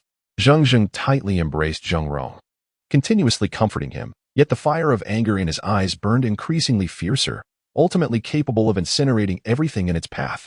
After half a day's fragmented recounting from Zheng Zheng began to grasp the nature of the events. Since entering university, due to deteriorating family circumstances and financial constraints, Zheng Zheng had to engage in various part-time jobs. He had served as a tutor, worked hourly jobs, and even did cleaning, accumulating over 10 jobs in total. Although life was arduous, he managed to sustain himself. However, during his sophomore year, a group of bullies emerged from nowhere, preying on timid and kind-hearted students. Individuals like Zheng Zheng, who were taciturn and not adept in social interactions, became prime targets for extortion, frequently accosted for money. If he refused, he was met with brutal beatings. In the past, Zheng Zheng had reported these incidents to his mentor, the administration, and even the student council, but received only fiercer retaliation in return. After enduring numerous assaults, he became numb to the violence and could only grit his teeth, squeezing extra work into his already limited free time to earn a bit more money. Yet, this was not the source of Zheng Zheng's deepest sorrow. Just yesterday, he discovered that the girl he had secretly admired for a year was laughing and embracing Qianxiu. In a bid to alert her to Qianxiu's true nature, he was met with aggression, as Qianxiu retaliated by bringing a group to confront him in his dormitory, resulting in a severe beating. Zheng Zheng trembled with rage, wishing to obliterate these scoundrels immediately. Without hesitation, he retrieved his phone and, suppressing his fury, said, "Lei Xiao, this is Zheng Zheng. Where are you right now?" Sensing the intensity of Zheng Zheng's anger, Lei Xiao replied cautiously, "I'm at the airport, about to board a flight to Nanjing to report to the military leaders regarding our prior discussions. Is there something you need help with?" Zheng Zheng's face darkened, almost dripping with intensity as he replied, "Perfect timing. I have an additional condition to relay. If this condition isn't met, the deal is off." Lei Xiao, startled and sensing the gravity of the situation, quickly inquired, "What is the condition? Speak." Taking a deep breath, Zheng Zheng stated solemnly, "I have a brother studying at Jiandian University. I need you to ensure his safety in the future. If a single hair on his head is harmed, the deal is null and void. If you find this acceptable, send someone with authority to meet me at Jiandian University immediately." Lei Xiao felt a wave of relief wash over him, internally cursing the unnecessary commotion, yet maintained a serious demeanor. "No problem. Lin Peiyu is in Hangzhou. I will send her to you." Zheng Zheng coldly replied, "Fine, let her come." After hanging up, Zheng Zheng first applied ointment to Zheng Zheng's injuries and then urged, "Let's go find Qianxiu." Zheng Zheng hesitated. "Brother, should we wait for your friend?" Zheng Zheng, brimming with ferocity, replied, "Dealing with a bunch of weaklings. I can handle this alone." Zheng Zheng's expression reflected doubt as he stammered, "Brother, perhaps we should reconsider. They are numerous, and you could be at a disadvantage." "Reconsider?" Zheng Zheng sneered, "My brother Zheng Zheng is not someone easily bullied. I will make them understand that today is merely the beginning. They will have their weeping moments in the future. Let us go? Stop being so wishy-washy. Are you not a man?" Zheng Zheng barked, dragging him down the stairs. Under Zheng Zheng's imposing demeanor, Zheng Zheng felt stiffened and was pulled along. Soon, Zheng Zheng discovered Qianxiu's whereabouts. They were at the school auditorium rehearsing for the anniversary celebration. This year marked the 60th anniversary of Jiandian University, and the school was preparing a grand cultural performance, inviting both alumni and numerous social luminaries, successful individuals, and popular celebrities. Naturally, the university, particularly the arts and performance departments, was eager to showcase their talents, diligently rehearsing to ensure a spectacular display. Qianxiu and his cohorts were leaning out of the window, whistling and making crude remarks about the performers, entirely oblivious to the impending storm of fury approaching them. Without a moment's hesitation, Zheng Zheng seized Qianxiu by the hair, violently pulling him back, causing his head to crash against the wall, resulting in a large bruise. Zheng Zheng had moderated his strength. Otherwise, with his current power, he could have easily crushed Qianxiu's skull. Bewildered by the sudden assault, Qianxiu barely registered the attack before being lifted again and met with a flurry of slaps, the sounds echoing down the corridor. Dazed and reeling, Qianxiu's face swelled rapidly, blood oozing from his nostrils.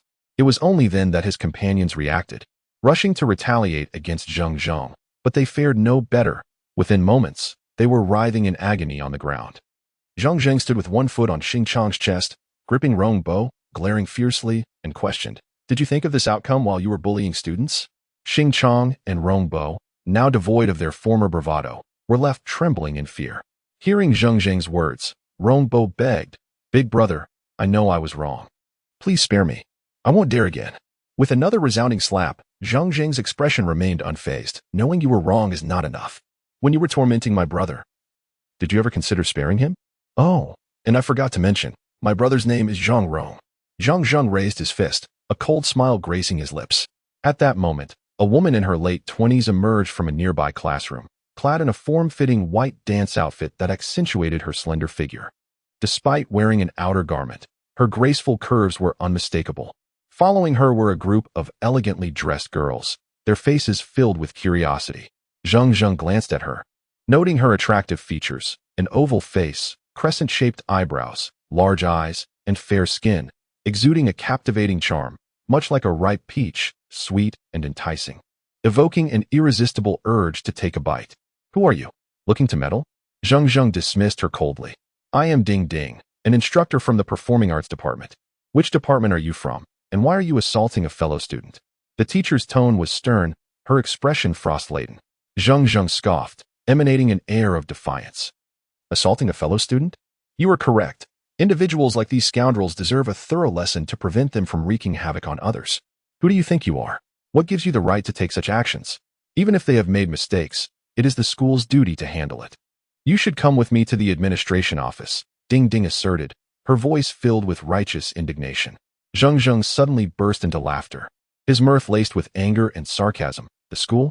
What a fine institution to handle matters. Is it easy for my brother to attend university? The tuition was cobbled together from our family's meager resources, and his living expenses were earned through arduous labor while others indulged in leisure. Now he is being oppressed and deprived by these bullies, and it is not just once or twice. I wish to inquire about the actions of the school at this moment. What have they addressed?" Ding Ding found herself at a loss for words when Zheng Zheng confronted her. She only witnessed Zheng Zheng assaulting someone, unaware of the deeper motives behind his actions. "If your institution cannot handle this, I shall take matters into my own hands," Zheng Zheng suddenly exclaimed, his expression shifting dramatically. "Ah!" Both Xing Bo and Rong Chang screamed in unison, one suffering a collapsed chest, while the other had his arm brutally broken, rendering him unconscious. The surrounding girls gasped, covering their mouths in shock. "You!" Ding Ding's complexion turned pale, the brutal and bloody scene nearly causing her to retch. Zheng Zheng coldly stated, "I expect the school to provide an explanation regarding this matter, or I shall pursue it relentlessly until they vanish from this world." With that, Zheng Zheng turned on his heel and departed with an air of nonchalance. The girls stood stunned, captivated by his domineering and intimidating words. A few infatuated girls clasped their hands to their chests, eyes sparkling, exclaiming, "So manly, so charming. Being with such a man must bring immense security." Ding Ding, infuriated, felt a surge of anger. This student displayed utter contempt, disregarding both himself and school regulations by openly assaulting others. Should this incident come to light, the school's reputation would undoubtedly suffer, especially with the 60th anniversary approaching, casting a shadow over the event. Quickly, she pulled out her phone to report the incident to the school authorities. As for whether to involve the police, she hesitated, ultimately deciding to await the leader's judgment. After all, this matter could escalate, and the school could not evade responsibility if the police intervened. Moments later, security and medical personnel hurriedly arrived upon receiving the news. After a preliminary examination, the medical staff sighed in relief, stating, "Fortunately, it is merely a standard fracture. The most severe case involves an arm fracture, while another has several broken ribs, but fortunately, no life-threatening injuries have occurred. You were right not to move the injured. Had a fractured rib punctured an internal organ, it would have turned into a significant crisis." Ding Ding was taken aback. "Is it really that serious?" "All 5 on the ground have fractures to varying degrees." The medical personnel nodded, commenting, "Indeed, students today seem to act without fear, engaging in fights in broad daylight. The school's atmosphere needs to be addressed." At that moment, a girl who had witnessed the entire incident interjected, "It wasn't a fight. It was just one boy who single-handedly broke these people's bones." The medical staff looked astonished. Which department does this student belong to? Such strength. Ding Ding retorted. How would I know? Now, everyone, return to your rehearsals. The group of girls dispersed, returning to their classroom, though most appeared distracted, whispering amongst themselves about the incident. Zheng Zheng stood at a distance, having observed the entire event unfold, feeling a surge of excitement as he watched his brother decisively take down those who had bullied him. He longed to join in and deliver a few blows himself. When Zheng Zheng approached, he couldn't help but ask, Bro, are you alright? Zheng Zheng gestured for him to inspect his body, then chuckled. What could possibly be wrong with me? However, those individuals won't be so fortunate. Rong Cheng and Xing Bo won't get out of bed for months. Zheng Rong's eyes glimmered with vengeful fire. They got off too easily. At that moment, Lin Peiyu called to inform she had arrived at the school's south gate, prompting the two brothers to head there. Upon arrival, they found Lin Peiyu leaning against a vibrant red BMW Z4. She wore a long red sweater with batwing sleeves, accentuating her graceful neck, paired with black leggings and high-heeled boots, exuding elegance and allure. With her wine-red wavy hair and a bewitching expression, she resembled a captivating enchantress, igniting adrenaline in those who beheld her. Boys passing by the entrance halted in awe at the sight of the stunning woman and her flashy car, occasionally stumbling or colliding with objects in their astonishment. Lin Peiyu felt a mix of frustration and resignation. As a member of a special forces team, she was accustomed to fearless individuals with indomitable spirits, yet she found herself apprehensive about encountering Zheng Zheng, a man who appeared harmless yet held an enigmatic aura. The universe has a way of presenting challenges. After lingering in Hangzhou for merely half a day, she had been pushed into Zheng Zheng's path by her captain. This left her feeling both angry and helpless. Upon exiting the school, Zheng Zheng spotted Lin Peiyu and her eye-catching Z4, approaching her with a smile. Initially flustered, Lin Peiyu's irritation flared upon seeing Zheng Zheng's mockingly composed demeanor. She controlled her temper and retorted, All right, we've met. Let us get to the point. Zheng Zheng chuckled, his gaze nonchalantly drifting to her figure before leisurely saying, I know you're busy and reluctant to see me. So, let us cut to the chase. I'm entrusting my brother's affairs in Hangzhou to you. I don't care what methods you employ or who you delegate him to, as long as he remains safe at school. Should I discover he faces any unfair treatment and you fail to address it promptly, well, let's just say the consequences will be dire. This was an overt threat. Lin Peiyu recalled the fiery, humiliating encounter with Zheng Zheng and felt an urge to slap him. Yet she understood the repercussions all too well. This unrestrained man would undoubtedly retaliate. She gritted her teeth. Rest assured, I will handle your brother's matters with utmost care. Zheng Zheng nodded in satisfaction, glancing around to see several security personnel approaching the school entrance. He remarked, I just dealt with a few troublemakers at school, and now the security is on my tail. Please help me resolve this. Lin Peiyu shot him an annoyed look, but reluctantly approached the security team. Employing her influence, she spoke briefly with them, presenting her credentials, quickly calming the situation. Afterward, she provided Zheng Rong with several phone numbers, issuing instructions. As the matter seemed to settle, she prepared to leave when Zheng Zheng blocked her path, his expression indifferent. Is there anything else? Ignoring her annoyance, he slid into the passenger seat, turning to Zheng Rong. Brother, send me your card number so I can transfer some money. Focus on your studies and enjoy your college life. Don't worry about working part-time. Once you graduate, I'll get you a car like this one. If anyone bothers you at school, don't hesitate to call me or Peiyu. We'll ensure they can't fend for themselves. Lin Peiyu, surprisingly unfazed, nodded. Zheng Rong, though your brother may not be straightforward, he is not entirely bad. If anything arises, feel free to reach out to me. Zheng Rong eagerly agreed. I understand. Take care, brother, Peiyu. As the Z4 roared to life and sped away in a dazzling display, Zheng Rong turned to head back to his dormitory. At that moment, a few classmates gathered around him, calling out, Zheng Rong. He paused, slightly flushing as he recognized them. Qianxiu, Bai Shui, hello. Among the group, Bai Shui stood out for her looks, while the others were rather ordinary, lacking in both appearance and presence. One curious girl asked Zheng Rong, who were that man and woman just now? Zheng Rong's chest puffed up with pride as he remarked, That's my brother and his friend. Qianxiu expressed her astonishment. I never would have guessed. Your brother is quite impressive. That BMW sports car must cost over $1 million, right? Such an extravagant gift. My brother just mentioned he would buy me a car like that once I graduate from university. Zheng Rong recalled Zheng Zheng and Appo's earlier words and was taken aback. Your brother is so wealthy? The women collectively gasped as if they had stumbled upon a new world. I have no idea, Zheng Zheng replied, somewhat sheepishly. Meanwhile, Zheng Zheng sat in the sports car, feeling a bit bored. Peiyu, could you please take me to Zhejiang University, Yichuan campus? Lin Peiyu retorted. So you want me to play the role of your chauffeur? Zheng Zheng reclined in his seat, adopting a nonchalant demeanor. There's no other choice. I'm not familiar with the area, so I must trouble you. Lin Peiyu shot him a disdainful glance. If you're unfamiliar, you could just take a taxi. Don't tell me you lack money. That check from earlier was practically burning hot. Zheng Zheng chuckled, his smile radiant. Haven't you realized that having a stunning female driver is quite the spectacle? Besides, can one pay for a taxi with a check? Lin Peiyu almost slammed on the brakes, contemplating tossing Zheng Zheng out of the car. What is wrong with that? I'm perfectly fine. Their banter continued as Lin Peiyu occasionally fumed with frustration, yet remained powerless to change the situation.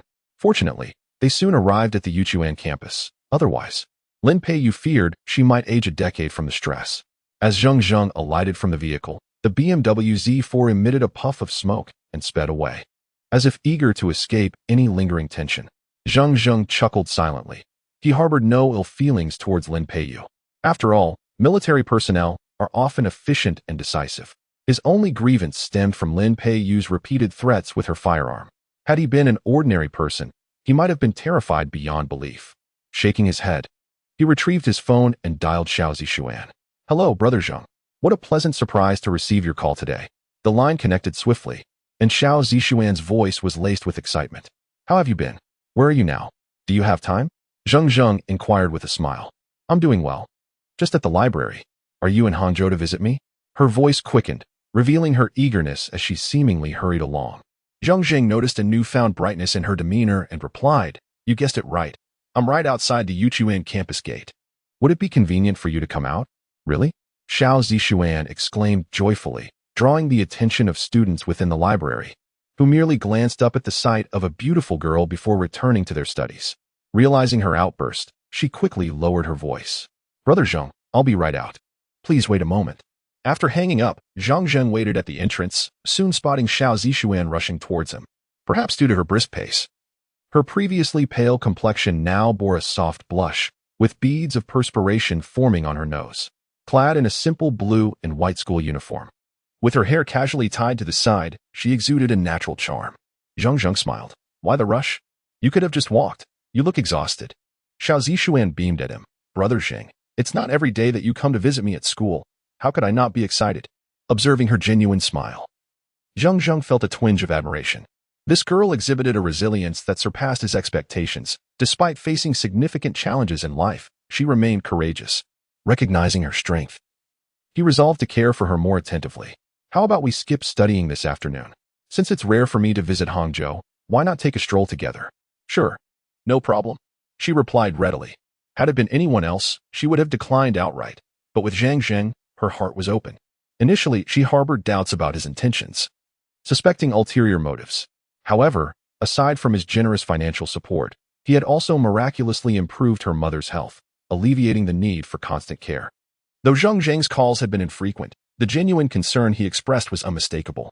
Ultimately, she came to believe that Zheng Zheng was a caring man who expected nothing in return. Thus, when she received his call, her excitement was palpable. Zheng Zheng intended to take Xiao Zishuan out for a meal, but noticing it was only around 4 p.m., he suggested they explore a shopping mall instead, planning to buy her a few garments and personal items. The Zhejiang University Yichuan campus is located near the Huanglong Sports Center, surrounded by numerous shopping centers. After some inquiries, Zheng Zheng decided to shop at the Hangzhou Tower. Upon arriving at the entrance of the tower, they were greeted by a familiar voice. Is that Xiao Zishuan? Turning around, they saw a couple approaching, Su Hanliang and Lin Haiyan. Xiao Zishuan paused, her brow slightly furrowing, yet she maintained her composure. Oh, it's just classmates Hanliang and Haiyan. Su Hanliang, tall and athletic, radiated vitality, his gaze filled with admiration for Xiao Zishuan. What a coincidence, Zishuan. Are you shopping today? Xiao Zishuan cast a casual glance, only to notice Lin Haiyan's hostile glare directed at her, with her arms wrapped around Su Hanliang's, her ample bosom pushed together, exuding a challenging demeanor. Lin Haiyan was indeed attractive, though her makeup was excessively bold, with painted lips and curled lashes, coupled with provocative attire that gave off a dubious impression. Su Hanliang felt awkward, wanting to retract his arm, but was met with Lin Haiyan's glare, leading him to chuckle sheepishly. Su Hanliang and Lin Haiyan were Xiao Zixuan's peers from the same department, but different classes. After an accidental encounter in the latter half of their freshman year, Su Hanliang was captivated by Xiao Zixuan's pure and simple beauty. Using his position in the student council, he sought every opportunity to pursue her. Yet Xiao Zixuan remained focused on her studies and rejected his advances due to his notorious reputation for womanizing. Consequently, Su Hanliang soon turned his attention to Lin Haiyan, and they became a couple. Lin Haiyan, with a hint of jealousy, scrutinized Xiao Zixuan, her smile lacking warmth as she remarked, "Oh, the ever-innocent Xiao Zixuan. Out shopping with a man today? How surprising." Xiao Zixuan, inexperienced in such confrontations, felt her cheeks flush as she retorted, "I'm just shopping with my brother." "What is it to you?" Lin Haiyan scoffed. "Is he your romantic interest? Your taste seems rather poor. He looks quite shabby, hardly someone who can afford the Hangzhou Tower." "Oh, I see. You're just here to window shop." Her laughter echoed, unrestrained and mocking. Su Hanliang felt a wave of disdain for Lin Haiyan, whose superficial beauty belied her shallow character. Xiao Zixuan's eyes glistened with unshed tears, her lips pressed tightly together, wanting to cry from the injustice. At that moment, Zheng Zheng stepped forward, gently placing a hand on her slender shoulder, ignoring the two in front of them. "Why let it bother you? If a dog bites you, it's only fair to blame yourself for not being cautious when you ventured out. Are you really going to bite the dog back? Let us wander together," he suggested. Xiao Zixuan, feeling a surge of relief, wiped away the tears at the corners of her eyes and softly replied, turning to leave with Zheng Zheng. Lin Haiyan, furious, stomped her high heels and expressed her dissatisfaction with Su Hanliang. "Hey, are you still a man? They insult us to our faces, and you remain silent? How pathetic." Su Hanliang's dark gaze remained fixed on Zheng Zheng's retreating figure until he vanished completely, at which point he spat out, "Be quiet. I've told you countless times. Stop mimicking a gossiping old woman, but you refuse to listen." Lin Haiyan, with an exaggerated gesture, glared and shouted, "Su Hanliang, what do you mean? Are you jealous seeing Xiao Zixuan with another man? If you have the guts, go pursue her. What with your domineering attitude towards me?" Su Hanliang growled in frustration, his face clouded with anger. "Enough. You're being unreasonable. We each have our own paths to tread." With a huff, he brusquely pushed past Lin Haiyan and strode away. "Hanyang, wait for me." Seeing her boyfriend in a rage made Lin Haiyan feel a twinge of fear, prompting her to rush after him to appease him. Meanwhile, Zheng Zheng led Xiao Zixuan to the third floor of the building, where a dazzling array of clothing, shoes, and bags tailored for women awaited. Approaching a display case, they were met with garments showcasing innovative designs and vibrant colors. As Xiao Zixuan admired the exquisite and fashionable attire, she instinctively reached out to touch the fabric but recoiled upon noticing that each piece was priced at several hundred, with the more expensive items exceeding 1,000. The thought that one outfit could equal 2 or 3 months of her grocery expenses made her retract her fingers. She glanced around nervously, akin to a thief, and spotted several flamboyantly dressed women discussing styles and colors, casually selecting their favorites and leaving with them. A wave of self-doubt washed over Xiao Zixuan as she lowered her head. Such beautiful clothes were beyond the reach of someone like her. The ugly duckling in the Cinderella tale. Observing the two, a few sales assistants noted Zheng Zheng and Xiao Zixuan's modest yet distinctive demeanor, recognizing their lack of wealth and consequently ignoring them. However, the perceptive Zheng Zheng quickly sensed Xiao Zixuan's shift in mood, realizing she seemed somewhat disheartened. Understanding the costs, he pointed to a few outfits and addressed a sales assistant. "Excuse me, could you please bring out the sizes for these garments? We would like to try them on." The sales assistant cast a disapproving glance at Zheng Zheng. Yet, having undergone rigorous training, she maintained her professionalism and asked for the sizes before disappearing to retrieve the clothing. At that moment, Xiao Zixuan tugged at Zheng Zheng's sleeve, her heart fluttering nervously. "Zheng Zheng, what are you planning to do? These clothes are far too expensive. We cannot afford such extravagance. Let us just browse elsewhere."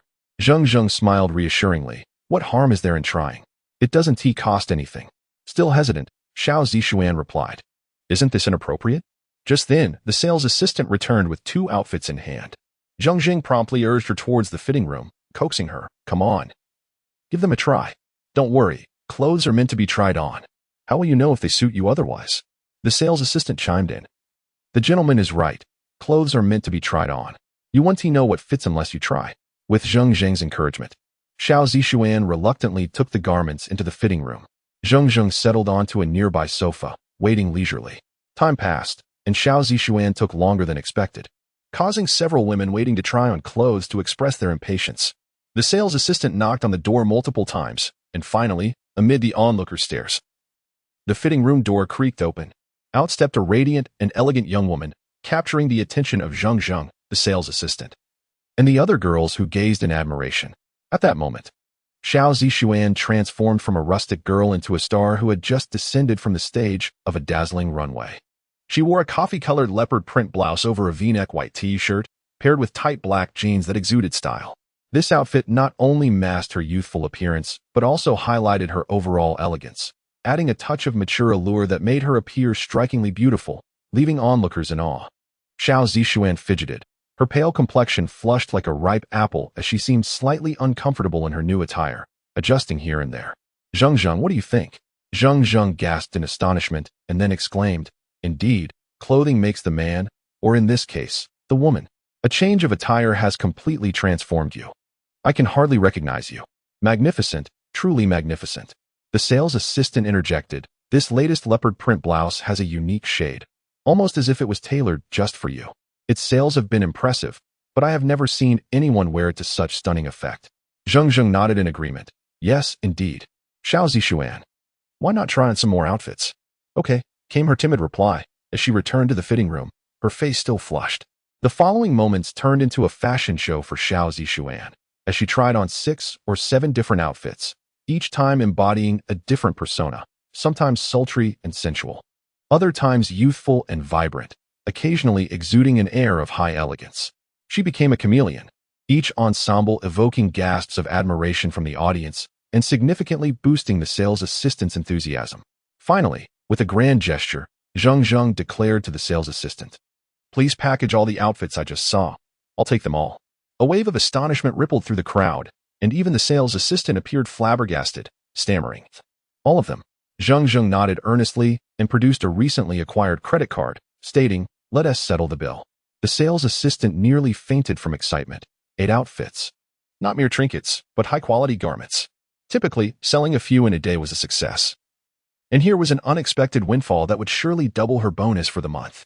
Initially, Xiao Zishuan doubted her ears, but upon seeing Zheng Zheng ready to pay, she anxiously grasped his arm, repeatedly insisting, Zheng Zheng, please don't. This clothing is far too expensive. Zheng Zheng chuckled, expensive? It's just a few outfits. Consider this a gift from your brother, a reward for your diligent studies over the past 2 years. Seeing her hesitation, he feigned displeasure. Do you no longer acknowledge me as your brother? Xiao Zishuan nodded, ultimately saying nothing more, her gaze towards Zheng Zheng revealing a subtle change, softly murmuring, brother. I'll go change. Zheng Zheng shook his head. Why change? You look stunning in this outfit. Just wear it as is. Oh, she replied quietly, standing still and silent. After completing the transaction, Zheng Zheng glanced at the seemingly demure Xiao Zishuan, feeling that something was still amiss. After a moment's contemplation, he realized that merely having clothes was insufficient. She needed suitable shoes and bags, along with appropriate makeup and hairstyling to achieve the perfect look. With this thought in mind, he began taking Xiao Zishuan on a shopping spree, quickly acquiring 4 pairs of shoes in different styles and 2 or 3 versatile handbags. By the end, they were both laden with numerous bags. After stepping out, Zheng Zheng led Xiao Zishuan into a hair salon. After a transformation, a brand new beauty emerged before him. Her silky black hair cascaded down, and her long, curled eyelashes framed her clear, large, and expressive eyes. A touch of makeup concealed her slightly sallow complexion, rendering her exquisite and radiant. Dressed in fashionable and unique attire, she stood gracefully, like a lotus blooming from the water, elegant and refreshing. All right, let's go for a meal. Zheng Zheng exclaimed with great satisfaction at the day's results. Yes, I'm hungry too, Xiao Zishuan replied, linking her arm with Zheng Zheng's, her cheeks flushed. Zheng Zheng paid no mind. He genuinely regarded her as a little sister to care for. It was entirely normal for a sister to cling to her brother's arm. As they descended in the elevator to the exit, they unexpectedly encountered Su Hanyang and Lin Haiyan once more. However, it seemed that they were embroiled in a conflict, arguing vehemently about something. Zheng Zheng, with Xiao Zishuan, walked straight out the door, ignoring them completely. Su Hanyang, with keen eyes, unexpectedly noticed Zheng Zheng's presence and the striking woman beside him, burdened with bags. He paused his argument, nudging Lin Haiyan. Look, Xiao Zixuan's brother has come out. But who is that woman? She seems familiar.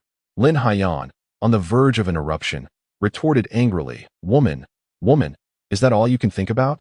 Su Hanyang nearly slapped her in frustration, suppressing his anger. Stop it. Look, Xiao Zixuan is gone.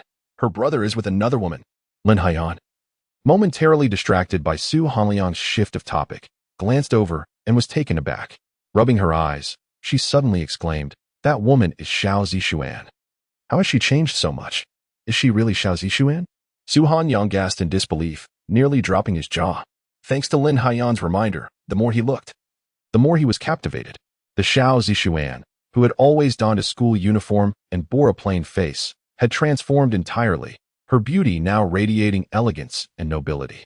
Such a woman was undoubtedly a rare gem. Regret washed over him. How could he have been so indecisive? Su Hanyang lamented, feeling his so-called campus flower paled in comparison to Xiao Zixuan. I must have her, he vowed silently, determined to utilize any means necessary to win her over. Zheng Zheng sensed a shift in the atmosphere and glanced coldly at Su Hanliang, a faint smirk playing at the corners of his mouth before he turned to leave. Just a clown. If he were to stick to his own business, it would be fine. But if he dares to harbor ill intentions towards my sister, not even the gods could save him. Look at his pathetic demeanor. Xiao Zixuan would never cast a glance in his direction. And now, she is with someone successful, adorned in such stylish and elegant attire. Lin Haiyan, consumed by jealousy, vented her frustrations incessantly. Enough. Can you keep your comments to a minimum? Su Hanliang snapped, his gaze following Xiao Zixuan as she got into a car. Are you annoyed by me? Then go chase after that ungrateful Xiao Zixuan. Lin Haiyan, already envious, felt her anger boil over as Su Hanliang seemed utterly captivated by someone else, neglecting her completely. With a sharp slap, Su Hanliang retorted angrily, You are insufferable. He turned on his heel and left decisively. Lin Haiyan, covering her stinging face, was momentarily stunned, before feelings of grievance and sorrow overwhelmed her, leading to tears cascading down her cheeks. In that moment, she finally recognized Su Hanliang's true nature, leaving her heart cold and desolate. Zheng Zheng treated Xiao Zixuan to an extravagant meal and a night tour of West Lake, not returning her to school until after 10 o'clock. Early the next morning, Zheng Zheng ventured to the Qianxiu traditional Chinese medicine market. The market was modest in size, filled with ordinary, commonly used herbs. Nevertheless, Zheng Zheng continued to purchase various items in abundance, discreetly storing them in his ring whenever he found a secluded spot. The money flowed freely, and every shopkeeper he visited beamed with joy. After wandering for a while, Zheng Zheng noticed that most shops were winding down for the day. Just as he was about to leave, a seed shop in the corner caught his attention, with plans to establish a secluded estate in the deep mountains of Yandang. Procuring some medicinal seeds to cultivate seemed advantageous, and he could even plant them in the Emerald Pagoda, where they might flourish with the infusion of spiritual energy. With this thought, Zheng Zheng entered the shop. The business appeared sluggish, and the owner and staff seemed lackluster, engrossed in their phones. They greeted Zheng Zheng casually upon his arrival. Unfazed, Zheng Zheng inquired about several seeds and placed an order. Suddenly, he sensed a faint wave of spiritual energy emanating from the vicinity. Though subtle, Zheng Zheng's sensitivity to such energy was acute. His gaze fixated on the recently opened seed cabinet, his heart racing at the possibility of discovering spiritual herb seeds. Yes, it's quite possible, he mused, eager to uncover a place rich in spiritual energy. To avoid arousing the owner's suspicion, he politely remarked, I'll take the seeds from that cabinet you just opened. The owner perked up, recognizing a rare opportunity for a significant sale. He hurriedly brought out the entire cabinet, exclaiming, Mr. Zheng, you truly have an eye for quality. Our seeds are in high demand and are hard to find elsewhere. Zheng Zheng nodded, inwardly skeptical of the owner's claims. May I see the seeds in that cabinet? He inquired, feigning curiosity while pointing at the cabinet radiating spiritual energy. The owner eagerly obliged, placing the cabinet on the counter and explaining, These are South Star seeds, also known as mountain sticks. The mature herbs possess properties such as dispelling wind, reducing phlegm, calming the mind, and relieving pain. Due to increasing market demand, the prices of these seeds have risen in recent years. Zheng Zheng paid little attention to the details, instead posing a question that had been nagging at him. Where did you source this batch of herbs? The owner cheerfully responded, I procured them from Inner Mongolia. You see, South Star is drought-resistant and not suited for low-lying waterlogged areas, which is why it only grows in North China. The seeds from Inner Mongolia, due to geographical factors, experience intense sunlight, resulting in higher survival rates and superior quality. Zheng Zheng nodded, but internally questioned how spiritual herb seeds could emerge from the predominantly arid and barren terrain of Inner Mongolia. It seemed he would need to investigate further at some point. Deliberately sifting through the cabinet, he quickly selected 3 or 4 seeds that exhibited signs of spiritual energy. The South Star seeds resembled dried yellow beans, shriveled and compact. Zheng Zheng held them in his palm, assessing their quality. These are perfect, he concluded, tossing them into his ring and Oppo's space. After rummaging through the cabinet to find no more seeds of interest, he felt a hint of disappointment but quickly chastised himself for his insatiable greed. After settling the payment, Zheng Zheng continued to explore other herbal markets, acquiring everything he needed. After 2 days of diligent shopping, his collection of herbs had amassed considerably, ensuring that his alchemical endeavors would proceed without significant hindrance. Zheng Zheng counted his expenses, totaling 2 to 3 million, with a considerable surplus remaining, and resolved to visit the jade market. Upon arriving at the Yuan Jade Market in Hangzhou, he found it somewhat desolate, a consequence of the recent weekend just past and the early hour. The streets, lined with antique shops, were nearly devoid of pedestrians. He wandered into a shop, only to feel a sense of disappointment. Antiques were beyond his comprehension, and he lacked the expertise to appraise jade. However, he believed he could sense whether an object possessed spiritual energy. He disregarded the intricacies of the jade carvings, their age, or their monetary worth. For what he sought was jade that could harbor and absorb spiritual vitality. After spending the entire morning exploring nearly every shop, he still found himself empty-handed. Feeling somewhat disheartened, he glanced down the street at a few more shops and decided to continue on his way.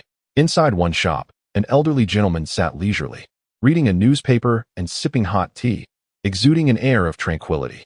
His silvery hair contrasted with his rosy complexion, and his fingers moved with remarkable steadiness as he handled the newspaper and cup, suggesting excellent health.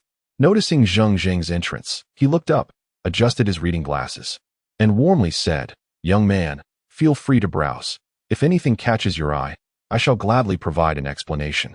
Zheng Zheng's spirits lifted at the old man's amiable demeanor. Despite his age, he spoke with clarity and vigor. "All right, I'll take a look first," Zheng Zheng replied politely. The old man's collection was impressively diverse, including coins, ancient silk, bamboo writings, jade, bronze artifacts, and more, encompassing a vast array of treasures. Zheng Zheng felt a bit overwhelmed, but ultimately found his gaze fixated on a string of jade Buddha beads, becoming entranced. Though there was nothing particularly remarkable about the beads, they captivated him as if an unseen force drew him in. The elderly gentleman, following Zheng Zheng's gaze, chuckled and said, "Young man, these beads are nothing extraordinary. They merely catch the attention of inexperienced youth like yourself and hold no collectible value." Zheng Zheng nodded in acknowledgement, yet a lingering doubt remained within him.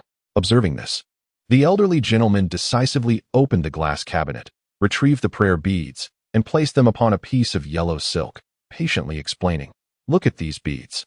Although they are large and round, with a brilliant luster, each of the 18 beads is identical in size, specifications, and even texture, indicating an exceptionally high level of craftsmanship. Now consider their color and texture. Genuine jade artifacts typically exhibit a subtle and restrained hue, warm in winter and cool in summer, offering a comfortable and delicate touch. Unlike the vividness of these, based on these essential criteria, this string of prayer beads was likely mass-produced in contemporary times, and the material is probably acrylic." After this, the old man took a couple of sips from his small teapot and smiled warmly at Zheng Zheng. This elder, however, was not just any ordinary individual. His name was Jiang Wintao, a revered figure in the educational sector of Zhejiang province, whose sole passion was collecting and appraising antiques. Since retiring, he had occupied himself with a shop, not primarily for profit, but merely to stave off boredom. At that moment, Zheng Zheng's expression reflected that of a devoted student, earnest and attentive. Yet, Jiang Wentao's explanation did little to alleviate Zheng Zheng's internal uncertainty. At his core, Zheng Zheng was a man of strong convictions. Otherwise, he would not have persevered in his arduous training alone after his master's passing. After a moment of contemplation, he cautiously inquired, "Grandfather, may I touch these beads?" The old man, taken aback for a moment, readily nodded in agreement. Zheng Zheng gently caressed the beads. As Jiang Wentao had mentioned, they appeared smooth and lustrous, yet felt somewhat coarse to the touch, lacking purity.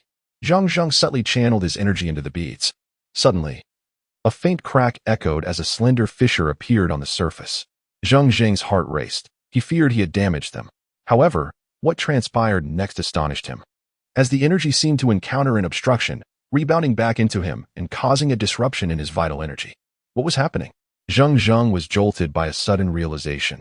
If he was not mistaken, the beads must inscribe a magical formation or contain a stone that inherently blocked energy. A flurry of questions flooded his mind, yet no answers emerged, leaving him in a state of unease. At this moment, Jiang Wentao noticed Zheng Zheng staring blankly at the beads and leaned in closer, inadvertently spotting the crack. Assuming the young man was concerned about potential damages, he spoke earnestly. "Young man, do take care in your endeavors. Fortunately, these beads are replicas. Had they been genuine, you would have been in quite a predicament. I assure you, a compensation of 500 yuan would suffice." Zheng Zheng suddenly burst into a radiant smile, filled with joy. He took a seat, holding the beads, and addressed Jiang Wentao amiably. "Grandfather, considering your honesty and integrity, I assure you I will not let you suffer a loss today.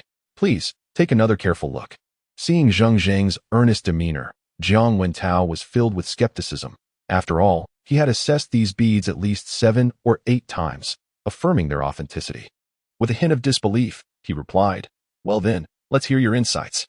Having studied antiques for decades, Jiang Wentao had honed his discerning eye and was confident in his expertise. Without uttering a word, Zheng Zheng summoned his energy, causing all 18 beads to shatter into countless fragments, revealing 18 brand new sky blue gems beneath. These gems were semi-transparent, convex in shape, and bore a texture reminiscent of satin, adorned with 6 radiant starbursts at the top, vibrant and captivating. "What is this?" Jiang Wentao suddenly stood up, his astonished expression betraying his shock.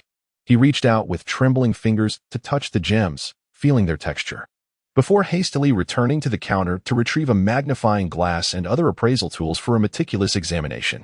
Throughout this process, Zheng Zheng remained silent, merely observing with a smile as Jiang Wentao busied himself.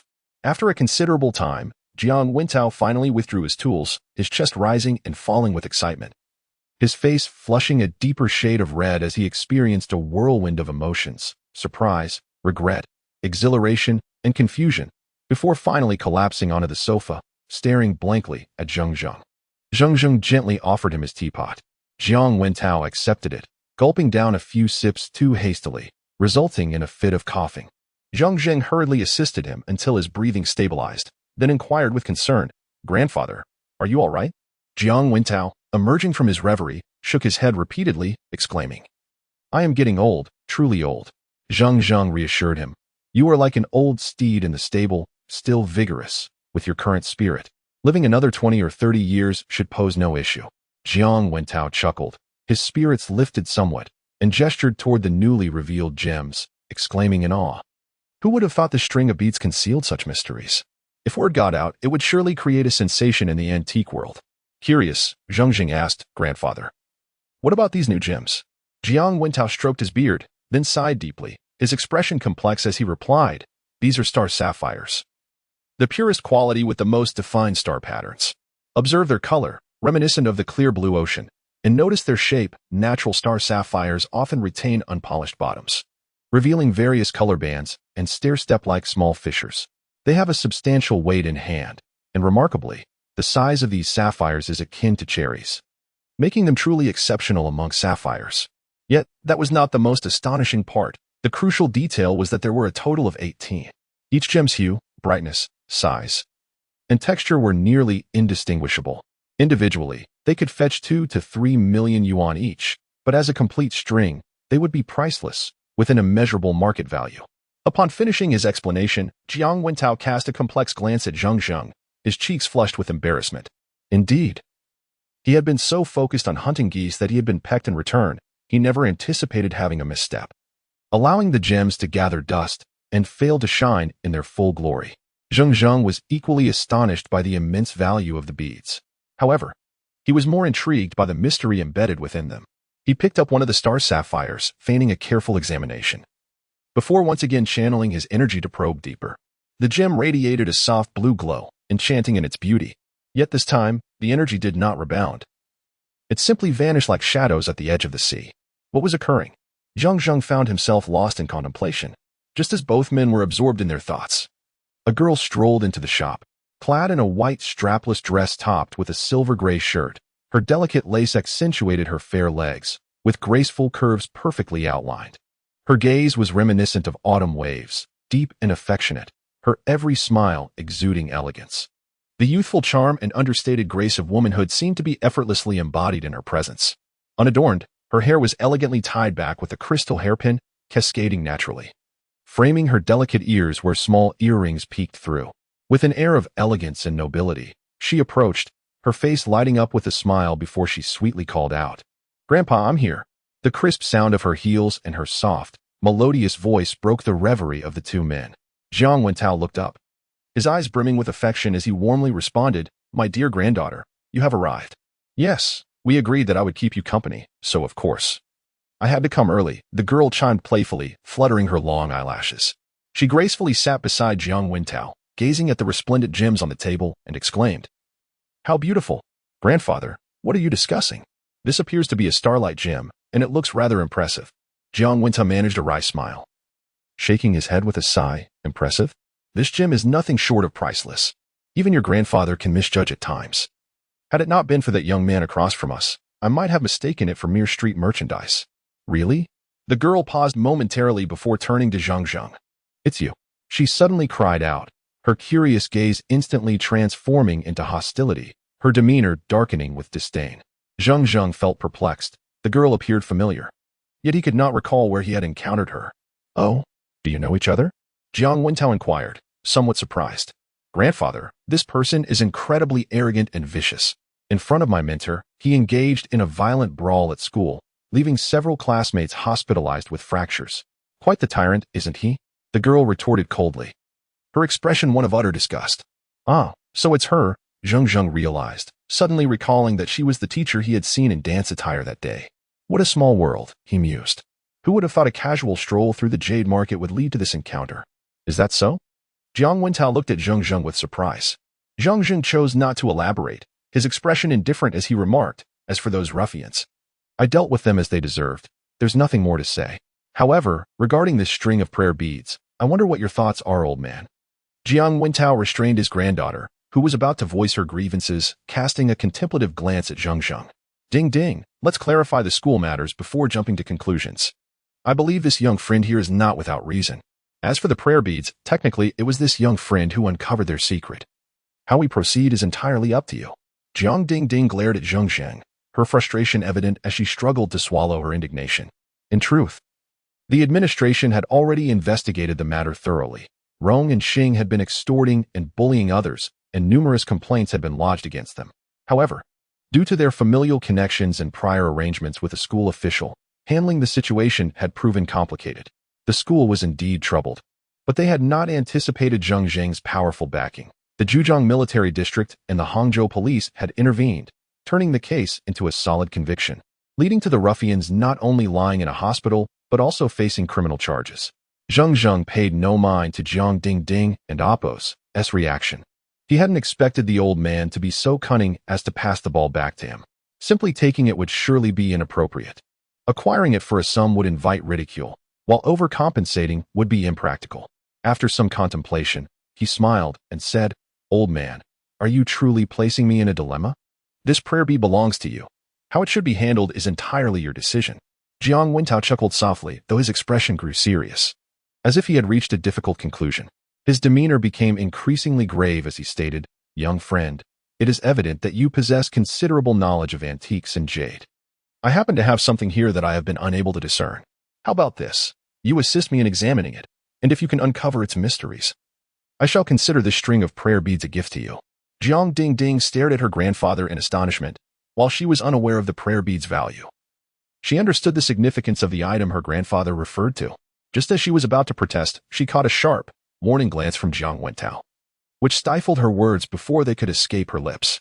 Zheng Zheng noticed the silent exchange between the old man and Ding Ding but chose to disregard it. Feeling somewhat pressured, he raised his hands in a gesture of resignation, saying, "Sir, you truly hold me in high regard. I am merely a blind cat stumbling upon a dead mouse.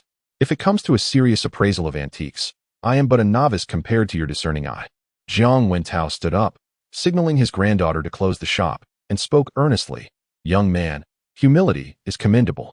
However, helping others is the essence of joy, and I trust you will not disappoint me."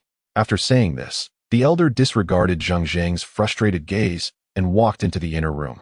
After some time, he carefully emerged with an antique wooden box made of fragrant sandalwood. At that moment, Jiang Ding had already secured the iron gate and switched on the lights, returning with a look of indignation. Seeing the old man's solemn demeanor piqued Zheng Zheng's curiosity. Zhang Wentao's expression grew grave as he opened the box, revealing a pair of jade lions resting within. He donned gloves and lifted the jade lions, his eyes gleaming with excitement as he remarked, "Though this pair of jade lions is carved from fine jade, their quality is not pure and the craftsmanship is rather average. However, their origin from the Song dynasty renders them precious. The current market value is approximately 5 million yuan, yet curiously, many are willing to pay 10 times that for them, which baffles me. Having immersed myself in antiques for decades, I do not claim to be an expert, but I have an eye for these matters. Even among several master-level individuals I know, the mystery eludes us. Today, encountering a young brother like you has aroused my interest. You must take a look at what these jade lions are truly about." Zheng Zheng found himself in a rather humorous predicament. On one hand, he was touched by the elder's trust, while on the other, he was acutely aware of the reality of the situation. Wasn't this setting the old man up for disappointment? Nevertheless, having come this far, he felt it necessary to at least take a glance. Otherwise, the elder might suspect he was intentionally evading the task. Zheng Zheng scrutinized the jade lions, noting their deep green hue and dull luster. Although the carving was exquisite, it lacked vitality, as if missing that final stroke that would bring it to life. He donned a pair of disposable gloves and took hold of the jade lions, feeling a chill that penetrated to his core. "Ah!" Zheng Zheng suddenly gasped. Could this be a magical artifact? He felt somewhat speechless.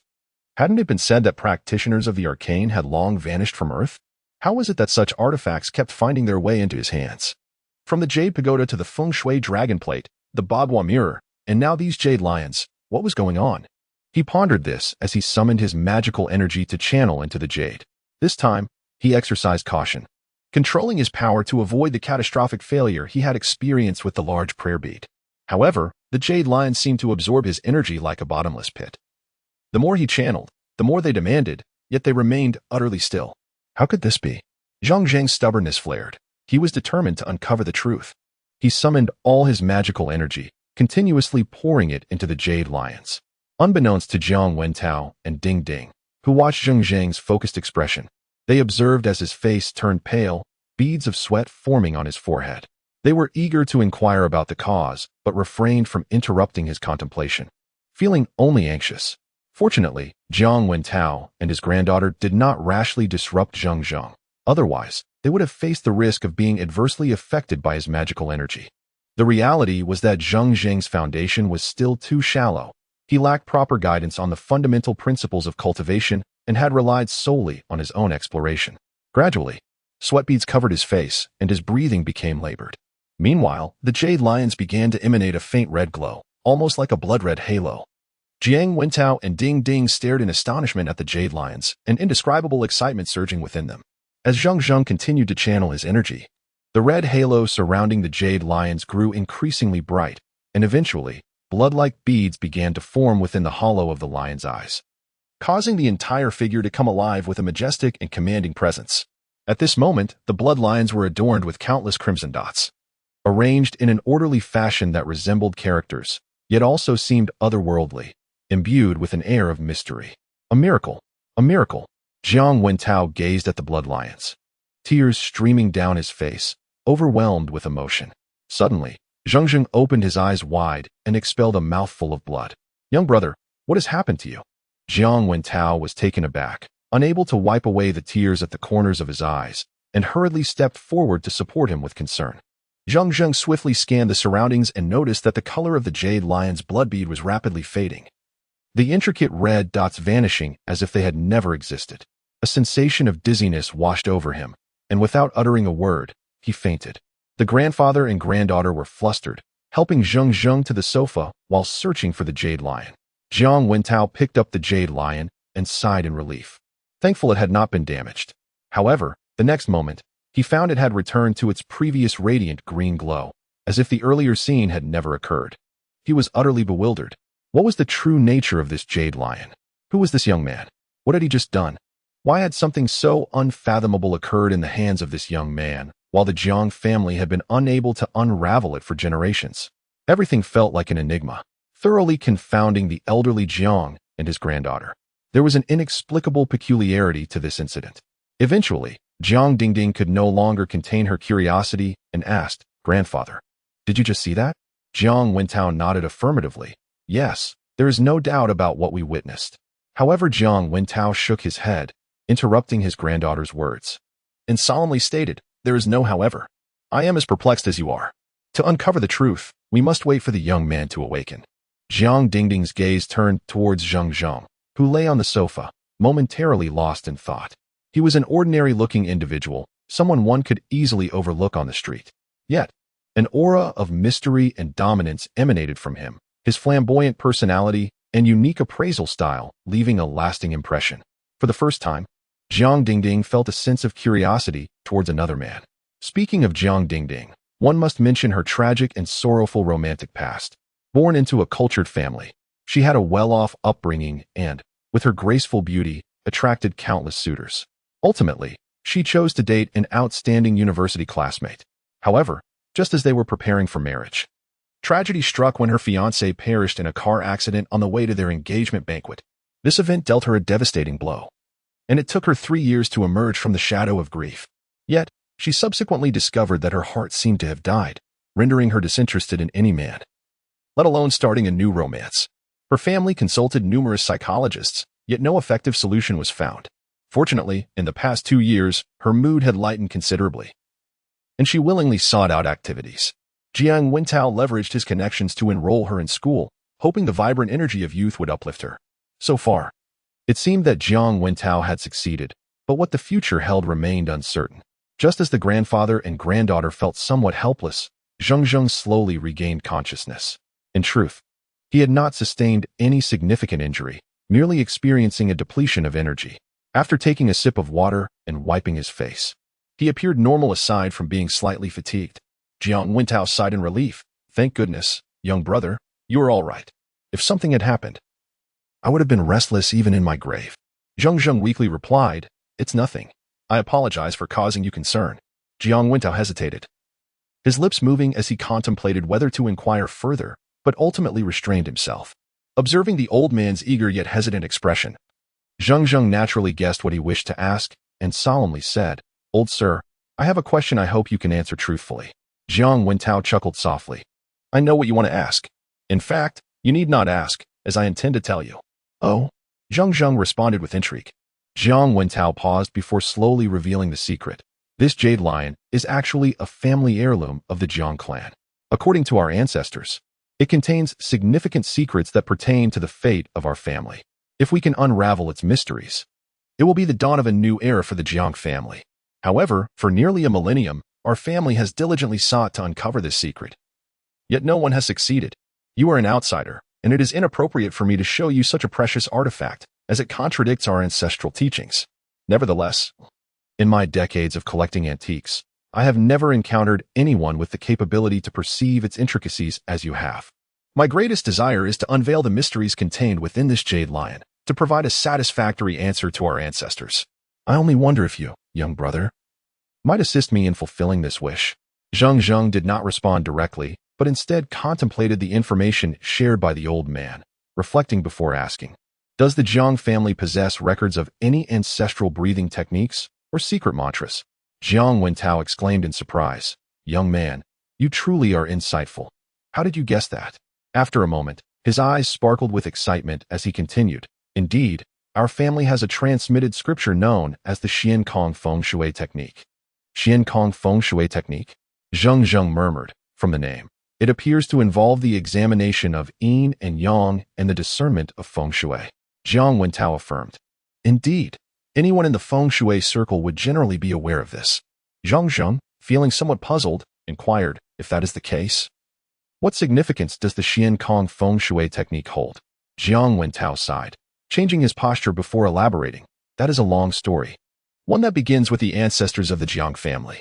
Zheng Zheng nodded, preparing to listen attentively, but then observed the old man turning to Ding Ding, instructing, "Granddaughter, please go to the room and retrieve the top-quality Mount Jin tea from the safe." Jiang Ding Ding, perceptive as she was, recognized her grandfather's intent to send her away under false pretenses. Although feeling somewhat discontent, she obediently entered the inner room. Watching her figure disappear, Jiang Wentao chuckled wryly. There is no helping it. Our ancestral teachings dictate that such matters are to be passed down to males, not females. The origins of the Jiang family trace back to the early Western Zhou period. The third son of Duke of Zhou, Ji Dan, was infeft in Jiang, establishing the Jiang state, which was later destroyed by the Chu state. The descendants of Ji Dan took the name of their original state as their surname, hence Jiang. Over millennia, the Jiang family gradually expanded. During the late Ming and early Qing dynasties, a remarkable figure named Jiang Pingjie emerged from Jiangnan Huiting, residing in Zhangzi. He participated in the renowned literary societies of the time and eventually held the position of censor. However, he soon saw through the superficiality of worldly affairs and followed a Taoist to pursue enlightenment, wandering across the vast expanse of the land, specializing in feng shui, and gaining fame throughout the realm. The Xin Kong feng shui technique he established not only profoundly impacted the feng shui community of his time, but also captivated the attention of future generations for extensive study. At this point, Jiang Wentao's face radiated pride as he declared, "And I am the 12th direct descendant of Jiang Pingjie. This jade lion is also a relic passed down from our ancestors." Jiang Pingjie? Zheng Zheng silently repeated the name, racking his brain but unable to recall any such figure. Jiang Wentao moistened his parched lips, his eyes filled with fervent admiration as he recounted, according to the oral tradition of our ancestors, when Jiang Pingjie attained enlightenment, celestial phenomena occurred, a sky full of radiant clouds, fragrant sandalwood wafting through the air, and celestial music resounding, marking his ascension to immortality. While the world knows of the Xin Kong feng shui technique, few are aware that the true essence lies within the Du Tian Bao Zhao Jing, the true geological scripture passed down through the Jiang family. Regrettably, as our ancestors ascended to the heavens, this invaluable scripture was lost, and the Jiang family subsequently missed the opportunity for resurgence and growth. Jiang Wentao sighed deeply, all hope, admiration, and yearning fading into a countenance of profound disappointment. Zheng Zheng felt a stirring within, pondering the geological scripture. Could it be related to the path of immortality? He recalled the dense red inscriptions on the jade lion earlier. Could they be the long-lost geological scripture? The more he contemplated, the more plausible it seemed. Without immense magical power, the inscriptions on the jade lion would never have been revealed. Only a sage like Jiang Pingzong could possibly wield such celestial techniques. With a plan forming in his mind, Zheng Zheng solemnly remarked, "This jade lion is exceedingly precious. It conceals a monumental secret. Truly an invaluable treasure that cannot be measured by mere gold or silver. If my instincts serve me correctly, the red inscriptions on the jade lion are likely the geological scriptures left by your ancestors." "Ah!" Jiang Wentao exclaimed in delight, springing from his chair, his hands gripping Zheng Zheng tightly with palpable excitement. "Young man, I implore you to assist me. I must have the inscriptions transcribed at all costs. Whatever conditions you require, I will comply, even if it means sacrificing everything I possess." Zheng Zheng shook his head, a rueful smile on his face. "Master Jiang, my capabilities are currently limited, and I cannot assist in transcribing the inscriptions from the jade lion at this moment. How about this? You safeguard the jade lion for now, and when my abilities have grown, I will help you transcribe the scriptures then. What do you think?" Realizing Zheng Zheng had fainted earlier, Jiang Wentao's expression fell. "I truly appreciate your intent," he said, disappointment evident in his voice.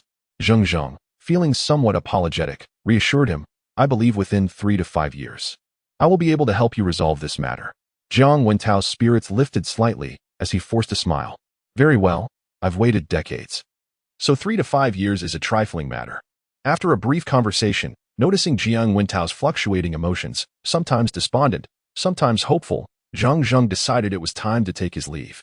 Although Jiang Wentao wished for him to stay longer, he ultimately had to relent to Zheng Zheng's firm resolve.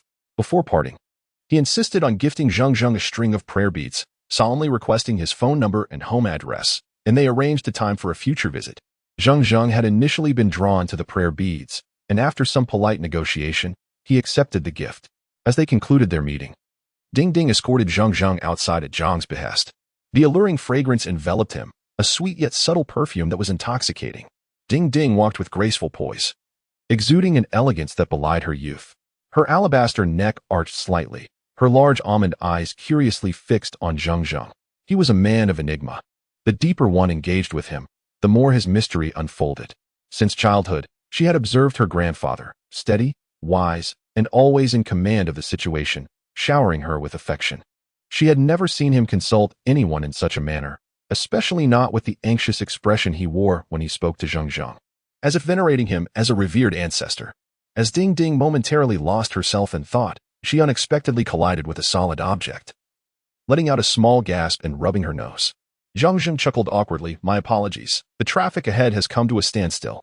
Ding Ding looked up, realizing she had bumped into Zheng Zheng's back. She shot him an annoyed glare. "You could have given me a heads up." Zheng Zheng, taken aback, replied. Who could have known that teacher Zheng never looks ahead while walking? Ding Ding felt her temper flare, but recognized the truth in his words. She gritted her teeth. "Fine. I and Appos, I'll accompany you this far." It must be said, even when vexed, a beautiful woman like Ding Ding radiated charm, particularly with her mature allure that was both captivating and seductive. Yet, to Zheng Zheng, whose heart was resolute, her myriad charms seemed futile. He nonchalantly replied, "Teacher Jiang, do take care. I'm certain we shall meet again." What a fanciful notion, Ding Ding thought to herself, rolling her eyes inwardly. "Goodbye," she said flatly, adding silently, "and may we never cross paths again."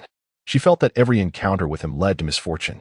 The last time he had ignored her in front of their classmates. Now, she had bumped her nose, which still throbbed painfully. Zheng Zheng quickly flagged down a taxi, pausing before entering to turn back and smile at Ding Ding. "Teacher Jiang, I have a piece of advice to impart. From a traditional Chinese medicine perspective, anger harms the liver, fear injures the kidneys, sorrow affects the lungs, and excessive worry damages the spleen. You seem to embody nearly all of these afflictions. If you wish to avoid symptoms such as blood stagnation, irregular menstrual cycles, palpitations, and insomnia, I suggest you manage your emotions and strive for a brighter outlook." Ding Ding stood there, momentarily at a loss. While she did not grasp the principles of traditional Chinese medicine, the symptoms he mentioned resonated with her, particularly her erratic menstrual cycle over the past 2 years, which had caused her considerable distress. She had consulted both Western and traditional doctors, consumed numerous remedies, yet her condition showed little improvement. How did he know these personal struggles? Was it something her grandfather had disclosed? But she quickly dismissed that thought. Her grandfather was unaware of her health issues. As she pondered, she heard Zheng Zheng continue. "In light of the generous gift your family has presented me today, I would be willing to offer you treatment free of charge. Whenever you find the time, feel free to call me." After saying this, Zheng Zheng hopped into the taxi and instructed the driver to the East train station. "Wait, clarify your statement." Ding Ding called out urgently, but the taxi sped away, leaving her in frustration, stamping her feet in exasperation. There was nothing she could do but return home to vent to her grandfather. As for Zheng Zheng's offer of treatment, she dismissed it entirely. It would be absurd for a young woman to seek gynecological advice from a young man. Unbeknownst to Ding Ding, Zheng Zheng was already comfortably seated on a train heading back to Guangzhou. His ticket had been booked online by his younger brother the previous day, and with November being a less busy travel season, securing a seat was not difficult. This trip to Hangzhou had yielded some modest gains, including a substantial stash of medicinal herbs to indulge in for some time. As for the string of gemstones, he planned to study them thoroughly upon his return. Zheng Zheng pulled out the complete guide to alchemy and began to read with great interest. Time slipped by until the train carriage erupted into commotion, followed by startled cries from passengers and a wave of panic. Zheng Zheng remained unfazed, engrossed in his book, already aware of the cause. A passenger's Apple devices had been stolen. The unfortunate victim appeared rather unsavory, with a glistening forehead and a prominent belly, hardly inspiring sympathy. Shortly thereafter, the train security personnel and conductor arrived, and after some discussion, the situation was swiftly resolved. A middle-aged woman seated next to Zheng Zheng, adorned with light makeup that suggested elegance, commented on the rampant thievery in today's world. Thieves are becoming increasingly brazen, committing theft in broad daylight. Such audacity is nothing compared to what I witnessed recently, interjected another older woman seated in front. Just the other day, while on a business trip, a thief was caught in the act and turned to outright robbery, with a group of accomplices surrounding and violently assaulting the victim. The conversation between two women immediately ignited the nearby passengers, creating a lively exchange of words. Zheng Zheng, unable to concentrate on his book due to the commotion, closed it and decided to head to the restroom. At that moment, a middle-aged man noticed Zheng Zheng getting up and promptly took his seat, saying, "Young man, I'll sit here for a moment. When you return, I'll gladly give it back." Zheng Zheng nodded without saying anything. Upon reaching the restroom entrance, Zheng Zheng discovered a young man squatting there, silently weeping. Dressed in a faded olive-green military uniform reminiscent of the 1980s Zhongshan suit, complete with 4-patch pockets, the young man's attire seemed out of place among the crowd, suggesting he had come to the city from the countryside. With a round face and a broad mouth, he had dark eyebrows that lent him an air of sincerity and innocence. It was unclear what had caused him such distress. Zheng Zheng gently remarked, "Brother, could you move aside? You're blocking the restroom entrance." "Oh, I'm sorry." The young man quickly stood up, wiping his tears with his sleeve and apologizing. Zheng Zheng, intrigued, asked, "Brother, it seems you are facing some difficulties." With reddened eyes and tears welling up, the young man choked out, "Big brother, I was robbed, and all my travel money is gone. What terrible luck." Zheng Zheng sighed, realizing that given the young man's appearance, he likely had little to spare, and being targeted by a thief only highlighted his misfortune. "Where are you getting off? Is there anyone waiting for you?" Zheng Zheng inquired, feeling a pang of sympathy for the young man's plight. "I'm getting off in Wenzhou. I have a distant relative working there, but we haven't seen each other in over a decade. I wouldn't even recognize him," the young man replied with a forlorn expression. Zheng Zheng furrowed his brow and continued, "What is your name?" The young man shook his head, cradling his head in his hands as he squatted down again, his voice tinged with despair. "My name is Xiaoqi. I had my phone number and address written on a small piece of paper, which was stolen along with my wallet." Zheng Zheng couldn't help but chuckle at the young man's folly. Putting all his eggs in one basket had indeed led to his current predicament. "What are your plans now? Even if you report it, your wallet will likely be empty." Zheng Zheng remarked, "I can't reach my relatives, and I can't go back home either." "I really don't know what to do," Xiaoqi replied, his gaze vacant, as if his soul had been lost. Moved by compassion, Zheng Zheng observed that the young man appeared hard-working and genuine, with an innocent and kind-hearted nature. After a moment of contemplation, he asked, "What skills do you possess?" Xiaoqi wiped away his tears and said, "I know how to raise livestock and grow crops. I can handle most farm work in the countryside." He hesitated for a moment, then glanced at Zheng Zheng's expression before continuing. "I've also learned a bit about traditional Chinese medicine from my grandfather and can tend to simple colds." Zheng Zheng smiled, realizing that he was looking to establish a farm. This Xiaoqi seemed reliable and knowledgeable about agricultural work, making him a valuable potential ally. "How about this? If you truly have nowhere to go, you can work with me. If you are diligent and earnest, I will ensure you are well compensated," Zheng Zheng proposed. Xiaoqi's eyes brightened with a mix of joy and apprehension. "Big brother, I only have strength. I lack skills," he replied. Zheng Zheng felt even more satisfied. Xiaoqi's humility indicated intelligence. He nodded reassuringly, "Don't worry, just put in your best effort, and I won't make it difficult for you." Finally, Xiaoqi relaxed but suddenly became a bit hesitant. "Big brother, do you provide food and accommodation?" Zheng Zheng almost burst into laughter and nodded vigorously. "Of course." Xiaoqi, somewhat bashful, added, "But I have a huge appetite. I can eat dozens of steamed buns in one meal." Zheng Zheng waved dismissively. "That's not a problem at all. I promise to provide plenty, including fish and meat." With that, Xiaoqi's worries dissipated, and he happily exclaimed, "All right, boss, I'll follow you from now on." Zheng Zheng chuckled, "Call me big brother. Boss makes me feel old." Xiaoqi nodded vigorously, repeatedly affirming, "Yes, big brother."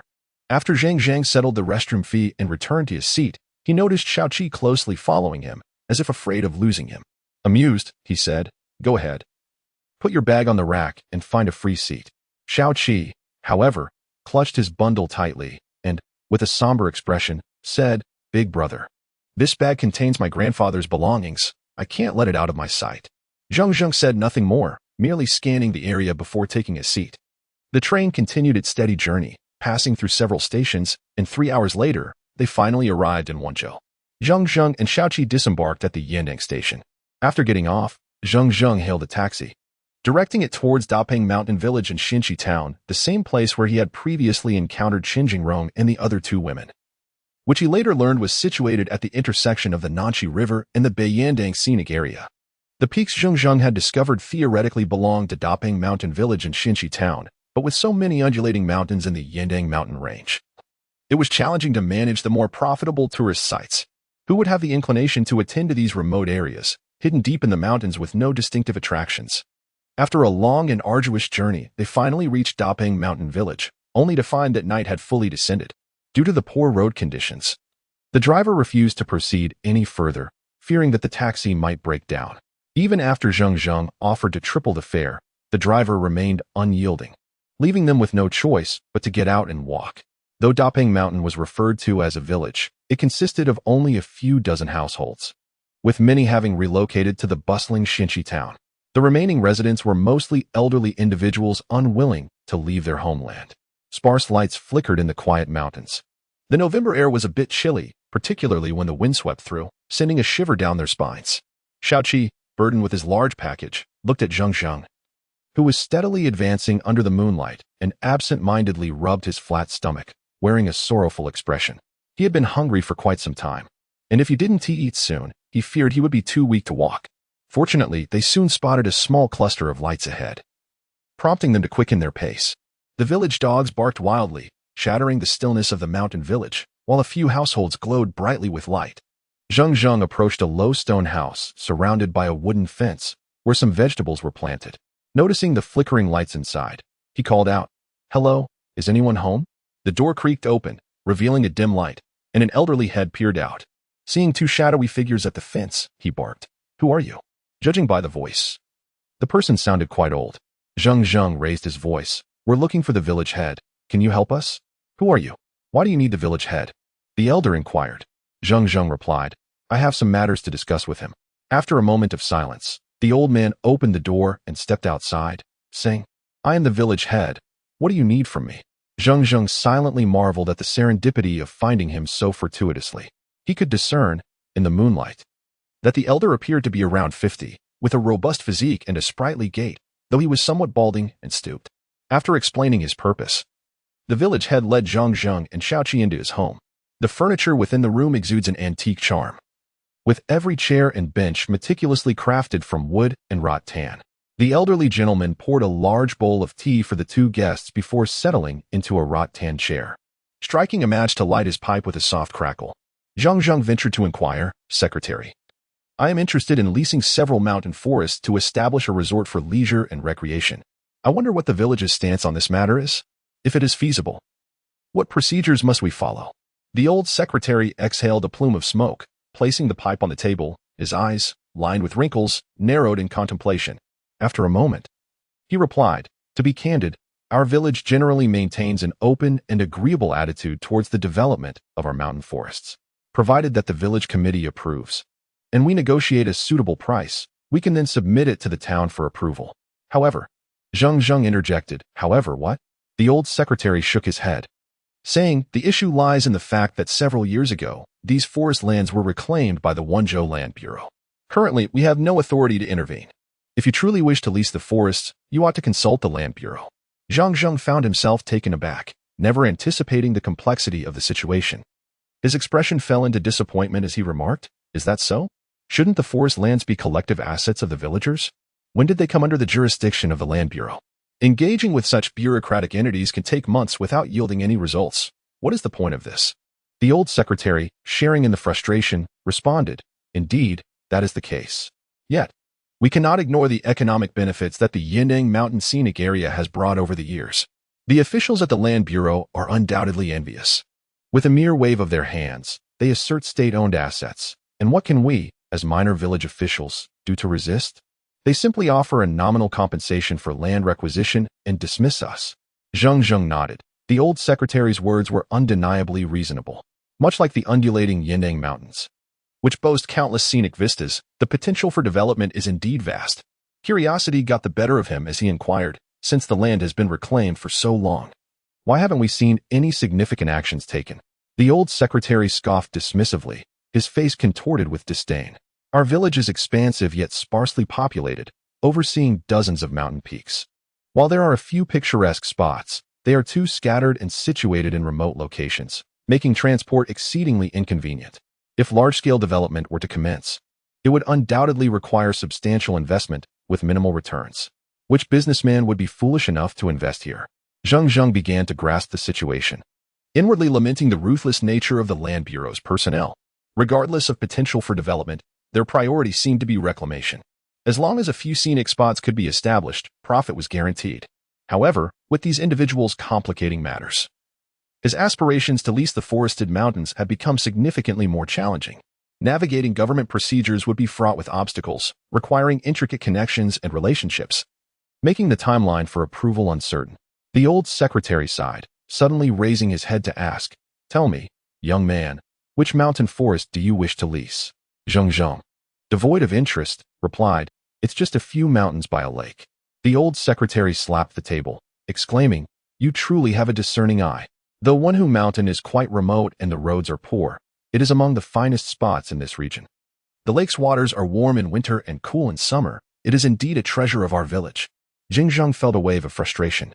Old secretary, discussing it now is futile. To acquire this land from the Land Bureau requires connections. Without them, it's not uncommon for approvals to be delayed for 3 to 5 years.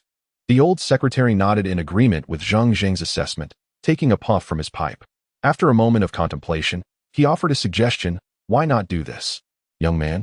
You could invest a little money to construct a few bamboo houses at the foot of the mountain, dig some fish ponds, cultivate a bit of land, and create a distinctive agritourism experience. Then, you can gradually work on the necessary permits. I still have some say over the land at the foot of the mountain." Indeed, this idea seemed feasible. It would provide him with an opportunity to establish a foothold at Wenhu Mountain. The ability to lease the forest was secondary. With the village secretary's endorsement, the remaining issue would merely be negotiating the price, which could be addressed gradually. He had the means to enclose those mountain peaks. As for the Land Bureau, he would pursue it as far as possible. If it proved impossible, so be it. Suddenly, Zheng Zheng recalled that Xiao Long had mentioned Qing Haishan working at the Wenzhou Land Bureau. Perhaps he could make a phone call to inquire? However, he quickly dismissed the thought, recognizing that his relationship with Qing Haishan was rather mediocre, and seeking her assistance would likely yield little benefit. Even if she were inclined to help out of nostalgia for an old classmate, the process would be prolonged, and it would burden him with a debt of gratitude. After a moment's hesitation, he decided to set the matter aside for now and assess the situation later. At that moment, the long-silent Xiaoqi finally found an opportunity to interject, rubbing his belly and wearing a pained expression. "Big brother, I'm starving." Zheng Zheng, reminded of the hungry companion at his side, stifled a laugh as he turned to the old man. "We've been chatting for a while, but I haven't asked your name. I am Zheng Zheng, but you can call me Xiao Zheng. This is my brother, Xiaoqi. We may need to stay here tonight. Do you know of any hospitable villagers nearby? Also, we haven't eaten all day. Are there any restaurants around?" The old secretary chuckled heartily, his face a tapestry of wrinkles. "My surname is Zhang, and you can call me Old Zhang. You can stay at my home tonight. I'll have my wife prepare something. The conditions may be modest, but it will suffice. As for restaurants, Xiao Zheng, this is a mountain village, not a city. If you don't mind, my wife can whip up a hearty bowl of noodles for you." Zheng Zheng expressed his gratitude with a hint of apology. "That would be a bother, secretary. Rest assured, we want to take advantage of your hospitality." Old Zhang appeared slightly displeased. "What money? In this impoverished mountain village? We rarely encounter guests. It brings us joy to have you here." After this, Old Zhang began to call out to prepare for their arrival. Before long, a kind elderly woman emerged with 2 steaming bowls of fragrant noodles. Zheng Zheng, indeed feeling quite hungry, dug in without hesitation. Xiaoqi, on the other hand, devoured his meal with the voracity of a starving ghost, finishing his bowl in mere minutes, even slurping the broth clean. Yet, he appeared unsatisfied. His eyes fixated on the remaining noodles in Zheng Zheng's bowl, swallowing hard. Zheng Zheng, feeling generous, pushed his leftover noodles toward Xiaoqi. "You can have it." Xiaoqi smiled shyly before eagerly accepting the offering, consuming it with the same fervor. Zheng Zheng paid him no mind and continued to chat with Old Zhang. The night passed without incident. The following morning, after breakfast, Secretary Zhang and Zheng Zheng set off. After approximately 2 hours of traversing mountains and streams, they finally arrived at the lakeside where Zheng Zheng had encountered Qin Jingrong and another companion. Standing atop a large rock, Secretary Zhang proudly gestured toward the shimmering waters of Wenhu Lake, framed by clusters of reeds. "You see, this is Wenhu Lake. While not particularly large, the water is crystal clear, warm in winter and cool in summer. making it an ideal place for relaxation. Zheng Zheng followed his gaze, observing the mountains surrounding the lake. He spotted a plot of land choked with weeds and wild plants, his enthusiasm igniting. "Secretary, what do you think of that piece of land by the lake? I could build a few small villas centered around Wenhu." However, Secretary Zhang shook his head. "No, that area is low-lying. During typhoons or heavy rains, the lake could overflow and inundate the land. Furthermore, it is prone to landslides and flash floods. What do you suggest then?" Zheng Zheng's temples throbbed as he contemplated the situation. Secretary Zhang slowly pointed to a slightly elevated patch of uneven land resembling terraced fields, also overgrown with weeds. Choosing that spot has its reasons. First, the slope offers a relatively open view. Building villas there would provide a breathtaking view of Wenhu and the distant sky, refreshing the spirit. Second, the soil here is quite fertile, suitable for cultivation. Third, a stream flows nearby, solving your water supply issues. Finally, and most importantly, this piece of land is one of the few remaining plots in the village. That location seemed promising. The exit to Lingu was nearby. He could carve a path leading directly to the waterfall pool, allowing his family to experience its ethereal essence while facilitating communication between Lingu and the outside world.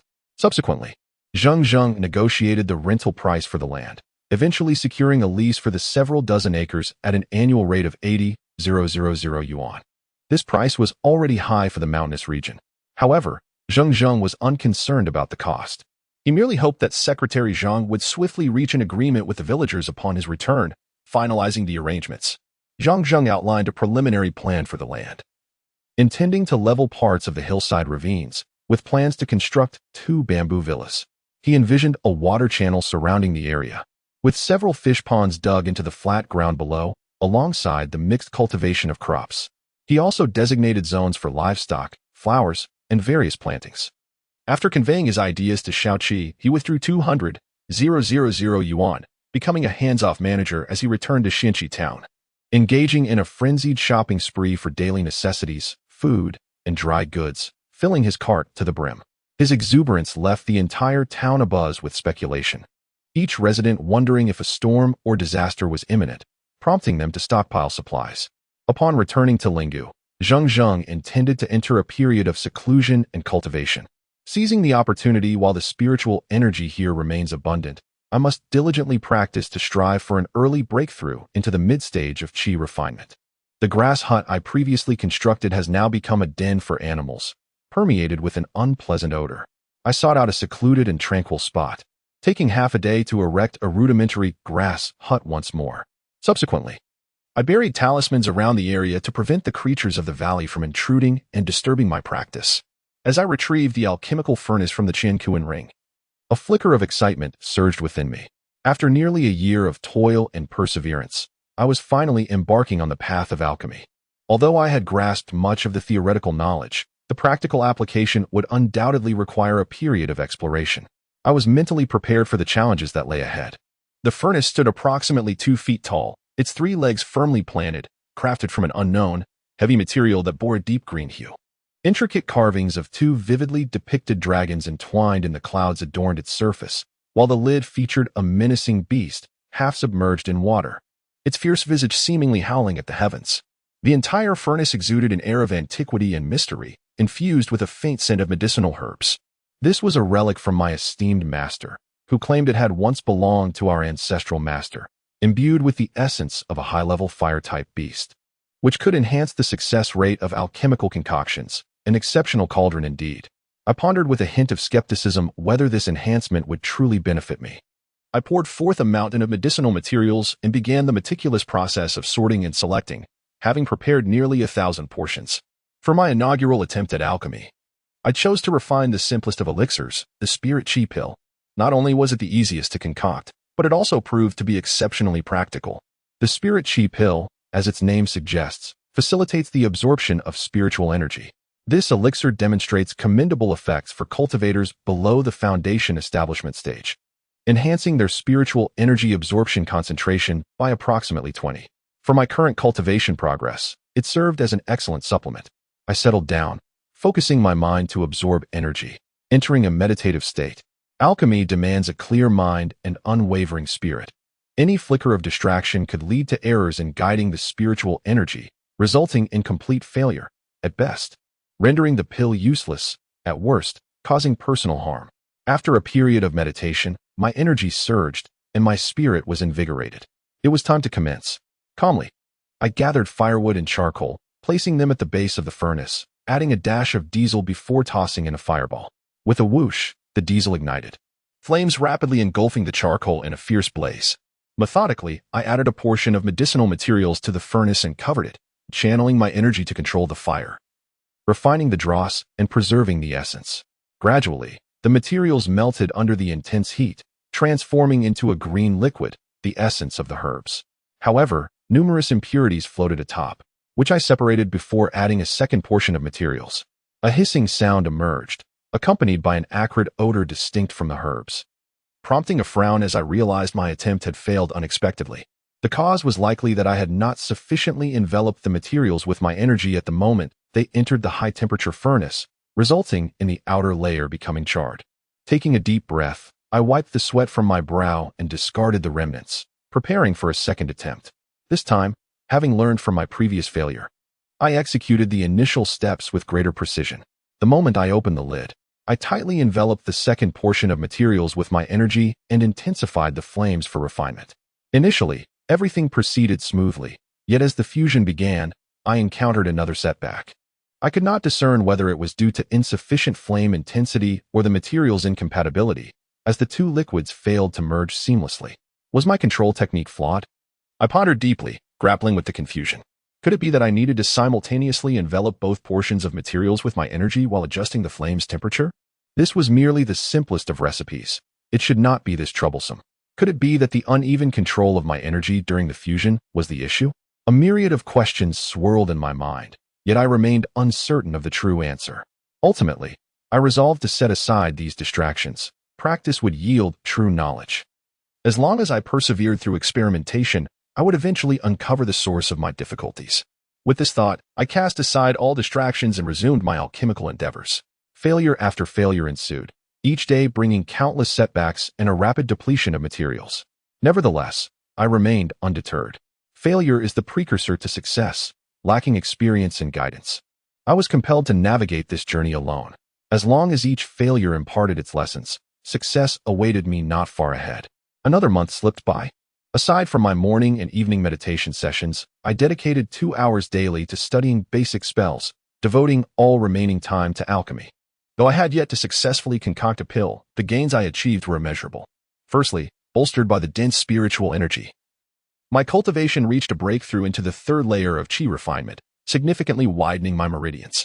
If I had previously been a trickling stream, I had now transformed into a mighty river. The abundant energy within me enabled me to endure longer and sustain greater consumption during the alchemical process. Secondly, I had integrated the foundational spells such as Fireball, Thunder Palm, and Binding Technique, successfully applying them in practice. Most crucially, despite the absence of a finished product, I had amassed a wealth of experience, deepening my understanding of alchemical techniques, timing, and control. With this progress, I firmly believed that my first batch of elixirs would soon materialize. At the First People's Hospital of Wenzhou, in the neurology specialist outpatient clinic, Fangxia accompanied her mother, Huang Jingyi, for a follow-up appointment. Chief physician Zhou Chuanbin examined several CT scans and perused the thick medical record, ultimately expressing disbelief. Mrs. Huang, if it weren't for your previous medical records and CT images, I could scarcely believe you had been diagnosed with such advanced cancer and kidney dysfunction. From my current examinations, your bodily functions appear remarkably healthy, even surpassing those of an average young person. Fangxia's previously anxious demeanor finally relaxed, her face radiant with joy. Mom, you are finally cured. Huang Jingyi beamed with happiness. Her transformation from a few months prior to now was stark. Her complexion had regained a healthy glow, and the bald patches on her head had sprouted thick, dark hair. Her voice had become brighter and more cheerful. Even the liver spots and wrinkles were beginning to fade, bestowing her with an air of elegance. Zhou Chuanbin set down the medical record, curiosity etched on his face. Mrs. Huang, I am eager to know if you have taken any medications or undergone any special treatments during this period. Huang Jingyi turned to her daughter, who recalled Zheng Zheng's specific instructions, and nodded. Yes, previously, we encountered a remarkable individual who treated my mother. Zhou Chuanbin's eyes lit up with excitement. Who is this remarkable person? Where can I find him? I would love to consult him on some matters. Fang Xia shook her head, feeling a bit embarrassed. I'm sorry, Dr. Zhou. It's not that I don't wish to share, but this individual is elusive, and I cannot reach him. Zhou Chuanbin's expression fell. Disappointment evident. What a pity. If this person's treatment methods are indeed effective, our hospital would wholeheartedly promote them, bringing hope to countless cancer patients. Fang Xia smiled gently, aware that she did not know Zhou Chuanbin well enough to discern his character, and remained cautious about what to believe. After exchanging pleasantries, Fang Xia and her mother exited the outpatient building. Observing the bustling hospital, Huang Jingyi suddenly remarked, "Good health truly surpasses everything else." Fang Xia nodded in deep agreement, saying, "Indeed, mother, you are absolutely right." Huang Jingyi lifted her gaze towards the hospital entrance, where countless vehicles were entering and exiting, occasionally interrupted by the blaring sirens of emergency ambulances. A sense of relief washed over her as she remarked, "Xiaoya, please call Boss Zheng and see when he is available. I would like to invite him over for dinner and discuss some matters." Fang Xia suddenly grew somewhat irritable, replying, "Mother, please spare me from mentioning him. It vexes me." A hint of surprise flickered across Huang Jingyi's face. Supporting her mother, Fang Xia explained, "It is precisely because of you. Your complexion improves day by day, and even your skin has become fair and delicate. Friends and relatives who know about your condition incessantly ask me about the secret remedy I have used. One slip of the tongue on my part, and now I am besieged by inquiries about when Boss Zheng will return. One individual even called me in the dead of night. They are driving me to the brink of exasperation." A smile graced Huang Jingyi's face as she affectionately gazed at her daughter, gently poking her forehead with her finger, and teasingly scolded. "You find yourself in such a predicament, and yet blame me? Who told you to become increasingly graceful and ethereal over these past 2 months? At a glance, even I, your mother, would think you were a celestial being descended to earth. What woman does not cherish beauty? With such a remarkable transformation in your demeanor, who would not envy you and wish to glean your secrets?" Fang Xia blushed and shyly protested, "Oh, please, mother, do not mock me." In truth, Huang Jingyi was not mistaken. Fang Xia had always been dignified and elegant, charming and noble. After donning the talisman crafted by Zheng Zheng and with a period of nurturing, she appeared even more radiant and ethereal, resembling a being untouched by worldly affairs. Her relatives and friends had noticed her transformation, each clamoring to uncover her secret. Huang Jingyi sighed softly, "Xiaoya, when you next encounter Master Zheng, do not forget to ask him for a talisman for your father's safety." Fang Xia's expression darkened, and she replied with displeasure, "Mother, do not mention that ungrateful man." Gently stroking her daughter's hair, Huang Jingyi said softly, "Do not frown, he is still your father." After all, Fang Xia lowered her head, remaining silent. No one could discern her thoughts. Huang Jingyi felt a tinge of melancholy, yet having endured so much, especially after facing death, she had come to terms with many things. She inquired, "So, will you or will you not call Master Zheng? If you are unwilling, just give me the number, and I shall make the call." Fang Xia raised her head and retorted, "What is the point? His phone is perpetually off. Who knows if I can reach him in the future?" Huang Jingyi appeared somewhat disappointed. "Oh, I had some matters I wished to discuss with him." Curious, Fang Xia asked. "What matters?" Huang Jingyi chuckled and teased, "I want to inquire whether he has a girlfriend or if he is married." Fang Xia halted, her eyes wide with disbelief, exclaiming, "Mother, what are you planning?" Huang Jingyi, noticing her daughter's strong reaction, paused in confusion, asking, "What is the fuss about? Your aunt has a daughter, also 22 years old, just graduated with her bachelor's. She is beautiful and graceful, although she has some health issues from birth. I thought if Master Zheng is single, perhaps I could introduce them and see if they might become a couple. Your aunt's family is quite respectable, and your uncle is an official in the province. Master Zheng is young and capable. It seems a fitting match. Moreover, if your cousin could be with Master Zheng, her health would surely improve. It's a win-win." Fang Xia exclaimed anxiously, "Mother, what era are we in? Are you still playing matchmaker? Nowadays, we speak of love being free. Besides, we cannot simply use my cousin as a means to repay Zheng for curing your illness." Huang Jingyi gazed thoughtfully at her daughter, a knowing smile dancing on her lips. "It is merely an introduction. Whether it succeeds depends on their fate. Yet, you seem rather flustered. Could it be?" Fang Xia's cheeks flushed crimson, her eyes shimmering like spring water, and she playfully scolded, "Mother, How can you say such things? Are you truly considering pushing your daughter into this? Wang Jingyi laughed heartily. Master Zheng is indeed a fine individual, down to earth and capable. What could be wrong with being with him? As the saying goes, why let good fortune flow to others? If you truly have feelings for him, you ought to act quickly lest someone else sweeps him away. With that, Fang Xiyu stomped her delicate foot, utterly embarrassed and flustered, and fled in disarray. Zheng Zheng sat quietly in the thatched cottage, his eyes gently closed and hands crossed in a meditative posture, breathing long and evenly. Before him, a jade tower floated in midair, radiating a soft glow. Suddenly, he opened his dark eyes, a brilliance akin to morning stars flickering across, and with a gentle exhalation, a resounding sound reverberated through the air. The jade tower began to spin autonomously, its light sweeping through the room like a sword-esque shadow. The tower expanded with each rotation, growing larger and larger. In mere moments, what was once a tower only half a foot tall had surged to several meters in height. Intricate carvings becoming vaguely visible, especially the four auspicious creatures, sharp-edged and vibrant, as it threatened to burst through the confines of his humble abode. Zheng Zheng spread his palms and uttered a true incantation. The jade tower shrank rapidly, eventually reducing to a size no larger than his thumb, flying into his hands. He nodded in satisfaction. The tower could expand or contract, a function he had only recently discovered. At its towering height, it could crash down with tremendous force. At its smallest, it resembled a speck of dust, blending into the vast world around him. Zheng Zheng contemplated whether he could fashion a cord to wear the tower around his neck, enabling him to cultivate day and night. Recently, he had been practicing with the tower both morning and evening. Although its spiritual energy seemed to intensify, his own absorption of this power had hardly improved, remaining nearly as it was at the beginning. The reason eluded him, but he was certain there were secrets waiting to be uncovered. With this thought, he directed his consciousness into the tower-esque space. As his cultivation progressed, the energy required to enter the space diminished significantly. While he had yet to achieve effortless entry, he was no longer as clumsy as he had been at the outset. The interior space had grown considerably, with the opposite bank of the river still shrouded in mist, resembling a flower obscured by fog. On his side, the small stream had transformed into a meandering river, with a tributary flowing into it.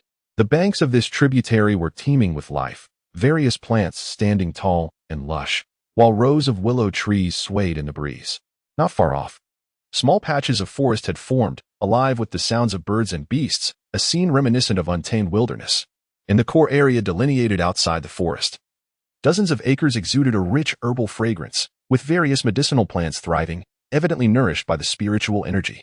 Many animals gazed longingly at the herb garden, yet none dared to approach, as if bound by some unspoken taboo. The rocky cliffs in the distance had expanded several times over, with ice serpents hiding within, their activities unknown. Everything appeared so harmonious and beautiful, save for the towering jade tower on the opposite bank. Zheng Zheng's gaze drifted toward it, a fleeting look of helpless frustration crossing his face. All the mysteries lay within, yet his meager cultivation prevented him from peering into its secrets. After a moment of internal conflict, he ultimately decided against venturing further into the mist, resolving to return once he ascended to the intermediate level of qi refinement. Finishing his meditation, Zheng Zheng emerged from the chamber of the jade tower. He contemplated for a moment before pushing open the door, intending to check on the situation with the white spirit fruit. He was uncertain when the fruit would mature, but he sensed that acquiring it would not be an easy task. The fierce beast lurking beneath the water would certainly not yield it without a fierce battle. As he stepped out of the bamboo cottage, he spotted a creature resembling a jackal foraging in the nearby thicket. This jackal was significantly larger than an ordinary wolf, akin to a small calf, with particularly robust limbs. Its golden fur gleamed in the light, and its back bore two peculiar stripes, while its green eyes were as large as copper bells. As it leapt, its movements were remarkably agile. With a single pounce, it stirred up a fierce wind, leaving deep claw marks on the massive rocks. Impressed by its formidable strength, Zheng Zheng noted that this jackal showed signs of spiritual awakening. Suddenly, he felt a tingling sensation in his hands. Having studied spells for several months, he lacked practical combat experience, and this jackal presented an excellent opportunity for practice. With this thought in mind, he stepped forward. The jackal, clutching a bloody piece of meat in its jaws, had pinned a struggling earth antelope beneath its paws, which wailed pitifully. The jackal's green eyes glinted with an eerie light, cautiously watching Zheng Zheng approach, sensing an impending danger. Zheng Zheng halted approximately 5 meters from the jackal, which released its grip on the antelope, its fur standing on end, and its tail stiffening like an iron club. It fixed its fierce gaze upon Zheng Zheng, emitting a low growl while scratching at the ground, its body bending in a defensive posture, exuding aggression. Habitually, Zheng Zheng flipped his palm, allowing a fireball talisman to slide into his hand. Just as he grasped it between his fingers, he remembered he had come to practice spells, and he chuckled softly, retracting the talisman again. Instead, he extended his finger, beckoning toward the jackal with a provocative gesture. With a thunderous roar, the jackal suddenly crouched low and then sprang forward, akin to a golden tempest. Bind, Zheng Zheng swiftly formed the hand seals and chanted his incantation. Though his movements appeared somewhat clumsy, he managed to cast the spell at a crucial moment. A dozen green vines erupted from the ground, twisting and curling through the air like massive serpents, swiftly ensnaring the jackal in a tight embrace. The jackal's charge faltered, its momentum abruptly halted. It let out a furious howl, its body swelling as it glowed with a golden light, breaking through the resilient vines with ease. Zheng Zheng was slightly taken aback by the jackal's strength, yet he remained unfazed. At least, he had achieved his objective. Sinking marsh, he chanted, and the unfortunate jackal, having gathered its strength for another charge, found itself sinking into a marsh, unable to gain traction, flailing helplessly. Apologies, dear jackal. But perhaps you should have checked your luck today, Zheng Zheng teased, quickly reciting spells as the air around him crackled with energy. Dark clouds gathered above, and a bolt of lightning, thick as a thumb, descended with a deafening crash, striking the jackal with ferocity. A piercing howl echoed through the air.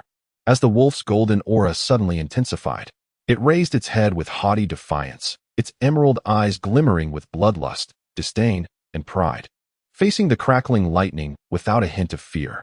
With a thunderous crash, the lightning struck the wolf fiercely, shattering its golden radiance in an instant. Sparks danced like serpents, crackling and sizzling all around. A charred ring appeared on its back, revealing the stark contrast of white bone and fresh, crimson flesh. A faint scent of meat wafting through the air. The wolf emitted a chilling howl, its expression contorted in evident agony, blood seeping from its mouth, every hair on its body standing on end in chaotic defiance. Yet, despite its grievous injuries, it remained upright, head held high, coldly gazing at Zheng Zheng with a haunting green light, devoid of any emotion. Zheng Zheng noted its formidable resilience. The wolf's fierce aura seemed to have little effect on him. He swiftly formed a hand gesture, his fingers moving with such speed they were nearly imperceptible. Suddenly, a powerful wind surged around them, causing trees and grass to sway violently, shaping a crescent wind blade in the air. With a sudden leap, the wolf lunged forward, its speed akin to a streak of golden lightning, accompanied by a heavy scent of blood, seemingly unscathed by its earlier wounds. Caught off guard, Zheng Zheng hastily released the wind blade. The wolf executed a sudden evasive maneuver, narrowly avoiding the blade as it whizzed past, golden fur cascading around them. As the wolf's form loomed larger before him, Zheng Zheng remained composed. He uttered a rapid incantation, and just as the wolf's claws were about to make contact, he vanished in a puff of smoke. The wolf landed heavily on the ground, stirring up a cloud of dust as it looked around in confusion. A short distance away, Zheng Zheng emerged from the earth, his back drenched in cold sweat. Thankfully, he had used his earth evasion technique just in time. Otherwise, he would have suffered a grievous wound. Reflecting on his inexperience in combat, he resolved to engage in more practical training to prepare for encounters with other practitioners of the mystical arts, fearing dire consequences if he were to face them unprepared. With this determination, Zheng Zheng steadied himself to confront the wolf once more. The battle raged on, a chaotic clash of man and beast, with dust and debris swirling around them. Cautiously, Zheng Zheng began to leverage his magical abilities, maintaining distance through various supportive spells, slowing, freezing, and hindering the wolf's speed, thus preventing its ferocious charges. This straightforward yet effective tactic drew inspiration from the mage battles and legends, where distance proved to be a decisive advantage against close-range foes. Soon enough, he gained the upper hand, inflicting several wounds upon the wolf. With another resounding crash, the wolf was struck by a rock-falling spell, half of its body buried in the ground. As it struggled to rise, the surroundings grew increasingly heated. Above Zheng Zheng, a fireball the size of a soccer ball began to coalesce. Beads of sweat formed on his brow, whether from the fireball's intense heat or the toll of repeated spellcasting. The wolf's gaze fell upon the massive, burning fireball, and for the first time, a flicker of fear crossed its eyes, transforming its restlessness into agitation. Zheng Zheng coldly declared, "Your entry into the realm of beasts is a great fortune. Heaven possesses a benevolent spirit. I do not wish to eradicate you entirely. Depart now. And should you seek vengeance, return once your wounds have healed. Here is a medicinal pill. I hope it aids in your recovery." With that, he dissipated the fireball and tossed a low-grade healing pill aside, uncertain of its efficacy, but confident it wouldn't be lethal. As Zheng Zheng turned to leave, the wolf let out a low growl, hesitating as if torn between pursuit and fear. Ultimately, it pawed at the ground where the pill lay, sniffed it curiously, and upon recognizing a scent it favored, devoured it without hesitation before limping away. Once he sensed the wolf's departure, Zheng Zheng exhaled a sigh of relief. He had exerted an immense effort to drive it away with a mere fireball spell.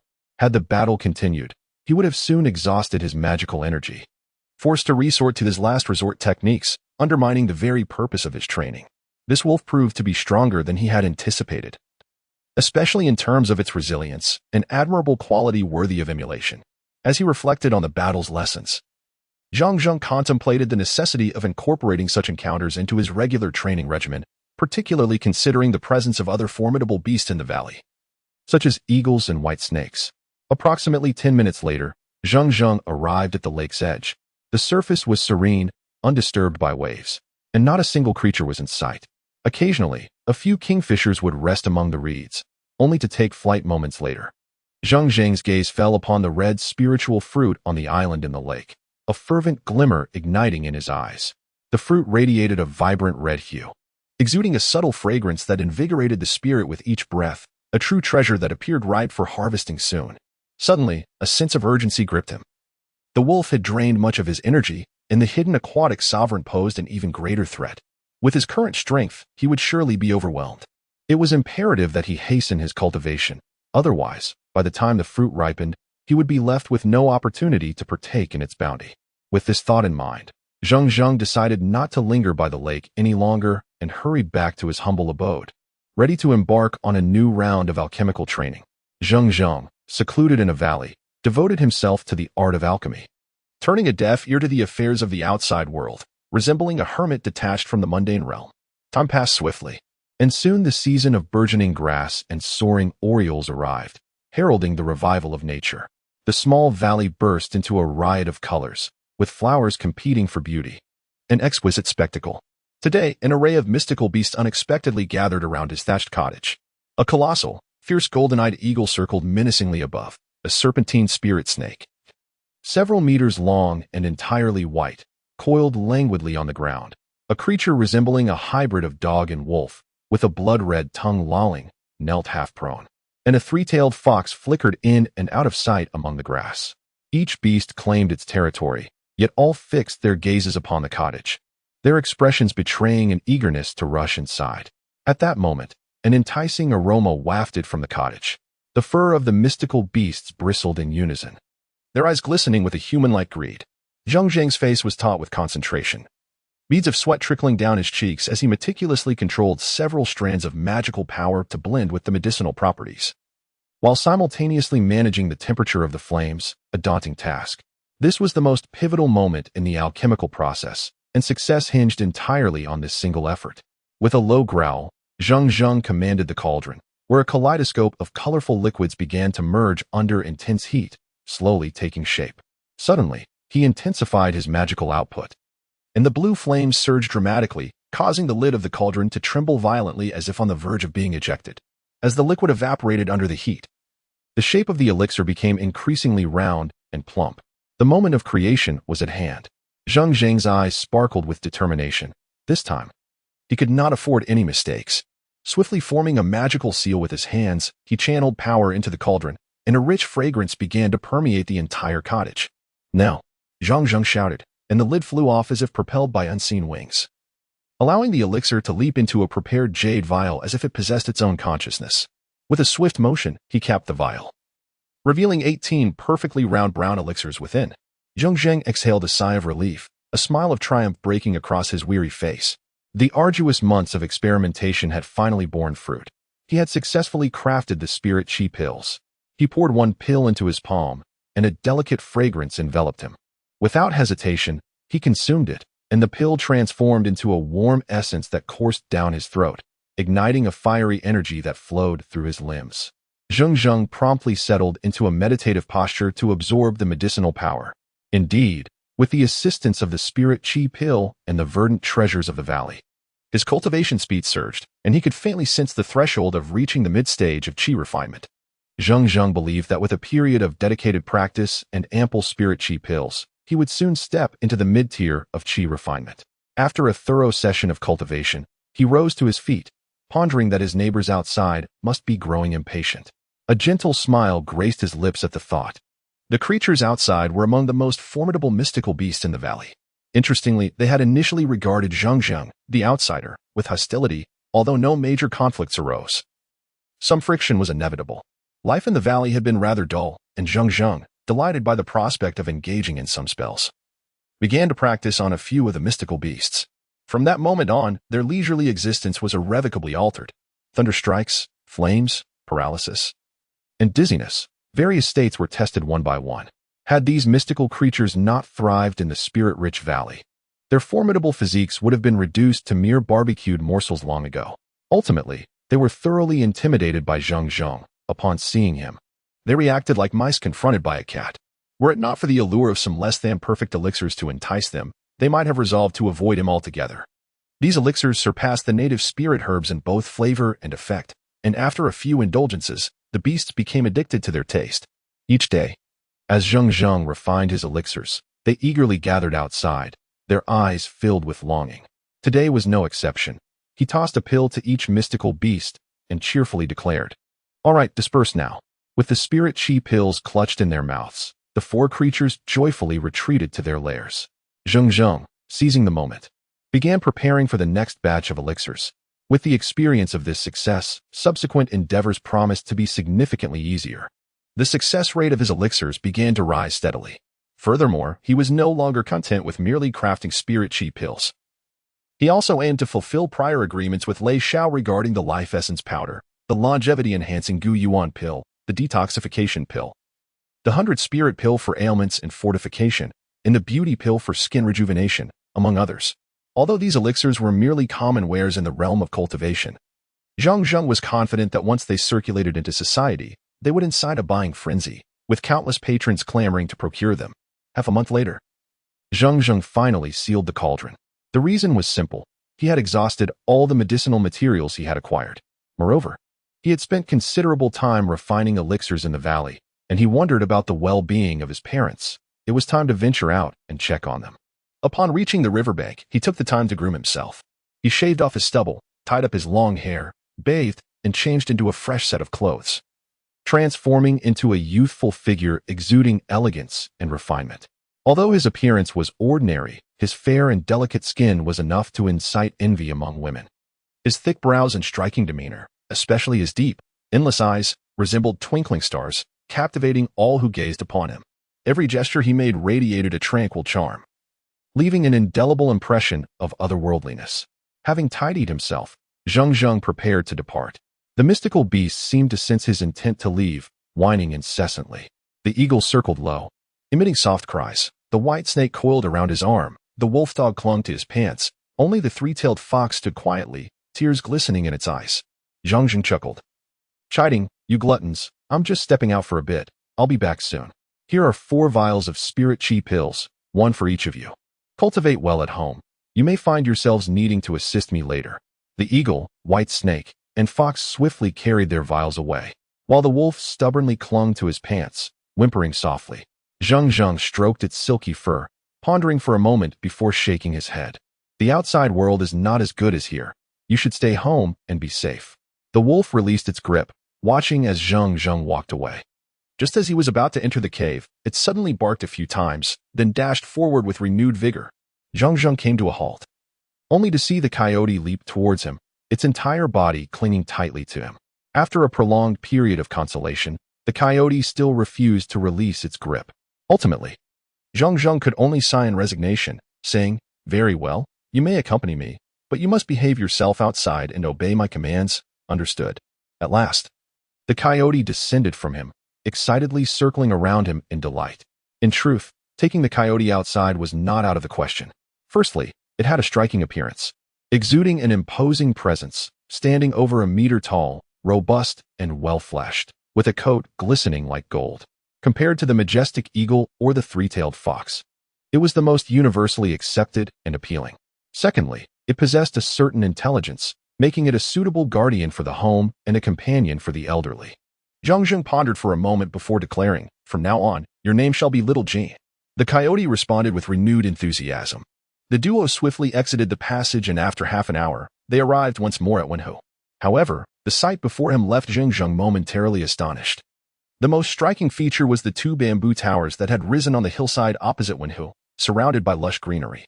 Neatly arranged rows of fruit trees lined the area, with wooden fences enclosing a considerable expanse of land, and a 3-meter-wide gravel path extending into the distance. It was unexpected that Qianxiu had not only refrained from absconding with funds, but had truly followed through on his initial plans to develop this place. With no rush, Zheng Zheng strolled leisurely towards the site. The hillside had already been leveled, and a simple greenhouse had been erected atop it, though its purpose remained unclear. Upon entering through the main gate, he observed flowers, plants, and fruit trees planted on either side, alongside a patch of vibrant green grass.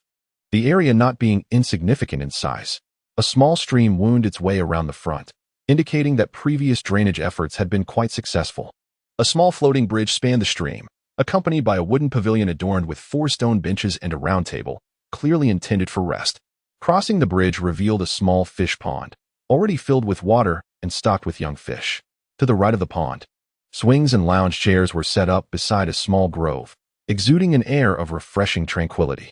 Further in, 2 bamboo towers stood, estimated to be 3 stories high, entirely constructed of bamboo, with not a single nail or steel trace in sight, showcasing the remarkable craftsmanship of the builders. Zheng Zheng surveyed the structures briefly, his expression radiating satisfaction. He particularly noted a simple wind turbine erected at the top of the hill, wondering how Qianxiu had managed to accomplish such a feat, and whether the 200,000 yuan budget would suffice. Reaching into his spatial ring for his phone, he discovered that both batteries had long been depleted. Just then, he heard voices ahead and proceeded to greet them, spotting Qianxiu and the old secretary deep in discussion as they approached. Both men simultaneously noticed Zheng Zheng, their expressions momentarily stunned before erupting in excited shouts. "Brother, you have finally arrived." Upon uttering this, Qianxiu dashed toward him. Zheng Zheng, suppressing the restless little Jean, wore a broad smile. Whether he sensed a problem or was simply reacting to events, he immediately noticed that Qianxiu had lost considerable weight, his skin darker than before. Though he appeared to be in good spirits, Qianxiu quickly reached him, his face brimming with excitement as he exclaimed, "Brother, if you hadn't shown up, I wouldn't have known what to do. Your arrival is a blessing." Observing Qianxiu's fidgeting hands, Zheng Zheng offered comforting words. "Qianxiu, I just saw what you've accomplished. You have done remarkably well." A hint of blush spread across Qianxiu's face as he bashfully replied, "Oh, it was only with the old secretary's assistance. Otherwise, I wouldn't have managed all this alone." At this moment, the old secretary approached, his breath steady and gait firm, prompting Zheng Zheng to smile and say, "Old secretary, it's good to see you well. Your vibrant spirit suggests you are in excellent health." The old secretary chuckled heartily. "Boss Zheng, your kind words are much appreciated. Your return is timely. There are matters we need to discuss." Zheng Zheng waved his hand with a beaming smile. "No need to consult me. You may proceed with whatever decisions you deem fit. My sole responsibility is to provide financial support." The old secretary laughed, patting Qianxiu's shoulder, chiding, "Look at how generous your brother is. Why are you so stingy? I told you to spend a bit more to hire help. Yet you insisted on doing it all yourself." Qianxiu retorted with conviction, "This is my brother's money, not mine. Of course, I must be frugal." Zheng Zheng, displaying genuine concern, inquired, "Qianxiu, how much of the money I gave you have you used? Surely it's not enough?" Qianxiu, slightly embarrassed, replied, "Brother, there is still a remaining 20,000. Zheng Zheng was taken aback. "After making such a significant effort, you've only spent 180,000? The old secretary chimed in, "I'm not exaggerating. Your brother is truly capable. He has dug ditches, diverted streams, cleared land, planted trees, erected pillars, and built structures. I've noticed he excels at everything. Oh, and that wind turbine cost me 30,000 to have installed." Feeling both touched and fortunate, Zheng Zheng readily produced a stack of cash, saying, "Here, take this 100,000 for construction, and keep the remaining 20,000 for yourself." Qianxiu, taken aback, protested. "Brother, this isn't appropriate." Zheng Zheng feigned irritation. "What do you mean? After all the help you've given me, is it wrong to give you a little pocket money?" The old secretary supported Zheng Zheng's stance. "Exactly. Take what your brother offers without hesitation." After a brief moment of reluctance, Qianxiu finally accepted the money, albeit in a somewhat flustered manner. Zheng Zheng patted Qianxiu on the shoulder and pointed to the wind turbine on the hill, curiously asking, "Has the electricity been connected here? Is it functional?" The old secretary retrieved his old pipe, lighting it with a puff, and replied, "It is functional, but only for simple lighting and with time limitations. Given that it is a small-scale wind turbine." Zheng Zheng was elated. "As long as it works, I'll take my phone to charge it." At that moment, they realized they had been standing outside conversing for a while. Qianxiu hurriedly ushered Zheng Zheng into the bamboo tower, where he turned on the power control and connected the phone to the charger. Sitting on a sturdy bamboo chair, Zheng Zheng remarked, "This chair must have been handcrafted. The craftsmanship is truly commendable." "Qianxiu, do you require anything else from me? Feel free to ask." Without hesitation, Qianxiu responded, "Of course, brother. You must give the bamboo tower a name. The construction is nearly complete. When do we start operations? While I can whip up a few simple dishes, it's best to hire a chef. Moreover, brother, having lived here in this remote wilderness for over 6 months, I've only encountered a few visitors. If we wish to make this place thrive, we will need to devise some strategies." Zheng Zheng nodded slightly, offering reassurance. "You need not worry about these matters. I will arrange for their handling." Only then did Qianxiu breathe a sigh of relief, expressing, "That is truly wonderful."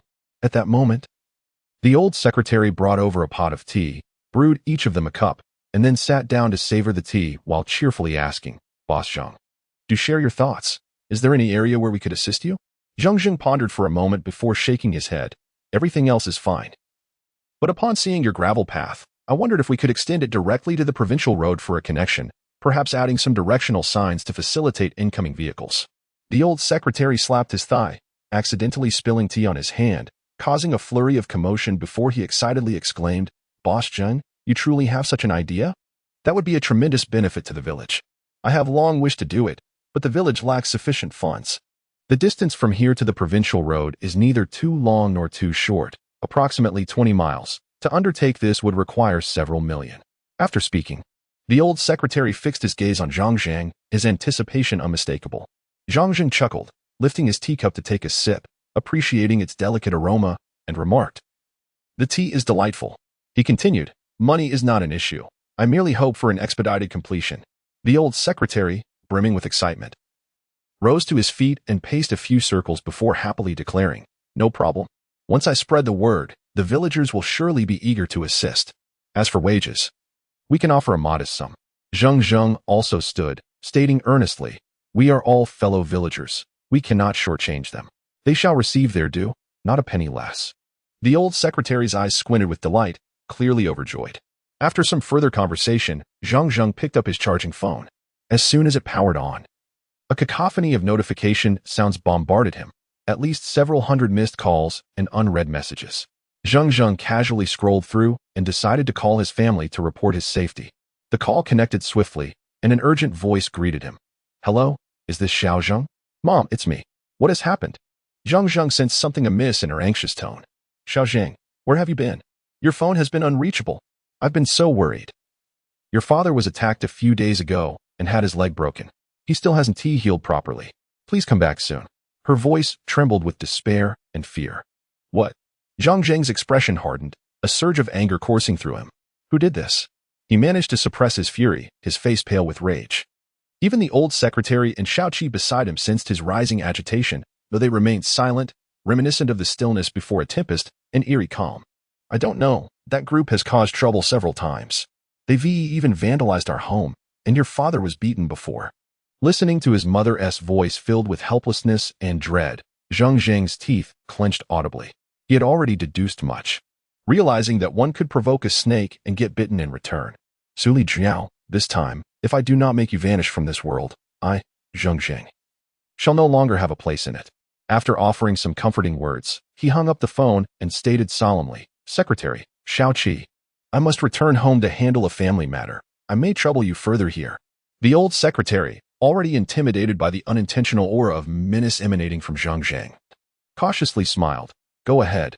Family matters take precedence. We will manage here." Xiao Qi, with a serious demeanor, added, "Big brother, there's nothing pressing here. I'll accompany you. Perhaps I can be of help." Zheng Zheng considered for a moment and nodded. Just then, his phone rang again. Checking the caller ID, he answered, "Hello, Boss Zhang. You finally turned your phone back on. It's been like you vanished from the world these past 6 months." The voice on the other end was melodious but tinged with dissatisfaction and reproach. Feeling anxious about his father's situation, Zheng Zhang's tone became somewhat curt. "Miss Fong, I've been preoccupied with various matters, making it inconvenient to answer my phone. Is there something urgent?" Zheng Zheng's ability to restrain his emotions had become increasingly adept. Even the perceptive Fong Xiyu failed to detect his distress. She, however, was quite displeased and vented, "Boss Zheng, it seems you've been too busy for your own good. My clients are hounding me daily, begging for a response, while you remain unfazed, as if indifferent. What a hassle I've brought upon myself." Zheng Zheng recalled that he had initially sought Fong Xiyu's assistance in acquiring clients and felt a wave of guilt wash over him. He replied apologetically, "I'm sorry. I was just caught up in a matter. Please forgive my oversight." Seeing Zheng Zheng's tone sincere, Fong Xiyu refrained from pressing further but continued to complain. "When will you come to Wenzhou? I have at least a dozen business opportunities waiting for you. By the way, my mother wishes to invite you for dinner to express her gratitude for saving my life and to discuss some good news." Zheng Zheng sensed an odd undertone in her words but dismissed it, simply asking, "I might be busy these next few days, but if I come to Wenzhou, I will get in touch. What does your mother wish to discuss?" Fong Xiyu chuckled lightly, her voice ringing like pearls falling onto a plate. Clear and melodious, "It's wonderful news. My mother wants to play matchmaker and introduce you to a stunning beauty, like a flower blooming in spring." Zheng Zheng found himself bemused, feeling compelled to respond, "Please extend my gratitude to your mother for her kind intentions. However, if this enchanting beauty happens to be you, Miss Fong, I might consider it. Otherwise, I shall politely decline. I have matters to attend to and will contact you when I can." With that, he abruptly hung up. Fong Xiyu, hearing the busy tone, stomped her foot in frustration, feeling a wave of irritation. Others would go to great lengths to engage in conversation with her. Yet he hastily ended the call as if each word exchanged was a burden. How absurd, she mused. The audacity of someone wishing to pursue her could line up from Wenzhou to his hometown, not dwelling on Fong Xiyu's sentiments. Xiao Qi suddenly recalled something and spoke up. "Big brother, I forgot to mention that a woman has come looking for you 2 or 3 times recently." Zheng Zheng was taken aback. A woman seeking him? This was indeed a rare occurrence. Who could it be? Could it be? His mind raced. Could it be Lin Peiyu? A sly grin crept across his face. Had she developed an addiction to him? Xiao Qi interrupted Zheng Zheng's musings, saying, "She mentioned her surname is Yan. In Shuyun, so it was her." Zheng Zheng's mind instantly conjured her image, like an ice mountain bloom, with petals as pure and alluring as snow, yet exuding a chilling aura. Curiosity piqued, he inquired, "What did she want with me?" Xiao Qi shook his head. "I'm not sure."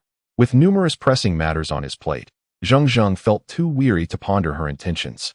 He called for Xiao Qi, exchanged pleasantries with the secretary, and prepared to leave. Just as he took a few steps, his phone rang again, this time from an unknown number. He answered, "Hello, who is this?" There was a brief pause on the line before a soft, joyous voice emerged. "Zheng Zheng, is that you?" It was a woman, her voice familiar yet elusive. And Zheng Zheng could only reply, "That's me. Where are you?" "Liqing, one who." "Wait for me." Zheng Zheng found himself bewildered after receiving a call. His mind clouded with confusion as he ended the conversation. The dialogue was remarkably succinct, crisp, and devoid of any unnecessary embellishments. At that moment, Zheng Zheng deduced the identity of the woman on the line. It was indeed Yin Xuan, as Xiao Qi had mentioned, before he could ponder her motives for contacting him. His phone rang again, this time displaying Su Ning's name. After explaining himself at length, he had barely hung up when another call from Xiao Zishuan came through. Frustration welled within him. Had he known he would be inundated with such calls, he would have activated Do Not Disturb mode to spare himself from this barrage of fatigue. After receiving over 10 calls and spending more than half an hour explaining, silence finally enveloped his ears. However, his phone, which had just been charged, lamentably succumbed to exhaustion once more. As they reached the provincial road intersection, a formidable white Land Rover sped past them. The tires screeched against the pavement as the vehicle came to a halt, leaving behind a long trail of rubber. Through the gaze shared between Zheng Zheng and Qianxiu, the driver's side window rolled down, revealing an exquisite visage.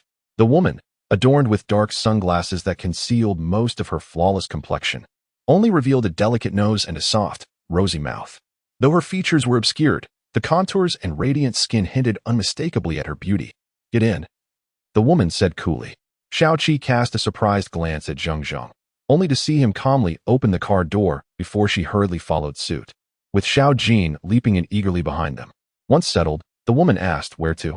Zheng Zheng recognized that her aloof tone was not directed at him personally, but was simply a reflection of her character. He replied calmly, "Pingyang, Tingjiao Town." Without further ado, she shifted gears and pressed the accelerator, propelling the Land Rover forward like a rocket. Cradling Xiao Jin, Zheng Zheng gently stroked its fur and remarked leisurely, "You're not on duty with the team, yet here you are wandering around Yining Mountain? You seem rather free these days." Zheng Zheng had already recognized the woman as the icy beauty Qianxiu. She slightly turned her pristine neck, seemingly glancing at him through the rearview mirror, before responding coldly, "I'm on a year-long medical leave." "Oh," Zheng Zheng nodded, teasingly inquired, "Shuyun, it's rare to have a year off. Why are you in such a rush to find me instead of taking care of your health? You're not planning to express your gratitude for my heroic rescue last time, are you?" Shuyun fell silent for a moment, ignoring his playful jab, and stated, "The hospital report last time indicated damage to my central nervous system, necessitating prolonged recuperation." Zheng Zheng initially shook his head, then firmly asserted that it's impossible. "Your gunshot and poison injuries were thoroughly treated. There's no way there could be an issue." Shuyun bit her pearly teeth, seemingly recalling something that brought a faint blush to her cheeks, softening her otherwise indifferent expression. She finally confessed, "I used Ice River No. 2 at that time." As if fearing Zheng Zheng wouldn't understand what it was, she elaborated on Ice River No. 2, concluding with, "It's the latest research achievement of the team and a prohibited substance. Its use can lead to severe side effects. Now, I frequently suffer from headaches, excessive sleepiness, and occasionally, sleepwalking." Understanding dawned on Zheng Zheng, and he exhaled in relief. It was merely a matter of nerve damage due to the medication. He had plenty of means to help her, but recalling how she had turned the tables on him back at the hospital when he had selflessly saved her, he thought to himself that if she came seeking his aid now, he would extract every last drop from her. With a plan in mind, Zheng Zheng feigned a worried expression and said, "I see. However, damage to the central nervous system is indeed a serious issue. I fear my methods may not yield immediate results. It will require a period of treatment to achieve any significant improvement. That said, with modern medicine, you could also seek treatment at a hospital. The doctors told me my recovery period could be as short as 3 years or, at worst, indefinite," Shuyun replied, seemingly oblivious to Zheng Zheng's ulterior motives as she focused on driving. "6 months should suffice. But I'm constantly on the move and likely won't have much time to dedicate to your treatment," Zheng Zheng said, deliberately displaying a look of concern. "Where you go, I will follow," Shuyun replied without hesitation. Zheng Zheng's heart leaped with joy. Having a beautiful woman as both a bodyguard and chauffeur for 6 months was an unexpected boon. He pretended to ponder deeply before stammering, "All right then, you can accompany me. I assure you, you won't be at a loss. I trust you." Shuyun agreed almost instantly. Unbeknownst to them, Qianxiu absorbed every word of their conversation, his expression morphing into one of peculiar amusement, struggling to suppress a laugh. Zheng Zheng's comments were so ambiguous and tantalizing that anyone unaware of the situation might assume they were in the throes of romance. Shuyun drove the Land Rover with a commanding presence, navigating the winding provincial roads at high speed. In just over an hour, they exited the highway at Pingyang and headed towards Tingjiao. As they entered Tingjiao town, the sight of the imposing Land Rover drew numerous envious gazes. Tingjiao was not a wealthy town, especially when compared to the neighboring Shuitu. Although some affluent residents owned BMWs, it was rare to see a top-of-the-line Land Rover, particularly when Shuyun parked the vehicle at the foot of Wushan. Its bold design and striking aesthetics immediately captivated the attention of the local residents, who craned their necks to catch a glimpse of the fortunate individual behind the wheel. When the car door swung open and 2 men alongside a large dog emerged, a neighbor gasped, "Isn't that Zheng Zheng? It really is Zheng Zheng." The crowd erupted in murmurs of astonishment. "This scoundrel dares to return after causing such a ruckus?" A woman whispered to another nearby. "How could he not return? His family has suffered greatly. If he doesn't come back, he'll be the target of even more gossip. Another woman chimed in. Who knows? Given his current demeanor, he might have truly made something of himself. That Land Rover alone is said to cost over $1 million. Remarked a woman with discerning taste. Over $1 million? Gasps of disbelief rippled through the onlookers. Please, it's not that impressive. Who knows whose car it actually is? Piped up a sharp, scornful voice from across the street. The source of the voice was none other than Madame Wu, who had harbored a deep-seated grudge against the Zheng family since the demolition of their ancestral home over a decade ago due to land disputes. Although a superficial truce had been brokered through mediation, the Wu family still seized every opportunity to malign the Zhengs. When Zheng Zheng's father faced his misfortune, the Wu family reveled in their schadenfreude, making no effort to conceal their glee.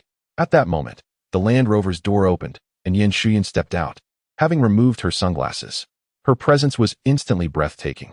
Her long, lustrous black hair cascaded naturally, framing her exquisitely refined features.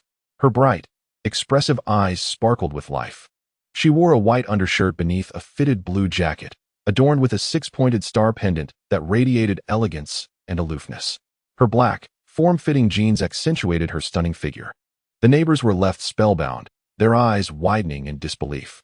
Such a strikingly beautiful and noble woman was a rarity not just in Qianxiu, but across Pingyang. Especially with the air of coldness and distance she exuded, anyone who beheld her felt an overwhelming sense of inadequacy.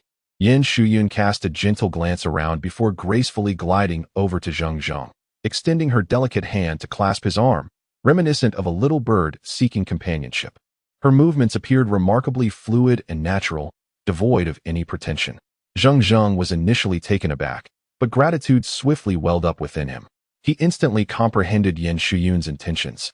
Wealth that does not return home is akin to a splendid garment worn in the dark. Clearly, she was bolstering his reputation, though he had no need for such gestures. The affectionate attention of a beautiful woman is not something any man would easily dismiss. The neighboring aunties observed with green-eyed envy, their gazes fixated on the scene. Surrounded by luxury cars and stunning women, with respectful young men at his side, it was evident that Zheng Zheng had achieved success. The onlookers, with their complex expressions, watched Zheng Zheng walk with his head held high and a steady gait, further solidifying their speculations. The door remained ajar, and with a gentle push, Qianxiu entered, followed by the others. Instantly, the street erupted with chatter, a cacophony of opinions swirling around. That young man Zheng has truly made it, one aunt declared with pride. I always said he had thick brows and bright eyes. He was destined for greatness. Another aunt, filled with envy, remarked. I wonder what kind of luck he has stumbled upon. With luxury cars, beautiful women, and loyal followers, my son Samu is no less capable. Yet he still toils away at the Siam Mountain factory, never having experienced love. Another aunt lamented, if only I had known earlier that the Zheng boy was so promising. When Aunt Chi came to propose, I should have pushed my daughter towards him. Does anyone know what business Xiao Zheng is involved in? Someone queried. By the way, isn't Zheng Rong in his second year of university? I believe he is still single. Aunt Wu, you are the most well-informed. Could you inquire about what the Zheng family is up to? Perhaps we could benefit from his good fortune. Aunt Wu, visibly frustrated, wore a long face and coldly huffed before turning to leave. Meanwhile, Zhou Wan was busy in the kitchen when she heard her son's voice and quickly abandoned her utensils to rush out. Upon seeing Zheng Zheng, her initial joy was quickly followed by a wave of emotion, tears brimming in her eyes. Zheng Zheng embraced his mother tightly, offering words of comfort before they ascended the stairs to visit his father, who lay in bed. Zheng Mingliang appeared relatively well, though he seemed somewhat despondent, idly watching television. Upon noticing his son, he attempted to sit up. Zheng Zheng urged him to lie back down, then without hesitation began to examine his leg closely. Thankfully, after the examination, Zheng Zheng felt relieved. The bones had healed well, though due to age, they were somewhat brittle, and the healing process would be slower than that of a younger individual. He retrieved 2 pills, dissolving one in a small bowl of water to apply to the injury, while the other he instructed his father to swallow. Once finished, Zheng Zheng reassured, it's all right. In 3 to 5 days, you'll be able to walk again. Zheng Mingliang's spirits lifted at this. That's wonderful. I've been lying in bed for 2 or 3 months. My bones feel like they're rusting. You're quite capable, my son. Zhou Wan, relieved, added, Old Ba. You should rest a few more days. As the saying goes, it takes 100 days to recover from an injury. You're no spring chicken, You should take it easy. Zheng Mingliang, slightly displeased, retorted, what? You trust those doctors more than your son? Have you considered that if it weren't for him, would your body heal so swiftly? Zhou Wan found herself at a loss for words. It was indeed remarkable. Her son had somehow acquired a talisman that proved remarkably effective. Not only did his ailments diminish daily, but his vitality also surged. A visit to the hospital confirmed significant improvement, and the doctor encouraged him to maintain his progress. Reflecting on this, she kept her thoughts to herself, her gaze curiously shifting towards Yan Shuyun, admiring her beauty, her fair skin, youthful appearance, and graceful demeanor. She couldn't help but wonder about the nature of their relationship. If only she could be her son's bride. Yan Shuyun, accustomed to grand occasions, remained unfazed by Zhou Wan's scrutinizing gaze, though a faint blush crept across her cheeks. Zheng Zheng, unceremoniously wrapping his arm around her slim waist, cheerfully announced, Mom, Dad, this is my future bride, Yan Shuyun. Though she has a bit of a temper and some quirks, she is quite lovely and can certainly be presented to others. Just as he finished speaking, Zheng Zheng felt a gentle pinch at his waist. Though not painful, he exaggeratedly gasped in mock surprise. Zhou Wan shot him an admonishing glance. Reproaching, Xiaozhang, is that how you speak? Yin is so beautiful. If she has eyes for you, consider it a great blessing. I tell you, you must never mistreat her, or I will have words with you. Remarkably, Zheng Mingliang nodded in agreement, clearly in support of his wife's words. Zheng Zheng, caught between amusement and exasperation, thought to himself, even before stepping inside my own home, there's already discord. If I truly marry her, will I have any say in my own life? Yan Shuyun, having witnessed countless grand scenes, took Zheng Zheng's playful teasing in stride, and did not withdraw her hand resting on her waist. With a rare smile reminiscent of spring blossoms, she addressed them, Uncle, Aunt. I apologize for coming so hastily without any gifts. I hope you will not take offense. The beauty of a night-blooming flower lies in its long wait to bloom, only to reveal its dazzling splendor in an instant. Similarly, a woman who often appears cold and distant can leave one spellbound when she unexpectedly offers a sweet smile. Even Zheng Zheng found himself momentarily entranced by her enchanting charm. Zhou Wan waved dismissively. Your presence alone brings us joy. There's no need for gifts. At this moment, Zheng Mingyang invited, please, everyone, take a seat. Do not stand while talking. Zhou Wan hurriedly moved about, arranging chairs. After some light conversation, Zheng Zheng spoke up. Mom, Dad, I have discovered who is behind the trouble we faced. You need not worry about it. I will handle it. I have built a small villa for recuperation at Yining Mountain, surrounded by pristine nature and fresh air. Though access is currently a bit inconvenient, I can arrange a visit for you in a few days if you wish. Zheng Mingliang shook his head. No, I am not so old that I cannot walk. If I go there, I would be idle all day, and that would drive me mad. Zheng Zheng explained, not at all. It's a place that combines tourism, accommodation, and leisure activities. You can tend to a garden, raise chickens, or fish. When guests arrive, you could even cook and keep busy. You won't find yourself idle. Exchanging glances, Zheng Mingliang and Zhou Wan appeared hesitant. Seizing the moment, Zheng Zheng added, let us tentatively agree on this. Come for a few days and see how it goes. If you truly cannot stand it, I will bring you back. This seemed acceptable to the elder couple, and they finally resolved to visit. After further discussion, Zhou Wan began preparing dinner, and Yan Shuyun offered to assist, while Xiao Qi, feeling a bit bored, snacked on seeds while watching television. Zheng Zheng made a phone call, and settled on the sofa to relax. Moments later, Yan Shuyun emerged from the kitchen, her expression a mix of embarrassment and annoyance. Zheng Zheng couldn't help but chuckle, teasing, what's the matter? Did they kick you out? With a new bride in the house, my mother surely won't let you cook. Besides, it's clear from your appearance that you're more adept with a gun than a ladle. Yan Shuyun had already donned a frosty demeanor. Casting a sharp glare at Zheng Zheng, her voice laced with icy sarcasm. Did you enjoy the tofu just now? Zheng Zheng was rendered speechless. It seemed she was intent on settling scores. He shrugged nonchalantly. It was quite good. The texture was nice.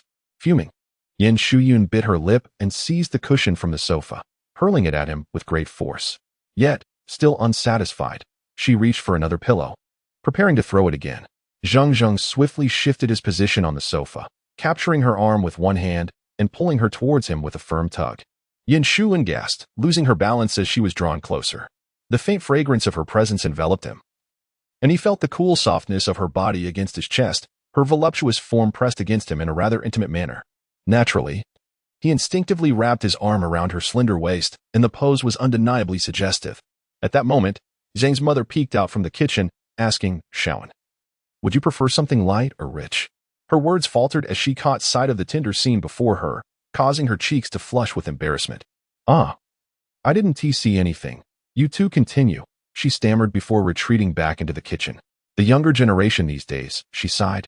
Yet a smile of delight danced at the corners of her lips. Yan Shiyun's face turned as crimson as the evening sky. Struggling against him, she seethed, Zheng Zheng. What are you doing?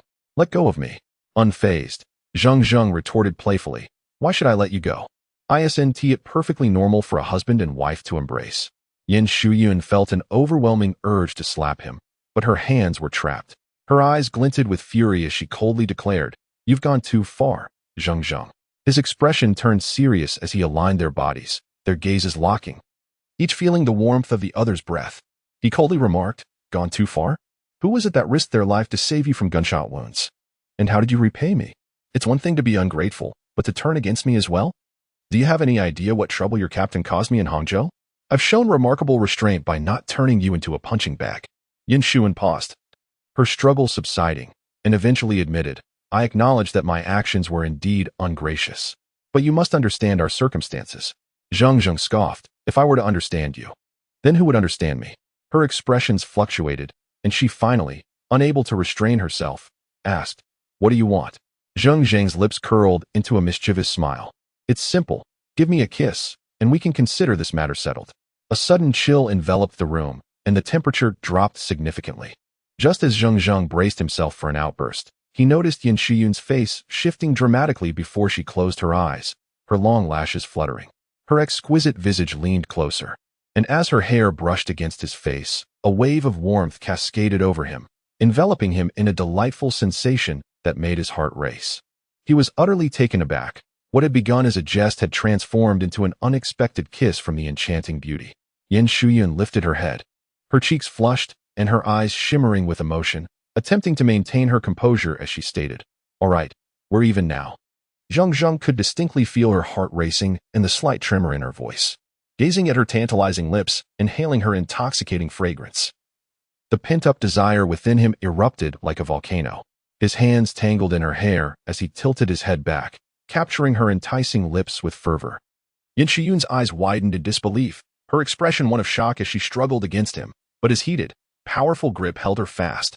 She tried to voice her outrage, but his tongue slipped in like a serpent, exploring her mouth. The moment their tongues met, her mind exploded with sensation, her body turning weak and her thoughts dissolving. All that occupied her mind was the disquieting realization that she was losing her first kiss. Having enlisted at 18, Yan Shiyun spent 3 years in the Special Forces, facing weapons and missions daily. Though many admired her, she had no time for romance, leaving her emotional life utterly barren. While she possessed knowledge about relationships, the reality of it overwhelmed her with childlike innocence. Before long, she melted under Zheng Zheng's passionate advances, instinctively closing her eyes and surrendering to his relentless teasing. Zheng Zheng's tongue playfully pursued hers, but she, like a shy maiden, evaded him. This playful dance did not last long. Suddenly, she seemed to open her heart, her passion igniting as she ceased to retreat, embracing him tightly and eagerly offering her tongue for his delight. They lost track of time, their kiss lingering until they were breathless and finally parted. Yan Shiyun resembled a thawed iceberg, blooming like a rose, her chest rising and falling gently as she gasped. Her face flushed like a ripe peach, ready to burst with sweetness. Her eyes sparkled with longing, occasionally reflecting a hint of confusion. Zheng Zheng licked his lips, savoring the sweetness that lingered, a flavor reminiscent of honey, igniting a primal hunger within him. His gaze, predatory, fell once more upon her luscious lips. At that moment, Yan Shiyun finally regained her senses. Seeing Zheng Zheng's eager expression, she gasped and struggled free, covering her flushed cheeks as she fled in disarray. Zheng Zheng sighed in disappointment. He felt he hadn't had his fill yet. The once icy beauty, now transformed by passion, had gone from being a cold statue to a burning sun, radiating warmth and fervor that threatened to consume him entirely. What had begun as a fleeting desire suddenly deepened into something more profound. Just as he was lost in the aftertaste of their encounter, his phone rang unexpectedly. Zheng Zheng glanced at the caller ID. It was Lin Jie. He composed himself and asked, Any news? On the other end, Lin Jie sounded triumphant. You should know who you're dealing with. I found out that Su Lijiao and Wang Jiqiang headed to Guangzhou a week ago. They're preparing to launch a major project there. Damn, they really moved fast. Zheng Zheng cursed, exchanging a few more words before hanging up. He tossed the phone onto the sofa, falling into deep thought. The audacity of Su Lijiao to wreak havoc at his home, only to settle for a mere monetary compensation, was baffling. It was clear that Wang Jiqiang was backing him. With the two now in Guangzhou, the situation had grown more complicated. The vastness of the city would make locating them a challenge. However, he resolved that no matter where they fled, he would drag them back to face the consequences of their actions. A cold smile crept across his face as he made a firm decision to fly to Guangzhou in a couple of days to confront them. As dusk descended, the family gathered for dinner, sharing laughter and warmth. During the meal, Zheng Zheng casually glanced at Qianxiu, who appeared to have returned to normalcy, engaging in light-hearted banter with his parents. Yet, whenever their eyes met, her gaze was laced with a chilling intensity, clearly still brooding over their earlier encounter. In that moment, Zhou Wan placed a chicken leg in Qianxiu's bowl, chattering away. Xiaoyan, since it's your first visit, I didn't have much prepared. This hen was raised on a farm. It's to help nourish you. The older generation in our family struggled with poverty, unable to afford any nourishing delicacies.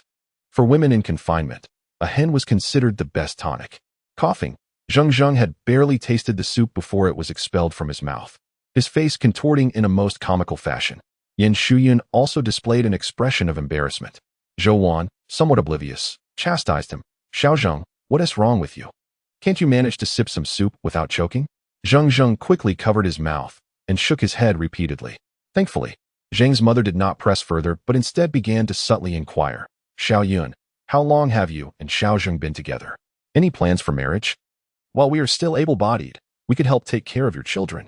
Under the curious gazes of the others, Zheng Zheng buried his head beneath the table, quaking like an ostrich.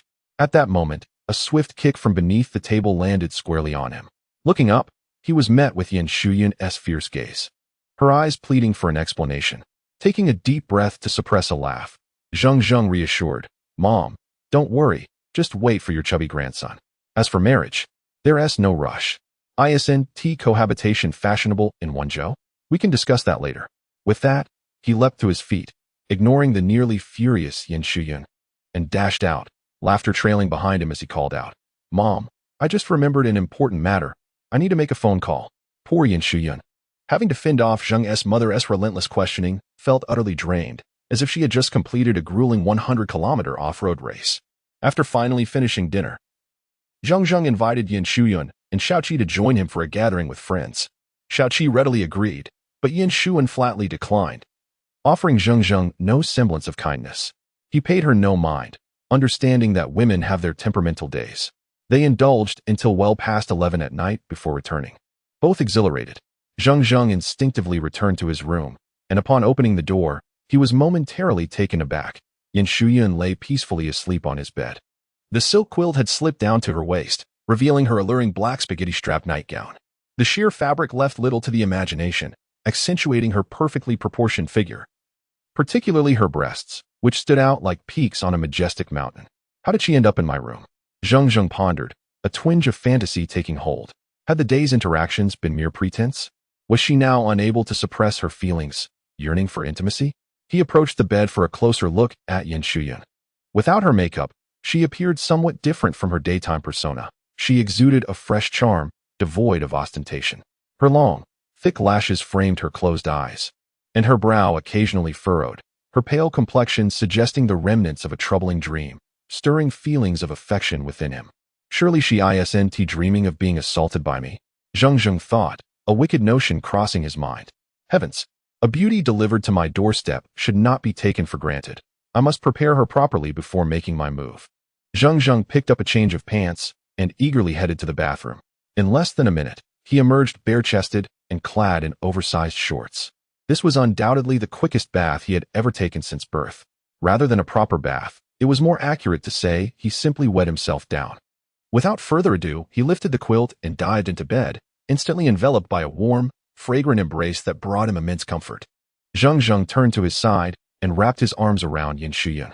With a soft murmur, Qianxiu slowly opened her eyes, still drowsy and bloodshot, giving off an air of confusion. Zheng Zheng lowered his voice, adopting what he believed to be a tender tone, and affectionately said, "My dear, I'm back. I'm sorry to have kept you waiting. I will make it up to you tonight."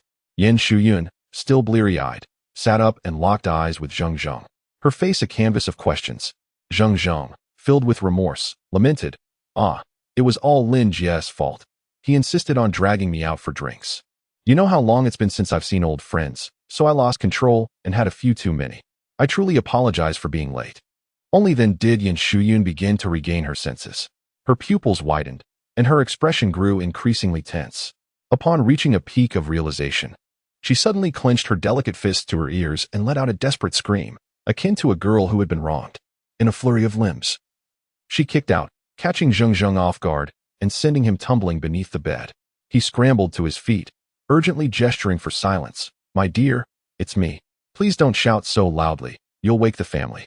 Yan Shuyun hurriedly pulled the quilt over her body, her face as cold as an ancient glacier, radiating an unmistakable chill. Her eyes became sharp as daggers, seemingly poised to pierce Zheng Zheng's heart. Trembling with rage, she snapped, "Who is your dear? Who gave you the right to sneak into my room in the middle of the night? What exactly did you do to me?" Zheng Zheng's expression froze. Yan Shuyun's fury was unmistakable. He curiously questioned, "You were in my bed waiting for me, weren't you?" Yan Shuyun, infuriated to the point of fainting, disregarded her modesty and hurled a pillow at him, her eyes glimmering with frost. "Your mother arranged this room for me without my consent. How dare you intrude?" Zheng Zheng had an inkling that he might have misinterpreted the situation and created a colossal blunder, yet he remained undeterred, continuing to argue. "Then why didn't you lock the door when you went to sleep?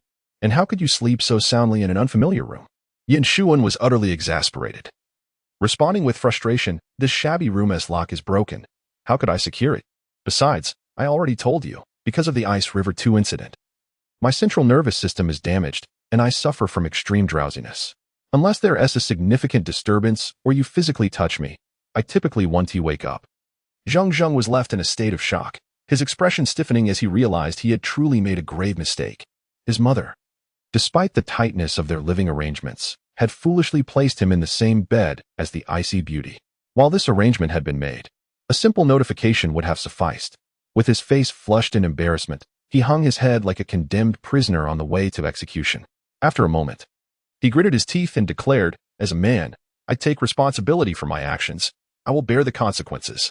Seeing his passionate declaration, Yan Shuyun scoffed. "Do you truly think you can shoulder this responsibility? How do you plan to do so?" Without hesitation, Zheng Zheng retorted, "According to the most ancient, ceremonious customs of the Zheng family, 3 letters and 6 rites, a grand wedding procession, with music and festivities to properly welcome you into my life. Why don't you just go die?" Yan Shuyun nearly fainted from disbelief, her understanding of Zheng Zheng's shamelessness reaching new heights. At that moment, she lacked the calm demeanor of a seasoned elite. Her heart was a tempest of emotions, akin to a frenzied leopard, her brows furrowed and her face frosted with anger. Fortunately, just then, a knock echoed at the door, followed by her mother's voice calling, "Xiaoyun, what is going on?" Zheng Zheng glanced at Yan Shuyun, who had turned away in silence, clearly sulking. He raised his voice, "Mom, it's nothing. You should get some rest." You both should rest early too. Don't stay up too late," Zhouwan chimed in as she departed, her words only adding fuel to the fire. Zheng Zheng felt his face turn green. His mother was truly a curious case. Was she intentionally throwing oil onto the flames? He couldn't tell if the icy woman had overheard. Another glance revealed Yan Shuyun, her face flushed with shame, hiding beneath the quilt as she hissed, "Get out now." Zheng Zheng, feeling as if he had been struck, scrambled to gather his clothes and fled, his head lowered like a mouse caught in a trap. Once outside the room, he exhaled in relief, a sudden chuckle escaping his lips as his expression deepened in thought. It seemed Yan Shuyun had indeed not been lying. She genuinely might be suffering from drowsiness due to her central nervous system injury. While expressions and actions could be feigned, the body's instinctual responses could not be altered. When he had reached out to her, she had shown no reflex at all, sleeping soundly. Had he not applied a bit of pressure? She might not have woken at all. Well, considering how Yan Shuyun had inadvertently aided him today while also allowing him to take advantage, he figured he might as well take on this responsibility. With that thought, Zheng Zheng hummed a tune, his mood buoyant as he sought a place to sleep. Meanwhile, Yan Shuyun, sensing the calm outside, finally lifted the quilt to reveal her still fuming face. She was thoroughly infuriated with Zheng Zheng, cursing herself for being so foolishly eager to get close to him. At that moment, she felt an urge to pack her things and leave, convinced she could find someone else to treat her. However, the specialists at several military hospitals had all given the same diagnosis. It was impossible for her to return to duty within 6 months. Recalling Captain Lei Xiao's advice, Qianxiu's expression shifted dramatically, ultimately surrendering to despair as she slumped back onto the bed. She longed to return to her team. Nearly a decade of youth and passion had been invested there, embodying all her dreams and efforts. Suddenly departing felt akin to losing her soul, and her life had become increasingly difficult to adapt to. Let you revel in this for a while. Once I recover, I shall find a way to deal with you, you rogue. Yan Shuyun consciously avoided thinking about Zheng Zheng's mysterious abilities, trying to give herself an emotional escape. In truth, her feelings toward him were complicated. On one hand, she was grateful for his life-saving actions, but on the other, she despised his shamelessness. More importantly, her pristine body had been laid bare before him during the incident, an undeniable truth she couldn't ignore. Dealing with such a mysterious man, whose intentions were unclear, left her at a loss for how to proceed. On the third day, Zheng Zheng boarded a flight to Guangzhou. Xiaoqi and Yan Shuan did not accompany him but stayed behind to help care for their parents, while Xiao Jin remained in their hometown. Zheng Zheng found himself in the middle seat, next to a middle-aged man sporting a flat cap and oversized sunglasses, which he refused to remove even on the flight, leading Zheng Zheng to secretly disdain him for his pretentiousness. On his other side was a glamorous young woman, around 27 or 28, well-preserved and reasonably attractive, yet exuding a somewhat worldly air. Feeling bored, he gazed out the window, daydreaming about reaching the foundational stage of his cultivation and soaring through the skies on a sword like his master. As the plane taxied and began its ascent, the jarring sensation of takeoff caused discomfort for some passengers, particularly the man to his left, who gripped the armrest tightly, veins bulging and his expression tense, his pallor visible beneath the dark lenses. Meanwhile, the woman on his right seemed unaffected, engrossed in a fashion magazine, completely at ease. Zheng Zheng merely cast a fleeting glance and instantly comprehended the situation. However, he refrained from voicing his thoughts, leaning back in his chair to rest his eyes. After a brief ascent, the airplane finally settled into a smooth flight. The middle-aged man beside him relaxed his taut expression, leaning back and breathing slightly more easily. Bored, Zheng Zheng took out a book titled Essentials of Alchemy and immersed himself in its pages. After a while, the middle-aged man turned to stand up and head to the restroom. By chance, he noticed the book in Zheng Zheng's hands, which was bound in platinum paper and adorned with elegant calligraphy and vivid illustrations. The depiction of several plants was particularly striking, rendered with just a few strokes. Curiosity piqued. He inquired, "Young man, this book seems quite unique. What is it? It appears rarely seen in the market." Zheng Zheng lifted his gaze momentarily, then redirected it with a calm demeanor, replying, "This is a family heirloom. It cannot be found in stores." The middle-aged man nodded, a look of sudden understanding dawning on his face. He stood up, preparing to pass by, and casually asked, "Does this book specifically document plants? The illustrations are quite lifelike." Zheng Zheng shook his head, explaining, "This is a pharmacopoeia. The illustrations depict a type of medicinal herb." A pharmacopoeia? The middle-aged man's interest was piqued, and he promptly abandoned his intention to visit the restroom, resuming his seat with renewed enthusiasm. "Young man, are you a descendant of traditional Chinese medicine practitioners? How deep is your understanding of it?" Zheng Zheng regarded the middle-aged man with a hint of curiosity. Logically, someone knowledgeable about herbal medicine would carry a trace of herbal aroma, yet this man did not. However, upon observing his features, Zheng Zheng understood somewhat and replied, "I possess a modicum of knowledge, but nothing extensive. However, if you do not mind, I could show you." The man waved his hand in refusal, stating, "That won't be necessary. My health is quite good." Zheng Zheng chuckled lightly, unperturbed. "Our meeting is serendipitous. Your lips are darkened, your complexion is ashen, and your hair appears brittle, indicating some dysfunction in your liver. The liver is the body's largest detoxification organ. Once it falters, toxins easily accumulate, burdening the kidneys. If I am not mistaken, you experience frequent urination at night, though little comes out. You ought to reduce smoking, limit alcohol, avoid staying up late, and take good care of your health while your symptoms are not yet severe, lest you find yourself regretting later." With that, Zheng Zheng buried his head back into his book. The middle-aged man remained frozen for half a minute, then removed his large sunglasses, revealing a pair of murky, yellowing eyes and swollen dark bags beneath. Filled with astonishment, he exclaimed, "Young man, your expertise in traditional Chinese medicine seems remarkable. Just by looking at my face, you can guess so accurately. How about taking a closer look?" Zheng Zheng glanced over again, his brow slightly furrowing as he candidly remarked, "Avoid indulging in feminine allure, otherwise, your essence will be drained." The woman seated nearby, overhearing Zheng Zheng's words, cast a disdainful glance at the middle-aged man. He appeared awkward, yet his eyes sparkled with excitement as he discreetly surveyed his surroundings and lowered his voice, saying, "Brother, you truly are exceptional. Lately, I have been somewhat lacking in that regard. Do you have any recipes to invigorate me? Rest assured, I will offer a satisfactory price." Zheng Zheng decisively shook his head, firmly rejecting the proposal. "There is no way. Even if there is a recipe, can you endure 2 or 3 months without indulging in feminine company? If you cannot resist, even the finest elixirs would be futile."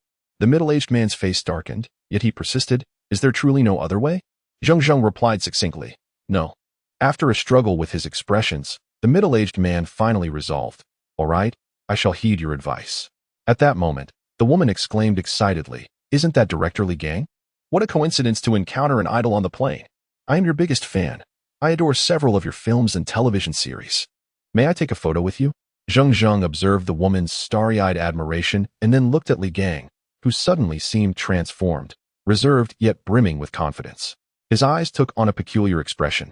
This man was a renowned director? No wonder he had indulged excessively. He must have employed numerous young models through unspoken rules. Conversely, the woman, having heard Zheng Zheng's earlier comments, appeared eager. Was she perhaps yearning for hidden encounters? Zheng Zheng mused wickedly. Whether due to Li Gang's lack of interest in the alluring woman or his eagerness to extract something from Zheng Zheng, he maintained a professional smile and spoke in an affected tone. "Using electronic devices is prohibited on this flight. I have matters to discuss with this gentleman. Perhaps we can speak after disembarking?" The woman nodded vigorously, though her fiery gaze occasionally drifted toward Zheng Zheng and his companion. Li Gang lowered his voice, saying, "Brother, I shall follow your advice. For the sake of enduring happiness, I must sacrifice fleeting pleasures. Abstinence it shall be." Zheng Zheng regarded him with a sidelong glance, solemnly stating, "Brother, I presume you have consulted numerous doctors regarding your issue? If it remains unresolved, it may be quite serious. I must be frank. A prescription can be worth its weight in gold, and you may not be able to bear the cost." Li Gang's expression hardened, his displeasure evident. "Brother, you underestimate me. I will be candid. If your recipe proves effective and can entirely remedy my ailment, feel free to demand any price, should you seek fame. I possess the means to elevate you to great heights, regardless of your acting skills.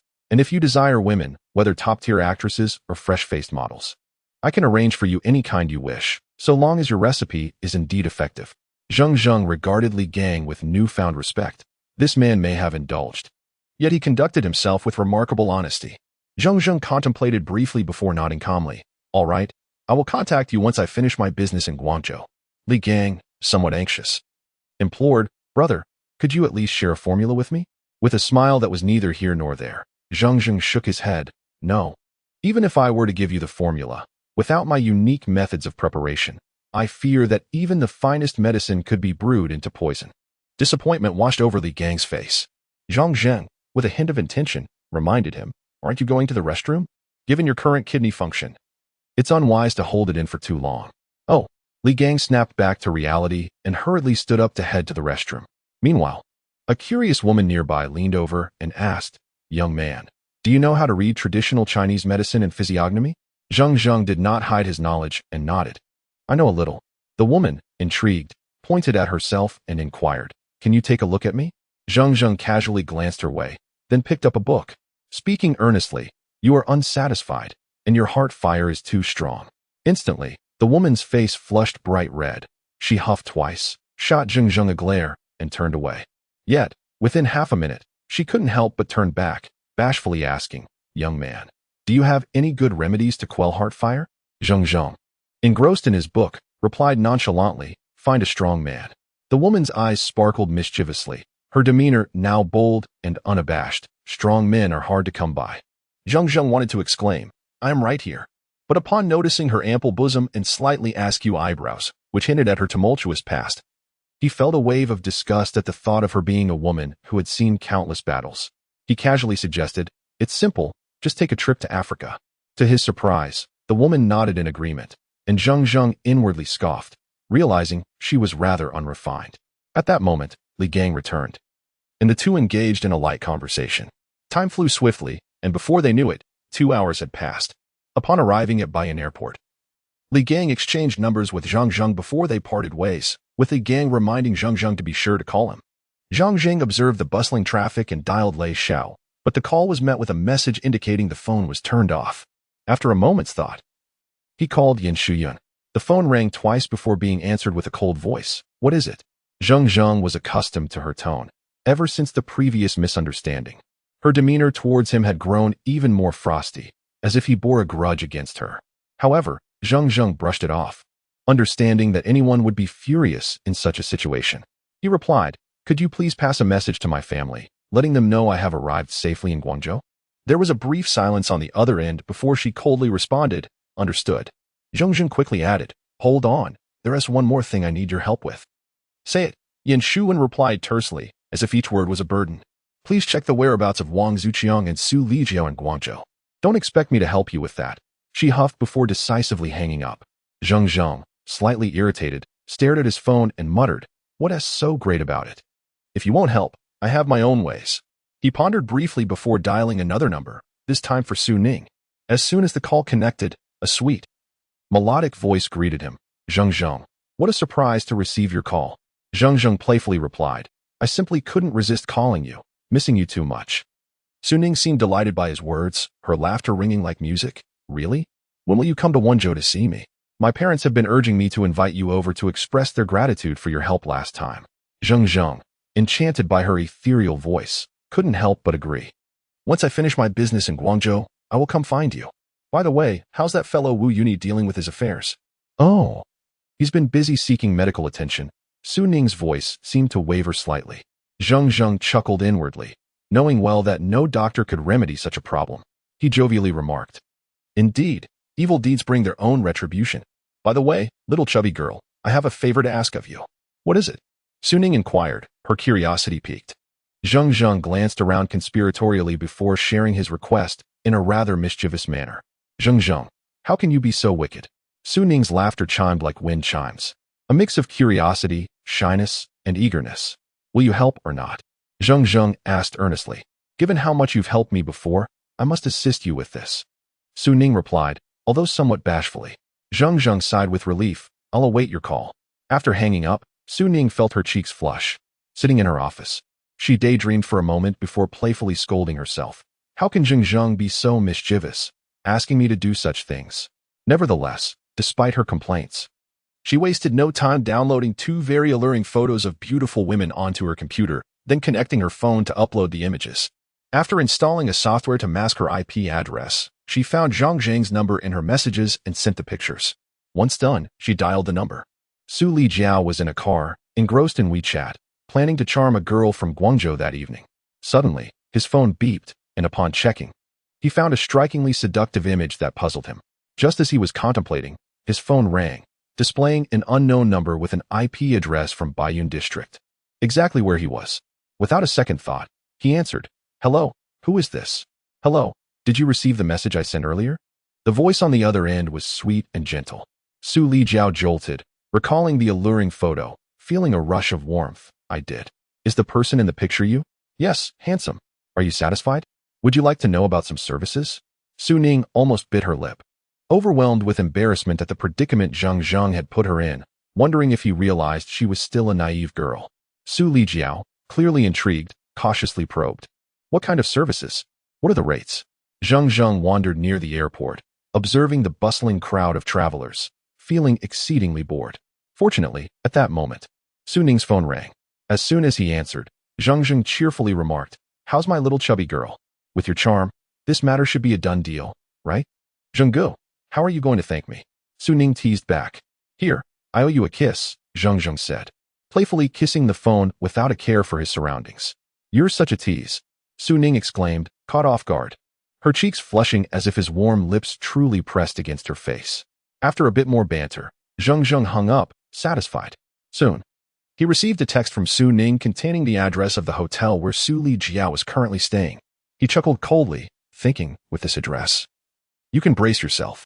Exiting the airport, he traversed the bustling pedestrian walkway and hailed a taxi to Baiyun District. Upon checking into a room at the Baiyun International Hotel, Zheng Zheng noticed it was only a little past 2 in the afternoon. Realizing that Wang Jiqiang and the others were not at the hotel, he considered taking a stroll. After pondering for a while, he finally picked up his phone and dialed a number. Hello, the number you have dialed is no longer in service.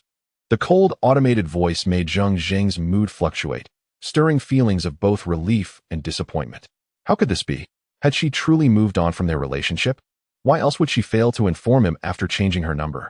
The memory of Qianxiu leaving in tears had left an indelible mark on his heart. But was this relationship now fading into oblivion? Zheng Zheng felt a pang of discomfort. After all, he had not reached out to her in all this time. And it was entirely possible she had found someone better. He chided himself for his inaction. No, he thought, this time he must clarify matters. He needed to hear the truth from her and avoid any further misunderstandings. Zheng Zheng rummaged through his contacts and finally found another number. Taking a deep breath, he pressed the call button. The phone connected quickly, and he realized his voice trembled slightly as he spoke. Sister Maybao, it's Zheng Zheng. Are you and Qianxiu still in Guangzhou? Hong Maybao, Hong Qianxiu's elder sister, had previously developed a clothing business in Guangzhou alongside her sister. Oh, Zheng Zheng. I returned to Guangzhou 2 months ago, but Qianxiu is still in Guangzhou. The sounds of a bustling environment and a child's cries echoed in the background. Zheng Zheng quickly inquired, do you have her new number and address? I couldn't reach her at the previous number.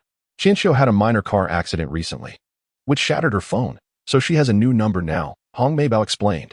Zheng Zheng breathed a sigh of relief but then grew anxious. Is she all right? It's not serious, is it? She is fine. Are you in Guangzhou? If you have time, you should visit her.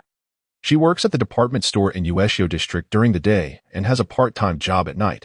She comes home quite late and often sounds exhausted when we talk. Hong Maybao then provided a series of numbers and an address before hastily hanging up. Zheng Zheng felt a sense of melancholy wash over him. Life was so challenging, and Hong Qianxiu was so resilient and independent. How could he have remained so passive? Shaking off his thoughts, he took a taxi to the address Hong Maybao had given him.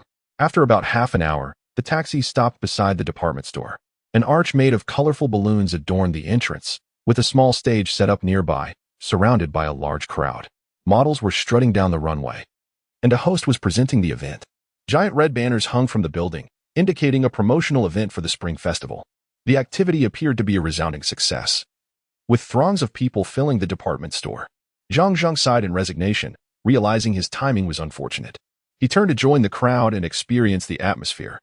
After a struggle through the throngs, he finally reached the cosmetics section on the 5th floor. Just as he stepped off the elevator onto the polished marble floor, he caught sight of a tall and busy beauty. Zheng Zheng's gaze became fixated, unable to tear himself away. Hong Qianxiu was bustling behind the counter. It had been a while since they last met, and he noticed she had changed a bit. She wore a simple black fitted blazer paired with a black skirt, complemented by a white collared shirt and a casually tied colorful tie. She exuded a fresh and elegant aura, embodying a unique urban sophistication. Particularly striking was the combination of her short skirt and long legs, which drew many admiring glances, making her a stunning sight on the 5th floor. Perhaps due to the company's event and work demands, she wore a light touch of makeup that enhanced her natural beauty. Her eyebrows were subtly defined, making her eyes sparkle with vitality. Her curled lashes appeared neat and clean, accentuating the depth of her gaze.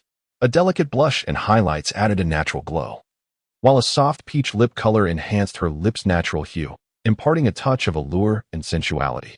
The simplicity of her makeup showcased her cheerful yet poised character, making her appear youthful and captivating.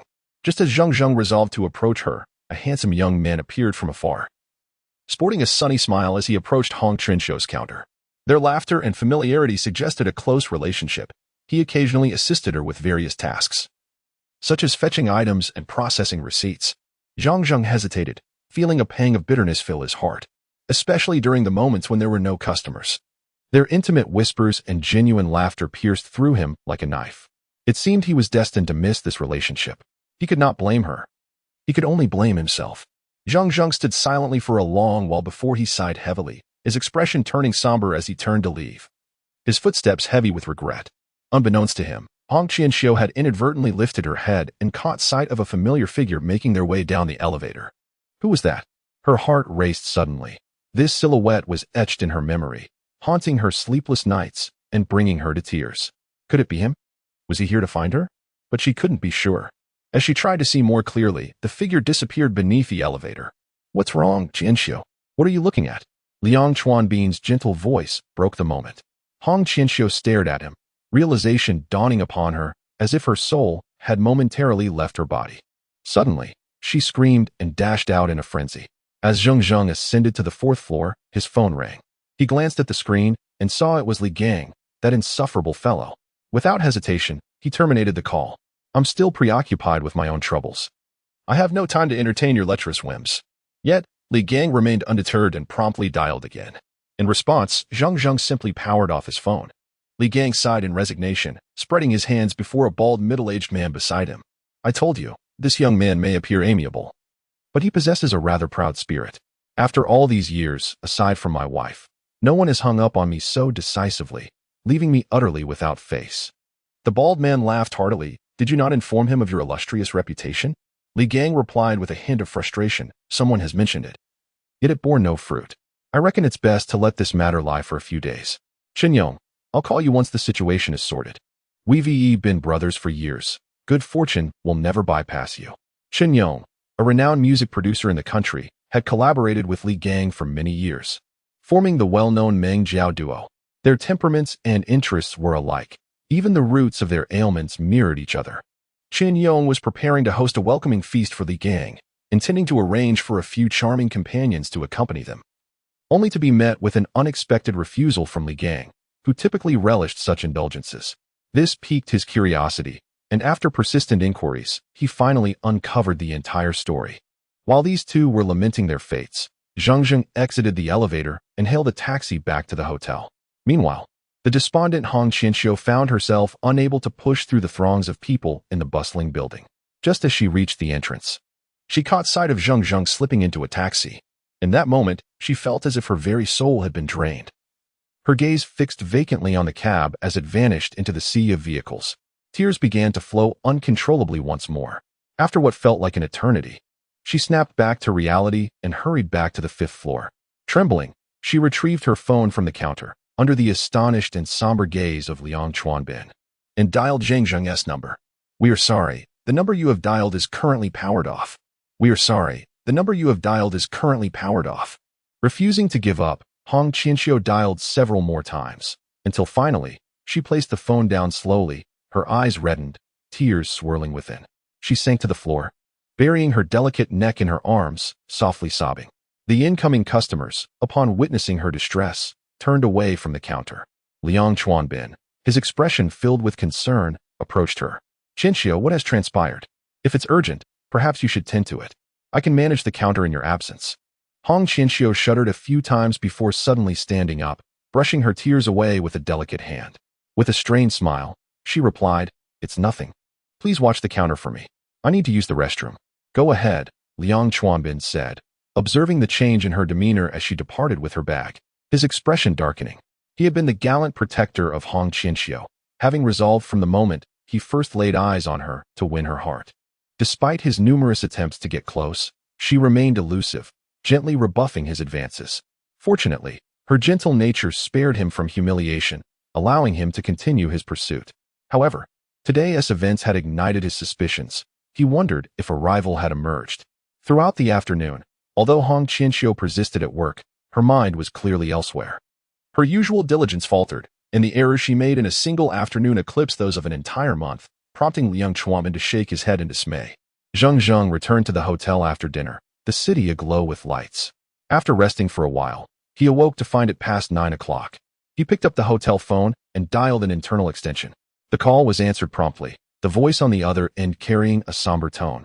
Hello? Zheng Zheng responded with calm assurance. Good evening. I am a hotel staff member. May I inquire if you desire a late-night snack? No need, came the curt reply before the line went dead. Zheng Zheng chuckled coldly. They certainly had the audacity to return. He changed into dark attire suited for the night and opened the window, a rush of cool air embracing him. Gazing upwards, he beheld a crescent moon casting its pure light upon the world.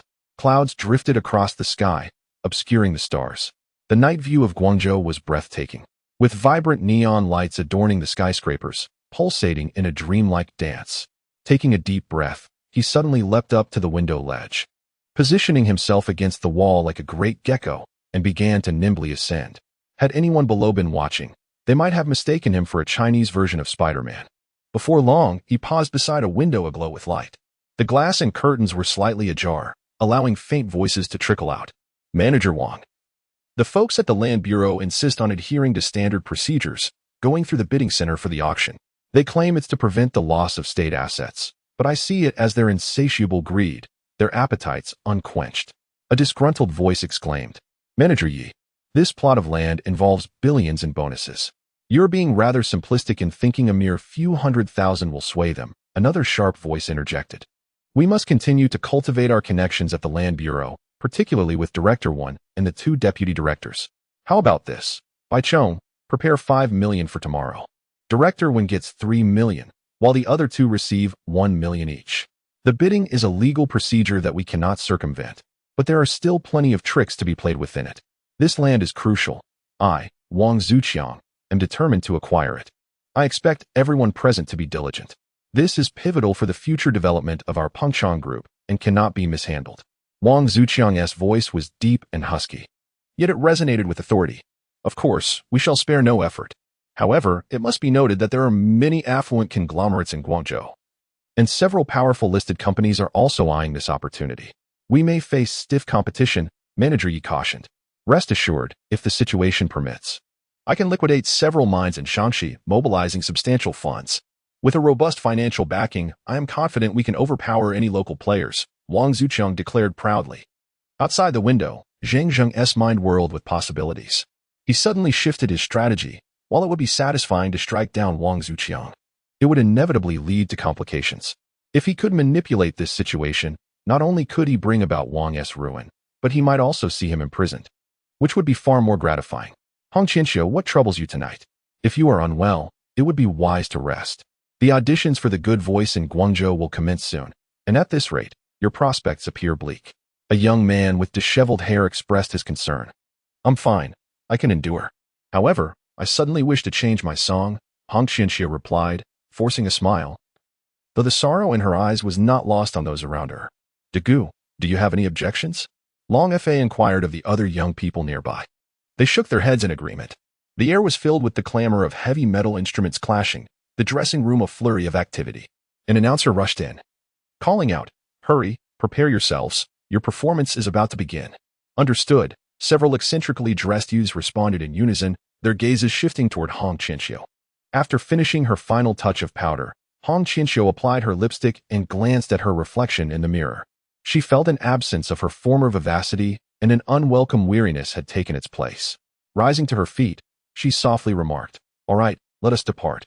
A collective sigh of relief swept through the group, their faces lighting up with expressions of joy. The 4 young individuals, alongside Qianxiu, formed the Shangyun band. The ensemble consisted of a guitarist, a bassist, a drummer, a keyboardist, with Qianxiu taking on the role of lead vocalist. A female lead in a band was a rarity in the past, but it had gradually become more common over the last couple of years. Having only been formed for 6 months, they lacked any substantial fame, performing only at small venues and events to earn modest sums. Qianxiu's decision to join the band stemmed purely from her passion and love for music. She dedicated a significant portion of her free time to rehearse with her bandmates after work, and the day marked their performance at a bar in the Baiyun district. The atmosphere in the bar was electric, with colorful spotlights rotating incessantly, casting a dim and sultry glow. A myriad of men and women swayed to the DJ's music, reveling in the exuberance of the moment. The bartender moved swiftly through the crowd, occasionally witnessing couples engaged in passionate embraces. Standing on the small stage, Qianxiu gazed out at the frenzied, fervent crowd below, feeling an unprecedented sense of solitude. The rock song My Autumn by Su Wei was, strictly speaking, not well suited for a bar setting. Perhaps it was a melody meant for the tranquility of autumn, to be listened to quietly in a corner or while aimlessly wandering the streets, evoking a sense of desolate loneliness. Yet, no song could encapsulate her current emotional state, and as she sang, tears began to stream down her face. However, The raucous crowd below seemed oblivious to her plight. They sought not sorrow or lamentation, but wildness, sensuality, excitement, and madness. Following the conclusion of her performance, a cacophony of boos, jeers, and catcalls erupted. The band returned to the dressing room, visibly disheartened. The bar manager approached, his expression far from pleasant. He spoke sharply. "Why did you change the song at the last minute? The audience was not pleased with your performance today. I've received numerous complaints. For the sake of the bar's reputation, the agreement starting next month is nullified. Here is your performance fee. Pack up and leave." The long-haired youth glanced at the envelope handed to him, his voice tinged with desperation. "Manager Wu, today was just an accident. Please give us another chance. We promise to deliver a satisfactory performance next time. Sorry, this isn't up for negotiation. I won't hesitate to tell you that we considered replacing you 2 months ago. What else do you know besides rock music? The money spent on you could have funded 2 pole dancers, and the results would likely be exponentially better," Manager Wu retorted.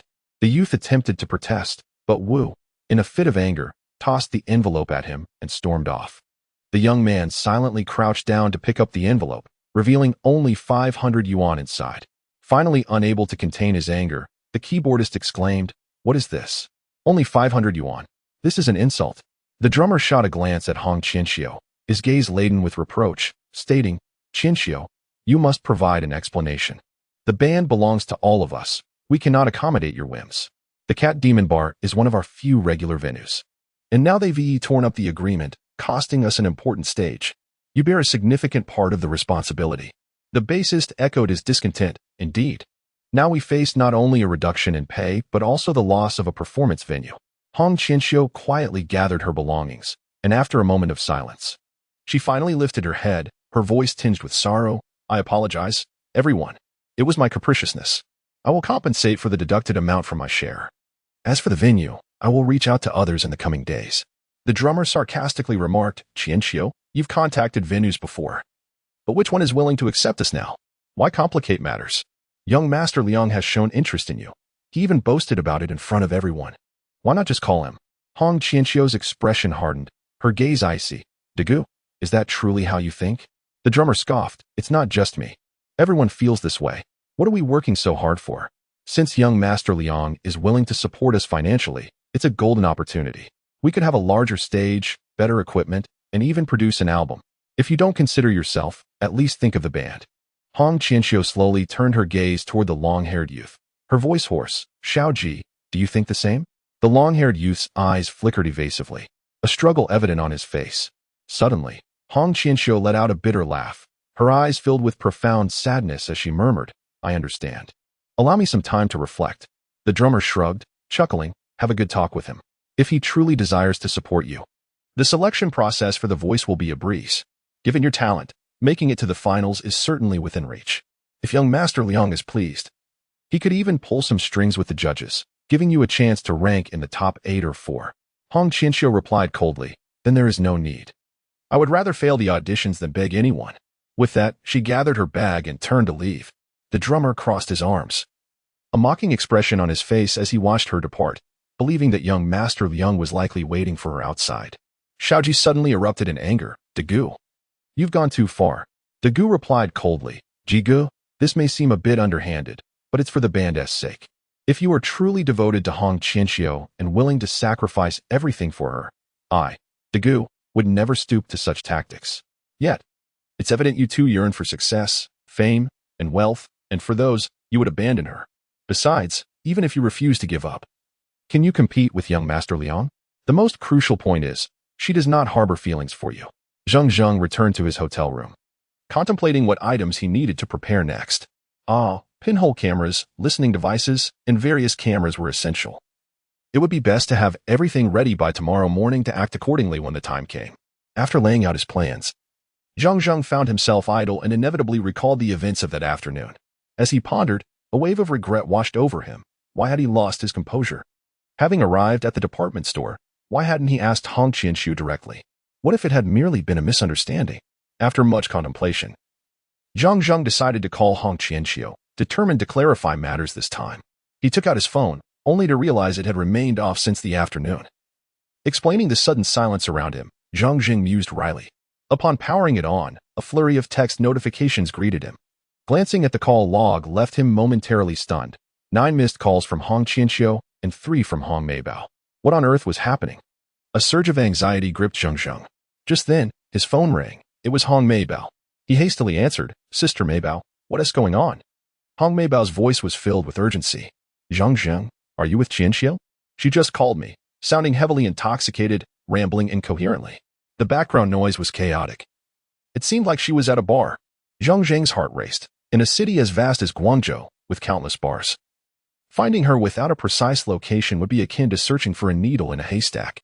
He anxiously asked, "Sister Meibao, did Qianxiu mention which bar she was at?" Hong Meibao replied quickly, "I asked her, but it was too noisy, and I couldn't hear clearly. However, she used to occasionally visit the Su Tung bar near Yueshio Park when she was in Guangzhou. You should head there immediately." "I'm on my way, Sister Meibao," he exclaimed before hanging up. He promptly dialed Hong Qianxiu's number, but the response indicated that she was temporarily unreachable. Frantic, Zheng Zheng raced down the stairs, hailing a taxi that sped toward Yueshio District. Meanwhile, Hong Qianxiu raised a crystal goblet filled to the brim with vibrant red wine. Her eyes were glazed, her cheeks flushed, and as she swayed, overwhelmed by the alcohol, she leaned on the table, murmuring, "I refuse to believe that my efforts alone won't secure a spot in the Good Voice auditions." With that declaration, she tilted her head back, allowing the wine to spill into her mouth, savoring its richness. "Ah, Zheng, where are you? Why haven't you called me?" After finishing her drink, she slumped over the table, her voice thick with unshed tears. "Qianxiu, you've had enough. Let me take you home," a young man seated across from her said. Concern etched on his face. Yet, the glimmer of excitement in his eyes betrayed his true intentions. If Zheng Zheng were present, he would certainly recognize this young man as Liang Chuanbin, the same individual who had been with Qianxiu at the department store that afternoon.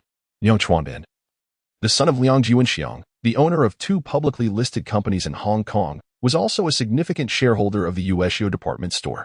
Unlike many wealthy heirs, Liang Chuanbin was not arrogant. Rather, he was courteous and erudite, with striking good looks and a sunny disposition, naturally positioning him as an ideal suitor in the eyes of many women. Hong Qianxiu's industriousness, frugality, simplicity, cheerfulness, and beauty deeply captivated Liang Chuanbin, prompting him to pursue her fervently. Initially, he believed that his family background and appearance would make winning her over effortless, yet he was met with continual rejections.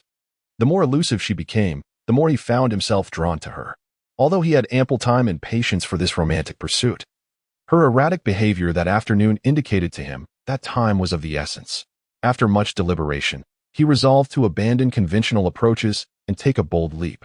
When he received a call that evening, he sensed an opportune moment had arrived to seize the initiative and secure his hold on Hong Qianxiu. "Stop. I want to keep drinking. Don't interfere with me," Hong Qianxiu protested, waving her arms drunkenly. "Let us go," Liang Chuanbin insisted, a warm feeling blossoming within him. "Don't touch me. I can walk on my own," Qianxiu retorted, swaying as she stood, pushing Liang Chuanbin's hand away and staggering toward the bar's exit. Several times he attempted to assist her, but she instinctively rejected his offers, leaving him to follow closely behind, his eyes fixated on her alluring figure, filled with yearning and desire. As soon as Hong Qianxiu stepped outside the bar, she leaned against a pillar and began to vomit violently, the scent of alcohol wafting through the air. Liang Chuanbin quickly produced a tissue and offered it to her. Hong Qianxiu took it absent-mindedly, intending to wipe her lips. But another wave of nausea struck, and she vomited again, this time splattering the designer clothing of Liang Chuanbin. He attempted to clean his attire, but despite his efforts, the stench of sour wine lingered, making him grimace repeatedly. Hong Qianxiu felt as if the world were spinning, her head pounding, and her vision blurred. "Here. My car is here," Liang Chuanbin said as she staggered toward the roadside. He urgently grasped her arm. "Let go of me. I refuse to ride in your car." Hong Qianxiu snapped, feeling the cool breeze reviving her senses slightly. "I can't let you take a taxi at this hour. Come on, get in my car." Liang Chuanbin insisted, holding her tightly. "Let go, I said no. Listen to me," he urged, and they began to grapple. However, Hong Qianxiu was no match for Liang Chuanbin's strength and was quickly pulled to the car door. "My bracelet." At that moment, Hong Qianxiu suddenly opened her bleary eyes, feeling her right wrist, which felt conspicuously bare. The alcohol seemed to dissipate slightly, and in a panic, she exclaimed, "You have to help me find my bracelet." "Is it just a bracelet? Tomorrow, I'll take you to Jin Liufu, and you can choose any you like," Liang Chuanbin said patiently. "No."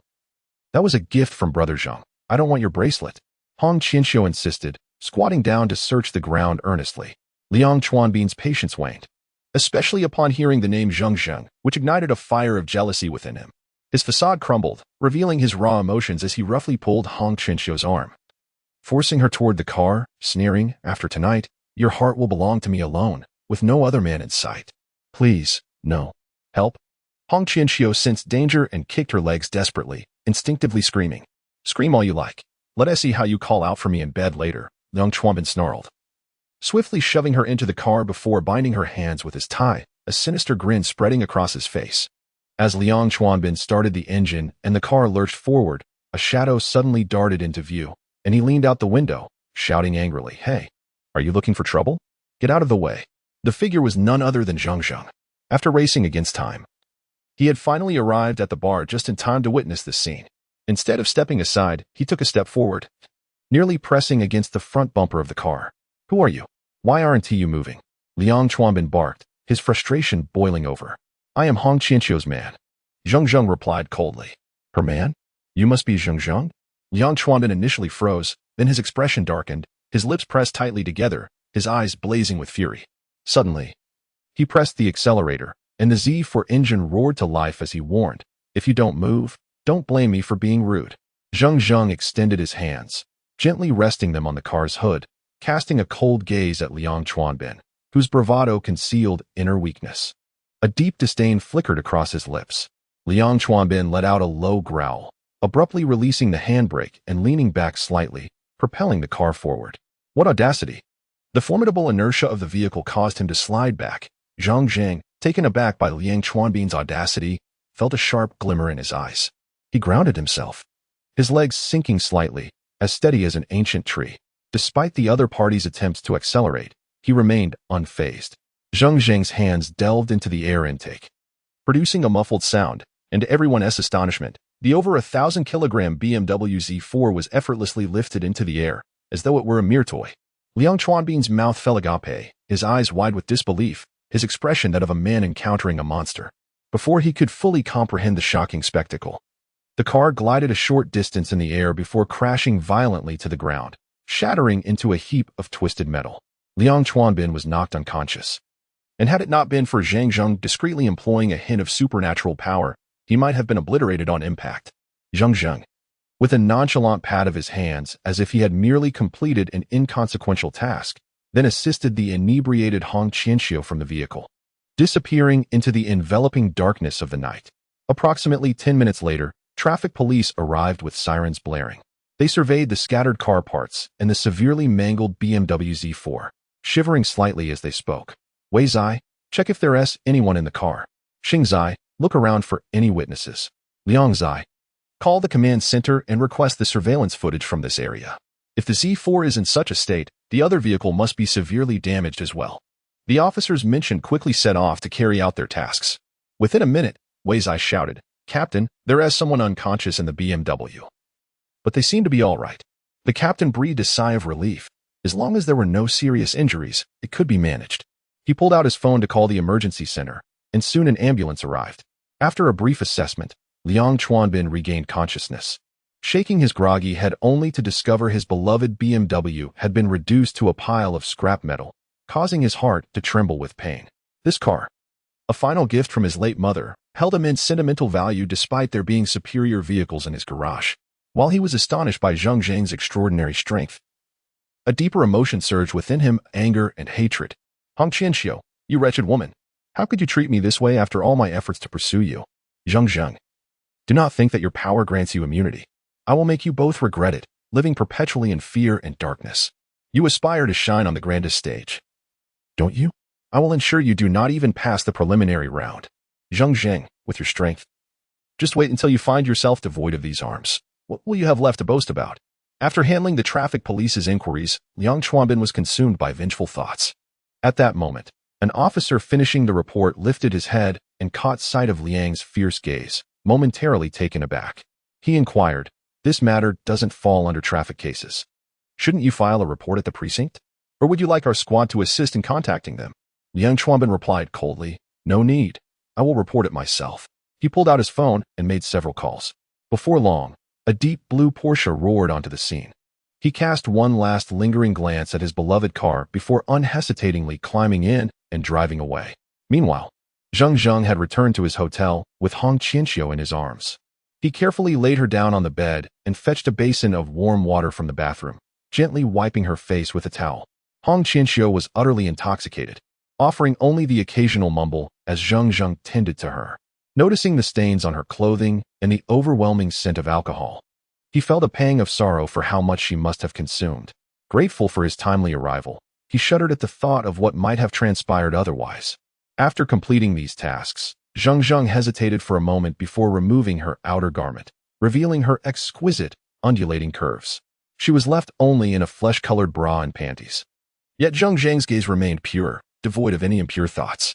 After tenderly wiping her body with the towel, he retrieved several medicinal herbs and a porcelain cup from his ring, preparing a small bowl of green liquid. He applied it to her armpits, palms, and temples, then gently covered her with a blanket to shield her from the chill of the spring night. However, the process of sobering her was incomplete. He needed to pry her lips open and administer a few drops onto her red mouth to ensure her complete recovery. Having completed these tasks, Zheng Zheng sat down at the edge of the bed, gently holding her slightly warm hand. He stroked it lightly, noting with concern that her delicate fingers felt less refined, now somewhat coarse. "Please, help me find my bracelet," Qianxiu murmured in her sleep, grasping Zheng Zheng and Appo's hand tightly. Zheng Zheng looked up, realizing she was merely talking in her sleep. A myriad of emotions washed over him. That bracelet was nothing more than a simple trinket he had purchased for 10 yuan while running his internet CAF, yet to her, it held immense value. Overcome with guilt for what he owed her, he tightened his grip on her slender hand, his eyes filled with tenderness as he vowed, "After this, I will craft you a new bracelet, one that cannot be measured by any monetary value, truly unique in this world." It seemed his words had an effect. As Qianxiu's earlier restlessness faded, and she fell into a serene slumber, breathing softly, Zheng Zheng then took out his phone and sent a message to Hong Meibao, assuring her of their safety. After washing up, he lay quietly beside his sleeping beloved, watching over her in the stillness of the night. As dawn's light streamed through the window, Qianxiu blinked her long lashes and slowly opened her eyes, yawning and stretching, feeling refreshed and invigorated. "You're awake." A man's voice from beside her startled her. Zheng. Upon seeing his face, she was momentarily frozen in disbelief. Rubbing her eyes vigorously, she momentarily questioned whether she was still dreaming. When she reached out to touch his familiar, warm face, the tangible sensation confirmed that Zheng Zheng was indeed there beside her. Tears welled up in her eyes, turning them red. "Qianxiu, it's me," Zheng Zheng said, grasping her trembling hand, his gaze filled with deep affection. "Zheng, it really is you," Qianxiu exclaimed joyfully, suddenly throwing herself at him, enveloped in a fragrant embrace, fearful that he might vanish at any moment. "I'm sorry. I cannot express my remorse in words, but I swear from this day forward, I will never let you feel sadness again," Zheng Zheng vowed earnestly, holding her delicate shoulders tightly. "I believe you," she replied, tears rolling down her cheeks, yet this time filled with immense happiness, sweeping away all sorrow and despair. Every sacrifice made now seemed worthwhile. The faint, fresh scent emanating from him enchanted her, and she longed to remain nestled in his embrace for eternity. After a long moment, they finally pulled apart, only for their lips to meet again in a fervent kiss, filled with wild passion, longing, and bliss. They only parted when breathless, reluctant to let go. Zheng Zheng gazed at Qianxiu's slightly swollen lips, recalling the delightful fragrance of her earlier kiss, and he instinctively licked his lips, yearning for more. "Let us do it again." Qianxiu's cheeks blossomed with a delicate blush as she cast a playful glance at Zheng Zheng, reproaching him. "I don't want to. Your breath stinks. You haven't even brushed your teeth or washed your face." Zheng Zheng, as if granted a royal decree, planted a kiss on her forehead and chuckled. "I'll be right back." With that, he dashed to the bathroom for his morning routine. Watching Zheng Zheng's figure disappear into the bathroom, Qianxiu felt compelled to follow, finding solace in the sound of running water within. It was only then that she had the opportunity to reflect on the events of the previous night. She vaguely recalled drinking copiously with Liang Chuanbin at the bar, but how they had exited and encountered Zheng Zheng remained a blur. Suddenly, an unsettling anxiety washed over her. Had Zheng Zheng seen her with Liang Chuanbin? Had she behaved inappropriately while intoxicated? Such thoughts made her heart race, as she dreaded leaving a negative impression on Zheng Zheng. Just then, Zheng Zheng emerged from the bathroom, Noticing Qianxiu lost in thought, he inquired with curiosity, "Qianxiu, what are you pondering so intently?" Startled, Qianxiu stammered, "Nothing." "Really?"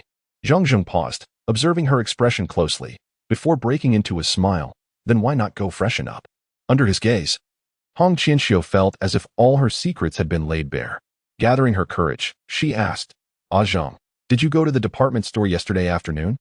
How did you know I was at the Su Ning bar?" Zheng Zheng affectionately patted her cheek, his smile as warm as a spring breeze. "Don't overthink it. Your sister informed me. What happened last night is behind us, so there is no need to dwell on it. However, let me give you a word of advice. If you plan to stay in Guangzhou, avoid associating with that young man you were drinking with." Flustered, Qianxiu replied, "Ah Zheng, you must believe me. He is just an ordinary friend, nothing more." "I certainly believe you," he replied, "but I do not trust him.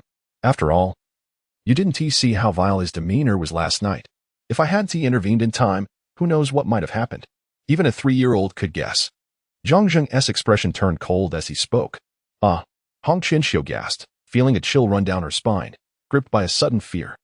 "I can't believe he is such a person. I must have been blind."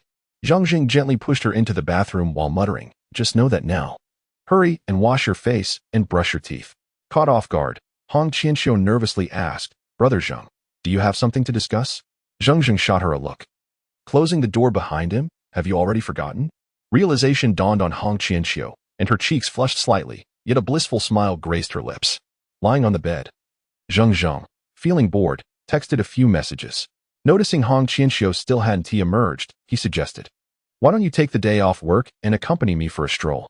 Just then, the bathroom door swung open, revealing a fresh-faced Qianxiu without makeup.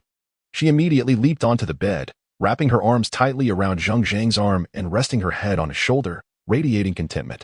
Zheng Zheng suddenly recalled something and curiously asked, "Qianxiu, are you planning to participate in the China's voice competition?" "Yes, how did you know?" Qianxiu tilted her head, her eyes sparkling with curiosity. "You mentioned it last night. Are you aiming to pursue a career in music? But the entertainment industry is quite treacherous. I worry you might find it overwhelming."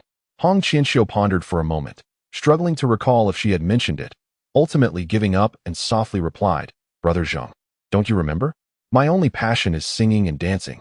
I understand that turning a hobby into a profession is challenging, and I lack the necessary training. Yet, I recall you once said you hoped I would become a star's wife, performing on grand stages before roaring crowds." Zheng Zheng was taken aback. "Is it because of my words that you decided to participate in the competition?" Qianxiu nodded gently. "Brother Zheng, I am aware my foundation is weak. Therefore, I have been diligently training these past few days. However, I am uncertain if I can make it through the preliminary rounds, especially after what happened last night. I fear Liang Chuanbin may meddle, and if I get eliminated, please don't be upset with me." She ended with a playful wink, her smile brightening the room. Zheng Zheng felt a pang of emotion, his heart heavy with affection for this earnest and charming woman. How could he have been so resolute in wanting to distance himself from such a precious relationship? Rubbing his eyes, he resolved to do everything in his power to elevate Qianxiu to the grandest stage of China's voice, ensuring she received the adulation of countless spectators and shone as the brightest star. If Liang Chuanbin dared to interfere, he would not hesitate to dispose of him in the most severe manner.